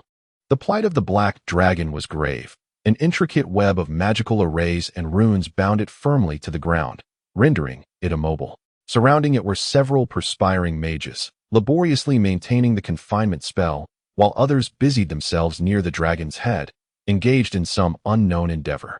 Whatever their intentions, they were assuredly nefarious. This must be thwarted. The two dragons in the air had begun to adopt a defensive posture under the onslaught of dozens. They had no opportunity to rescue their ensnared companion. It appeared they aimed to wear down their opponents, knowing that dragons possessed far greater reserves of energy than humans. As long as the humans did not dare to take reckless risks, the dragons could outlast them. It seemed the responsibility now fell upon Yu Yan. Regardless of the origins of these intruders, those who dared to offend the dragonkin today would pay with their lives. Assisting Nanos and Velis directly was unwise.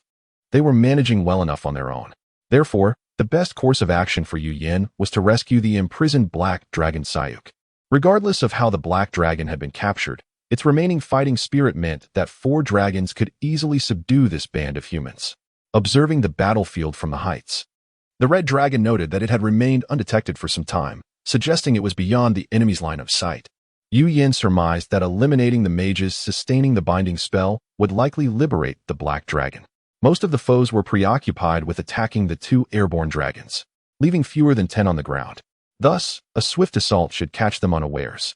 With determination solidified, the red dragon descended, landing just a few meters above the ground before veering sharply toward the location of the trapped black dragon. "Are we still not finished?" A voice, low and tense, came from beside the black dragon's head. "The will of the dragon is too powerful, but we are close to success," replied a mage, beads of sweat dotting his forehead. The leader, irate, retorted, "Just give me one more minute." Yet his words were cut short as he sensed something amiss and turned to glance in a particular direction. 2 swordsmen, quicker on the draw, reacted before him. But with most of their attention diverted skyward, they only noticed the swiftly approaching red dragon at the last moment. As the swordsmen raised their blades, the red dragon had already lunged at one of the mages maintaining the magical array, its jaws snapping shut, leaving only a severed torso that tumbled to the ground as blood finally gushed forth.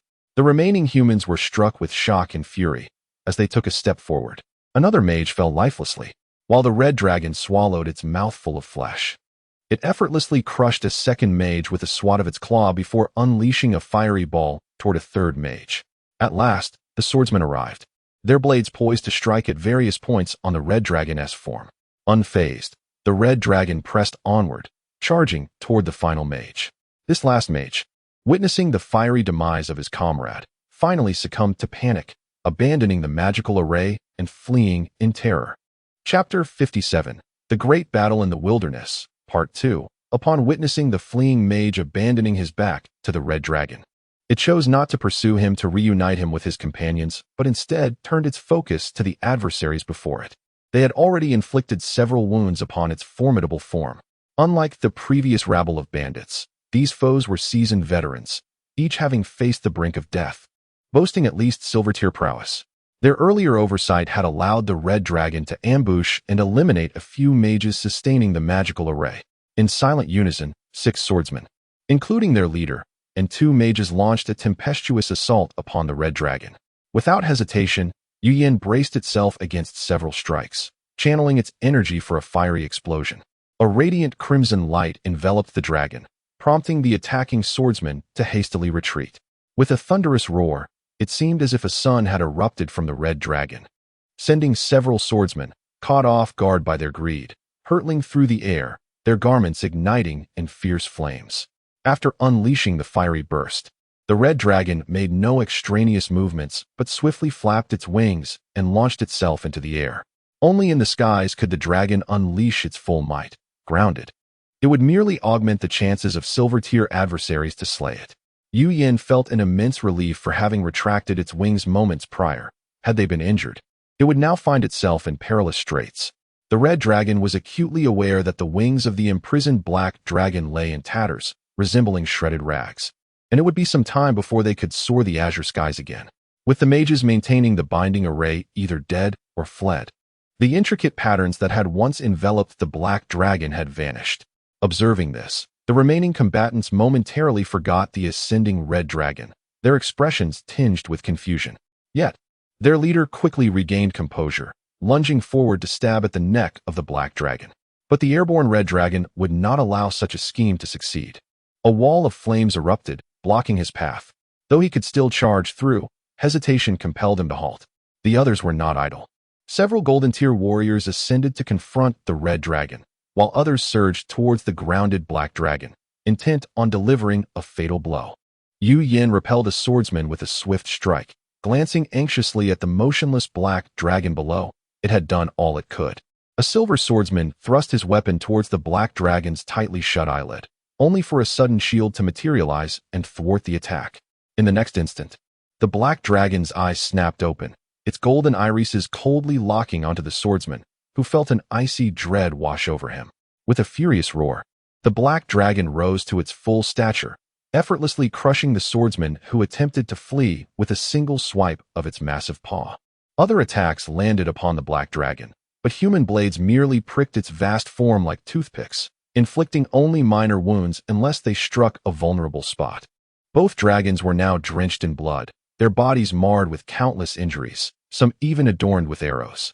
The protective scales of the dragons proved insufficient against golden-tier humans, yet the agony only served to fuel their wrath and strength. As long as vital areas remained unscathed, both dragons could endure for an extended duration despite the blood loss. Though the humans appeared to hold the upper hand at present, they were not without their struggles. Since the battle commenced, 2 had perished to draconic spells.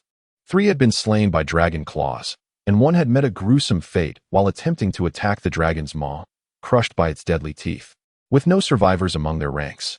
Hearing the furious roars of the dragon from below, some warriors glanced down to see the black dragon, now liberated from its bindings, rampaging through their ranks, and feelings of retreat began to germinate within them. The leader, having just escaped the wall of flames, observed the rapidly deteriorating situation and calmly commanded, "Concentrate our efforts, try to restrain the 3-headed beast, and eliminate that red dragon first." This order was clearly audible to Yu Yin in the skies.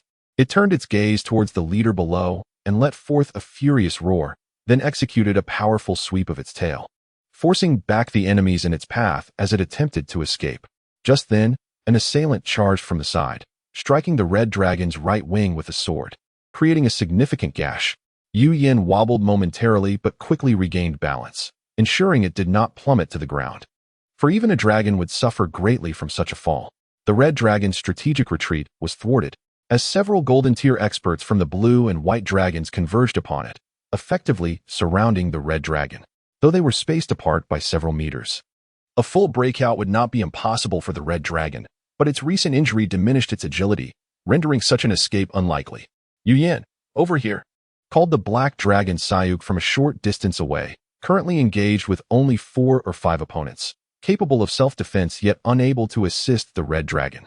An adult dragon could hover in the air and execute short flights without using its wings, but the speed was significantly reduced and the mana consumption increased, leading dragons to prefer their wings for mobility.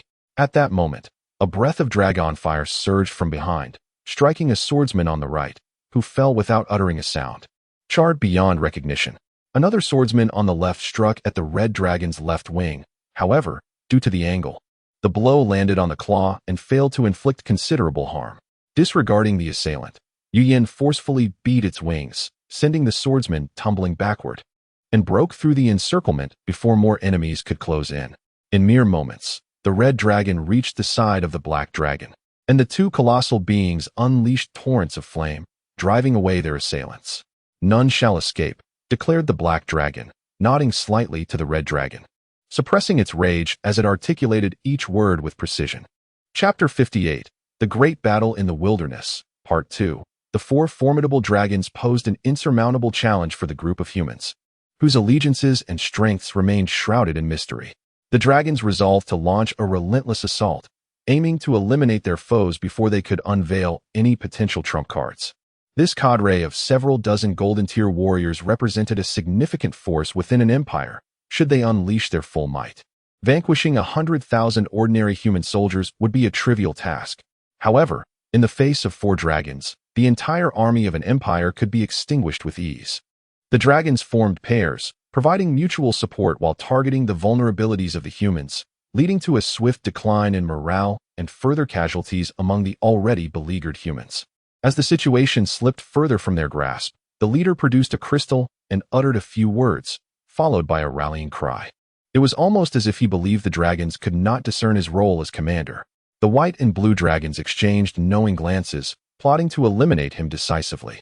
From this point onward, the tide of battle began to turn, as the dragons engaged with earnest ferocity. The humans' weaponry proved ineffectual against the dragons' vulnerabilities, and any blow from the dragons was fatal, regardless of the quality of the humans' armor. Minutes passed, and the number of humans dwindled to less than half of their original strength. The Golden Tier warriors felt an overwhelming sense of frustration. Were they not hailed as champions within the empire? Now, they were being dispatched by the dragons as casually as one swats a fly. Although they had previously hunted such mighty creatures, they had underestimated the dragons, believing that today would merely involve ambushing a solitary black dragon. Their ignorance had cost them dearly, as the black dragon had sent a distress signal before being subdued. The leader summoned all remaining members while directing the prepared mages to simultaneously restrain the black dragon and prepare to impose a master-servant contract upon it. Once assembled, they barely caught their breath before clashing with the blue and white dragons, who had arrived in response to the commotion.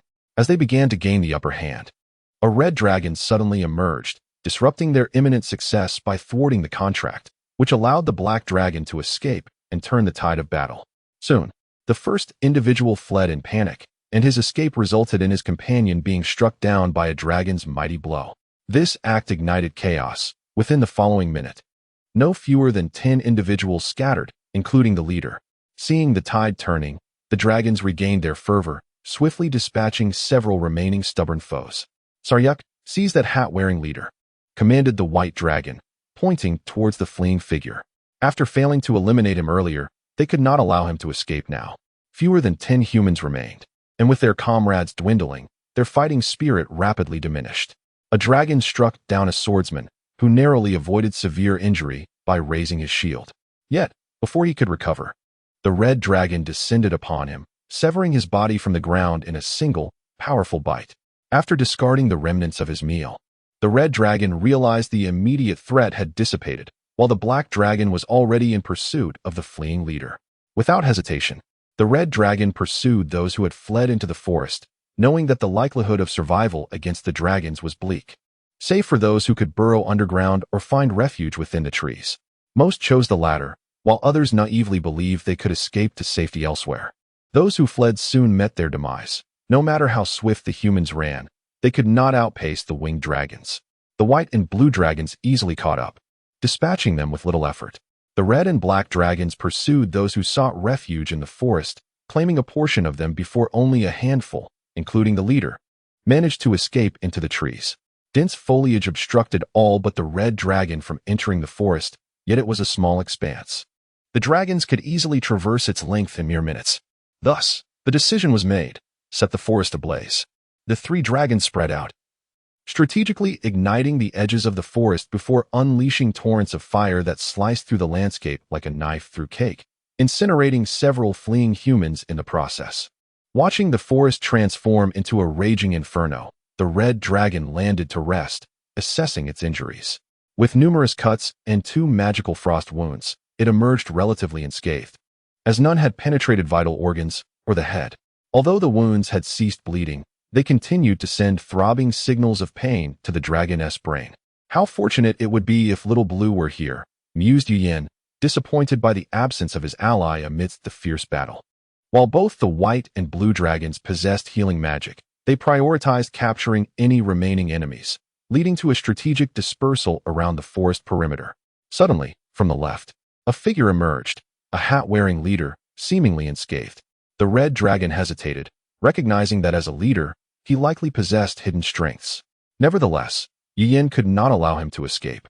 With a swift descent, the red dragon conjured a wall of fire to block the leader's path. Unexpectedly, the leader charged through the flames, emerging unscathed. Seeing this, the red dragon swooped down, preparing to unleash its breath weapon. Having expended much of its magical energy in the earlier skirmish, Yin decided to conserve its power. The leader deftly dodged the dragoness breath, drawing a crossbow to retaliate. Yin nimbly evaded the bolt and retaliated with 2 blasts of dragon fire aimed at the leader. Not granting him a moment to recover, the red dragon lunged forward, pinning the leader's arms with its powerful claws, rendering him unconscious. Once assured of the leader's capture, the red dragon roared a predetermined signal, prompting Saryuk to arrive shortly thereafter. "Do you recognize him? Who is he?" inquired the red dragon. "Antoine," came the reply. Chapter 59. An acquaintance. Are you intending to unilaterally breach the agreement? Prince Antoine of the Kote Empire glared furiously at the black dragon before him.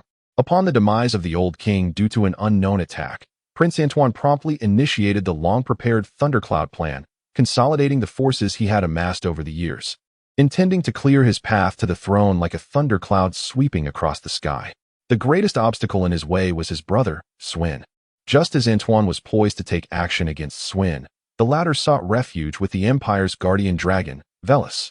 In Antoine's moment of despair, the black dragon Saryuk unexpectedly appeared, claiming to support his ascension to the throne. Without hesitation, the prince entered into a simple collaboration contract with the black dragon. While he envisioned the black dragon dealing with the blue dragon, allowing him to effortlessly eliminate the formidable Swin, Saryuk abruptly reappeared before him, declaring, "Our collaboration is over. I am leaving." Thus unfolded the scene at the beginning. In response to the prince's inquiries, Saryuk disdainfully regarded him and replied condescendingly, "Such a contract holds no binding force. Can you enlighten me on the reason for your breach?" Antoine stalled for time verbally while discreetly signaling his subordinates behind his back. "No, I have no need to do so," the black dragon retorted irritably, turning to depart. With a sudden cold smirk, Antoine remarked, "You think you can just leave? The dragon is rather too whimsical. Shall I teach you some etiquette?" Saryuk heard this but chose to disregard it, having never held the prince in high esteem. Soon, the black dragon's arrogance led to its downfall. First, it was struck by a siege crossbow, injuring one of its wings. And then it was lured into an ambush in the wilderness, where a dozen mages swiftly emerged from concealment, casting a barrage of debilitating and incapacitating spells upon the black dragon. Caught off guard, Saryuk found its ability to fly crippled, gradually becoming ensnared upon the ground. Had it not roared for help at the last moment, it might have perished there. "You had best pray that one day you do not fall into my claws." Saryuk glared at Antoine with its reddened eyes before losing consciousness. Little did it know that the day of reckoning would arrive with astonishing swiftness. Oh no, it was today, and merely a few hours had passed. So that is how it is. Then this fellow is of no further use. After hearing the tale from the envious Saryuk, Yin glanced at the unconscious Antoine lying on the ground and remarked, "You can deal with him. I shall see if there are any remaining stragglers elsewhere." The black dragon nodded, and thus the red dragon departed. At this point, The forest had transformed into a sea of flames, and there were likely still 5 or 6 individuals remaining. Those with a strong will to survive would surely emerge, and it would be unfortunate to miss even 1 or 2. Sure enough, not long after, Yu Yin spotted an individual stumbling out of the inferno, engulfed in flames. The person collapsed to the ground, rolling about to extinguish the fire that consumed them. The red dragon approached cautiously, refraining from immediate violence, for the battle had concluded, and the bloodthirsty instincts within the dragon began to subside. As he drew near, a faint scent of charred meat wafted through the air. The individual struggled to rise, their gaze locking onto the approaching red dragon, freezing in place. After a few seconds, seemingly accepting this grim reality, the person hoarsely uttered, "Dragon, eat me, grant me a swift end." With that, they collapsed to the ground, as if unable to bear the weight of existence any longer. Perhaps just yesterday, they were a lofty noble, yet now they were merely a soul seeking solace in death. Upon hearing these words, the red dragon halted, its eyes shifting slightly. Throughout its life, Yu Yin had never consumed humanoid flesh, nor did it often partake in living prey, for deep down, Yu Yin considered itself a civilized being. According to the elder dragons of its clan, human flesh was rather tough and hardly delectable. Few dragons would intentionally seek to consume humans. Thus, though the individual before it was in a semi-cooked state, the red dragon felt no inclination to sample even a morsel. The lack of reaction from the dragon prompted the acquaintance to erupt in laughter. Dragons are not so formidable, merely noisy. The abrupt laughter disrupted Yu Yan's thoughts, causing it to furrow its brow and swiftly turn, using its tail to crush the acquaintance into a puddle of flesh. Initially merely an observer, the red dragon's eyes widened in surprise upon noticing a gleaming object nestled within the remnants of the flesh. Upon closer inspection, the glimmering object, reflecting the sunlight, turned out to be a dagger. The red dragon's heart stirred. It used its tail to hook the dagger, lifting it for inspection, discovering it to be a finely crafted dragon-tooth dagger. What an unexpected delight! The red dragon felt a flicker of joy before growing solemn, as it suddenly realized that the individual had emerged from the forest empty-handed, with no weapons, their clothing charred and tattered, presenting no apparent threat. Had it acted rashly and bitten the individual, it would likely now bear a gruesome wound in its maw. Fortunately, my motto is, do not eat indiscriminately, especially living beings. The red dragon mused while stowing away the dragon-tooth dagger. Humans are indeed a cunning species. Even on the brink of death, they plot against others, unwilling to allow anyone else a moment of respite. After patrolling once more and finding no further stragglers, Yu Yin sought out Velis, the blue dragon stationed on the eastern edge of the forest. It is not that I do not wish to help. Rather, I currently possess no magical power, making it difficult to cast even a basic spell. Moreover, you are a red dragon. Utilizing my water magic for healing should pose no issue. Velis rambled on endlessly. Then, grant me a few spells. The pain is excruciating. Yu Yin, weary of lengthy dialogue, produced a blue magic crystal and tossed it over.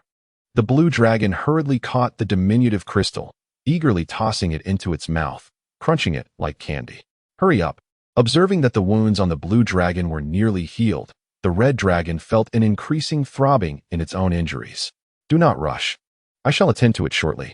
As Velis absorbed the water elements from the crystal, feeling its nearly depleted magical energy begin to rise, it contentedly began to chant, Water Healing Spell. Roar. Chapter 60. The One That Slipped Through the Net. Part 1. Do you wish to slay the dragon? The red dragon leapt aside, akin to a cat whose tail had been stepped on, as the wounds inflicted by the water healing spell reopened. Crimson dragon blood steaming and cascading down. I am truly sorry. The blue dragon hastily apologized. I used the wrong spell. It should have been a healing spell. The principle of fire and water being incompatible is one so elementary that even a 3-year-old would comprehend it. Yet this blue dragon, having lived for centuries, momentarily forgot. Just as using light healing magic on dark creatures equates to an attack spell, employing water healing spells on fire beings not only fails to mend wounds, but exacerbates them. Yu Yin was indeed unfortunate to encounter such a quack. Fortunately, the subsequent universal healing spell restored him to health. I have lost several drops of blood on the ground. You owe me compensation, the red dragon proclaimed, stretching its body. I have neither gold nor a life to spare, the blue dragon replied without a hint of guilt. What are you two doing? The white dragon, Nanos, suddenly descended from the sky, a look of skepticism upon its face. He struck me with a healing spell and refuses to compensate. Yin, the wicked dragon, complained first. It was an accident. I merely. The blue dragon rushed to defend itself. But its poor eloquence only worsened the situation. Eventually, it had to redirect the conversation. Nanos, were you not stationed in the north? How have you come to this place? The white dragon cast a glance at him. The fire in the northern forest raged most fiercely. I stood guard for quite some time, witnessing only one person escape, who perished without my intervention. After confirming that no one else would survive the northern exit, I made my way here. The red dragon nodded in agreement. Indeed, I observed several individuals fleeing from the south, including their leader, whom I subdued and handed over to Sayuk. As Yu Yin surveyed the scars adorning Nanos, he inquired, Sister Nanos, why have you not tended to those wounds? They will surely leave scars. The white dragon smiled faintly, its face as pale as jade. Scars are a mark of honor, a symbol of my battles. I have never endured such arduous combat before. It is only fitting to retain some mementos. The red dragon nodded, half comprehending. At that moment, the blue dragon interjected. Hey, you mentioned handing the leader to Sayuk, but who is guarding the west now? The red dragon paused. I had almost forgotten. Several dozen miles south of the forest lies Kotes City, while a small town is situated 20 miles southwest. At that moment, a disheveled figure arrived in the small town, his face blackened by smoke and soot, his clothing tattered and charred, drawing the attention of curious onlookers. What is your purpose here? A security officer from the town furrowed his brow, blocking the man's path. This is beyond your capacity to handle. The knight uttered a single sentence before bypassing the officer and vanishing around the corner. What transpired to leave even this powerful knight in such a state? The bronze-ranked security officer quickly contemplated fleeing. Shaking his head, he resumed his patrol. Suddenly, a scream pierced the air. The officer turned to see a massive shadow plummeting from the sky. A dragon. The townsfolk, upon realizing the true nature of the shadow, erupted into chaos. With a thunderous crash, an 18-meter-long red dragon landed heavily before the security officer, causing him to stagger and nearly lose his footing. As he steadied himself, he heard the dragon speak. I mean you no harm. Tell me, have you seen anyone fleeing here recently? The officer quickly understood that the bedraggled knight had been pursued by this terrifying dragon. Acknowledging the dragon's words and the will of humanity, he replied, No, I have not seen any suspicious individuals. The red dragon had not anticipated receiving an answer from him, and merely descended to inquire due to the officer's attire. Without further examination, it unfurled its wings and took flight. The powerful gust from the dragon's ascent forced the officer to the ground. He did not rush to rise, astonished that the dragon had so easily spared him. Gazing up at the now distant silhouette of the dragon, the officer was suddenly overwhelmed by a pang of regret for having lied to the red dragon. Yu Yin soared over the nearly scorched forest from the eastern side, and indeed found traces of those who had slipped through the net in the unguarded western region, promptly pursuing the trail. Along the way, he encountered personnel dispatched from the town, but the fugitive did not engage with them, so the red dragon ignored them and continued the chase. Upon reaching the town, Yu Yin remained unhurried. After all, the settlement was not large, and the fugitive could not burrow underground. He had memorized the fugitive's scent, possessing ample time to unearth him, if necessary. He could raise the town. As the fugitive darted into the narrow alleys, Yu Yin's impatience grew. His size rendered him unable to follow. Thus, he resorted to forcefully creating several large openings in the buildings where the fugitive might have taken refuge. Peering inside, he discovered only the trembling townsfolk, terrified yet unharmed. Yu Yin was indifferent to their fear. As long as he did not harm them, that was sufficient. Ultimately, after demolishing a dozen houses, he finally caught sight of the fugitive's trail, but the knight had already escaped through the back door, fleeing into the town's largest street. The evil dragon will slaughter everyone. It is I who have brought this upon you. I shall do my utmost to delay it. Everyone flee. The knight drew his sword, shouting with all his might, then resolutely turned to face the red dragon bursting through the wall. The red dragon expelled 2 plumes of thick smoke from its nostrils and swatted at the knight with a powerful paw. Though the knight was a golden-level warrior, and despite being at the end of his strength, he managed to evade the attack by lunging forward, positioning himself beneath the dragon's belly and thrusting his sword upward. However, Yu Yin was prepared for his response. As the knight's sword plunged halfway, the dragon raised a hind leg and crushed him beneath its foot. from between the dragon's toes. The knight's arm, which had clutched the sword, trembled briefly before falling limp. Yu Yin flicked his foot backward, sending the knight's mangled body crashing against the wall. Resembling an abstract piece of graffiti, the red dragon's piercing gaze swept across the street, and its resonant voice echoed. Those who dare to offend a dragon shall meet this fate. Chapter 61. The Elusive Fish, Part 2. Although the streets were nearly deserted, a few frightened individuals stood frozen in place, while a handful of the more daring souls continued to watch from a distance. Yu Yin found himself somewhat unaccustomed to this scenario. He touched the concealed necklace tied to his horn, which had grown accustomed to the invisibility it provided. Rarely did he experience such an attention-grabbing moment. After all, the necklace was most effective when he was of a smaller stature, when he assumed a human size. Passers-by would instinctively overlook him. Now, at 18 meters long, it was nearly impossible to avoid attracting attention. Suddenly, a baritone voice broke through the tension. "May I ask you a question?" Upon recognizing the speaker as the security officer from earlier, the red dragon nodded in acknowledgement. "Please, go ahead," he replied. The officer, encouraged by the affirmative response, inquired, "Might I know how that knight offended the dragon?" "I hope my question does not offend you." The officer paused, seemingly surprised by the dragon's amiability. He then added, "Is the thick smoke over there a result of battle?" "Indeed, it is," replied the great dragon. The officer bowed respectfully. The red dragon noticed that the crowd had grown slightly, and feeling uncomfortable under their scrutiny, he quickly spread his wings and took to the skies. This time, the officers were prepared and were not overwhelmed by the wind generated by the dragon's ascent. The blue dragon summoned a few clouds with a basic water magic spell, summoning rain to extinguish the flames consuming the forest. Once the rain ceased, several dragons entered the charred woods to eliminate the remaining foes. Much of the forest had been reduced to ashes, and the remaining trees offered no hindrance to the dragon's advance, as their powerful forms carved through the landscape with ease. Suddenly, from a pile of ashes, a figure sprang forth, sword raised high above their head, aiming a strike at the white dragon. However, the two hands gripping the massive sword lost their strength, and with a clatter, the weapon fell to the ground. The white dragon disdainfully spat out the still screaming individual onto the ground before stepping on them, akin to squashing an ant, and continued its relentless search. "Neros, thank you for coming to my aid."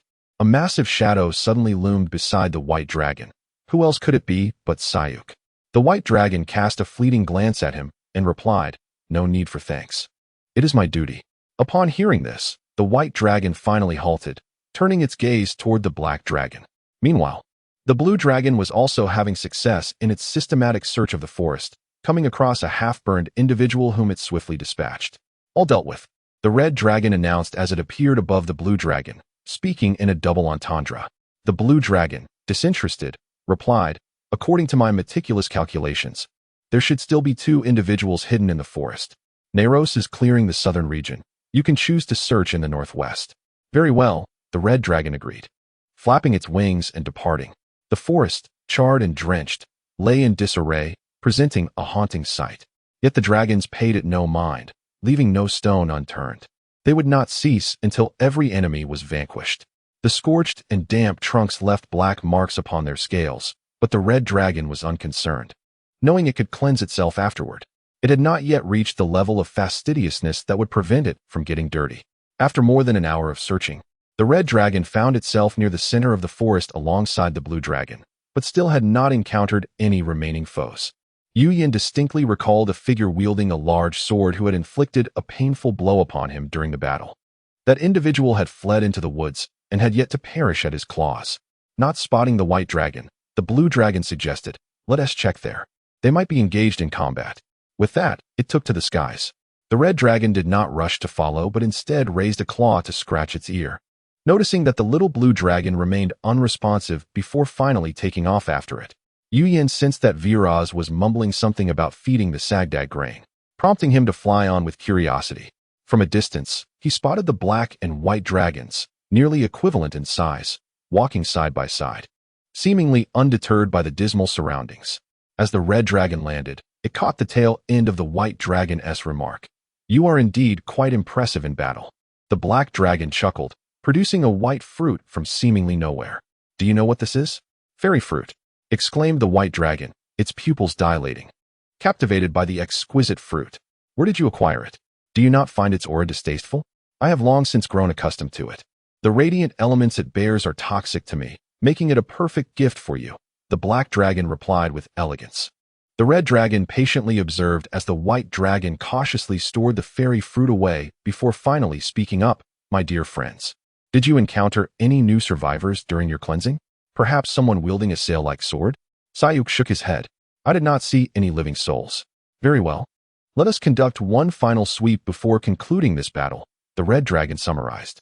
Although the ashen terrain offered numerous hiding spots, the scent was unmistakable. After thorough confirmation, the four dragons unanimously concluded that all enemies had been eradicated. The leader, Antoine, had also fallen to the black dragon, leading to the complete annihilation of the Crown Prince's faction. As the sun dipped below the horizon, nightfall swiftly approached. Just as he finished speaking, a sudden chill swept overhead, and he barely had time to look up before a massive claw loomed closer. With a thunderous impact, the crimson dragon descended heavily to the ground, muttering to itself. Viraz's calculations were quite accurate. There remains indeed one. Chapter 62. The red dragon's bathing experience. This matter could be both significant and trivial. Count Carlibur remarked to Prince Swin, whose expression was a complex tapestry of emotions. The raucous clamor of the wilderness grand battle had naturally prompted the upper echelons of the court empire to dispatch envoys for an inquiry. Thus, the jubilant dragon, in a buoyant mood after its resounding victory, recounted the events in a somewhat understated manner. The intelligence officers, aware of the gravity of the situation, acted promptly, notifying their superiors while conducting a thorough investigation. They discovered that the accounts aligned with the dragon's narrative. All the formidable allies of the eldest prince were uncontactable. Before nightfall, a detailed report was laid before Prince Swin, prompting him to question repeatedly, "Is this true? Are you not deceiving me? Is the evidence irrefutable?" After a tense 15 minutes, the prince reluctantly accepted this grim reality. However, his momentary elation was doused by Count Carlibur's sobering words. This matter could be both significant and trivial. At its most trivial, it is merely the accidental demise of Antoine. At its most significant, it is the slaying by the dragon. Indeed, the demise of his greatest adversary was a cause for celebration, yet the aftermath rested squarely upon his shoulders, necessitating a rationale palatable to the majority of the populace. Yin ground the blood and flesh from his right hind foot against the ground before departing from the scene, now devoid of any potential witnesses. The epic clash between man and dragon had finally reached its conclusion, with four colossal dragons emerging unscathed while the human forces faced total annihilation. A contributing factor was the absence of a platinum-tier warrior on the human side. Had that enigmatic mage appeared, the outcome might have been altogether different. The dragonkin were undeniably formidable, with 3 gold and 1 silver dragon effortlessly overpowering over 20 golden warriors. Had there been 1,000 dragons, the continent would have already been unified. However, it was universally acknowledged that such unification was inherently flawed. Anyone aspiring to dominion would undoubtedly encounter formidable opposition. With this in mind, he resolved to fly to Court City, hoping to procure assistance for a cleansing bath. The red dragon, accustomed to bathing in magma, found that even the most stubborn grime was effortlessly eradicated.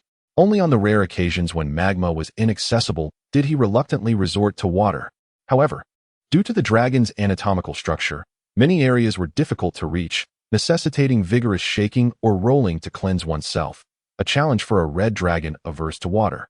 Upon arriving at Court City and locating the blue dragon, Yin discovered that the latter had already cleansed himself. Save for the healed wounds and shed scales, one would scarcely suspect this portly blue dragon had recently endured a fierce battle. "Could you arrange for someone to assist me in cleaning?" Yin inquired, scratching at an itchy wound. Lazily reclining on the verdant grass, Vilaz raised his head with a languid expression. "I just finished.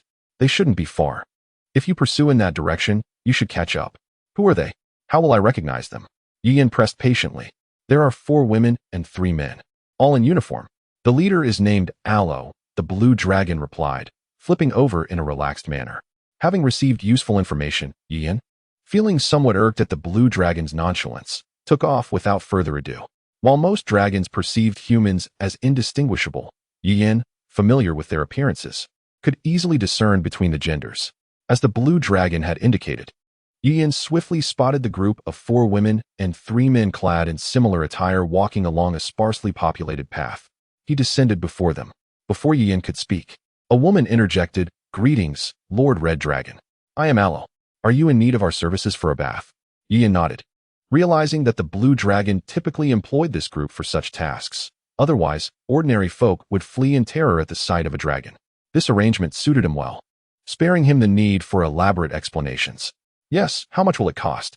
he inquired, ignoring the blue dragon, who was softly snoring nearby. Yin followed Aloe's direction to a designated platform beside a pond.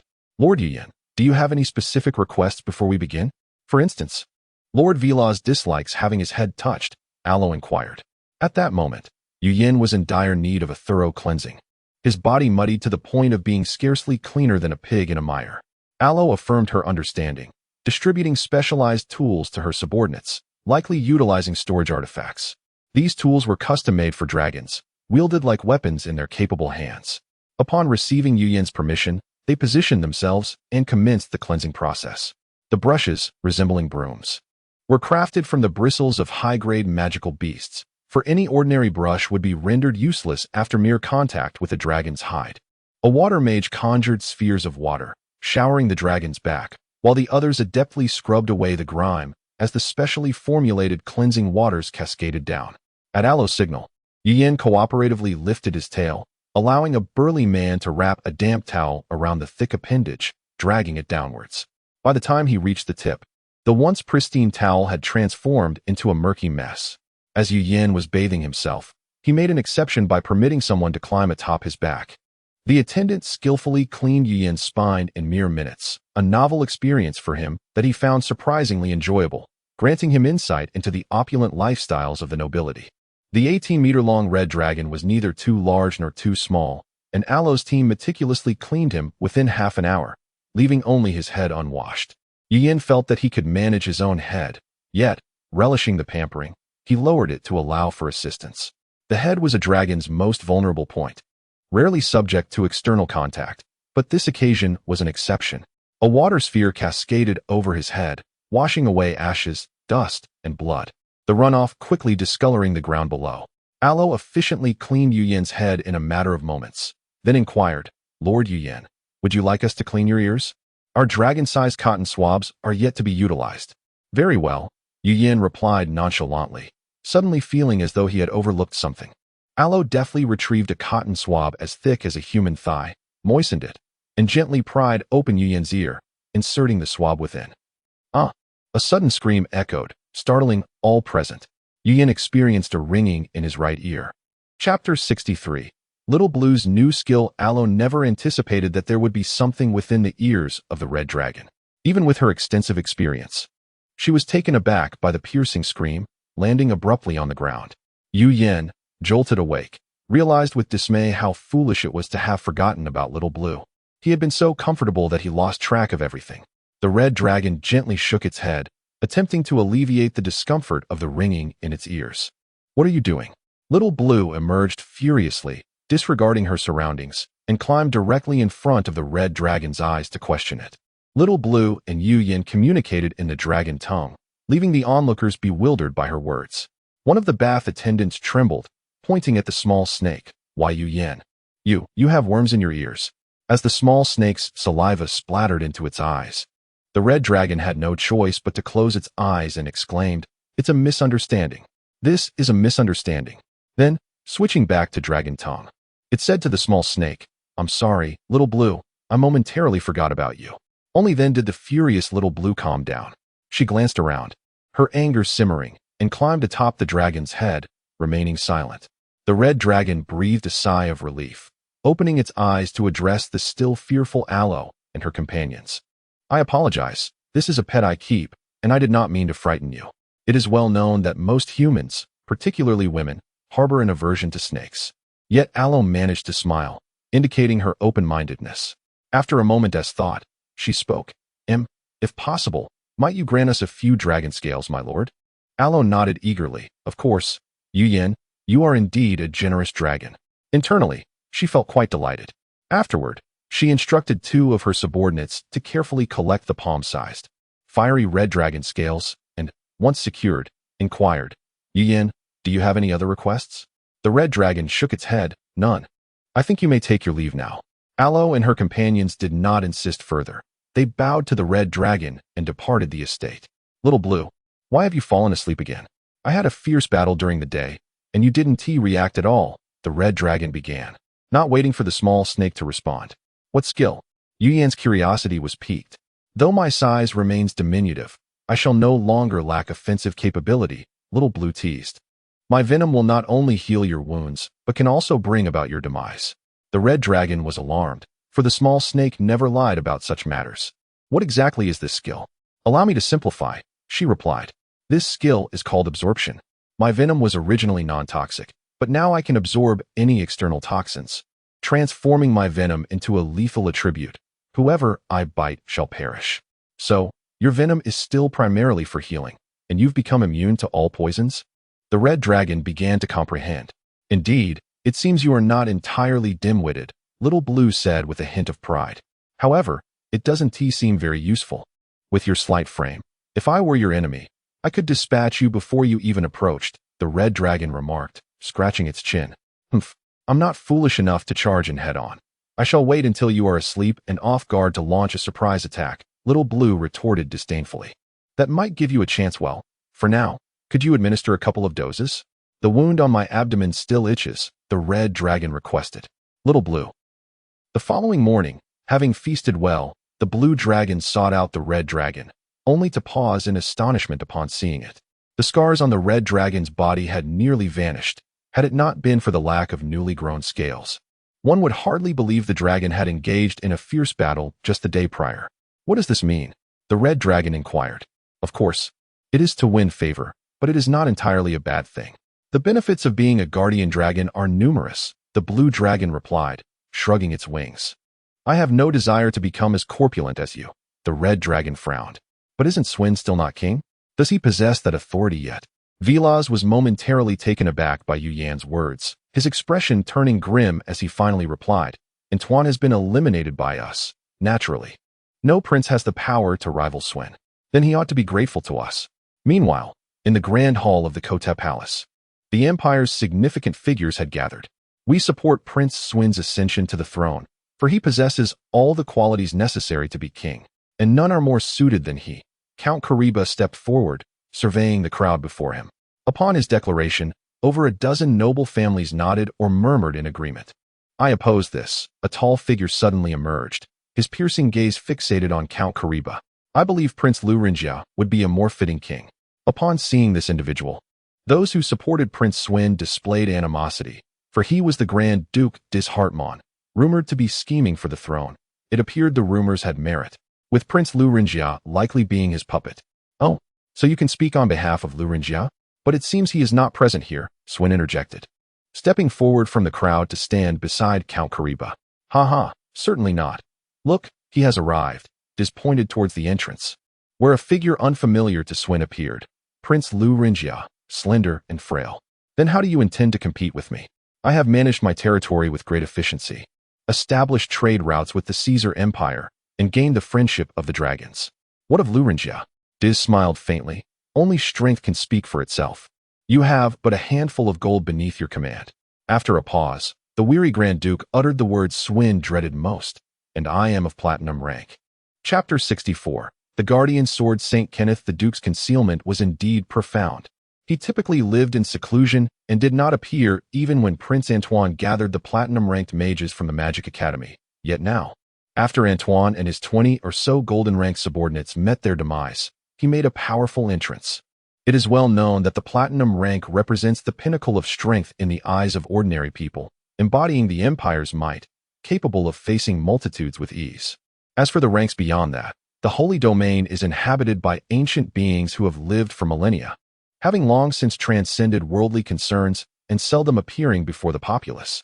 Upon the Duke D's declaring his platinum status, Swin recognized that he was confronted with the gravest of crises. He felt as though D's loomed before him like an imposing mountain, while the two golden-ranked guards behind him were drenched in cold sweat. Yet, after exerting his overwhelming presence, D's refrained from making a move. The Empire had strict prohibitions. Unless an enemy breached the palace, No one was permitted to act within the Grand Hall, lest they be deemed an enemy by the nation. Thus, Dees let out a hearty laugh before turning to exit, and after a moment's hesitation, Prince Laringia followed him out. What should we do? Count Caribou asked, wiping the cold sweat from his brow. Investigate. Dees could not have suddenly ascended to platinum rank. A decade ago, he was merely a typical golden rank. I must consult Lord Kenneth, Swin said through gritted teeth. Kenneth, the guardian sword saint of the Kote Empire, was an esteemed platinum-ranked figure who had protected numerous kings. He would not intervene unless the empire faced a dire crisis. At his advanced age, he looked down upon the petty squabbles for the throne among the princes. Forgive the interruption, Lord Kenneth. Prince Swin gently pushed open a somewhat decayed wooden door, revealing an open-air circular hall within the palace, dominated by a statue of the founding emperor, Lawrence. Beneath the statue knelt a figure clad in dull iron armor, with long, dark hair cascading over his shoulders, and a dark red cloak draped below. Without further ado, Swin got straight to the point. Duke Dees Hartman has suddenly attained platinum-level power. Upon hearing this, while Kenneth's form remained still, his voice took on a serious tone. Oh, is that so? I shall keep a watchful eye on him. Seeing matters progressing favorably, Swin felt a surge of joy, though he concealed it well. He respectfully replied, I am grateful for your assistance, Sword Saint. With that, he retraced his steps and gently closed the wooden door. Traditionally, the title of Sword Saint was associated with the Holy Domain's mightiest. Yet due to a consensus among the Holy Domain figures to refrain from intervening in the continent's affairs, they had gradually faded from ordinary people's awareness. Kenneth, having rendered countless services to the Kote Empire, truly deserved the honor bestowed upon him. Dees, the Empire's guardian, pondered for a moment before rising slowly, vanishing from the circular hall in a single leap. Lord Dragon, we are in dire trouble. Count Caribou rushed toward the Dragon Manor, spotting the leisurely blue dragon sprawled on the grass and hastening his pace. What's with the commotion? The blue dragon turned its massive head. I fear that the master has been captured by a monster, remarked a small snake atop the red dragon's head. Red dragon. Yogo Ganju Sotasi, the insufferable folly of indecency. Count Caribou gasped, struggling to catch his breath. Take a moment to breathe, the blue dragon frowned, waving a claw to conjure a water sphere that drenched the count with a refreshing splash. My clothes. They require dry cleaning.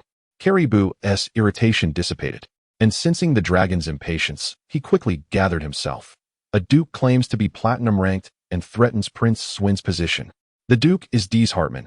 He likely spoke the truth. His aura indeed overpowered several of our golden ranks, so we require your assistance. Caribou's voice dwindled. Viras struck the ground with his claw, creating a multitude of small holes in the marble tiles. Are you suggesting I confront a platinum being?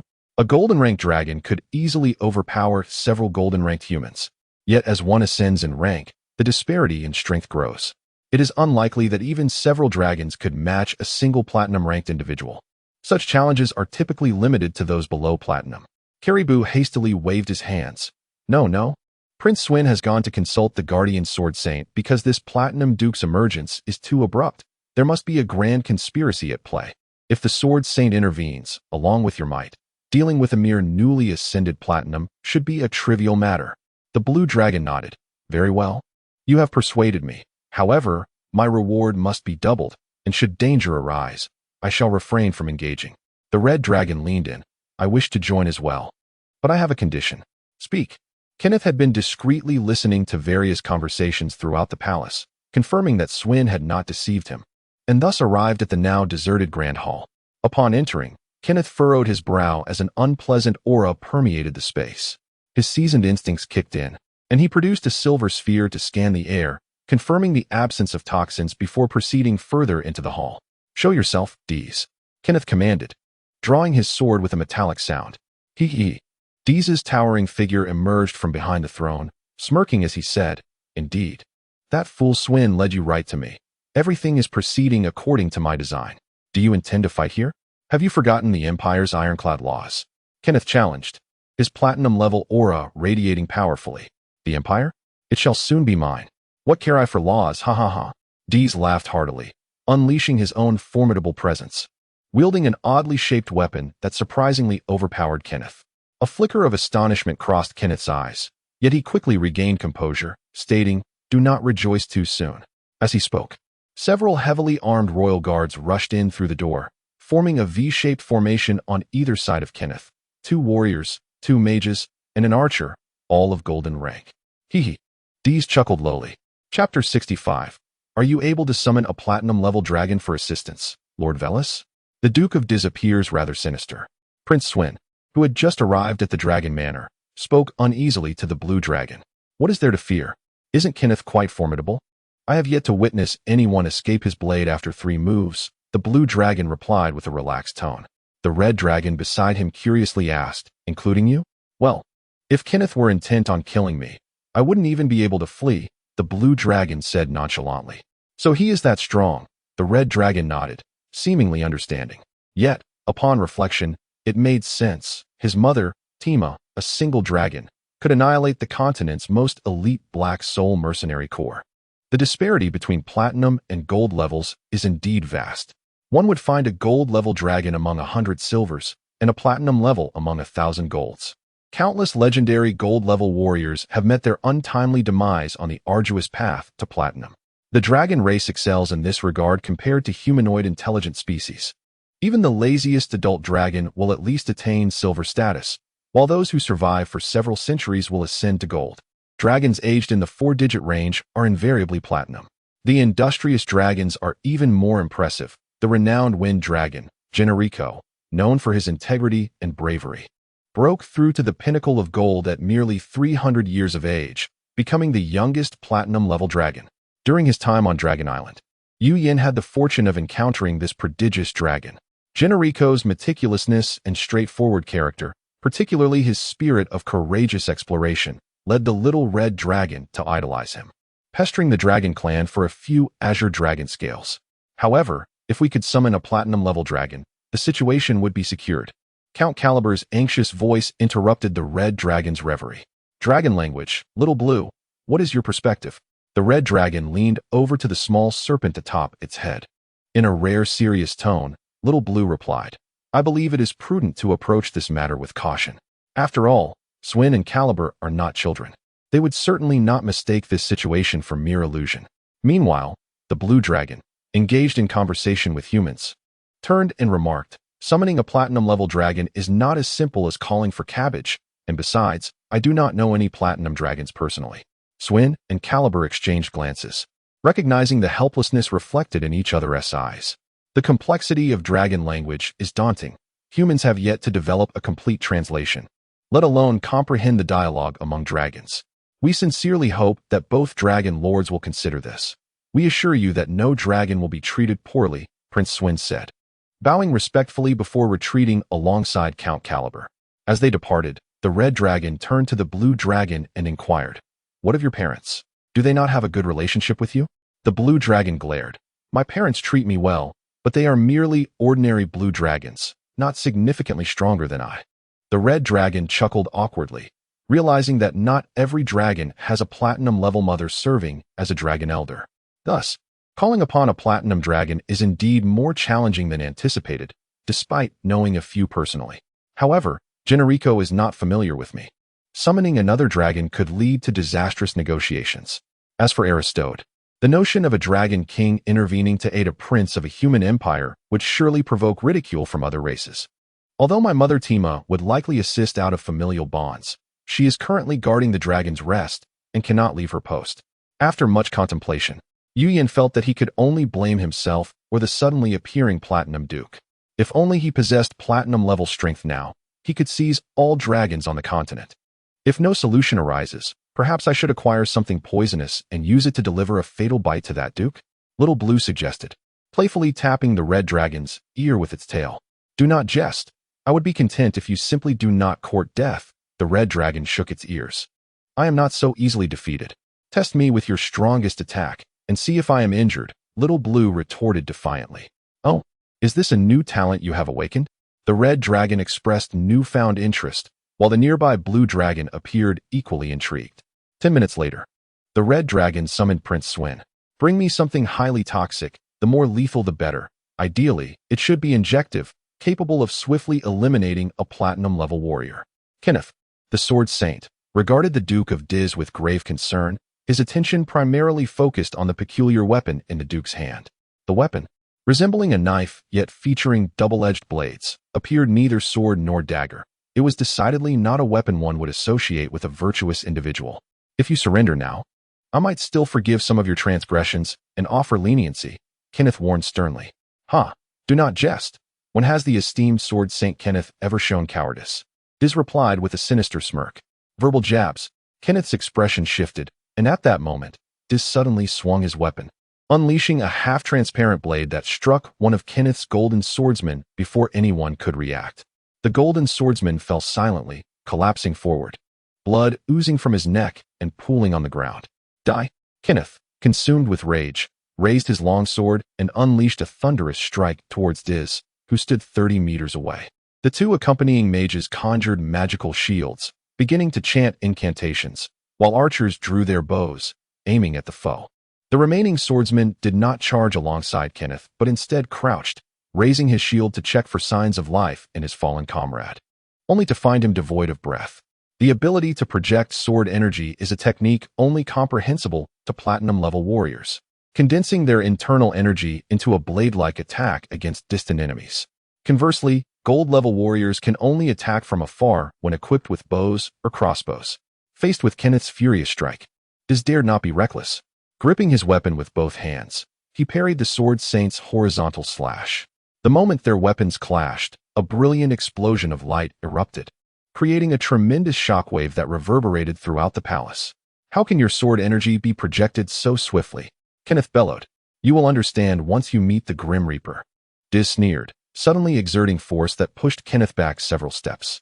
As Kenneth steadied himself, Diz deftly dodged a black arrow, then unleashed another wave of sword energy, targeting a nearby mage. The mage's golden magical shield shattered like glass, and the sword energy collided violently with him, sending the unfortunate mage crashing against the wall. The mage's lifeless body slumped down, leaving a gruesome smear of blood on the wall, which now bore cracks from the impact. "You shall be next." Diz pointed ominously at the stunned archer. Chapter 66. Only you remain as two subordinates fell victim to Diz's swift assault. Kenneth sealed his lips, his gaze turning frigid, and his aura surged dramatically. The cloak behind him billowed with no wind.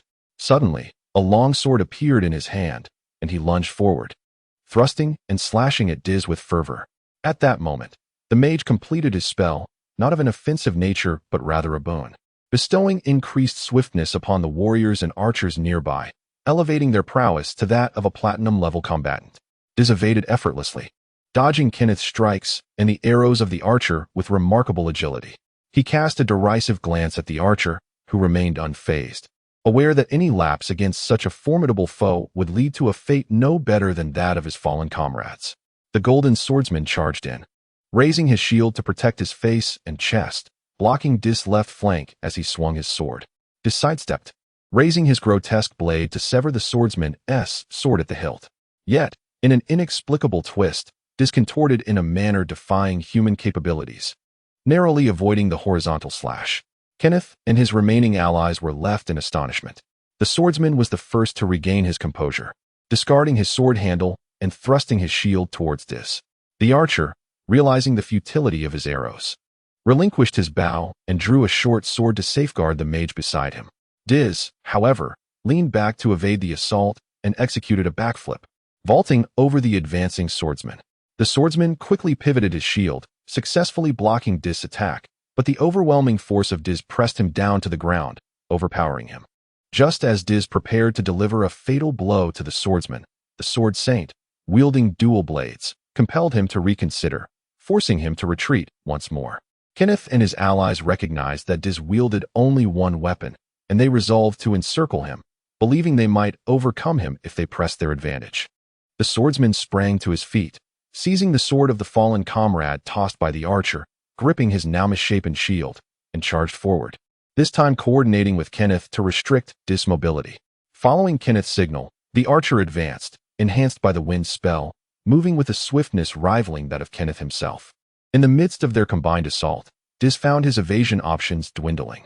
At that critical juncture, the mage bestowed the wind spell upon Kenneth, who now possessed an edge in speed over Diz. The venom sac of the Daler Viper. A single drop potent enough to fell a creature several meters long was introduced by Count Calibert, showcasing the items on his tray. This is the one. The little blue dragon nodded in satisfaction. Very well, you may keep the items, and you are free to depart, the red dragon acknowledged. Count Calibert exhaled in relief. Having exchanged several items to appease the dragon, and without inquiring further into the dragon's intentions, he placed the tray upon a nearby stone and took his leave. Commence your performance, the red dragon commanded, gesturing towards the tray with a claw. The small snake rolled its eyes, then launched into the air, tracing an elegant arc before landing deftly atop the tray. It approached the grotesque, fist-sized venom sac, opened its small mouth, and exposed its elongated fangs, plunging them into the sac. The once plump yellow-green sac began to wither as the little blue dragon's fangs acted like straws, extracting the potent venom into its own body. Such a method, the red dragon marveled, yet soon expressed concern. Is that enough, little blue? This is venom, not juice. You need not drain it completely. The little blue dragon rolled its eyes at the red dragon, as if to say, this is how it's done. It continued its task without pause. After more than 10 seconds, the venom was fully absorbed, leaving only a crumpled, lifeless skin adhering weakly to the tray's bottom. Withdrawing its fangs, the little blue dragon licked its lips before explaining, do not be misled by the quantity I consumed. I have concentrated the venom, and now only a few drops remain. The two great dragons exchanged glances. A single drop could incapacitate a colossal beast, so this concentrated drop must surely be potent enough to threaten even a dragon. As the little snake descended from the tray, slowly slithering towards the red dragon, the latter instinctively stepped back. Do not approach me. The little blue dragon frowned. Do not jest. I shall not bite you. Merely relying on this may not be sufficient to vanquish a platinum-level warrior, the blue dragon contemplated aloud. Such opportunistic tactics may prove ineffective against those seasoned by countless life-and-death battles. Only time will tell. The little blue dragon retorted defiantly, glaring at the blue dragon. Urgent news. Kenneth the Sword Saint and Diz are engaged in battle within the royal palace. Diz is even stronger than anticipated, and Kenneth finds himself at a disadvantage, urgently requesting reinforcements. Count Calibert burst in, panic etched upon his face. It's an afterimage, Kenneth gasped, witnessing Diz vanish without shedding a drop of blood after being struck. Though Kenneth the Sword Saint was not particularly swift, this was the first time he encountered an enemy so fast that they left an afterimage before him. Selro, seek out Prince Swin for assistance. Marsons, hold him off with me. Kenneth's face darkened, nearly dripping with anxiety, yet he calmly issued commands to his remaining two subordinates. The archer Selro complied, dashing through the nearest door, while swordsman Marsons raised his shield to protect his vital areas and charged forward. Kenneth understood that the terrifying speed displayed by Diz could not be utilized again in such a short span. Otherwise, he would have perished already. Thus, he and the swordsman launched their simultaneous assault on Diz, striving to achieve a decisive victory before the wind spell's effects waned. Faced with their dual onslaught, Diz remained unperturbed. And before Kenneth's astonished gaze, he unleashed his second near-instantaneous burst of speed. Marsons barely perceived a blur before the enemy vanished from sight, without a moment's thought. He turned around, but as he did, the dark blade swiftly sliced through his throat. The swordsman's eyes widened in shock as his weapon clattered to the ground. He instinctively attempted to staunch the gushing wound with his hand, but blood poured forth, staining his leather gloves. His legs weakened, and he collapsed to the ground, blood frothing from his mouth as he emitted garbled sounds. Now it is just you and me. Diz's voice echoed through the hall like that of a demon from the abyss. Chapter 67. I am unkillable in the grand hall of the Dragon Manor. Prince Swin felt an unsettling anxiety. Just as he was fidgeting, a commotion erupted outside the window. I am Ciro of the Holy Sword Brigade. The Sword Saint is facing a terrifying enemy and urgently requests assistance. An individual, intercepted by the golden-ranked guards, spoke with desperation. What? Swin hastily exited the room. A guard immediately blocked his path. Your Highness, we cannot confirm this person's identity. Please. Ciro, the archer, wore a grim expression. Diz is terrifyingly powerful, and the Holy Sword Brigade has suffered severe losses. The Sword Saint is holding him off with all his might and requests immediate assistance. Swin, distressed, grabbed his hair and pointed towards Count Calib. Quickly, informed the two dragon lords. The Sword Saint cannot handle it. The blue dragon appeared solemn. Yet the dignity of the dragon race demanded immediate action. We shall depart at once. Then what are we waiting for? The red dragon surged ahead, leaving deep footprints on the ground as it soared into the sky. Prince Swin dispatched all 5 of his golden-ranked guards, joining forces with Ciro and Velis, totaling 7 golden ranks, who lined up in the air and sped towards the palace, swiftly leaving the silver-ranked red dragon behind. That's unfair, the red dragon lamented. Within the palace hall, silence reigned for half a minute after Dee's triumphant declaration, until the sound of a golden swordsman collapsing broke the stillness. Bard told me that before they are all gone, I cannot use this move. Kenneth's chest heaved slightly as he fixed a steely gaze on Dee's. I never expected there would come a day I would need to use it. With that, he plunged his twin swords into the ground and knelt on one knee. Dee's expression shifted slightly. He had underestimated Kenneth's capabilities. Sensing the energy around him surging towards Kenneth, he charged forward without hesitation. Clang! The monstrous sword was thwarted mid-strike by a shield shaped like a golden giant sword that appeared in the air.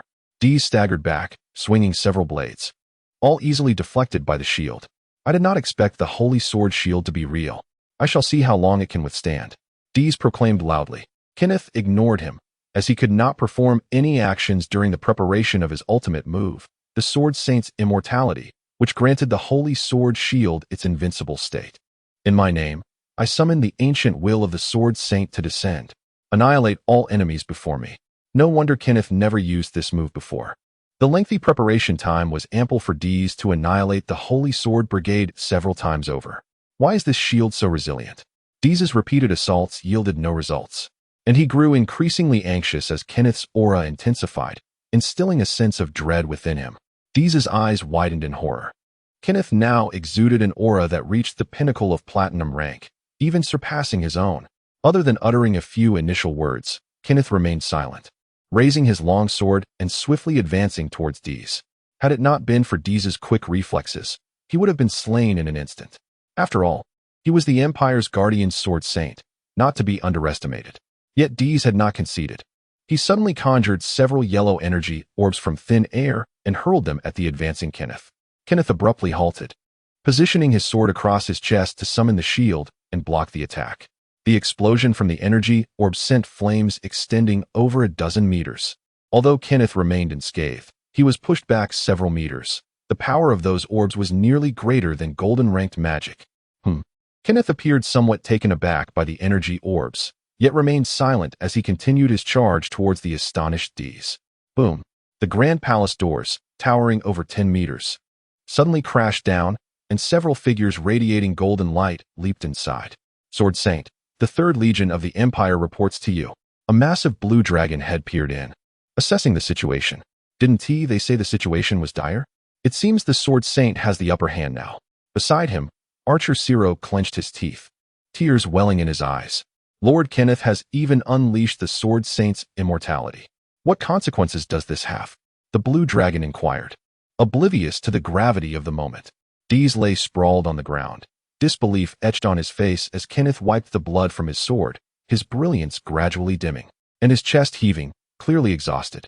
Confirming Dee's demise, Kenneth turned to exit. Ciro, be cautious.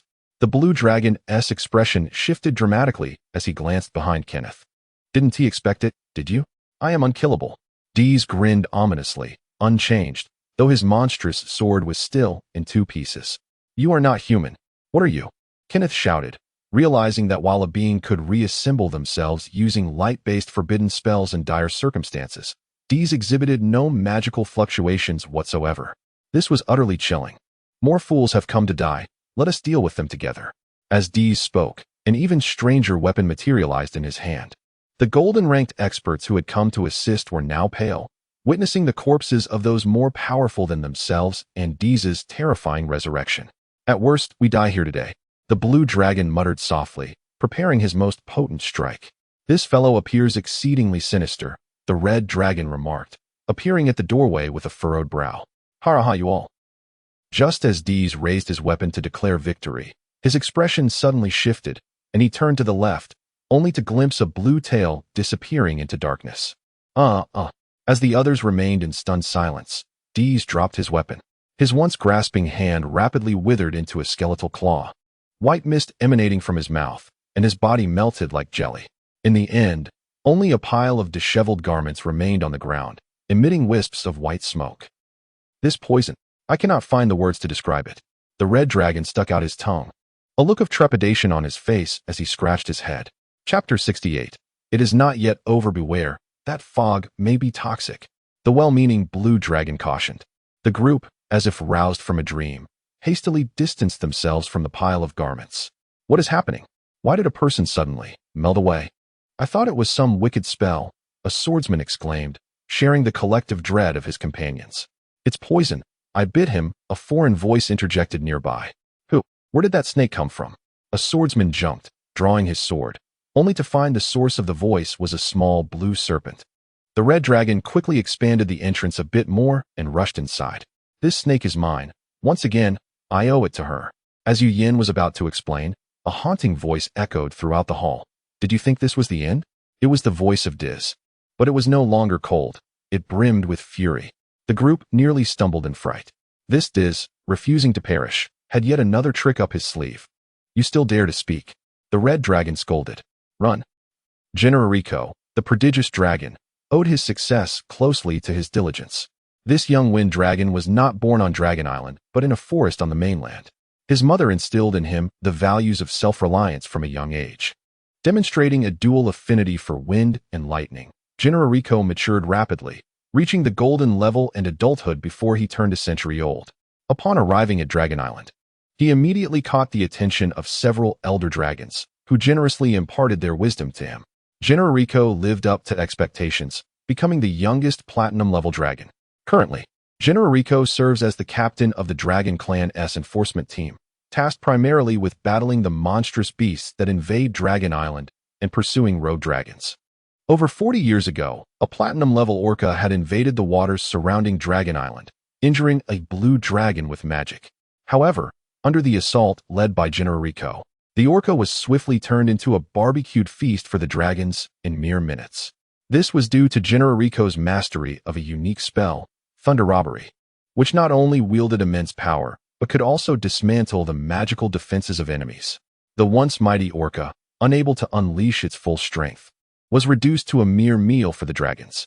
Nevertheless, rogue dragons and invading beasts are not common occurrences, so the enforcement team often found themselves with little to do. Yet Generarico remained diligent, exercising regularly. At dawn, the wind dragon awoke and ventured from his cave to commence 2 hours of flight training. After breakfast and a brief rest, he engaged in physical training until noon. Realizing he hadn't bathed in quite some time, he sought a nearby lake, swam a few laps, and then lay in the water to meditate. He still had magic training to attend to in the afternoon. Suddenly, the wind dragon halted his meditation, sensing a summons from another dragon.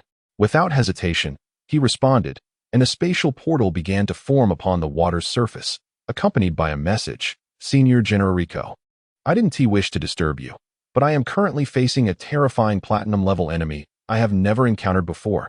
Please, come to my aid. Generarico's eyes brightened. He had been longing for a worthy opponent to test his new techniques. Monsters. Even a golden-level master has seen much, yet upon encountering this creature, I could not help but cry out in terror. Before them stood a towering creature. Its form comprised of a nightmarish black liquid rather than the flesh of a typical being.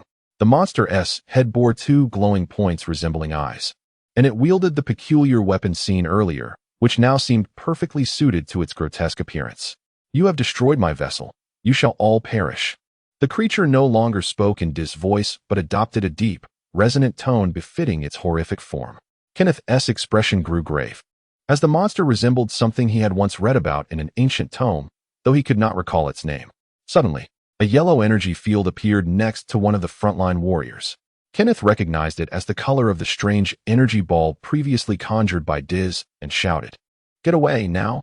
The yellow energy field erupted, resulting in a violent explosion that shattered the unfortunate warrior, sending him flying several meters away, seemingly beyond salvation.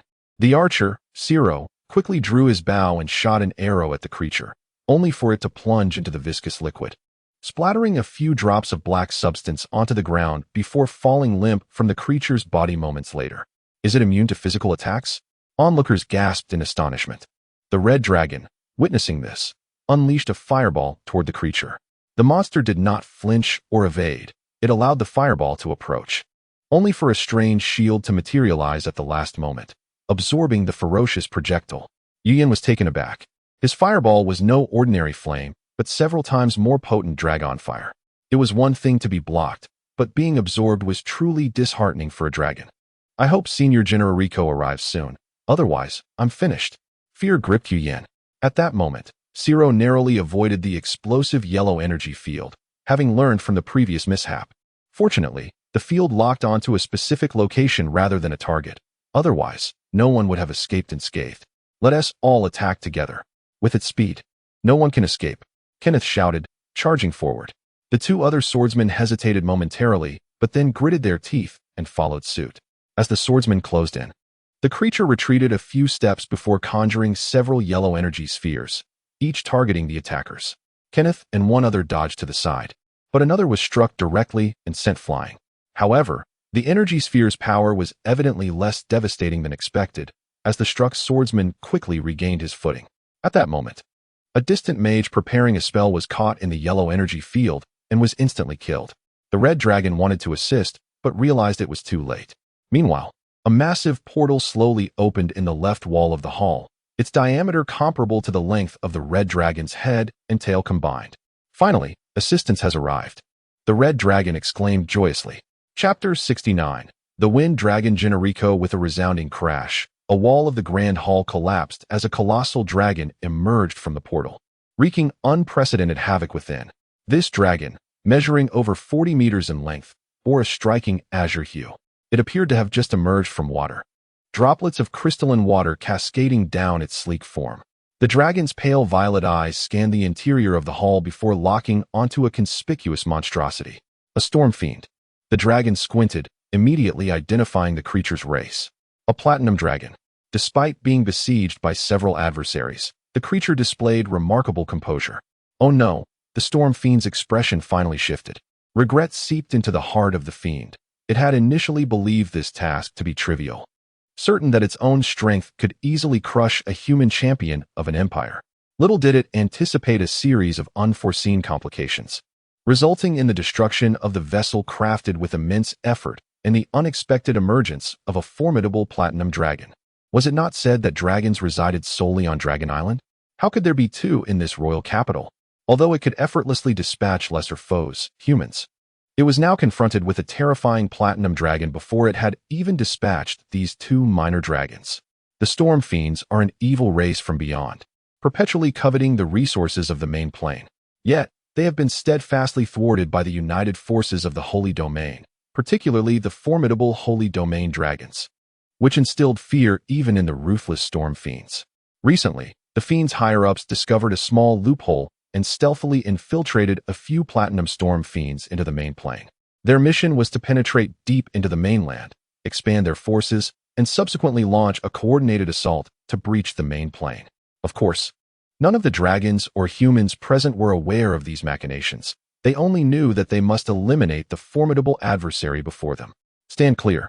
The wind dragon lowered its neck, adopting an aggressive stance, its eyes glimmering with intensity. Without waiting for the humans to completely withdraw, it hurled its prepared spells forward. With a powerful flap of its wings, two supporting pillars of the grand hall crashed down, and two black whirlwinds emerged, spiraling in an S-shaped trajectory towards the storm fiend. Confronted by an enemy barely larger than its own palm, the wind dragon adhered to its principle of resolving matters through magic rather than claws. A golden swordsman nearly fell victim to the whirlwinds, but was instead pushed to the ground by the force of the wind. After cursing under his breath, he quickly regained his footing and continued to retreat. The two whirlwinds, seemingly possessing a mind of their own, approached the storm fiend from opposite sides. Yet the fiend deftly evaded them, disappearing in a blur. The whirlwinds dissipated shortly after. Damn lizard, thwarting my plans. The storm fiend spat, swiftly conjuring a barrage of energy orbs with a flick of its arm. The azure dragon's gaze hardened. It slightly turned, extending its left wing to intercept the incoming energy orbs and struck with vigor. Boom, boom, boom. Half of the energy orbs detonated against the dragon's wing, while the other half were batted away as if in a game of tennis. They exploded throughout the hall, one even hurtling directly towards the storm fiend. Startled, The fiend evaded the energy orb, while the wind dragon gradually folded its wings, revealing a faint blue shield that slowly faded from view. Its seemingly fragile wings emerged unscathed. The red dragon, hidden behind the wind dragon, gazed enviously at the spectacle. Wing shield. This was a defensive spell mastered solely by platinum dragons, transforming their greatest vulnerability, their wings, into their most formidable defense. A platinum dragon, when faced with attacks not of platinum rank, would not lose a single scale until its vast internal energy was exhausted. Undeterred by its initial failure, the Storm Fiend swiftly executed a second maneuver. Generico felt an abrupt increase in gravitational pull, recognizing the Fiend's capacity to wield earth-based gravity magic. This imposed a slight hindrance on the Wind Dragon's movements, but merely a trivial one. The Wind Dragon opened its mouth, unleashing a bolt of lightning that struck the Storm Fiend before it could react. However, the Fiend merely swayed slightly, the lightning swirling around it for several seconds before being absorbed. How intriguing. The Wind Dragon's expression remained unchanged, though internally it felt a surge of excitement. After all these years, it had finally encountered a worthy opponent. The red and blue dragons behind watched in astonishment, realizing that even the most potent elemental attacks of fire and lightning had no effect on this Storm Fiend. How remarkably powerful it was. Vilas glanced at the water magic he had been preparing and, feeling disheartened, dispelled it. "Kuber, what's wrong?" suddenly shouted a mage, causing the red dragon to turn and see Kuber, the swordsman, enveloped in a dark aura, swinging his sword at the mage. This was the Storm Fiend's mind control spell. He had been ensnared. The Wind Dragon glanced back. "Quickly, knock him unconscious, or he will explode." Though the swordsman was under control, he lacked the strength of a golden swordsman, swaying unsteadily as he swung his sword, which the mage easily dodged. Upon hearing the Wind Dragon's warning, Kenneth, panting on the side, darted forward, delivering a punch to the back of the controlled swordsman's neck, knocking him out. "How do we free him from this state?" Kenneth inquired anxiously, noticing that the dark aura surrounding the swordsman showed no sign of dissipating. "Eliminate the caster," the Wind Dragon instructed. Fixating on the Storm Fiend across the hall, an invisible wave surged forth, causing the remaining 3 golden-level humans, excluding Kenneth, to tremble simultaneously, black mist appearing above their heads. "Damn it!" Kenneth swiftly dashed forward, striking down the controlled Sero, then evaded the swaying golden mage lunging at him, knocking him out as well. Just as he rushed towards the final swordsman, the man's head suddenly exploded. The explosion's force surpassed that of the energy orbs but was still mitigated by Kenneth's protective shield. However, the sword saint was inevitably splattered with fragments of skull. The headless corpse staggered and collapsed, yet another human master lost to them. The red dragon wished to intervene, but was impeded for 2 reasons. First, dragons only crushed foes, never incapacitated them. Second, it too was under the psychological assault of the Storm Fiend, its thoughts still muddled. Fortunately, the dragon's will was exceptionally strong, and the fiend's attack failed to take hold. Soon, both the red and blue dragons regained clarity. Chilling wind. After a moment of silence, the Azure Dragon finally unleashed its ultimate technique. Chapter 70. Untitled. A colossal whirlwind materialized before the Wind Dragon. Unlike any ordinary vortex, this one appeared as a dragon, soaring and roaring ferociously. The whirlwind swiftly advanced towards the storm demon, generating an immense suction force that gradually drew in the scattered debris and even the bodies of several deceased individuals. The red dragon seized an unconscious human, eyes wide and unblinking, fixated on the terrifying gale. The storm demon attempted to flee, but the whirlwind's pull was several times stronger than that exerted on other objects, rendering its once proud speed ineffective against the wind dragon's ultimate technique. Consequently, it was swiftly engulfed by the tempest. As the storm demon was consumed, faint green patterns emerged on its body, signaling a reduction in its defenses. In the next moment, various objects, spinning at high velocity within the whirlwind, struck the storm demon, causing it to emit a cacophony of anguished roars as its fluids splattered everywhere. Observing this, both dragons and humans realized that the storm demon was not immune to physical attacks. Rather, the force of the assaults had simply been insufficient. Gino Reiko gazed with satisfaction at the plight of the storm demon, marveling at the newfound power of his technique, the gale. Its might exceeded his expectations. He mused that had he been subjected to such an assault, he too would have suffered greatly.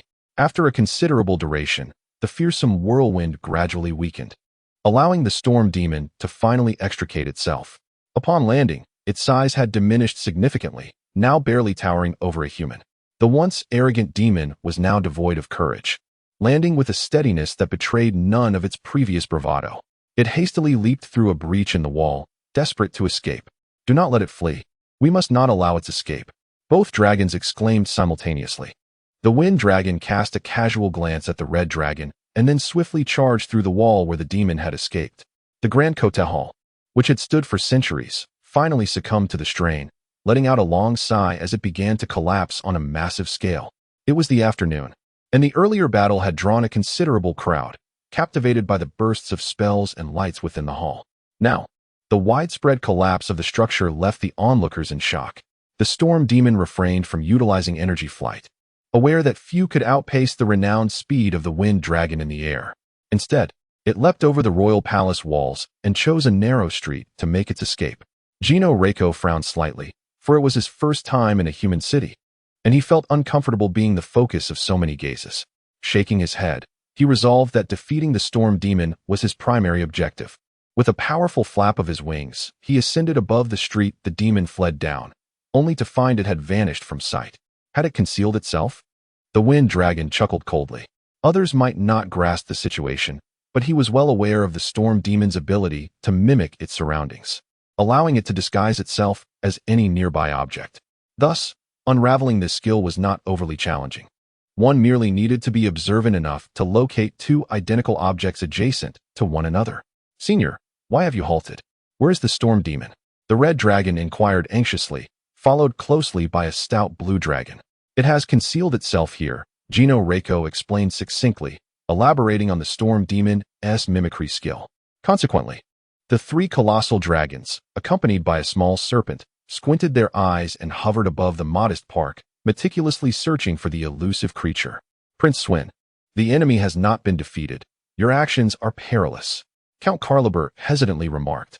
Standing atop the palace walls, Prince Swin disregarded him, continuing to address the crowd with a voice amplified by magic. "Let me reiterate. Please do not panic. Remain indoors and do not venture outside. A formidable beast has invaded the palace hall, but has been repelled. Several mighty dragons are in pursuit and will soon vanquish it." Beside the prince, the sword St. Kenneth wore a troubled expression. Those under mental control lay incapacitated nearby, ensnared by several mages' dazzling spells. The ominous black mist above them indicating that the malevolent storm demon had yet to be subdued. The current power balance resting in the claws of the dragons was not Kenneth's desire, yet without them, the empire would likely have already fallen. Thus, he found himself in a state of internal conflict. Furthermore, Kenneth was still in the weakened phase following his use of the Sword Saint's immortality, only able to muster half of his usual strength. Therefore, after emerging from the rubble, he chose to remain by Swin's side for protection. Yu Yin stared in rapt attention, still unable to find two identical objects. Many were similar, but each was promptly dismissed by the nearby wind dragon. Suddenly, Gino Reiko's expression shifted, and he unleashed two black whirlwinds, swiftly reducing the park and several nearby buildings to mere fragments. Yet, the storm demon remained elusive. "It has escaped. But I had sealed all potential escape routes. How could this be?" the wind dragon murmured. The red dragon pondered for a moment before suddenly suggesting, "Perhaps it does not wish to flee?" The wind dragon turned his head, awaiting further elaboration. "I did not block the route we came from," Gino Reiko whispered, and the two dragons swiftly redirected their flight towards the palace. "Be cautious." Meanwhile, Kenneth's expression shifted dramatically as he remained vigilant. In an instant, he lunged forward, tackling Prince Swin to the ground. The next moment, two yellow energy orbs whizzed past the prince's previous position, obliterating several silver-ranked guards behind him. Kenneth sprang to his feet, drawing his sword and charging at the storm demon, which had just leaped onto the castle wall. Although the demon's size had decreased significantly, its speed remained largely unaffected. It taunted Kenneth, "You may perish now," and drew forth yet another weapon suited to its current form. Kenneth staggered back, casting a defiant glance at the malevolent creature before collapsing backward. Thus fell the illustrious sword saint of the empire. Chapter 71, finally departed no. Prince Swin could hardly fathom the scene before him. His most esteemed predecessor, the guardian of the empire, the sword Saint Kenneth, had fallen forever. In that moment, The prince realized how utterly absurd his years of diligent study in knowledge and politics appeared in a world where might reigned supreme. With Kenneth's fall, his own demise felt imminent. Despairing, Swin shut his eyes. Yet, the anticipated death did not come. When he cautiously opened his eyes, he was astonished to see the storm aberration ensnared within a tornado, an extraordinary vortex that soared like a colossal dragon, tightly imprisoning the tempestuous creature within. The next moment, darkness enveloped him, and he looked up to behold a magnificent azure dragon blocking the sunlight. With a mighty roar, the azure dragon summoned a bolt of purple lightning from the clear sky, striking the heart of the tornado where the aberration writhed. Upon being struck, the creature convulsed violently, black ichor splattering everywhere as it emitted a ghastly wail. The azure dragon had no intention of allowing the aberration to continue its lament. A second bolt of purple lightning followed, then a third. Witnessing this spectacle, Prince Swin felt an overwhelming urge to prostrate himself before the dragon. The formidable aberration stood no chance against the might of the dragon. How foolish had his brother Antoine been to contemplate battling such a dragon, only to meet a fate so dire that not even ashes remained. This single azure dragon possessed the power to obliterate an entire empire. After 3 bolts of divine lightning, the storm aberration fell silent. Once the tornado dissipated, only a puddle of bubbling black liquid remained on the ground. Is it vanquished? Inquired the red dragon, approaching. Indeed, as described by my predecessors, the storm aberration leaves such a mark upon its demise. The wind dragon nodded. Only then did Yin feel a sense of relief. However, even in death, the aberration's lingering menace persisted. That pool of black liquid was undoubtedly toxic, deterring any would-be approach. At this juncture, observant eyes would notice that the 3 golden tier masters lying nearby were now shedding the black mist that had encircled them for ages. Everything is settled. The wind dragon descended, towering above the battlements. I am profoundly grateful, esteemed predecessor. I regret this intrusion and am at a loss for how to repay you. The red dragon landed on the opposite side of the wall, standing tall beside the wind dragon. No need for recompense, Generico replied with a gentle smile.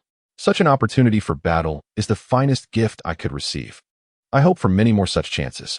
No wonder you are so powerful, the red dragon remarked enviously. I must strive harder. The dragon lineage has even originated unique magical techniques. While I have yet to master the standard fire dragon language spells, the wind dragon cast a detection spell, confirming the absence of life in the storm aberration. With a swift motion, it extracted a purple object and a black organ from the creature's remains, which promptly vanished, likely absorbed into the dragon's storage space. These are the aberration's energy essence and heart. Elder 9 has a penchant for studying such artifacts, so I shall take these. The wind dragon addressed the red dragon. As for that pool on the ground, I will remove the core. It will dissipate of its own accord in a few days. Yu Yin nodded. The aberration was indeed Generico's spoils, and how it was disposed of mattered little. Farewell. He waved a claw to the red dragon and the blue dragon standing idly nearby, watching as the immense wind dragon departed through a spatial portal, which gradually closed behind it. Esteemed Dragon Lords, Prince Swin approached with a complex expression. Dust clung to him from the earlier battle, yet his eyes shone with clarity.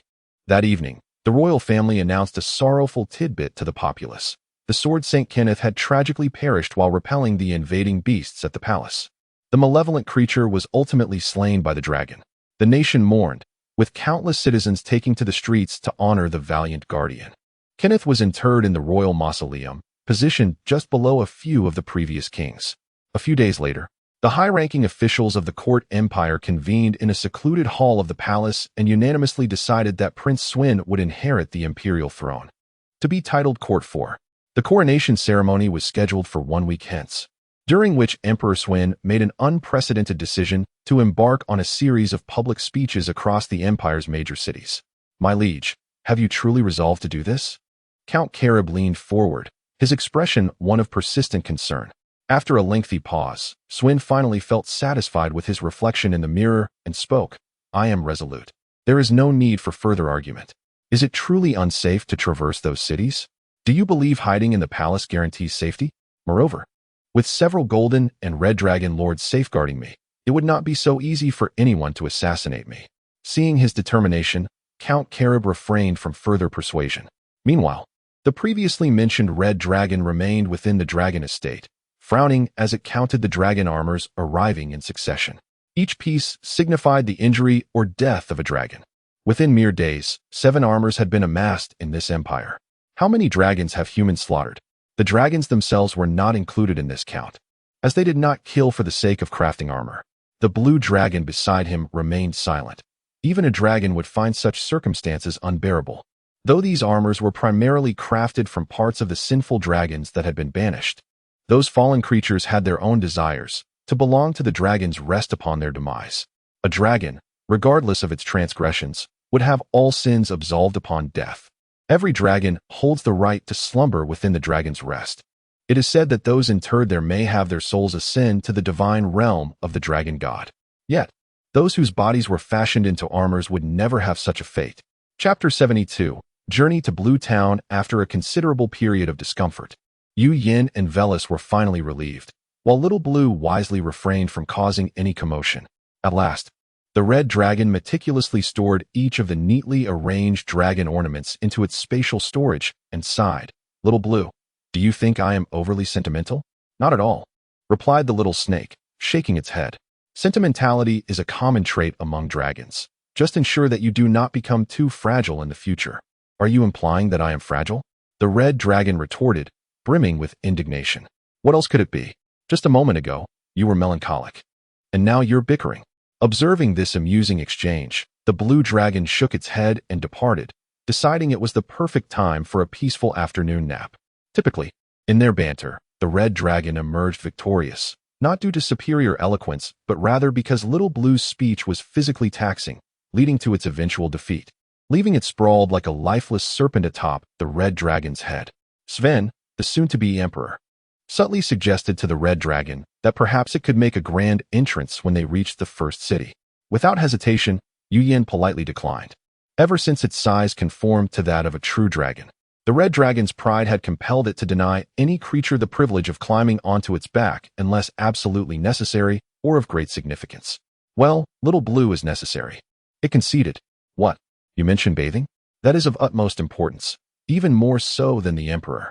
Sven's initial destination was Blue Town, the second largest city in the Kote Empire. Count Carol and the Blue Dragon Velis remained in Kote City to address the aftermath of the Storm Demon's havoc and the reconstruction of the royal palace, while Sven, accompanied by 2 Golden Tier experts and the Red Dragon, embarked on the journey to Blue Town. However, Sven did not ride in the royal carriage along the main road. Instead, he arranged for a decoy to take the carriage with an escort ahead of him. Subsequently, he and the 2 golden guards, disguised as ordinary travelers, departed Kote City, opting for a lesser-known path. Although the demise of Antoine and Diz had alleviated Sven's greatest peril, it was well known that the number of hidden enemies remained substantial. At present, Sven's protection was at its weakest. Should he fall prey to an ambush by several Golden Tier assassins, the consequences could be dire. Once he donned the crown and secured the loyalty of the Empire's entire military, the situation would be markedly different. Notably, just days prior, Sven's head had been listed on the bounty board of the Thieves' Guild. At this moment, Sven appeared as a mere ordinary swordsman, though his bronze swordsman capabilities were only sufficient to contend with common folk. After several hours of travel, the group traversed a treacherous area, with a forest to the left and a slope to the right, an ideal locale for an ambush.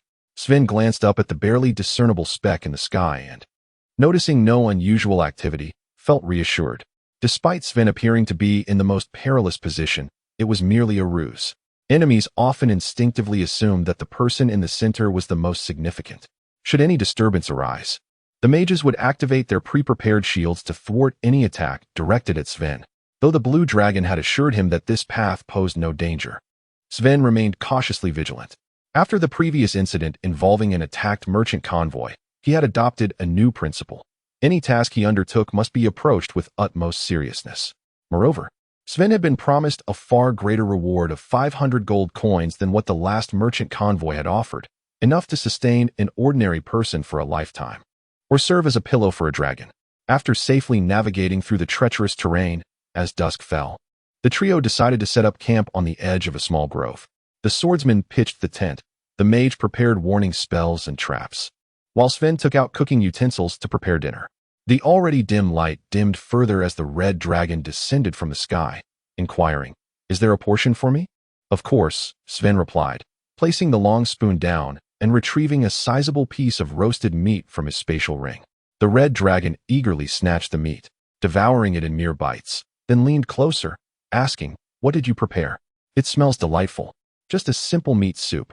Haven't you ever tasted it?" Sven regretted asking, realizing that dragons were not known for their culinary prowess. Consequently, the entire pot of rich soup vanished in one gulp, leaving Sven and the two guards to settle for the remaining roasted meat. Who knew water could be so delicious? The red dragon remarked contentedly, lying down on one side of the campsite, muttering to itself. Unbeknownst to it, the little snake above wore an expression of disdain. Had it the ability to move its claws, it would have ensured that the dragon swallowed its own tongue for consuming the exquisite soup. That evening, the three conferred and decided that the mage, Bowman, would keep watch for the first half of the night. They glanced at the red dragon, now curled up and softly snoring, occupying a large portion of the camp. After confirming that the surrounding magical defenses were intact, Sven and the swordsman retired early for the night. Bowman concealed himself in the shadows of the trees, fully alert to any movements around him. For the first few hours, nothing unusual occurred, yet he remained vigilant. He bore the weight of the king's safety on his shoulders, and none would dare take that lightly. Staying awake for a mage was as effortless as eating or drinking, for their immense mental fortitude alleviated physical fatigue.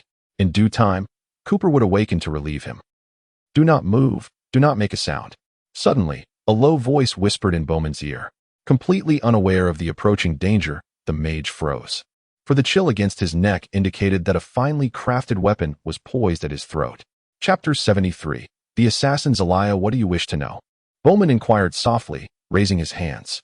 The blade poised at the mage's throat seemed to relax slightly as the person behind spoke. "Is the one in the tent Swain?" Upon receiving an affirmative response, the individual uttered a statement that took Bowman completely by surprise.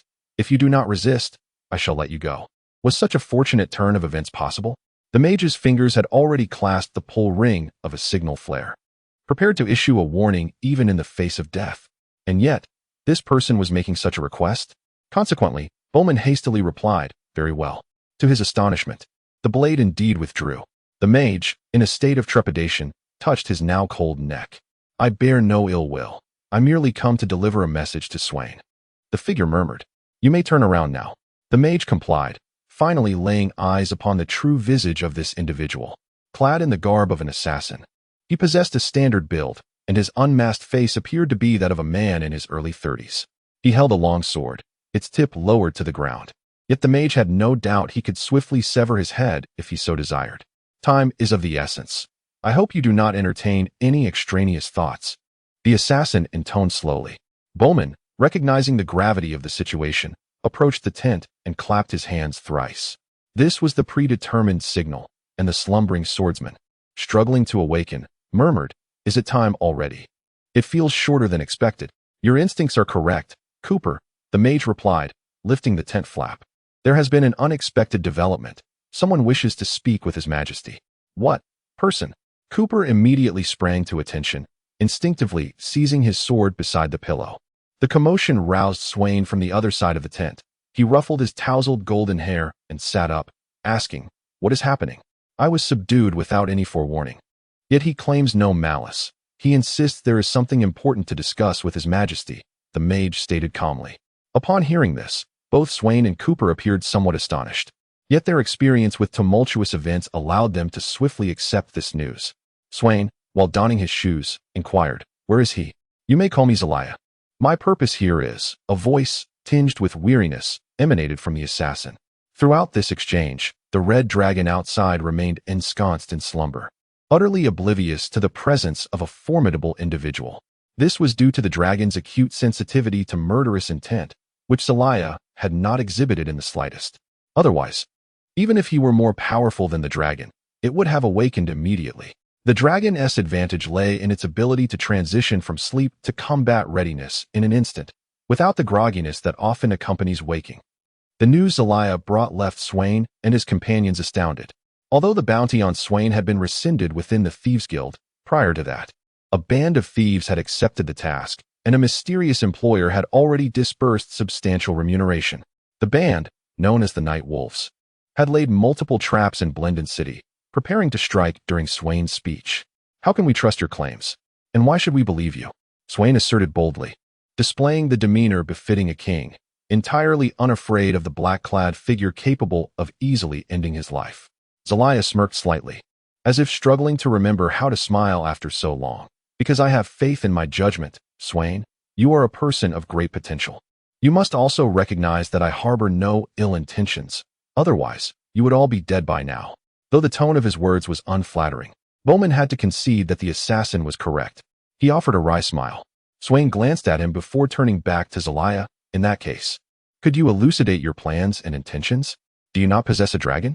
Zelaya pointed toward the tent entrance. Abandon any thoughts of subduing the dragon. Swain shook his head. My relationship with the red dragon is one of equality. I cannot compel it to undertake anything beyond its designated tasks. That is easily managed. Zelaya turned as if to leave. What do you intend to do? Cooper interjected, blocking his path.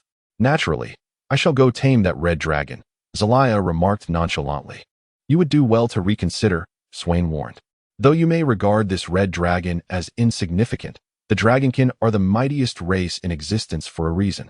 This red dragon, in terms of human years, is merely 3 or 4 years old, yet possesses the strength of a silver-tiered being. What were we doing at 3 or 4 years of age? Swain declared with righteous authority. Moreover, Lord Yuhua has assisted me numerous times. I will not permit you to harbor any disrespectful notions toward it. Zelaya listened quietly, and after a long pause, he nodded slowly. Indeed. You are a person I hold in high regard. You possess remarkable spirit. On your account, I shall not trouble Lord Yuhua. However, I fear that your journey to Blendon City may need to be cancelled. Why is that? Are you not powerful? Swain clearly resented the idea of conceding so easily. One reason for his reluctance stemmed from the fact that many among the guards sent to protect the decoy had been with him for years. Sending them to their demise would only serve to dishearten his loyal followers. Because the leader of the Night Wolves is also formidable, a golden-tiered being like myself, I cannot dispatch him swiftly, and I fear that the two of you may not withstand the assault of the 4 other golden-tiered members of the Night Wolves, he added, casting a provocative glance at Cooper, whose expression darkened significantly. At that moment, the red dragon outside stirred, its ears twitching before it opened its bright eyes. Noticing the illumination within the tent, the dragon thrust its head through the entrance, and upon seeing the unfamiliar figure clad in black, it paused in surprise. 1, 2, 3, 4. Why is there an extra person? Lord Yuhua, you are awake. Allow me to introduce. Swain began, but before he could finish, the dragon's head retreated. 5, 6, 7, 8, 9, 10. Lord Yuhua counted, squinting at the seemingly tranquil forest. Chapter 74. The Night Wolf Thieves Guild. The arrival is ominous. The red dragon addressed the figures emerging from the tent. They must be members of the Night Wolf Thieves Guild. It was you who lured them here. The swordsman, Cooper, pointed accusingly at the assassin, Zelaya. I never anticipated they would follow us. Zelaya shrugged. Bowman, why have none of your traps activated? Swin inquired, a hint of displeasure in his tone. The mage, Bowman, began to respond but fell silent after uttering a single word.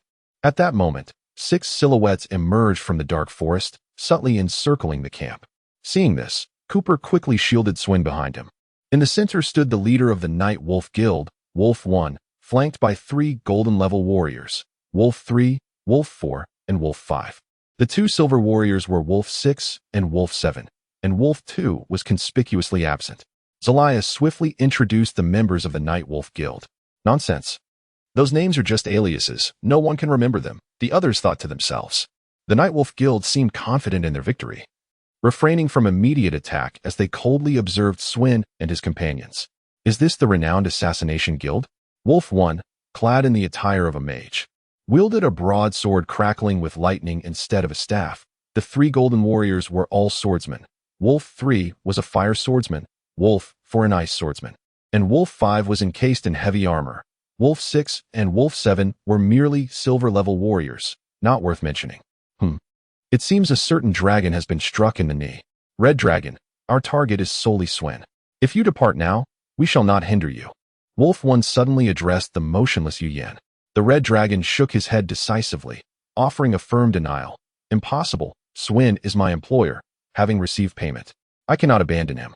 You certainly 1T pay me, Yu Yan added silently in his mind. Yet, despite his bravado, the red dragon felt a twinge of fear. For so many formidable golden-level experts stood before him. The bloodlust emanating from these individuals far surpassed that of Antoine's subordinates. Even if the red dragon could engage in combat above his level, facing these foes raised doubts about his ability to take flight. Especially that Wolf 1.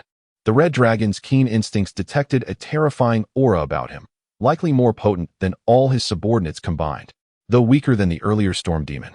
There were no platinum-level dragons present here. Having recently summoned Generico for assistance, Yu Yen, in his pride as a dragon, resolved not to call for help unless his life was gravely threatened. Unperturbed by the dragon's refusal, Wolf 1 merely gestured, prompting his 5 subordinates to adopt offensive stances. Zelaya, attack! Wolf 1 bellowed suddenly. Cooper's expression changed, but he quickly deduced this must be an enemy ploy. Although Zelaya's arrival was abrupt, he surely stood with their side.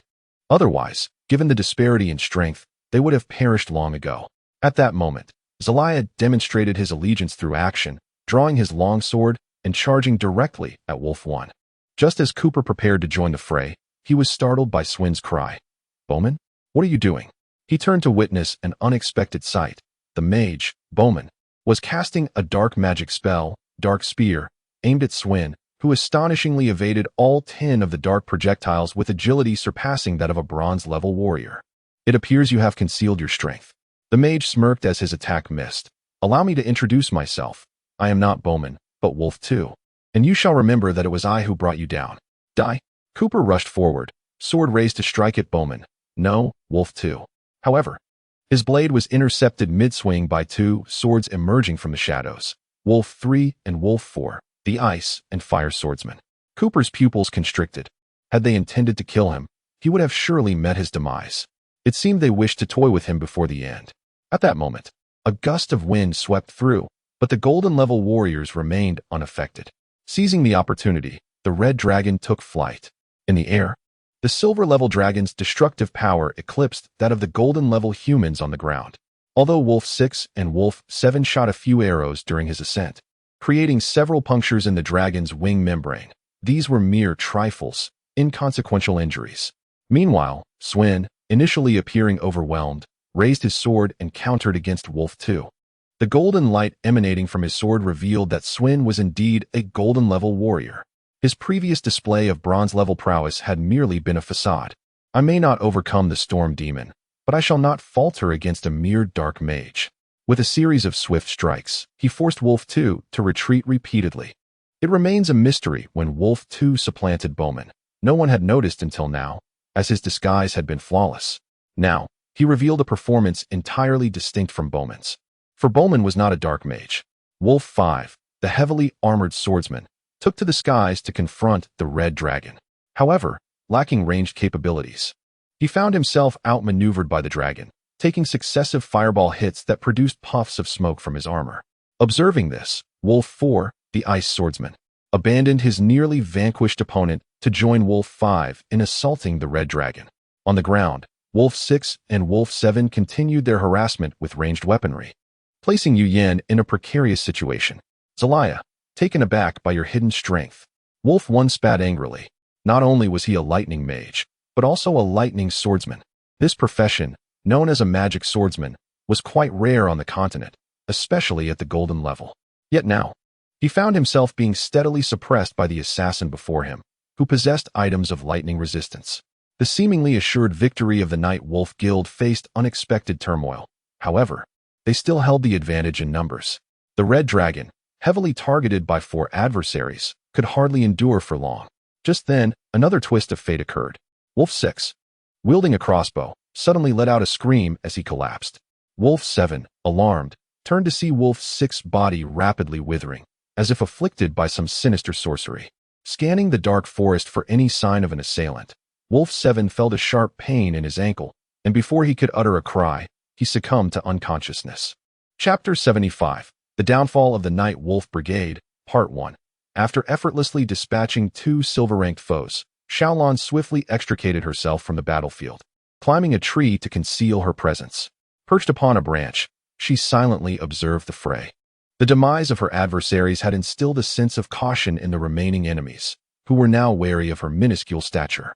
It was only then that the red dragon overhead realized the barrage of cold arrows had ceased, immediately understanding that Xiaolan's pre-battle preparations had borne fruit.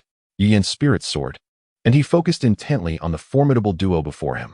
Wolf 4, an ice element swordsman, posed a significant threat. A single strike from him would severely impair the red dragon's agility. Wolf 5, a pure physical swordsman, possessed robust offensive and defensive capabilities. Yet his speed was a glaring weakness, allowing Yiyan to deftly evade his attacks in a one-on-one confrontation. However, both were seasoned veterans. Their golden tier attacks capable of easily breaching the red dragon's current defenses. Their coordination was impeccable. Throughout the earlier skirmishes, they had inflicted 6 wounds upon Yiyan. Of these, 2 were from Wolf 5, whose long sword had effortlessly cleaved through the dragon's scales, leaving over a meter-long gash that continuously bled.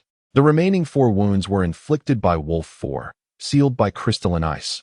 Although they did not bleed, the invading ice energy was relentlessly penetrating the red dragon's body, inflicting far greater harm than mere physical assaults. Additionally, several arrows protruded from the dragon's body, designed for armor penetration and lacking poison, making their damage negligible in comparison to the 6 grievous wounds. The burden of his injuries rendered the red dragon agitated, suppressing the impulse to charge at the 2 vexing foes and striving to maintain distance. Engaging them in close combat would be unwise. Their levels surpassed his by a significant margin, and their experience likely exceeded his own.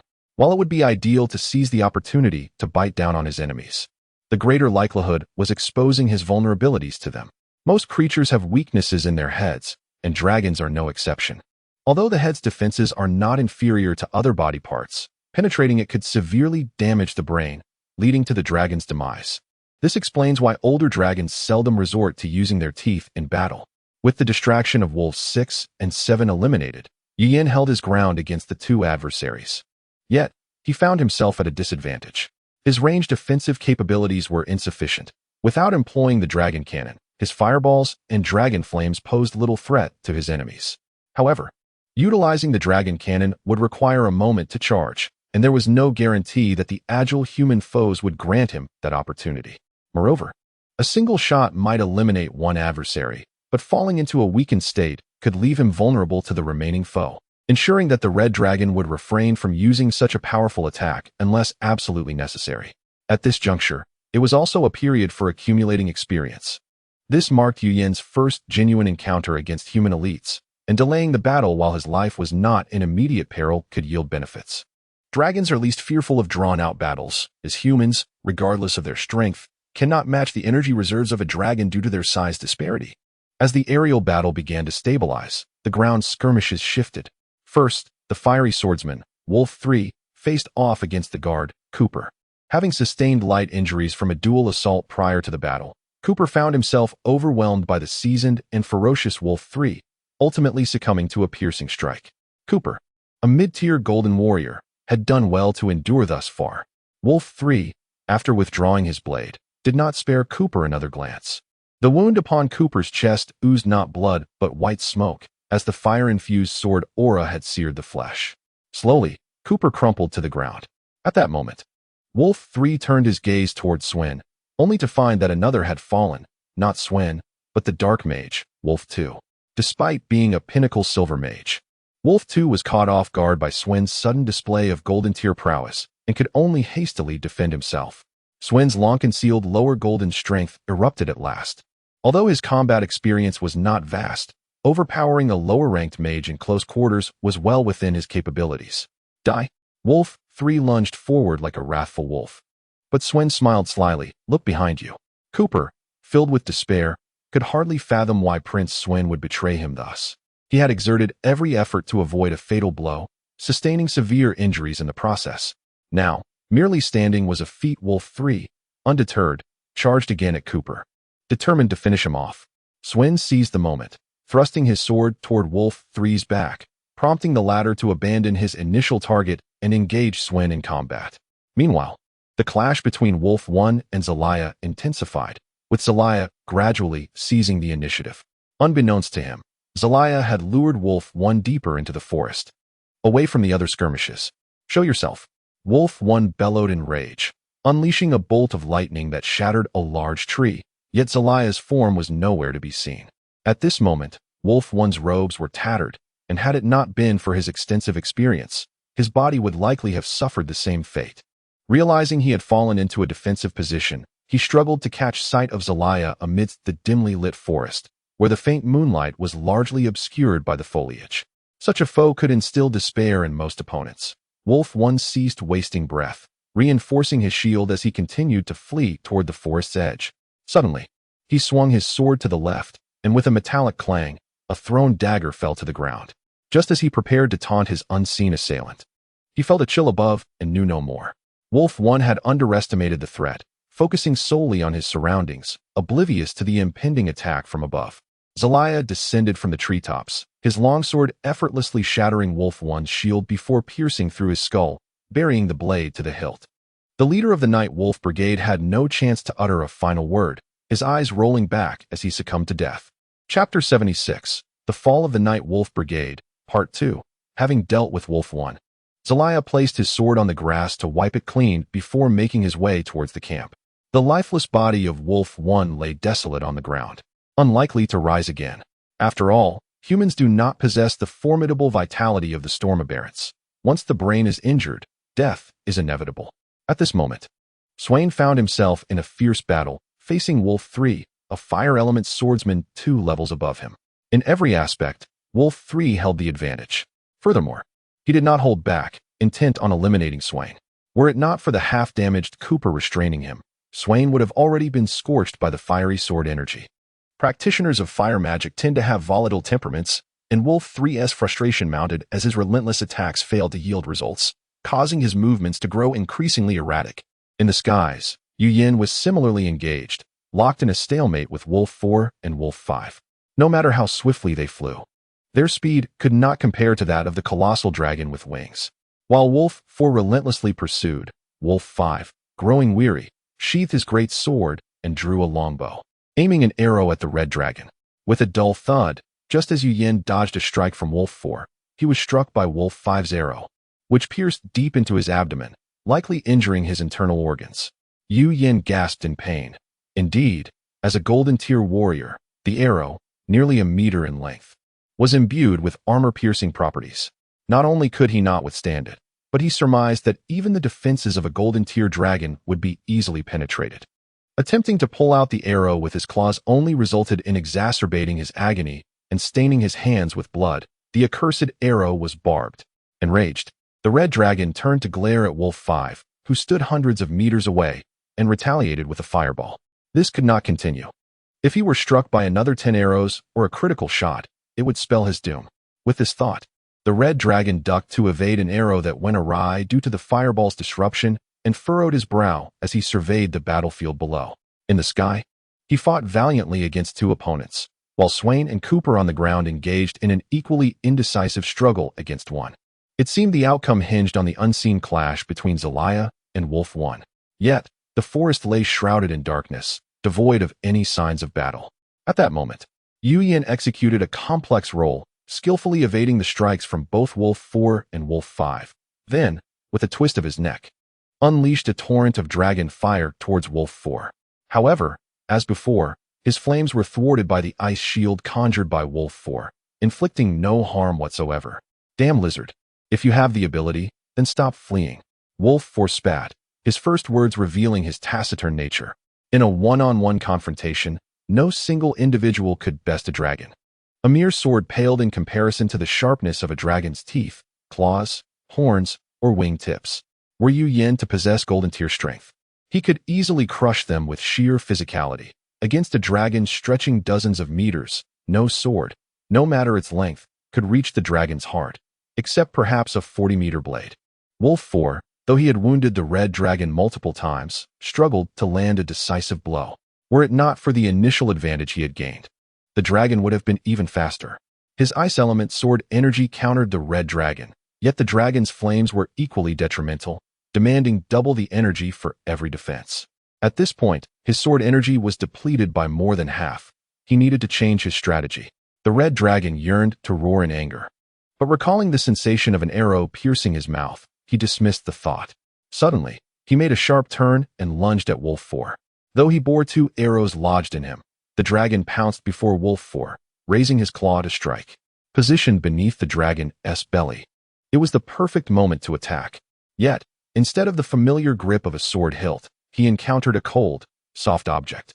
Wolf 4 was too preoccupied to discern what he had grasped. The dragon's claw struck again, but he nimbly evaded the blow. Only then did he glance at the object he held, revealing a blue snake's head. Stunned for a moment, he barely registered the snake lunging forward with lightning speed to bite him. Wolf 4's final memory was of that snake's pink maw. Yu Yin flapped his wings to evade yet another arrow from Wolf 5, catching a glimpse of Wolf 4 below him. Without a moment's hesitation, he kicked out with his hind leg. "Are you trying to assassinate me?" A familiar voice rang out, and Yu Yin felt something land on the leg he had just propelled. That familiar sensation prompted the red dragon to realize it was none other than Little Blue. Upon glancing back at Wolf 4, he noticed the foe's body shrinking and smoking as it plummeted. "Well done," the red dragon roared, directing his gaze towards Wolf 5, who remained intent on drawing his bow. Little Blue swiftly scampered atop the dragon's head, teasing, "So useless, getting shot by a handful of people." Ignoring the comment, the red dragon opened his maw wide. Dragon cannon. Wolf 5 suddenly felt a surge of intense danger. Upon witnessing the enormous energy sphere forming in the dragon's mouth, he wasted no time, drawing his bow to its full extent, infusing it with all his energy, and aimed at the dragon's gaping maw before releasing the arrow. Boom. The dragon cannon was ready, unleashing a searing beam of laser energy. The arrow, imbued with sword energy, hadn't even traveled halfway before being obliterated by the dragon's cannon. Immediately following this, Wolf 5, unbeknownst to his expression beneath the helmet, met his fate as the dragon cannon engulfed him entirely, his very being merging with his armor into a puddle of liquid on the ground. As Swain neared exhaustion, he suddenly spotted Zelaya emerging from the forest, and his spirits lifted. Wolf 3 noticed as well. The implications were clear. A tremendous sound resonated through the air as they looked up, witnessing the moment Wolf 5 was vanquished by the dragon cannon. Wolf 3 let out a thunderous roar, his presence surging with a red glow as he charged towards Swain. He intended to self-detonate. Zelaya, who had just approached, exclaimed in alarm, then swiftly retreated without hesitation. Swain was horrified, hastily attempting to withdraw, but it was too late. Wolf 3 was upon him, ready to embrace him in a fatal grip. In that critical moment, a figure suddenly leaped in from the side, seizing Wolf 3 around the waist, and both crashed to the ground. Boom. Chapter 77, Arrival at Landon City. Boom. In an instant, the two were engulfed by flames. A few meters away, Swen was caught off guard by the shockwave and was violently thrown to the ground, losing consciousness. When Swen opened his eyes, the sky was already bright, and he soon realized he was lying on a bed of blankets. His head throbbed painfully, and as he raised his hand to touch his forehead, he discovered it was wrapped in bandages. Testing his limbs, he found no serious injuries and thus sat up. Awake? Zelaya was seated on a nearby stone, a fire crackling in front of him, with a pot of fragrant meat soup simmering over the flames. He glanced at Swen but offered no words of comfort. Perhaps his nature was simply one of indifference.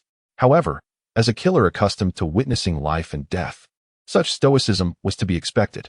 The enticing aroma of the soup made Swen swallow hard, and when he turned to look in the opposite direction, he was unsurprised to see the massive form of the red dragon. Awake? Help me. The dragon's enormous head turned toward him. Help with what? Swen stood up from his makeshift bed. The dragon turned to reveal an arrow lodged in its abdomen. Pull out the arrow. Swen winced at the sight of the arrow. Why not have him help you? He said, glancing at Zelaya. I've been unconscious for so long. I don't like that guy. The dragon shook its head. Hurry. That thing has been inside me for too long. Why say such vulgar words? The small snake atop the dragon's head spoke in Mandarin. Yin ignored it and urged Swen closer, saying, This arrow has barbs. If I could have pulled it out myself, I would have done so already. You may need to use your sword. Noticing Swen's hesitation, the dragon added, Go ahead. I can endure it. Determined, Swen took up his sword, and after receiving a nod from the dragon, he carefully pierced along the edge of the arrow. He felt the dragon's muscles instinctively contracting, trying to clamp down on the blade, and soon it became impossible to push further, forcing him to withdraw the sword. This was no simple task, Swen thought quietly. Stealing a glance, he noticed the dragon had its eyes closed, claws digging into the earth, clearly enduring immense pain. After a moment's contemplation, Swen set down the sword and gently grasped the arrow's shaft, probing into the bloody wound. Indeed, the resistance lessened significantly, and as his entire arm slipped inside, he soon realized he had entered another cavity within the dragon's abdomen, finally reaching the arrowhead. He concluded that this must be the dragon's intestine, as the arrow had evidently snagged the intestinal wall. Pulling it out recklessly could very well result in tearing the intestine itself. Feeling for the arrow's barbs, Swen's palm was cut by the sharp tip, causing him to wince, but he quickly reminded himself that his pain was trivial compared to what the dragon was enduring. Grasping the arrow's tail with his left hand, he gently pushed to dislodge the barbs embedded in flesh. Then with his right hand, he carefully opened the wound in the intestine and slowly extracted the vile arrow. It took a full 5 minutes to remove the arrow, leaving Swen drenched in dragon blood. Now resembling a crimson figure, Yin opened his eyes, exhaling slowly, and turned his head to look at Swen. Not bad. Many dream of bathing in dragon blood. And today you have had the privilege. Swen tossed the arrow to the ground and picked up his sword, saying, "You dragons have such extraordinary endurance. I could almost feel your pain while pulling out that arrow, yet you didn't utter a sound." Feeling somewhat embarrassed, Yin replied, "Actually, I temporarily muted the pain in my abdomen." Swen, in that moment, he understood why the dragon had not allowed Zelaya to assist. Had an ill-intentioned individual performed the extraction, it could have severely injured the dragon. So, Lord Yin has already placed considerable trust in me, Swen thought to himself. At that moment, the dragon used its tail to lift the discarded arrow, placing it aside, and Swen followed its gaze to find an orderly array of no fewer than 10 arrows of varying sizes. In dragon language, "When will you help me remove the arrows?" the dragon inquired. "Those arrows are embedded so deeply. If I were to pull them out, wouldn't I have to dive in entirely? It's revolting. I find the topic distasteful," Little Blue said, tapping the dragon's forehead with its tail. "Of course, if no one else is available in the future, I wouldn't mind helping with such tasks, but let us try to avoid such situations." Yin found this reasoning quite persuasive. But could you help me staunch the bleeding? It's flowing out rapidly." Little Blue. Meanwhile, Swen fetched some water and a towel, hastily cleaning himself up. When he heard Zelaya's emotionless voice, "Would you like something to eat?" Swen approached to accept the bowl Zelaya offered, then turned and sat on a nearby stone. Facing away from Zelaya, he discreetly tested the food with a silver needle. Finding it non-toxic, he began to eat with relief. In this battle, the Night Wolf Thieves Guild was utterly decimated, Guard Cooper perished, and Guard Bowman was missing, likely faring poorly. Now, as Swen prepared to ascend to the throne of the Kote Empire, only the hired red dragon Yin and the newly joined, enigmatic assassin Zelaya remained by his side. Zelaya had played an indispensable role in this victory, and the formidable leader of the Night Wolf Guild, Lang Yi, had met an ambiguous end. However, his intentions and objectives remained unclear, so Swen could not fully trust him. Sensing this, Zelaya proposed his departure after lunch. "Your Highness Swen, I know you cannot trust me at this moment, so I will take my leave. However, should you require assistance, you may contact me with this." He handed Swen a communication crystal. Swen nodded and watched him depart before turning to the dragon. "Lord Yin, my horses perished in battle. What shall we do?" The dragon flapped its wings. "Very well. Climb aboard. I shall take you to Landen City." Swen beamed with joy. "Thank you so much, my lord." Without further ado, he scrambled onto the dragon's back. Yin subtly shook his head, and once Swen had settled, he flapped his wings and took to the skies, swiftly gaining speed. What a thrill! Swen lay upon the dragon's back, experiencing a blend of pain and joy. The scale of Landen City appeared nearly as grand as Kotes City, where the populace lived their lives in a serene manner. However, that tranquility was destined to be disrupted today. Chapter 78. Entering the city of Landen, Sven pondered seriously before replying. "Let us keep a low profile. Although Zelaya mentioned that only the Night Wolf Thieves Guild is after me, there could very well be others. You are currently a mount, aren't you?" Little Blue interjected in the common tongue. "No." Yin shook his head. "Strictly speaking, I am a vehicle at present. Lord Yin, I am aware that you can alter your size and conceal your aura, but there's really no need for me to ride. You to enter the city." Sven quickly waved his hands. "I could simply find a substitute who arrived at Landen ahead of us and meet them. Finding a horse would be quite simple." "That's not safe," the red dragon remarked as it descended. Last night's encounter made it clear to me that your human society is exceedingly chaotic. Even a king can be slain with impunity. Moreover, your guards have perished. As a responsible mercenary, I cannot stray too far from you."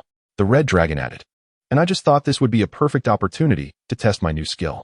As they spoke, the red dragon landed beside a small grove, already part of the outskirts of London. A short walk along the adjacent path would lead them to the city gates. Sven leapt down from the dragon's back, eagerly watching as the red dragon prepared to demonstrate its new ability. The red dragon spread its wings to shield its head and body, emanating waves of magical light.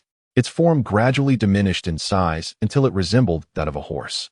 Sven removed the bandage from his head and rubbed his eyes, for he noticed the dragon's tail appeared to be shortening, and its scales seemed to vanish. Soon, the dragon's wings began to shrink as well, and in a blink, it completely disappeared, replaced by a magnificent fiery steed. The steed trotted a few circles before Yu Yin satisfiedly muttered, "This feels quite good, albeit a bit taxing." "Just a minor trick," Little Blue mumbled, curling up in the fluffy horse's ear and falling asleep, utterly exhausted from the previous night's battle.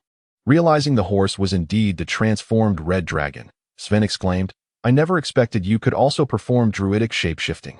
"Indeed, it resembles shape-shifting," Yu Yin nodded, flicking his tail. "What do you think of my new skill? Let us proceed into the city." Sven gave a thumbs up, truly exceptional. "But, does that mean I am to ride you?" Yu Yin rolled his eyes. "Ride if you wish. I have been ridden before.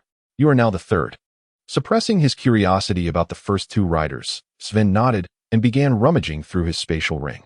First was the bridle.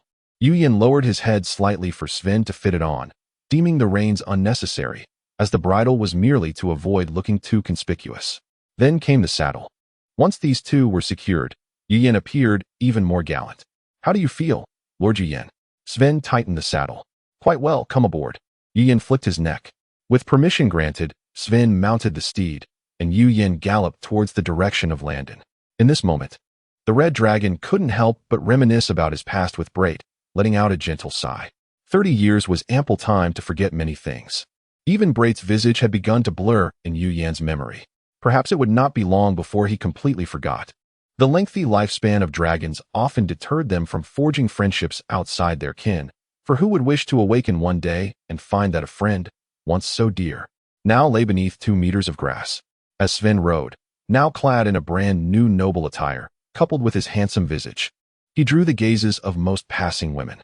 Meanwhile, the men were captivated by the remarkable steed beneath him, its lustrous coat and robust musculature silently proclaiming its extraordinary lineage. "Which young master is this? That gilded bridle alone likely exceeds my entire fortune," a few passers-by thought with a tinge of envy. Sensing the fervent stares of onlookers, Yu Yin could only chuckle in disbelief. The concealment necklace had been temporarily stowed away since he no longer had horns in his horse form, resulting in even more attention than before. Indeed, possessing too much charm could be troublesome. With this thought in mind, Yu Yin quickened his pace, swiftly arriving at the city gates. The gate officer extended his arm, halting them courteously. "My lord, may I kindly request your identification?" Sven fished out a token, waving it before the officer. The officer's demeanor changed instantly to one of utmost respect. "Oh, it is His Highness the Prince. My apologies," he exclaimed, gesturing for them to enter. Curious, Yu Yin turned to look, noticing the token in Sven's hand bore the name Luringia. After walking several meters, Yu Yin whispered, "Who is Luringia?" "Who knows?" Sven scratched his head, unable to recall. "I have several different tokens. I merely pulled one out at random." They had agreed beforehand to meet at the Lord's manor with the guard squad, and as for the manor's location, they merely needed to follow the widest street until they arrived. Meanwhile, the gate officer, with a serious expression, entered an office within the city walls, closing the door behind him before activating a communication crystal. "Sir, someone just presented the token of Prince Luringia. Please verify its authenticity." Sounds of rummaging were heard through the crystal, followed shortly by the voice of a superior. The token of Prince Luringia was reported stolen a few days ago. The individual presenting it is likely a thief. Even if he is not impersonating the prince, it is still a grave offense. You know what to do. "Understood, sir," concluded the officer, though he inwardly mused, who would be foolish enough to present a stolen token? Nonetheless, capturing the individual was the priority. Suddenly, a figure dressed as an alchemist sprang forward, addressing Sven atop the horse. "Young man, I sense a dark omen upon your brow. Misfortune awaits you today. Chapter 79. Delving into land and city, get lost. Don't bother me. Swin's expression swiftly darkened as he chastised the individual. You'll only bring more misfortune upon yourself. The person, visibly disgruntled, walked away. Yu Yin observed the scene with keen interest, inquiring as he continued forward, what was that person up to?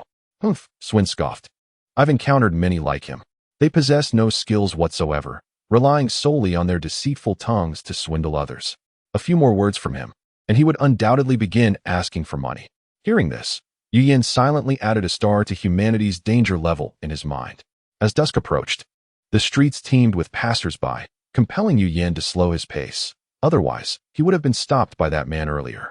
Just a street away from the Lord's mansion, Yu Yin suddenly heard a commotion behind him and turned to look.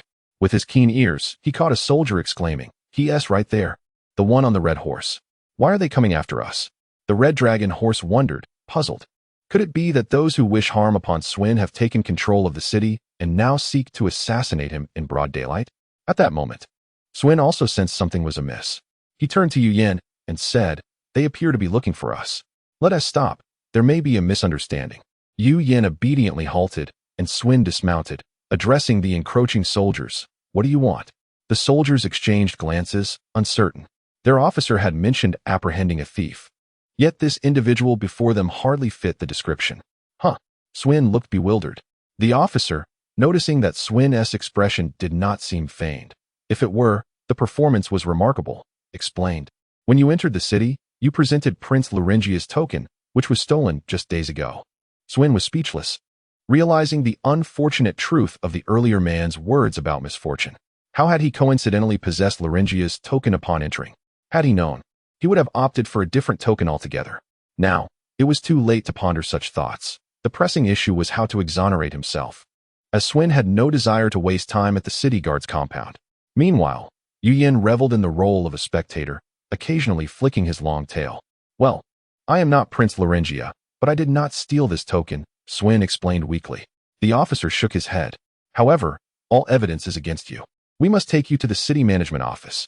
But since you claim not to be a thief, what is your true identity?" Swin glanced around, noting that the onlookers stood far enough away that they likely could not hear him. He then declared, "Actually, I am Swin." The officer and the soldiers fell silent for a few seconds before bursting into laughter. Ha, such a lively jest. Who doesn't he know that His Majesty Swin is currently in the Lord's mansion? Surely, you must think before you speak. A soldier nearby pointed at Yu Yin, laughing. "I heard His Majesty has employed a red dragon as a guard. You aren't about to claim this horse is a red dragon, are you?" "Haraha. You might just be right." Yu Yin narrowed his eyes, finding the boastful soldier particularly irksome. Lowering his head, he suddenly thrust forward, sending the laughing soldier tumbling to the ground. The humor quickly faded from the soldier's face as his fellow companions shifted their derision from Swin to him, igniting his anger. In an impulsive moment, he disregarded discipline and rose, sword aimed at the red horse. Yu Yin regarded him coldly, and the soldier found himself momentarily paralyzed by the intimidating gaze. Yet, his fury only intensified, and he swung his sword toward the horse's head. Swin's sudden presence commanded attention, and the laughter ceased as everyone began to regard the seemingly frail noble with newfound seriousness. "Do not persist in this folly. I shall proceed to the Lord's mansion to clarify my situation," Swin stated coolly.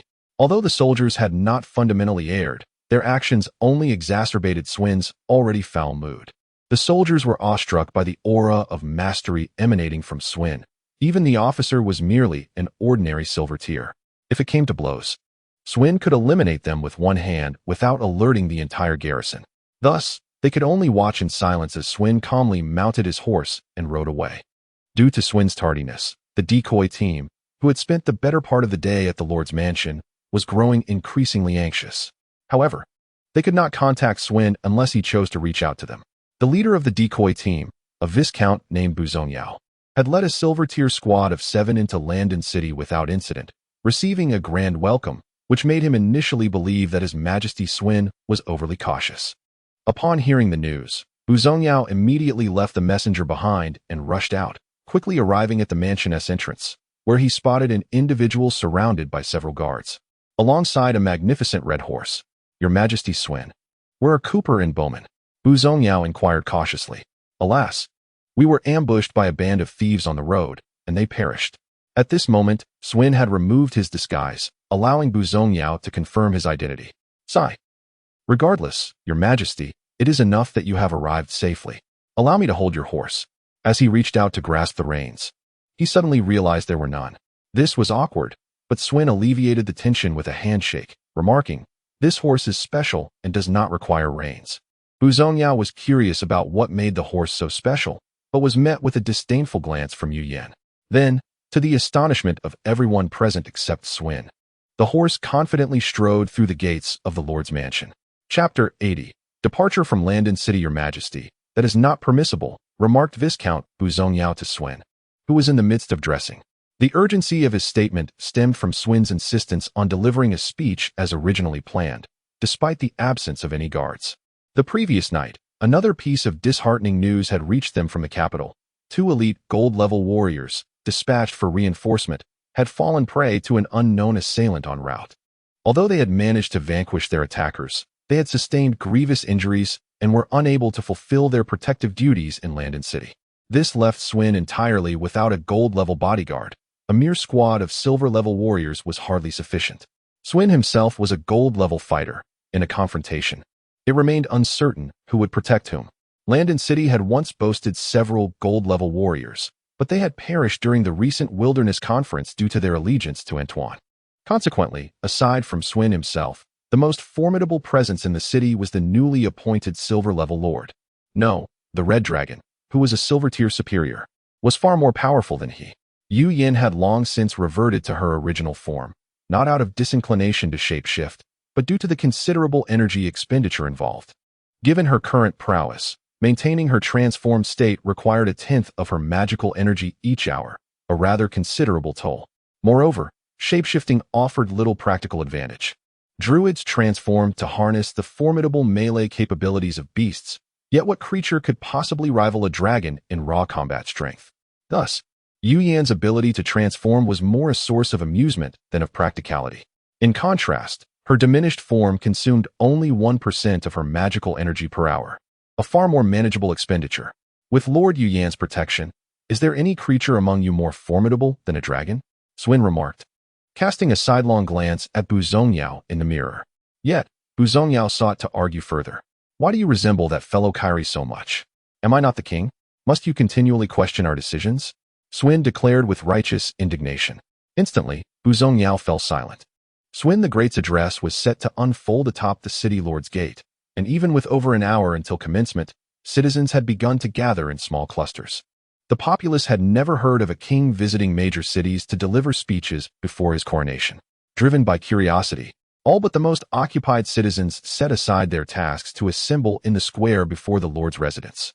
Thankfully, the sun was not overly oppressive that day. Otherwise, many would have succumbed to the heat and departed prematurely.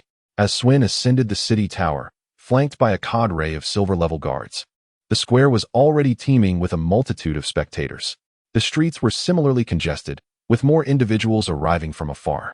Under the guidance of an unknown leader, thousands of citizens erupted into exuberant cheers upon sighting the regally adorned Swin, the sound surging in waves, creating an atmosphere so fervent it seemed poised to rend the very heavens.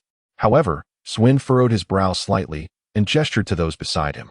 Orders were swiftly relayed, and the hundreds of city guards present began to quell the raucous applause. While such fervent acclaim was indicative of Swin's popularity, it also significantly heightened the potential for peril. Assassins could easily lurk among the throng, using the surging crowd and thunderous cheers as their ultimate cover. Swin raised his hand in an attempt to signal for silence, but the effect was negligible. Should this continue? Suddenly, the cacophony of cheers diminished, swiftly fading into silence, leaving only the sound of labored breaths from the gathered throng. Swin turned his gaze to the right and beheld 2 massive crimson claws gripping the wall. Looking higher, he saw the imposing visage of the Red Dragon, exuding an aura of authority. Perceiving Swin's gaze, the dragon tilted its head, offering an innocent expression. Swin smiled faintly, then turned his attention to the now quiet square. He accepted a sound amplification crystal from a nearby mage, inhaled deeply, and proclaimed, "Loyal subjects, I am your new king." Swin Court. I extend my gratitude to each individual present here. I shall now share a few brief words. Having never authored a speech before, the following is omitted. Swin spoke for over 2 hours, pausing only to sip water twice. The guards surrounding him watched the silent, attentive crowd with heightened vigilance, expending even more energy than Swin himself. Yu Yin had initially taken an interest, perched upon the wall and surveying the dense assembly of people. However, she soon leaned against the wall, half closing her eyes, fixated on Swin's back. Fortunately, despite Swin's lengthy address, no anticipated assassins emerged. It was only when Swin concluded his speech and waved to the crowd that the guards realized the event had come to a close. Awakened by the cheers, the red dragon shook her head, then returned to her perch on the wall, silencing the crowd once more with her presence before nodding in satisfaction. Surrounded by his guards, Swin descended from the tower. Bu Zongyao approached with a report. Your Majesty, during your speech, the city guards apprehended 6 suspicious individuals. How shall we proceed with them? What made them suspicious? Swin inquired. They concealed short swords and daggers and attempted to flee upon encountering the guards, Bu Zongyao explained. After a moment of contemplation, Swin replied, document their appearances and then release them. Regardless of whether they are genuine assassins or merely ordinary citizens, my speech has concluded, and they would gain nothing but death from any attack.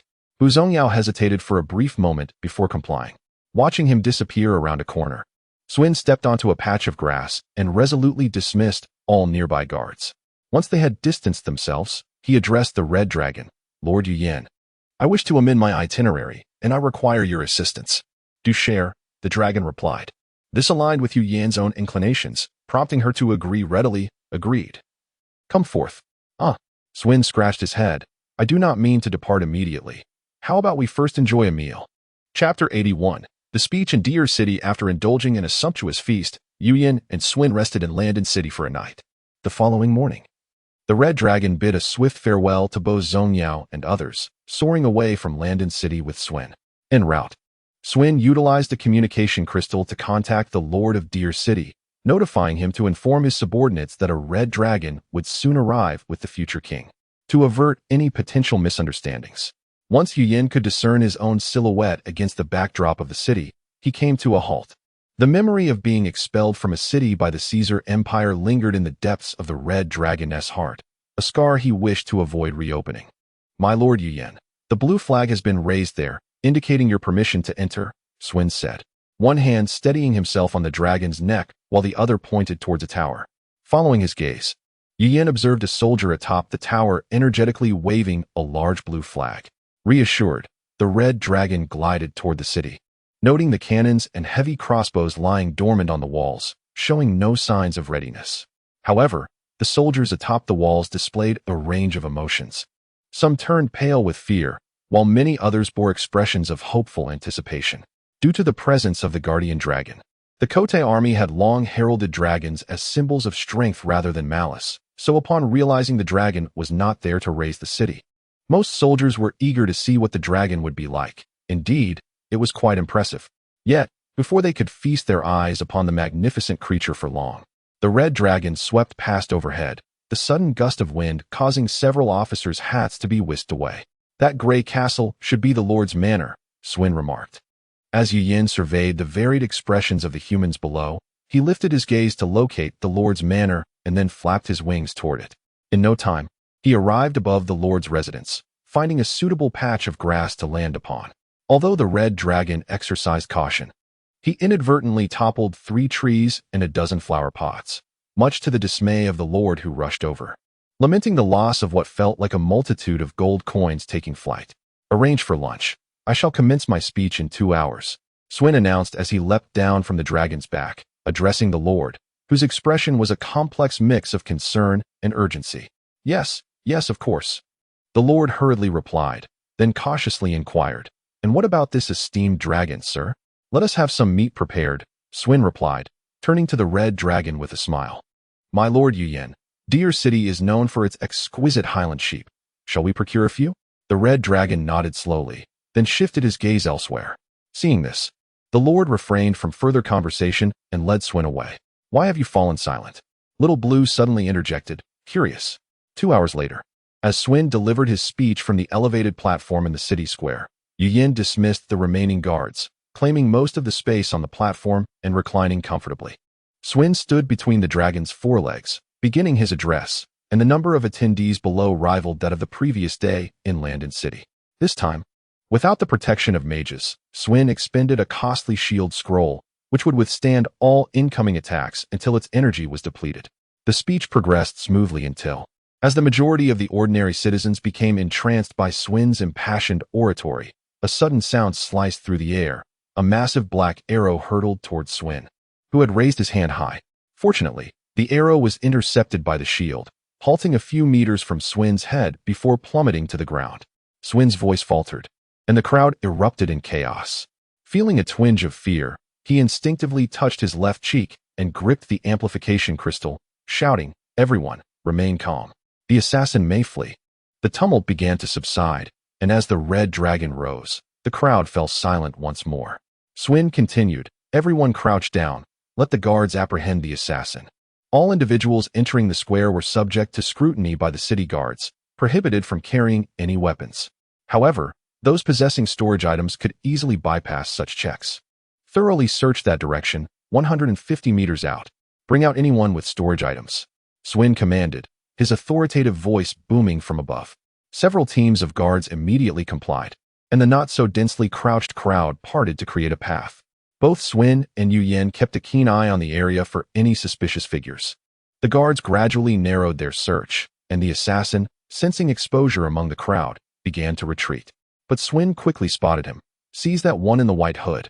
Realizing his cover was blown, the assassin sprang to his feet, drawing a dagger and knocking down several nearby civilians while shouting, "Don't come any closer.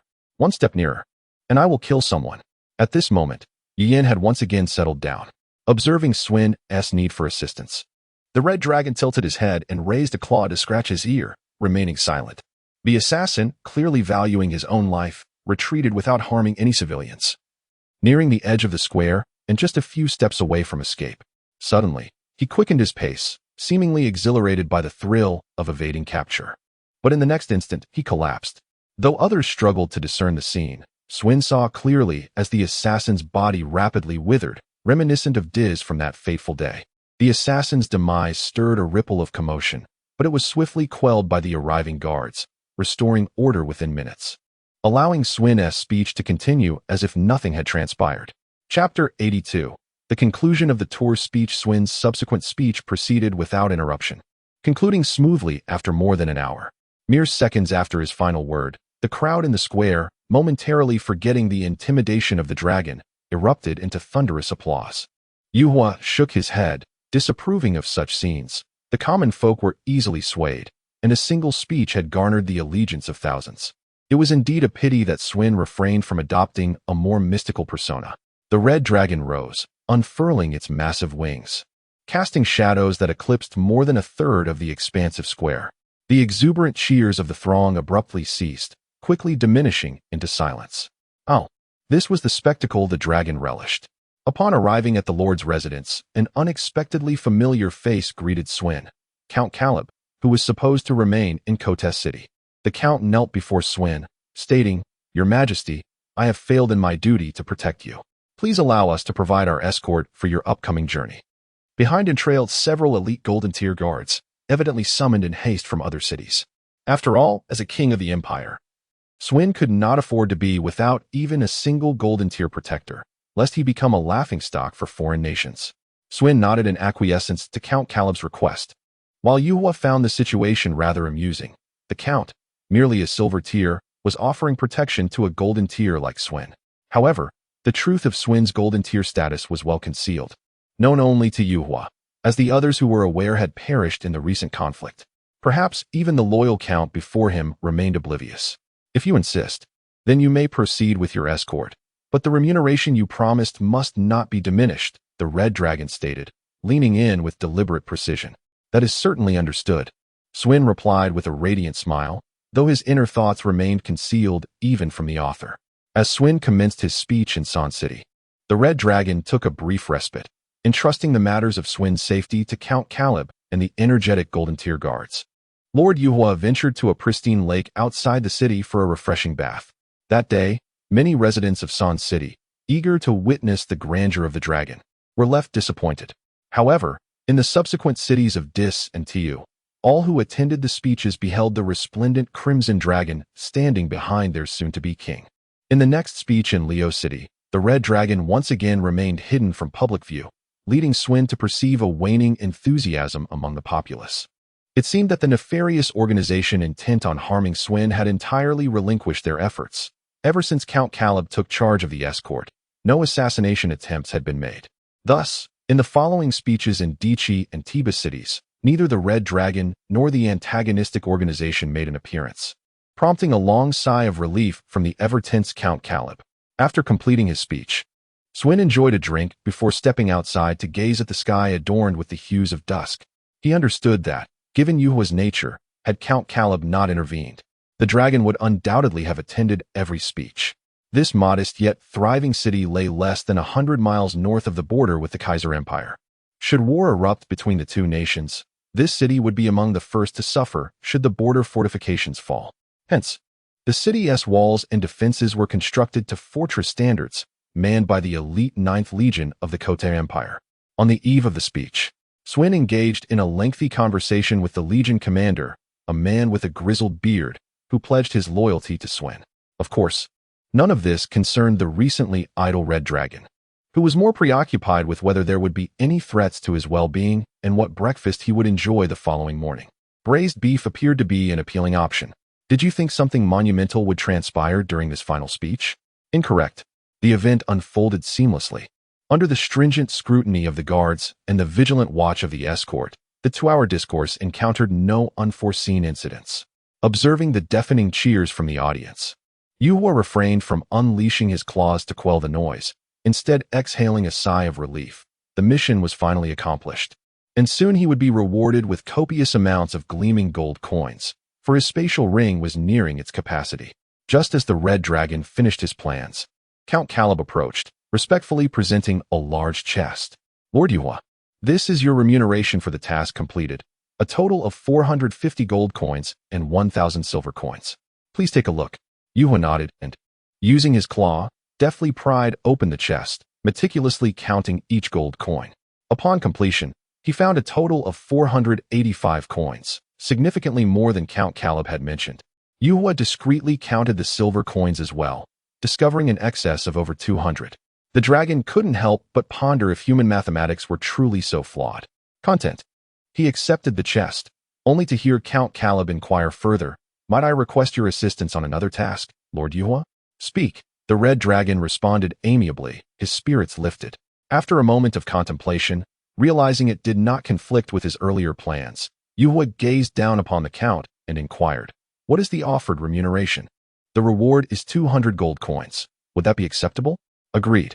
Thus, the Red Dragon and Swin planned to embark on their journey 2 days hence. Chapter 83. Return to Dragon Island. September 1st marks a day of jubilant celebration throughout the Kote Empire. On this day, the throne, vacant for over a month, is finally filled with the coronation of a new monarch. Prince Swin, distinguished by his exceptional talents and noble character, emerges from a multitude of heirs to become the new king of the Kote Empire. He is hailed as Kote IV, revered by many as Emperor Swin. The city of Kote is abuzz with excitement, celebrating throughout the night. On September 2nd, it was time to bestow a name upon this place. Referring to it perpetually as the nameless cliff where the dragon resides felt rather awkward. After considerable contemplation, Yu Yin decided to name this extensive cliff, stretching over several kilometers and towering over 100 meters high, as Dragon Cliff. The Red Dragon felt a sense of satisfaction with this chosen name. Retracting its wings and entering the cave, it then poured out a heap of gold coins from its storage space, comfortably lying atop them, soon succumbing to a sweet slumber. The following day, "Wake up, wake up. You've been asleep for over 20 hours. Yu Yin, in a dazed state, sensed an itch in its ears, compelling it to awaken. "Stop making a fuss." The Red Dragon opened its eyes and glanced towards the cave entrance, deducing from the sunlight streaming in that it was already afternoon. "Hurry and find something to eat. I'm starving," urged the little snake, slithering out from the dragon's ear. "Don't you have the ability to do that? Why don't you go yourself?" The Red Dragon rolled its eyes. "I'm not fully awake yet. If you keep this up, I might just wake up grumpy. I want cooked food." The little snake's remark nearly sent the red dragon into a fit. After they both ventured outside and casually dispatched some unfortunate creature to satisfy their hunger, the red dragon picked up a thin bone to use as a toothpick. Recently, Yu Yin had discovered a misaligned tooth growing at the back of its mouth, creating a space where food debris would get lodged, which could only be dislodged through vigorous rinsing or with a makeshift toothpick. The red dragon's preferred toothpick was the long spear of a human soldier. Had it known, it would have saved a few. However, such a conservative approach was not in line with the dragon's nature. After examining itself in a mirror, Yu Yin noted that the crooked tooth diminished its regal presence by a mere 0.05. Thus, the red dragon resolved to extract it, knowing it would soon regrow. Yet, it was still uncertain about the extraction process, as there was no profession of dragon dentists among humans.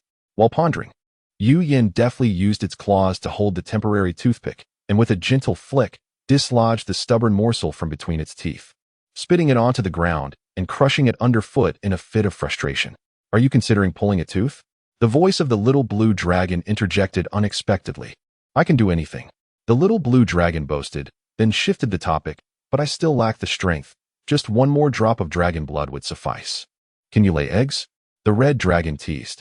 Go away, go away." However, when it grasped a handful of gold coins, the red dragon realized it lacked the motivation to count them.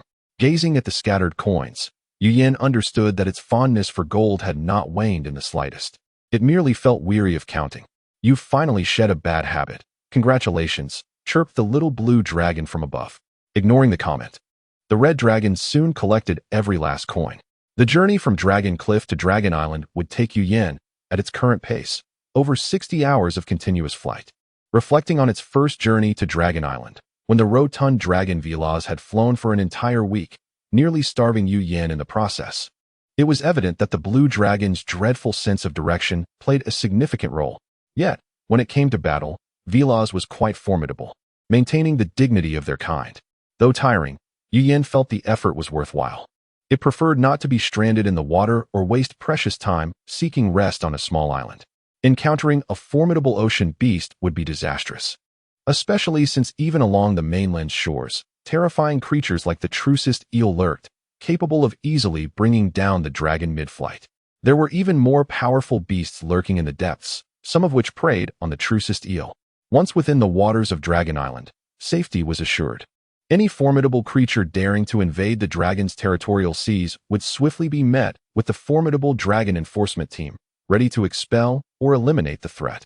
Upon picking up and examining a particular object, Yu Yin recognized it as a one-time message crystal. The red dragon raised a claw, channeling a sliver of magic to activate the message within. The only one who referred to it as master was the somewhat timid little black dragon, Nate, whose character starkly contrasted with that of his valiant father, Dalba. After Nate's message concluded, the crystal, no larger than a claw of the red dragon, fulfilled its purpose and gradually transformed into a handful of yellow sand.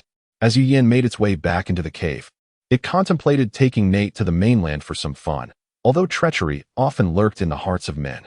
If they encountered a nefarious human ambush, Nate, lacking in strength, could find himself in peril. Such matters required careful consideration. Upon witnessing the untouched pile of gold coins within the cave, the red dragon couldn't help but smile broadly, eagerly lying atop them and pouring out its recent bounty from above, reveling in a delightful shower of gold coins. This is the joyful life of a dragon. Chapter 84. Farewell to Tima. Yu Yin slept deeply for a full 2 days and nights. This time, Xiaolan, demonstrating remarkable sensitivity, refrained from disturbing the slumber of the red dragon. After devouring the meat Yu Yin had left aside before sleeping, she settled down to rest beside him. It was not that the red dragon was a restless sleeper. On the contrary, Yu Yin remained undisturbed during his slumber, save for the occasional necessary stretch, and his snores were neither loud nor grating. It was merely a whim of Xiaolan's to seek a change of environment for her rest. In just an hour, Yu Yin arrived at the Dragon King's exclusive cave, located at the peak of the main island. Upon entering, he discovered Aristode, the golden dragon, nestled comfortably in his lair, soundly asleep. Without any regard for age or rank, the red dragon roused him from his slumber. "Ah, Yu Yin?" The golden dragon slowly opened his eyes and lifted his head slightly to discern the identity of the intruder who had disturbed his rest. As the Dragon King, Aristode had grown accustomed to being awakened from his dreams, as he was responsible for addressing both significant and trivial matters within the clan, a burden that accompanied the privileges of his supreme authority. After a moment of contemplation, Aristode spoke. Little Yen, you have performed admirably. I must trouble you to deliver these to the Dragon's Rest Cemetery and hand them over to Elder Wu, so that our predecessors may find peace. Of course, the Golden Dragon nodded. Rest assured, the sacred relic is secured beneath my belly. He patted his chest confidently. That appears quite secure, but what if you step out? Enough of this. Aristode changed the subject. I heard from Generico that you encountered a storm aberration in the Court Empire? Indeed, Yu Yin replied eagerly. That creature was terrifying. We couldn't defeat it for quite some time. What was its origin? The Dragon King succinctly recounted the origins and threats posed by the storm aberration, stating, in summary, this is an exceedingly perilous race, driven solely by thoughts of slaughter and invasion. The one you encountered was merely a high-level phantasm, capable of energy attacks and transformation into other forms. To our knowledge, the storm aberration species lacks a civilian class. They are all bloodthirsty monsters. While they vary in form among different types, they all share a characteristic. Their bodies appear to be composed of a viscous black substance. Upon reaching adulthood, they are referred to as phantasms, capable of upright locomotion and wielding the ability to manipulate spiritual energy for ranged attacks, as well as short bursts of high-speed movement. Phantasms can also evolve into different attributes. Thermal phantasms, possessing some control over flames, electric phantasms, able to manipulate lightning for attacks, and the one I detest the most, the ether phantasm, which prefers close combat and can create clones for coordinated attacks. Even after being defeated, ether phantasms leave behind toxic ether clouds that harm everything in the vicinity. These are generally considered low-level storm aberrations, equivalent to our bronze to silver tier strength. Allow me to introduce the higher tiers. Your Majesty, perhaps you should save the rest for another day, Yu Yin interjected, unable to contain himself. Very well, farewell. Aristode replied, appearing somewhat disappointed. It was time to deliver the relics to Elder Wu, who was responsible for guarding the Dragon's Rest Cemetery. Coincidentally, this opportunity allowed Yu Yin to visit his long-absent mother, Tima. The Dragon's Rest Cemetery was regarded as a semi-restricted area within the Dragon clan. Dragons without purpose were forbidden from entering, lest they disturb the eternal slumber of their ancestors. Situated at the rear of the main island, the cemetery resided within a vast cave, perpetually shrouded in a dense white mist that limited visibility to less than 10 meters. Non-dragon beings who ventured within could easily lose their way.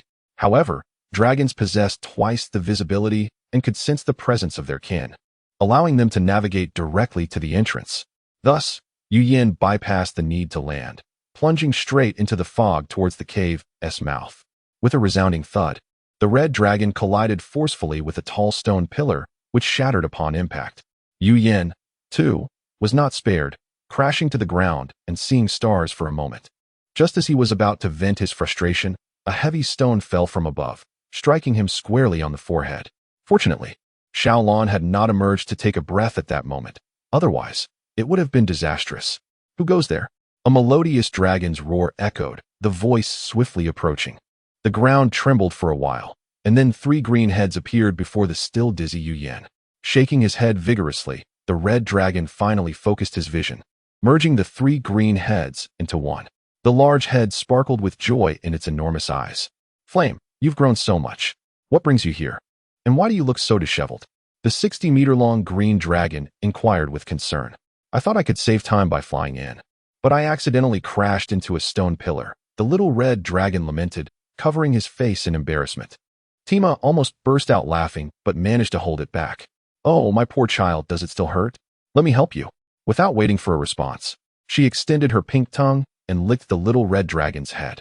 The green dragon's saliva had an instantaneous effect on pain relief and healing, a valuable commodity on the continent.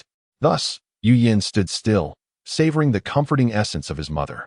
The large green tongue quickly enveloped his upper body in a layer of glistening dragon saliva, exuding a delightful fruity fragrance. Gently pushing Tima's tongue aside, Yu Yin said, Mother, I came here not only to see you, but also to fulfill a task. Chapter 85. The Dragon's Resting Place. What is dragon armor? Tima inquired with a hint of curiosity. It is equipment crafted from the components of great dragons, Yu Yin replied, a touch of melancholy in his voice. Oh, it seems the great green dragon was not inclined to linger on this sorrowful topic. Your timing is unfortunate. Old Five is currently in a deep slumber. However, let us proceed. Thus, under the guidance of his mother, Yu Yin arrived at the entrance of the dragon's resting place.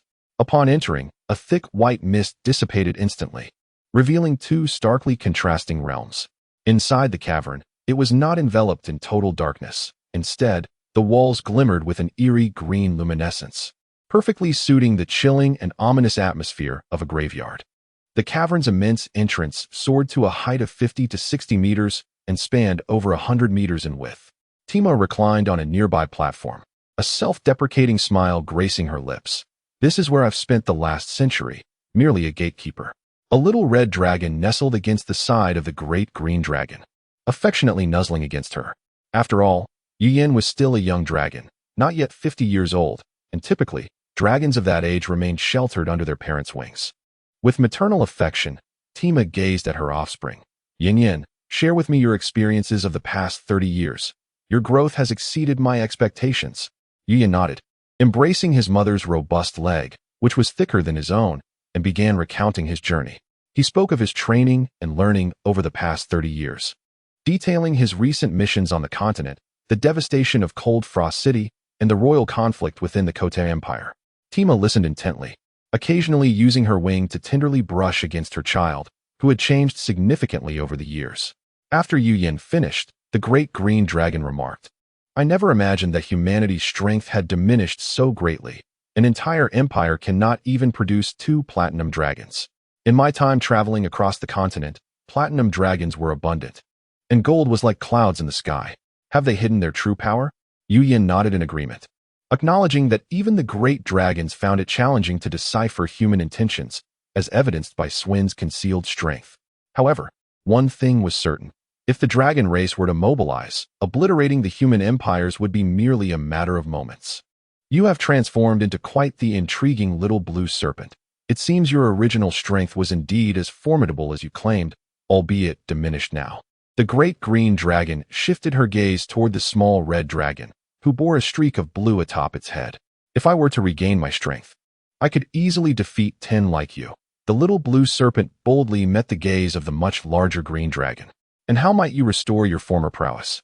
I doubt your current abilities could even rival a single claw of mine, the great green dragon teased. Indeed, her strongest innate talent was immunity to all toxins. And even the modified venom of the little blue serpent would likely have little effect on the massive Tima. As it stood, the little blue serpent could only grow stronger by absorbing the blood of great dragons. Yu Yin interjected. The great green dragon scoffed. Have you absorbed enough already? Why remain so diminutive? To regain your original strength, wouldn't you need to drain a multitude of dragons? The little blue serpent pouted. In truth, its current form already exceeded 1 meter in length, but it preferred to maintain a compact 30-centimeter size, a fact even Yu Yin was unaware of. Seeing the little blue serpent remain silent, Yu Yin divulged a piece of his past. Actually, the reason for the little blue serpent's current state primarily lies with me. When we first encountered each other, I inadvertently consumed the dragon pill that could restore its strength. What benefits did you gain from consuming that? The great green dragon squinted, clearly intrigued by her offspring's revelation. I suppose I can now comprehend the language over there and practice its techniques. The little red dragon scratched its head sheepishly. What use do we dragons have for that? It would be better to exchange it for a few gold coins. Tima huffed lightly. I refuse to engage with such a short-sighted large lizard, the little blue serpent retorted, igniting a playful rivalry. Huh, the great green dragon chuckled. In light of Yu Yin, I shall overlook your insolence. You are quite amusing indeed. Come at me. The little blue serpent boldly perched itself atop a horn of the red dragon, displaying a childlike spirit. You, Tima, incensed, lifted her tail to swat at the little serpent, only for it to swiftly evade her grasp. The green dragon's tail then playfully struck the red dragon's head, causing it to tilt dramatically to one side. I feel wronged, Yu Yin lamented. At that moment, a low, rumbling voice echoed from the depths of the cave. What is all this noise? The great green dragon stood in response. Old Five, it seems we have finally roused you from your slumber. The little red dragon joined her, peering into the cavern's depths, where 2 flickering blue flames emerged from the shadows. drawing nearer with a gentle sway. After a full minute, the two flames approached, and the red dragon suddenly realized that they were not flames at all, but the eyes of a skeletal dragon's head. Upon closer inspection, the dragon was not merely a skeleton. It was enveloped in a layer of soft dragon skin, appearing exceedingly gaunt, a true embodiment of skin over bone. Yuyen. This is Elder Cleary, the guardian of the dragon's resting place. He is a zombie dragon. Tima gently introduced her child. Greetings, Elder Cleary, the little red dragon replied obediently. Ah, the skeletal dragon's head, nearly 10 meters in length, nodded slightly. What brings you here? I hope it is not some trivial matter that has disturbed my slumber. Dragon armor. The zombie dragon pondered briefly. Present it.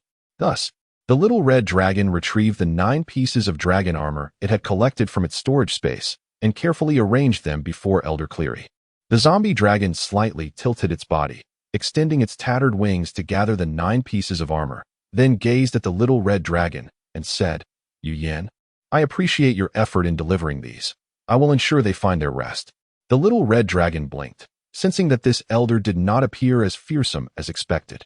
If there is nothing else, then farewell. The zombie dragon glanced at the seemingly unconcerned green dragon. Farewell? Tima raised an eyebrow, sensing a subtle tension between the two elders. It was not entirely surprising. The green dragon, often referred to as the life dragon, would naturally harbor no fondness for a being steeped in death. The immense zombie dragon slowly turned, the cavern spacious enough to accommodate its presence. It left behind a long, skeletal tail that trailed along the ground, carving an S shape as it gradually vanished into the darkness. Chapter 86. The stolen sacred artifact. The mission to the Longyan cemetery was completed with an air of tranquility. The legendary undead creatures were not as terrifying as humanity had portrayed, likely due to their draconic nature. As Elder Wu departed, Yuyen turned to her mother and inquired, Mother, how old is Elder Kelly? It was evident from his head that Elder Kelly was significantly older than King Aristode, indicating that this zombie dragon was once an immensely powerful creature in life. He was around 1,500 years old at the time of his death, and now he is nearing 2,000, Tima remarked with a hint of nostalgia. The current leadership of the dragon race consisted of platinum-tier dragons, each approximately 1,000 years old, with the sole exception being Elder Kelly, who possessed the strength of a sacred domain. There were 10 elders in total, not ranked, plus the king, making 11 in all, with each elder being the mightiest dragon below the sacred domain of their kind. The undead dragons, encompassing bone dragons, zombie dragons, and Dracolics, were collectively termed as undead dragons. Initially, they were not well regarded by other dragons, but after deliberation, the Council of Elders decided to grant them a seat, with Kelly being the inaugural undead dragon elder to this day. Unbeknownst to them, the duo of dragons had reached the cave entrance. Yuyen couldn't help but express, Mother, it may be 70 years before we meet again. Not necessarily. The entrance to the Longyan cemetery requires merely a symbolic guardian, Tima replied with a light chuckle. If another dragon commits a transgression and is sent here as punishment, I could leave early. When I arrived, there was a black dragon that had been sentenced to 200 years. It has barely completed a century, and with my presence as a substitute, it fled without a word. What was the name of that black dragon? If I encounter it, I shall give it a thrashing. Plus Rollo. He is at the pinnacle of the golden tier. He would likely overpower you. Tima responded nonchalantly. Is there some sort of restriction preventing you from leaving while guarding the entrance? The young red dragon's curiosity piqued once more. No. It is merely a matter of personal integrity, the green dragon replied with ease. 100 years means little to a dragon with a long lifespan. One might simply take a long nap and the time would pass. Then, Mother, would you like to step out for some fresh air? I could take your place for a while, the young red dragon suggested, pawing at the ground with a downcast gaze. A flicker of temptation crossed Tima's eyes, but quickly faded. Go away. This is not a place for a little dragon like you.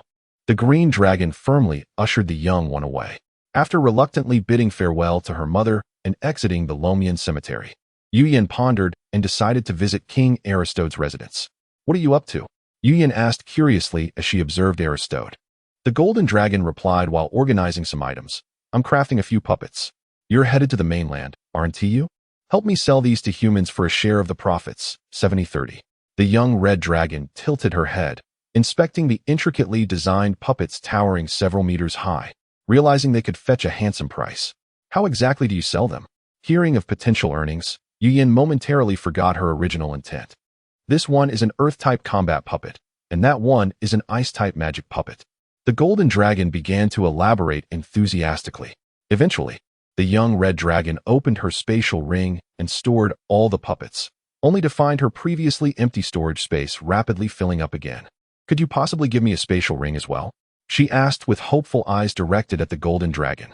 You'll clear space by selling them, one to you? Aristode stroked his distinctive golden beard. Or, if you provide me with a deposit of 500 gold coins, I could gift you a 20-square ring. Regrettably, I cannot. As the timing is not right, Aristode replied with a mild smile. I will inform you when the moment is appropriate. Isn't that akin to saying nothing at all? Yu Yin grumbled, her teeth itching in frustration at the stubborn golden dragon. Alas, she could not reach him. However, she paused at the entrance, turning to present a cylindrical object to the golden dragon, saying, How ironic for you, a dragon king, to overlook a sacred artifact. Savoring Aristode's astonished expression, Yu Yin spread her wings and leaped into the enveloping darkness of the night. Due to the artifact's extraordinary nature, it could not be stored in her spatial ring, and clutching it had drained much of her energy on the journey. Upon entering her cave, she dropped the sacred artifact onto the ground, causing gold coins to scatter everywhere, and gazed at the item with dissatisfaction. The complete behemoth artifact resembled a triangular pillar, approximately 5 meters long and less than half a meter wide. Its construction material was unknown, producing a metallic hum when struck, and although it appeared small, it was surprisingly heavy. Upon reflection, it dawned on her that Bray, being over 30 meters long, would find such a trivial weight insignificant. Xiaolon, what do you think? Yu Yin pondered how the cold-hearted lord of the Frost City had derived power from it. Not much. I have no interest. Xiaolon replied with a roll of her eyes. The young red dragon felt her enthusiasm wane, nudging the artifact aside with her paw before closing her eyes, swiftly drifting into slumber. It is essential to cultivate the habit of retiring early and rising early. Chapter 87. To return or not once the 2 torches extinguished. Darkness enveloped the red dragon's lair, save for a sacred artifact that intermittently flickered with a radiant glow. Suddenly, the casually discarded behemoth relic burst forth with a vibrant emerald light, gradually illuminating the cavern. The brilliance intensified until the artifact resembled a miniature sun. At the zenith of this luminescence, the light abruptly coalesced into a concentrated sphere of azure, roughly the size of a fist. The artifact beneath seemed to have exhausted its energy, emitting no light of its own, all of which pooled into the small orb. This luminous sphere floated in midair, pulsating gently as if it possessed a heartbeat. After about half a minute, it suddenly stirred, drifting slowly toward the peacefully slumbering Yuhua. Logically, given the red dragon's acute awareness, such a brilliant light should have roused it from slumber. Yet, it remained undisturbed, as if nothing had occurred. The sphere glided at a leisurely pace, reaching the dragoness side after more than a minute, casting reflections off its scales like a mirror. Subsequently, the orb nestled against the red dragon's flank and, with a noticeable deceleration compared to its initial approach, it seamlessly entered the dragon's body. After a half-minute, the sphere was entirely absorbed, plunging the cave back into darkness.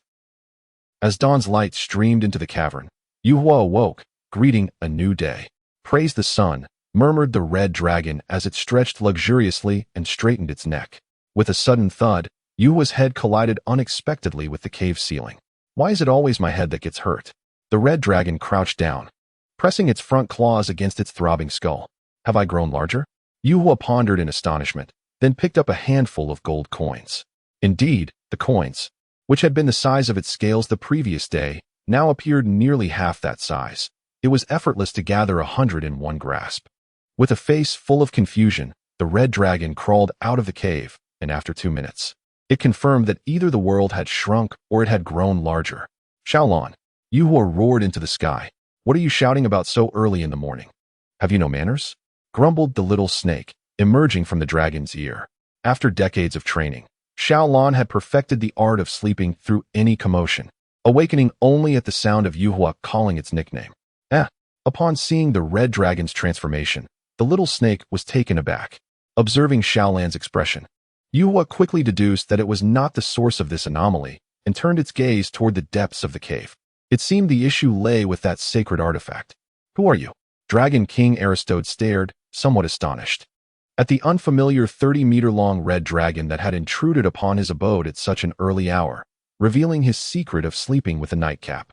However, it was clear that the strange red dragon was not preoccupied with the nightcap. Instead, it hurled an object from its front claws to the ground, exclaiming, "What kind of shoddy sacred artifact is this? It made me grow larger. I want to return it." Aristode blinked in disbelief, scrutinizing the red dragon for several seconds before finally speaking. "Yuhua? Am I not just larger now? Have I become ugly? Is it that difficult to recognize me?" Yuhua replied skeptically, though it had yet to assess its own appearance. However, its voice remained unchanged. "Well, the transformation is quite significant, but I can still recognize you," Aristode remarked, tilting his head toward a corner of the cave. There, a massive mirror stood. The red dragon approached, and, upon seeing its reflection, nearly failed to recognize itself. The overall change was not drastic, yet its body proportions had conformed to those of an adult dragon. The skin appeared thicker, and the two elongated. Curved horns had grown significantly, nearly equaling the length of its head. A thin membrane, reminiscent of the dorsal fin exclusive to blue dragons, had sprouted along the row of sharp spines extending from its neck to the tip of its tail. Its scales gleamed as if brand new, erasing all traces of the previous battle's wear. The claws on its limbs were revitalized, resembling newly forged weapons. The golden dragon grasped Yuhua's tail. "You transformed into a golden subadult and matured overnight? Come, let us consult with the Elder Four to seek an explanation for this situation."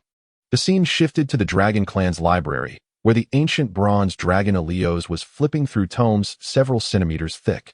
After a considerable time, he closed a book and turned to the two dragons, one golden and one red, shaking his head. "It seems that no record exists regarding the Bahamut relic, an artifact left behind by the dragon god, possessing the ability to cause a dragon to grow overnight. Does that mean we cannot explain Yuhua's growth?" Aristode asked, somewhat discontent. After all, at merely 1,000 years old, they were still young compared to the deities who often surpassed 10,000 years. It was not unusual to encounter the unknown. Elios shook his head. "Regardless, it is not a bad thing. There is no need to delve too deeply into this matter. Wouldn't you agree, Yuhua?" The silent red dragon nodded vigorously, clutching the artifact tighter. "I have been sleeping with the artifact for several days. Why hasn't it transformed me into a holy domain?" The golden dragon remarked with a hint of jealousy. "Perhaps it's because you wear a nightcap?" The bronze dragon quipped, tilting his head to gaze at the golden dragon's crown. In any case, the light emitted by the Bahamut relic last night, visible only to the author and readers, propelled Yuhua directly past several decades of growth, transforming it into a 30-meter-long mature red dragon. It became evident that Yuhua possessed no talent for construction, as the expanded cave bore no aesthetic appeal and was at risk of collapse, a stark contrast to the lair his mother had excavated for him in the past. It seemed prudent to enlist the assistance of a terrestrial dragon to refine the cave's appearance. Yuhua contemplated, soon arriving at a decision regarding which dragon to select. Chapter 88. Consolidating realms. Yu Yin was acquainted with but a few Earth-type dragons. Among the three golden dragons, Aristotle, Hills, and Mode, Aristotle was evidently unsuitable, while Hills resided far away in Gundor. Thus, the taciturn golden dragon, Mode, emerged as the most fitting choice. Just as he was about to reach out to the golden dragon, Yu Yin stumbled upon a blue dragon scale and recalled that his neighbor, the blue dragon Kevin, was seemingly adept in both water and earth magic. Consequently, the red dragon altered his course and sent a communication request to the blue dragon. "Are you free? I could use your assistance," the red dragon stated languidly. "I have plenty of time. Are you at home?" "I'll come over right away," Kevin replied. After a brief exchange, the two dragons concluded their communication. Kevin was swift in his actions, arriving in less than 10 minutes. Upon landing and lifting his gaze, he was momentarily stunned, for the red dragon now towered over him by a head. Yu Yin was quite pleased with Kevin's expression. "I encountered a fortuitous event and have thus grown." Once the surprise faded, Kevin chuckled wryly. "So, you summoned me to help expand your dwelling? You guessed it. Would you lend me 20 gold coins for the renovation?" The red dragon grinned. "No need for gold," Kevin replied with a smile. "It's merely a small task. Consider it an opportunity to stretch my claws. I've grown rusty from inactivity." With Kevin's earth magic assistance, the expansion of Yu Yan's residence proceeded seamlessly. The rock layers were magically reinforced and filled, ensuring that, barring any erratic behavior from the dragons within, collapses would be unlikely. In less than 2 hours, the renovation was completed, transforming the cave into a spacious structure over 10 meters high and 20 meters wide, ample room for fully grown dragons to move about freely. As the sun descended, Yu Yin finished preparing dinner, treating his helpful friend Kevin to a hearty meal. After the sumptuous feast, the red dragon inquired, "Would you be willing to sell your blood essence?" Kevin momentarily processed this, then turned his head. "Blood essence? What do you need that for?" "Dragon blood essence, as the term suggests, is the distilled vitality of a dragon, produced every few decades and stored within the dragon's heart, imbued with formidable energy. Infusing a drop into a weapon could elevate it several tiers, potentially transforming it into a legendary artifact. Typically, only a single drop suffices for a dragon's sustenance, leading some to use their essence to nurture their offspring, facilitating their healthy and rapid growth. In life-threatening situations, dragons may also choose to burn their essence for a temporary boost in combat prowess. Yu Yan's proposal to purchase blood essence with gold seemed unprecedented among the dragon kin. Soon enough, Yu Yan and Kevin reached an agreement, exchanging 300 gold coins for a single drop of blood essence. With a deft motion, the blue dragon peeled away a scale from his chest, making a small incision with the other claw. Under the immense control of the dragon's will, a drop of shimmering golden blood emerged and was levitated above Kevin's palm, which he presented to Yu Yan. Yu Yan accepted the essence and handed over the prepared pouch containing 300 gold coins. Little Blue, unable to contain his excitement, darted forward and swallowed the drop of essence before Yu Yan could even warm it in his grasp. "You spent all those gold coins for that?" Kevin exclaimed, staring at the diminutive blue snake, scarcely larger than a claw of the red dragon. "Indeed, it is far from ordinary. It has significant potential. It will grow to be quite powerful," Yu Yan remarked, poking the little snake's head. "It's just a small snake. What is so special about it?" Kevin scoffed. "Do you doubt that it could fell you in an instant?" "Do not judge by appearances," the red dragon cautioned. Seeing that Yu Yan was serious, and noticing the little snake flicking its tongue with a glint in its eyes, Kevin immediately relented. All right, I believe you. Just don't let it bite me." With a slight smile of satisfaction, Yu Yan replied, "Just the other day, Little Blue took down a platinum-level dragon." The following morning, Yu Yan awoke and immediately compared his size, unsurprisingly finding no increase. A touch disheartened, he set aside the behemoth relic that had served as his pillow. He recognized that he ought to be content. He had traversed the growth period of several decades, or even centuries that other dragons typically faced, a feat unprecedented in dragon history. The relic grew increasingly enigmatic in Yu Yan's eyes. He was certain its capabilities far exceeded what it had thus far revealed. He even began to suspect that the relic possessed its own will, though he could not substantiate this. For a dragon under 50 years of age, such a feat could terrify others. Little Blue, after absorbing the drop of essence, succumbed to a deep slumber and would not awaken for some time. Thus, Yu Yan seized the opportunity to stabilize his own realm. This task was straightforward. With diligence, it could be accomplished easily, particularly for someone as industrious as Yu Yan. Stirring the magical energy within, the red dragon softly intoned a spell, raising his claw to summon a magic circle. In under a minute, he completed a high-level meteor shower spell. The sky rapidly transformed to a fiery crimson, and a series of meteor-like fireballs plummeted from above, crashing into the sea and creating vast plumes of vapor. Yu Yan was not foolish enough to experiment with new magic on his own island. He cast 4 or 5 spells in quick succession, each executed at double his previous speed, with greatly reduced consumption. Or rather, he realized that his total magical capacity had expanded. Next, Yu Yan tested various aspects, confirming his genuine prowess, in terms of speed, strength, and defense. He had undeniably attained the standard of a golden-level adult dragon.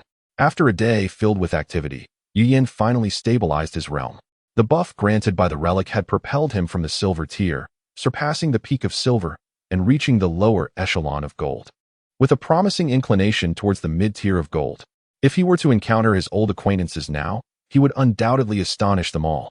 2 days later, Little Blue finally awakened, feeling a familiar stirring in his ears. In a buoyant mood, Yu Yan casually asked, "Little Blue, have you broken through? How does it feel?" "Not enough. I need more."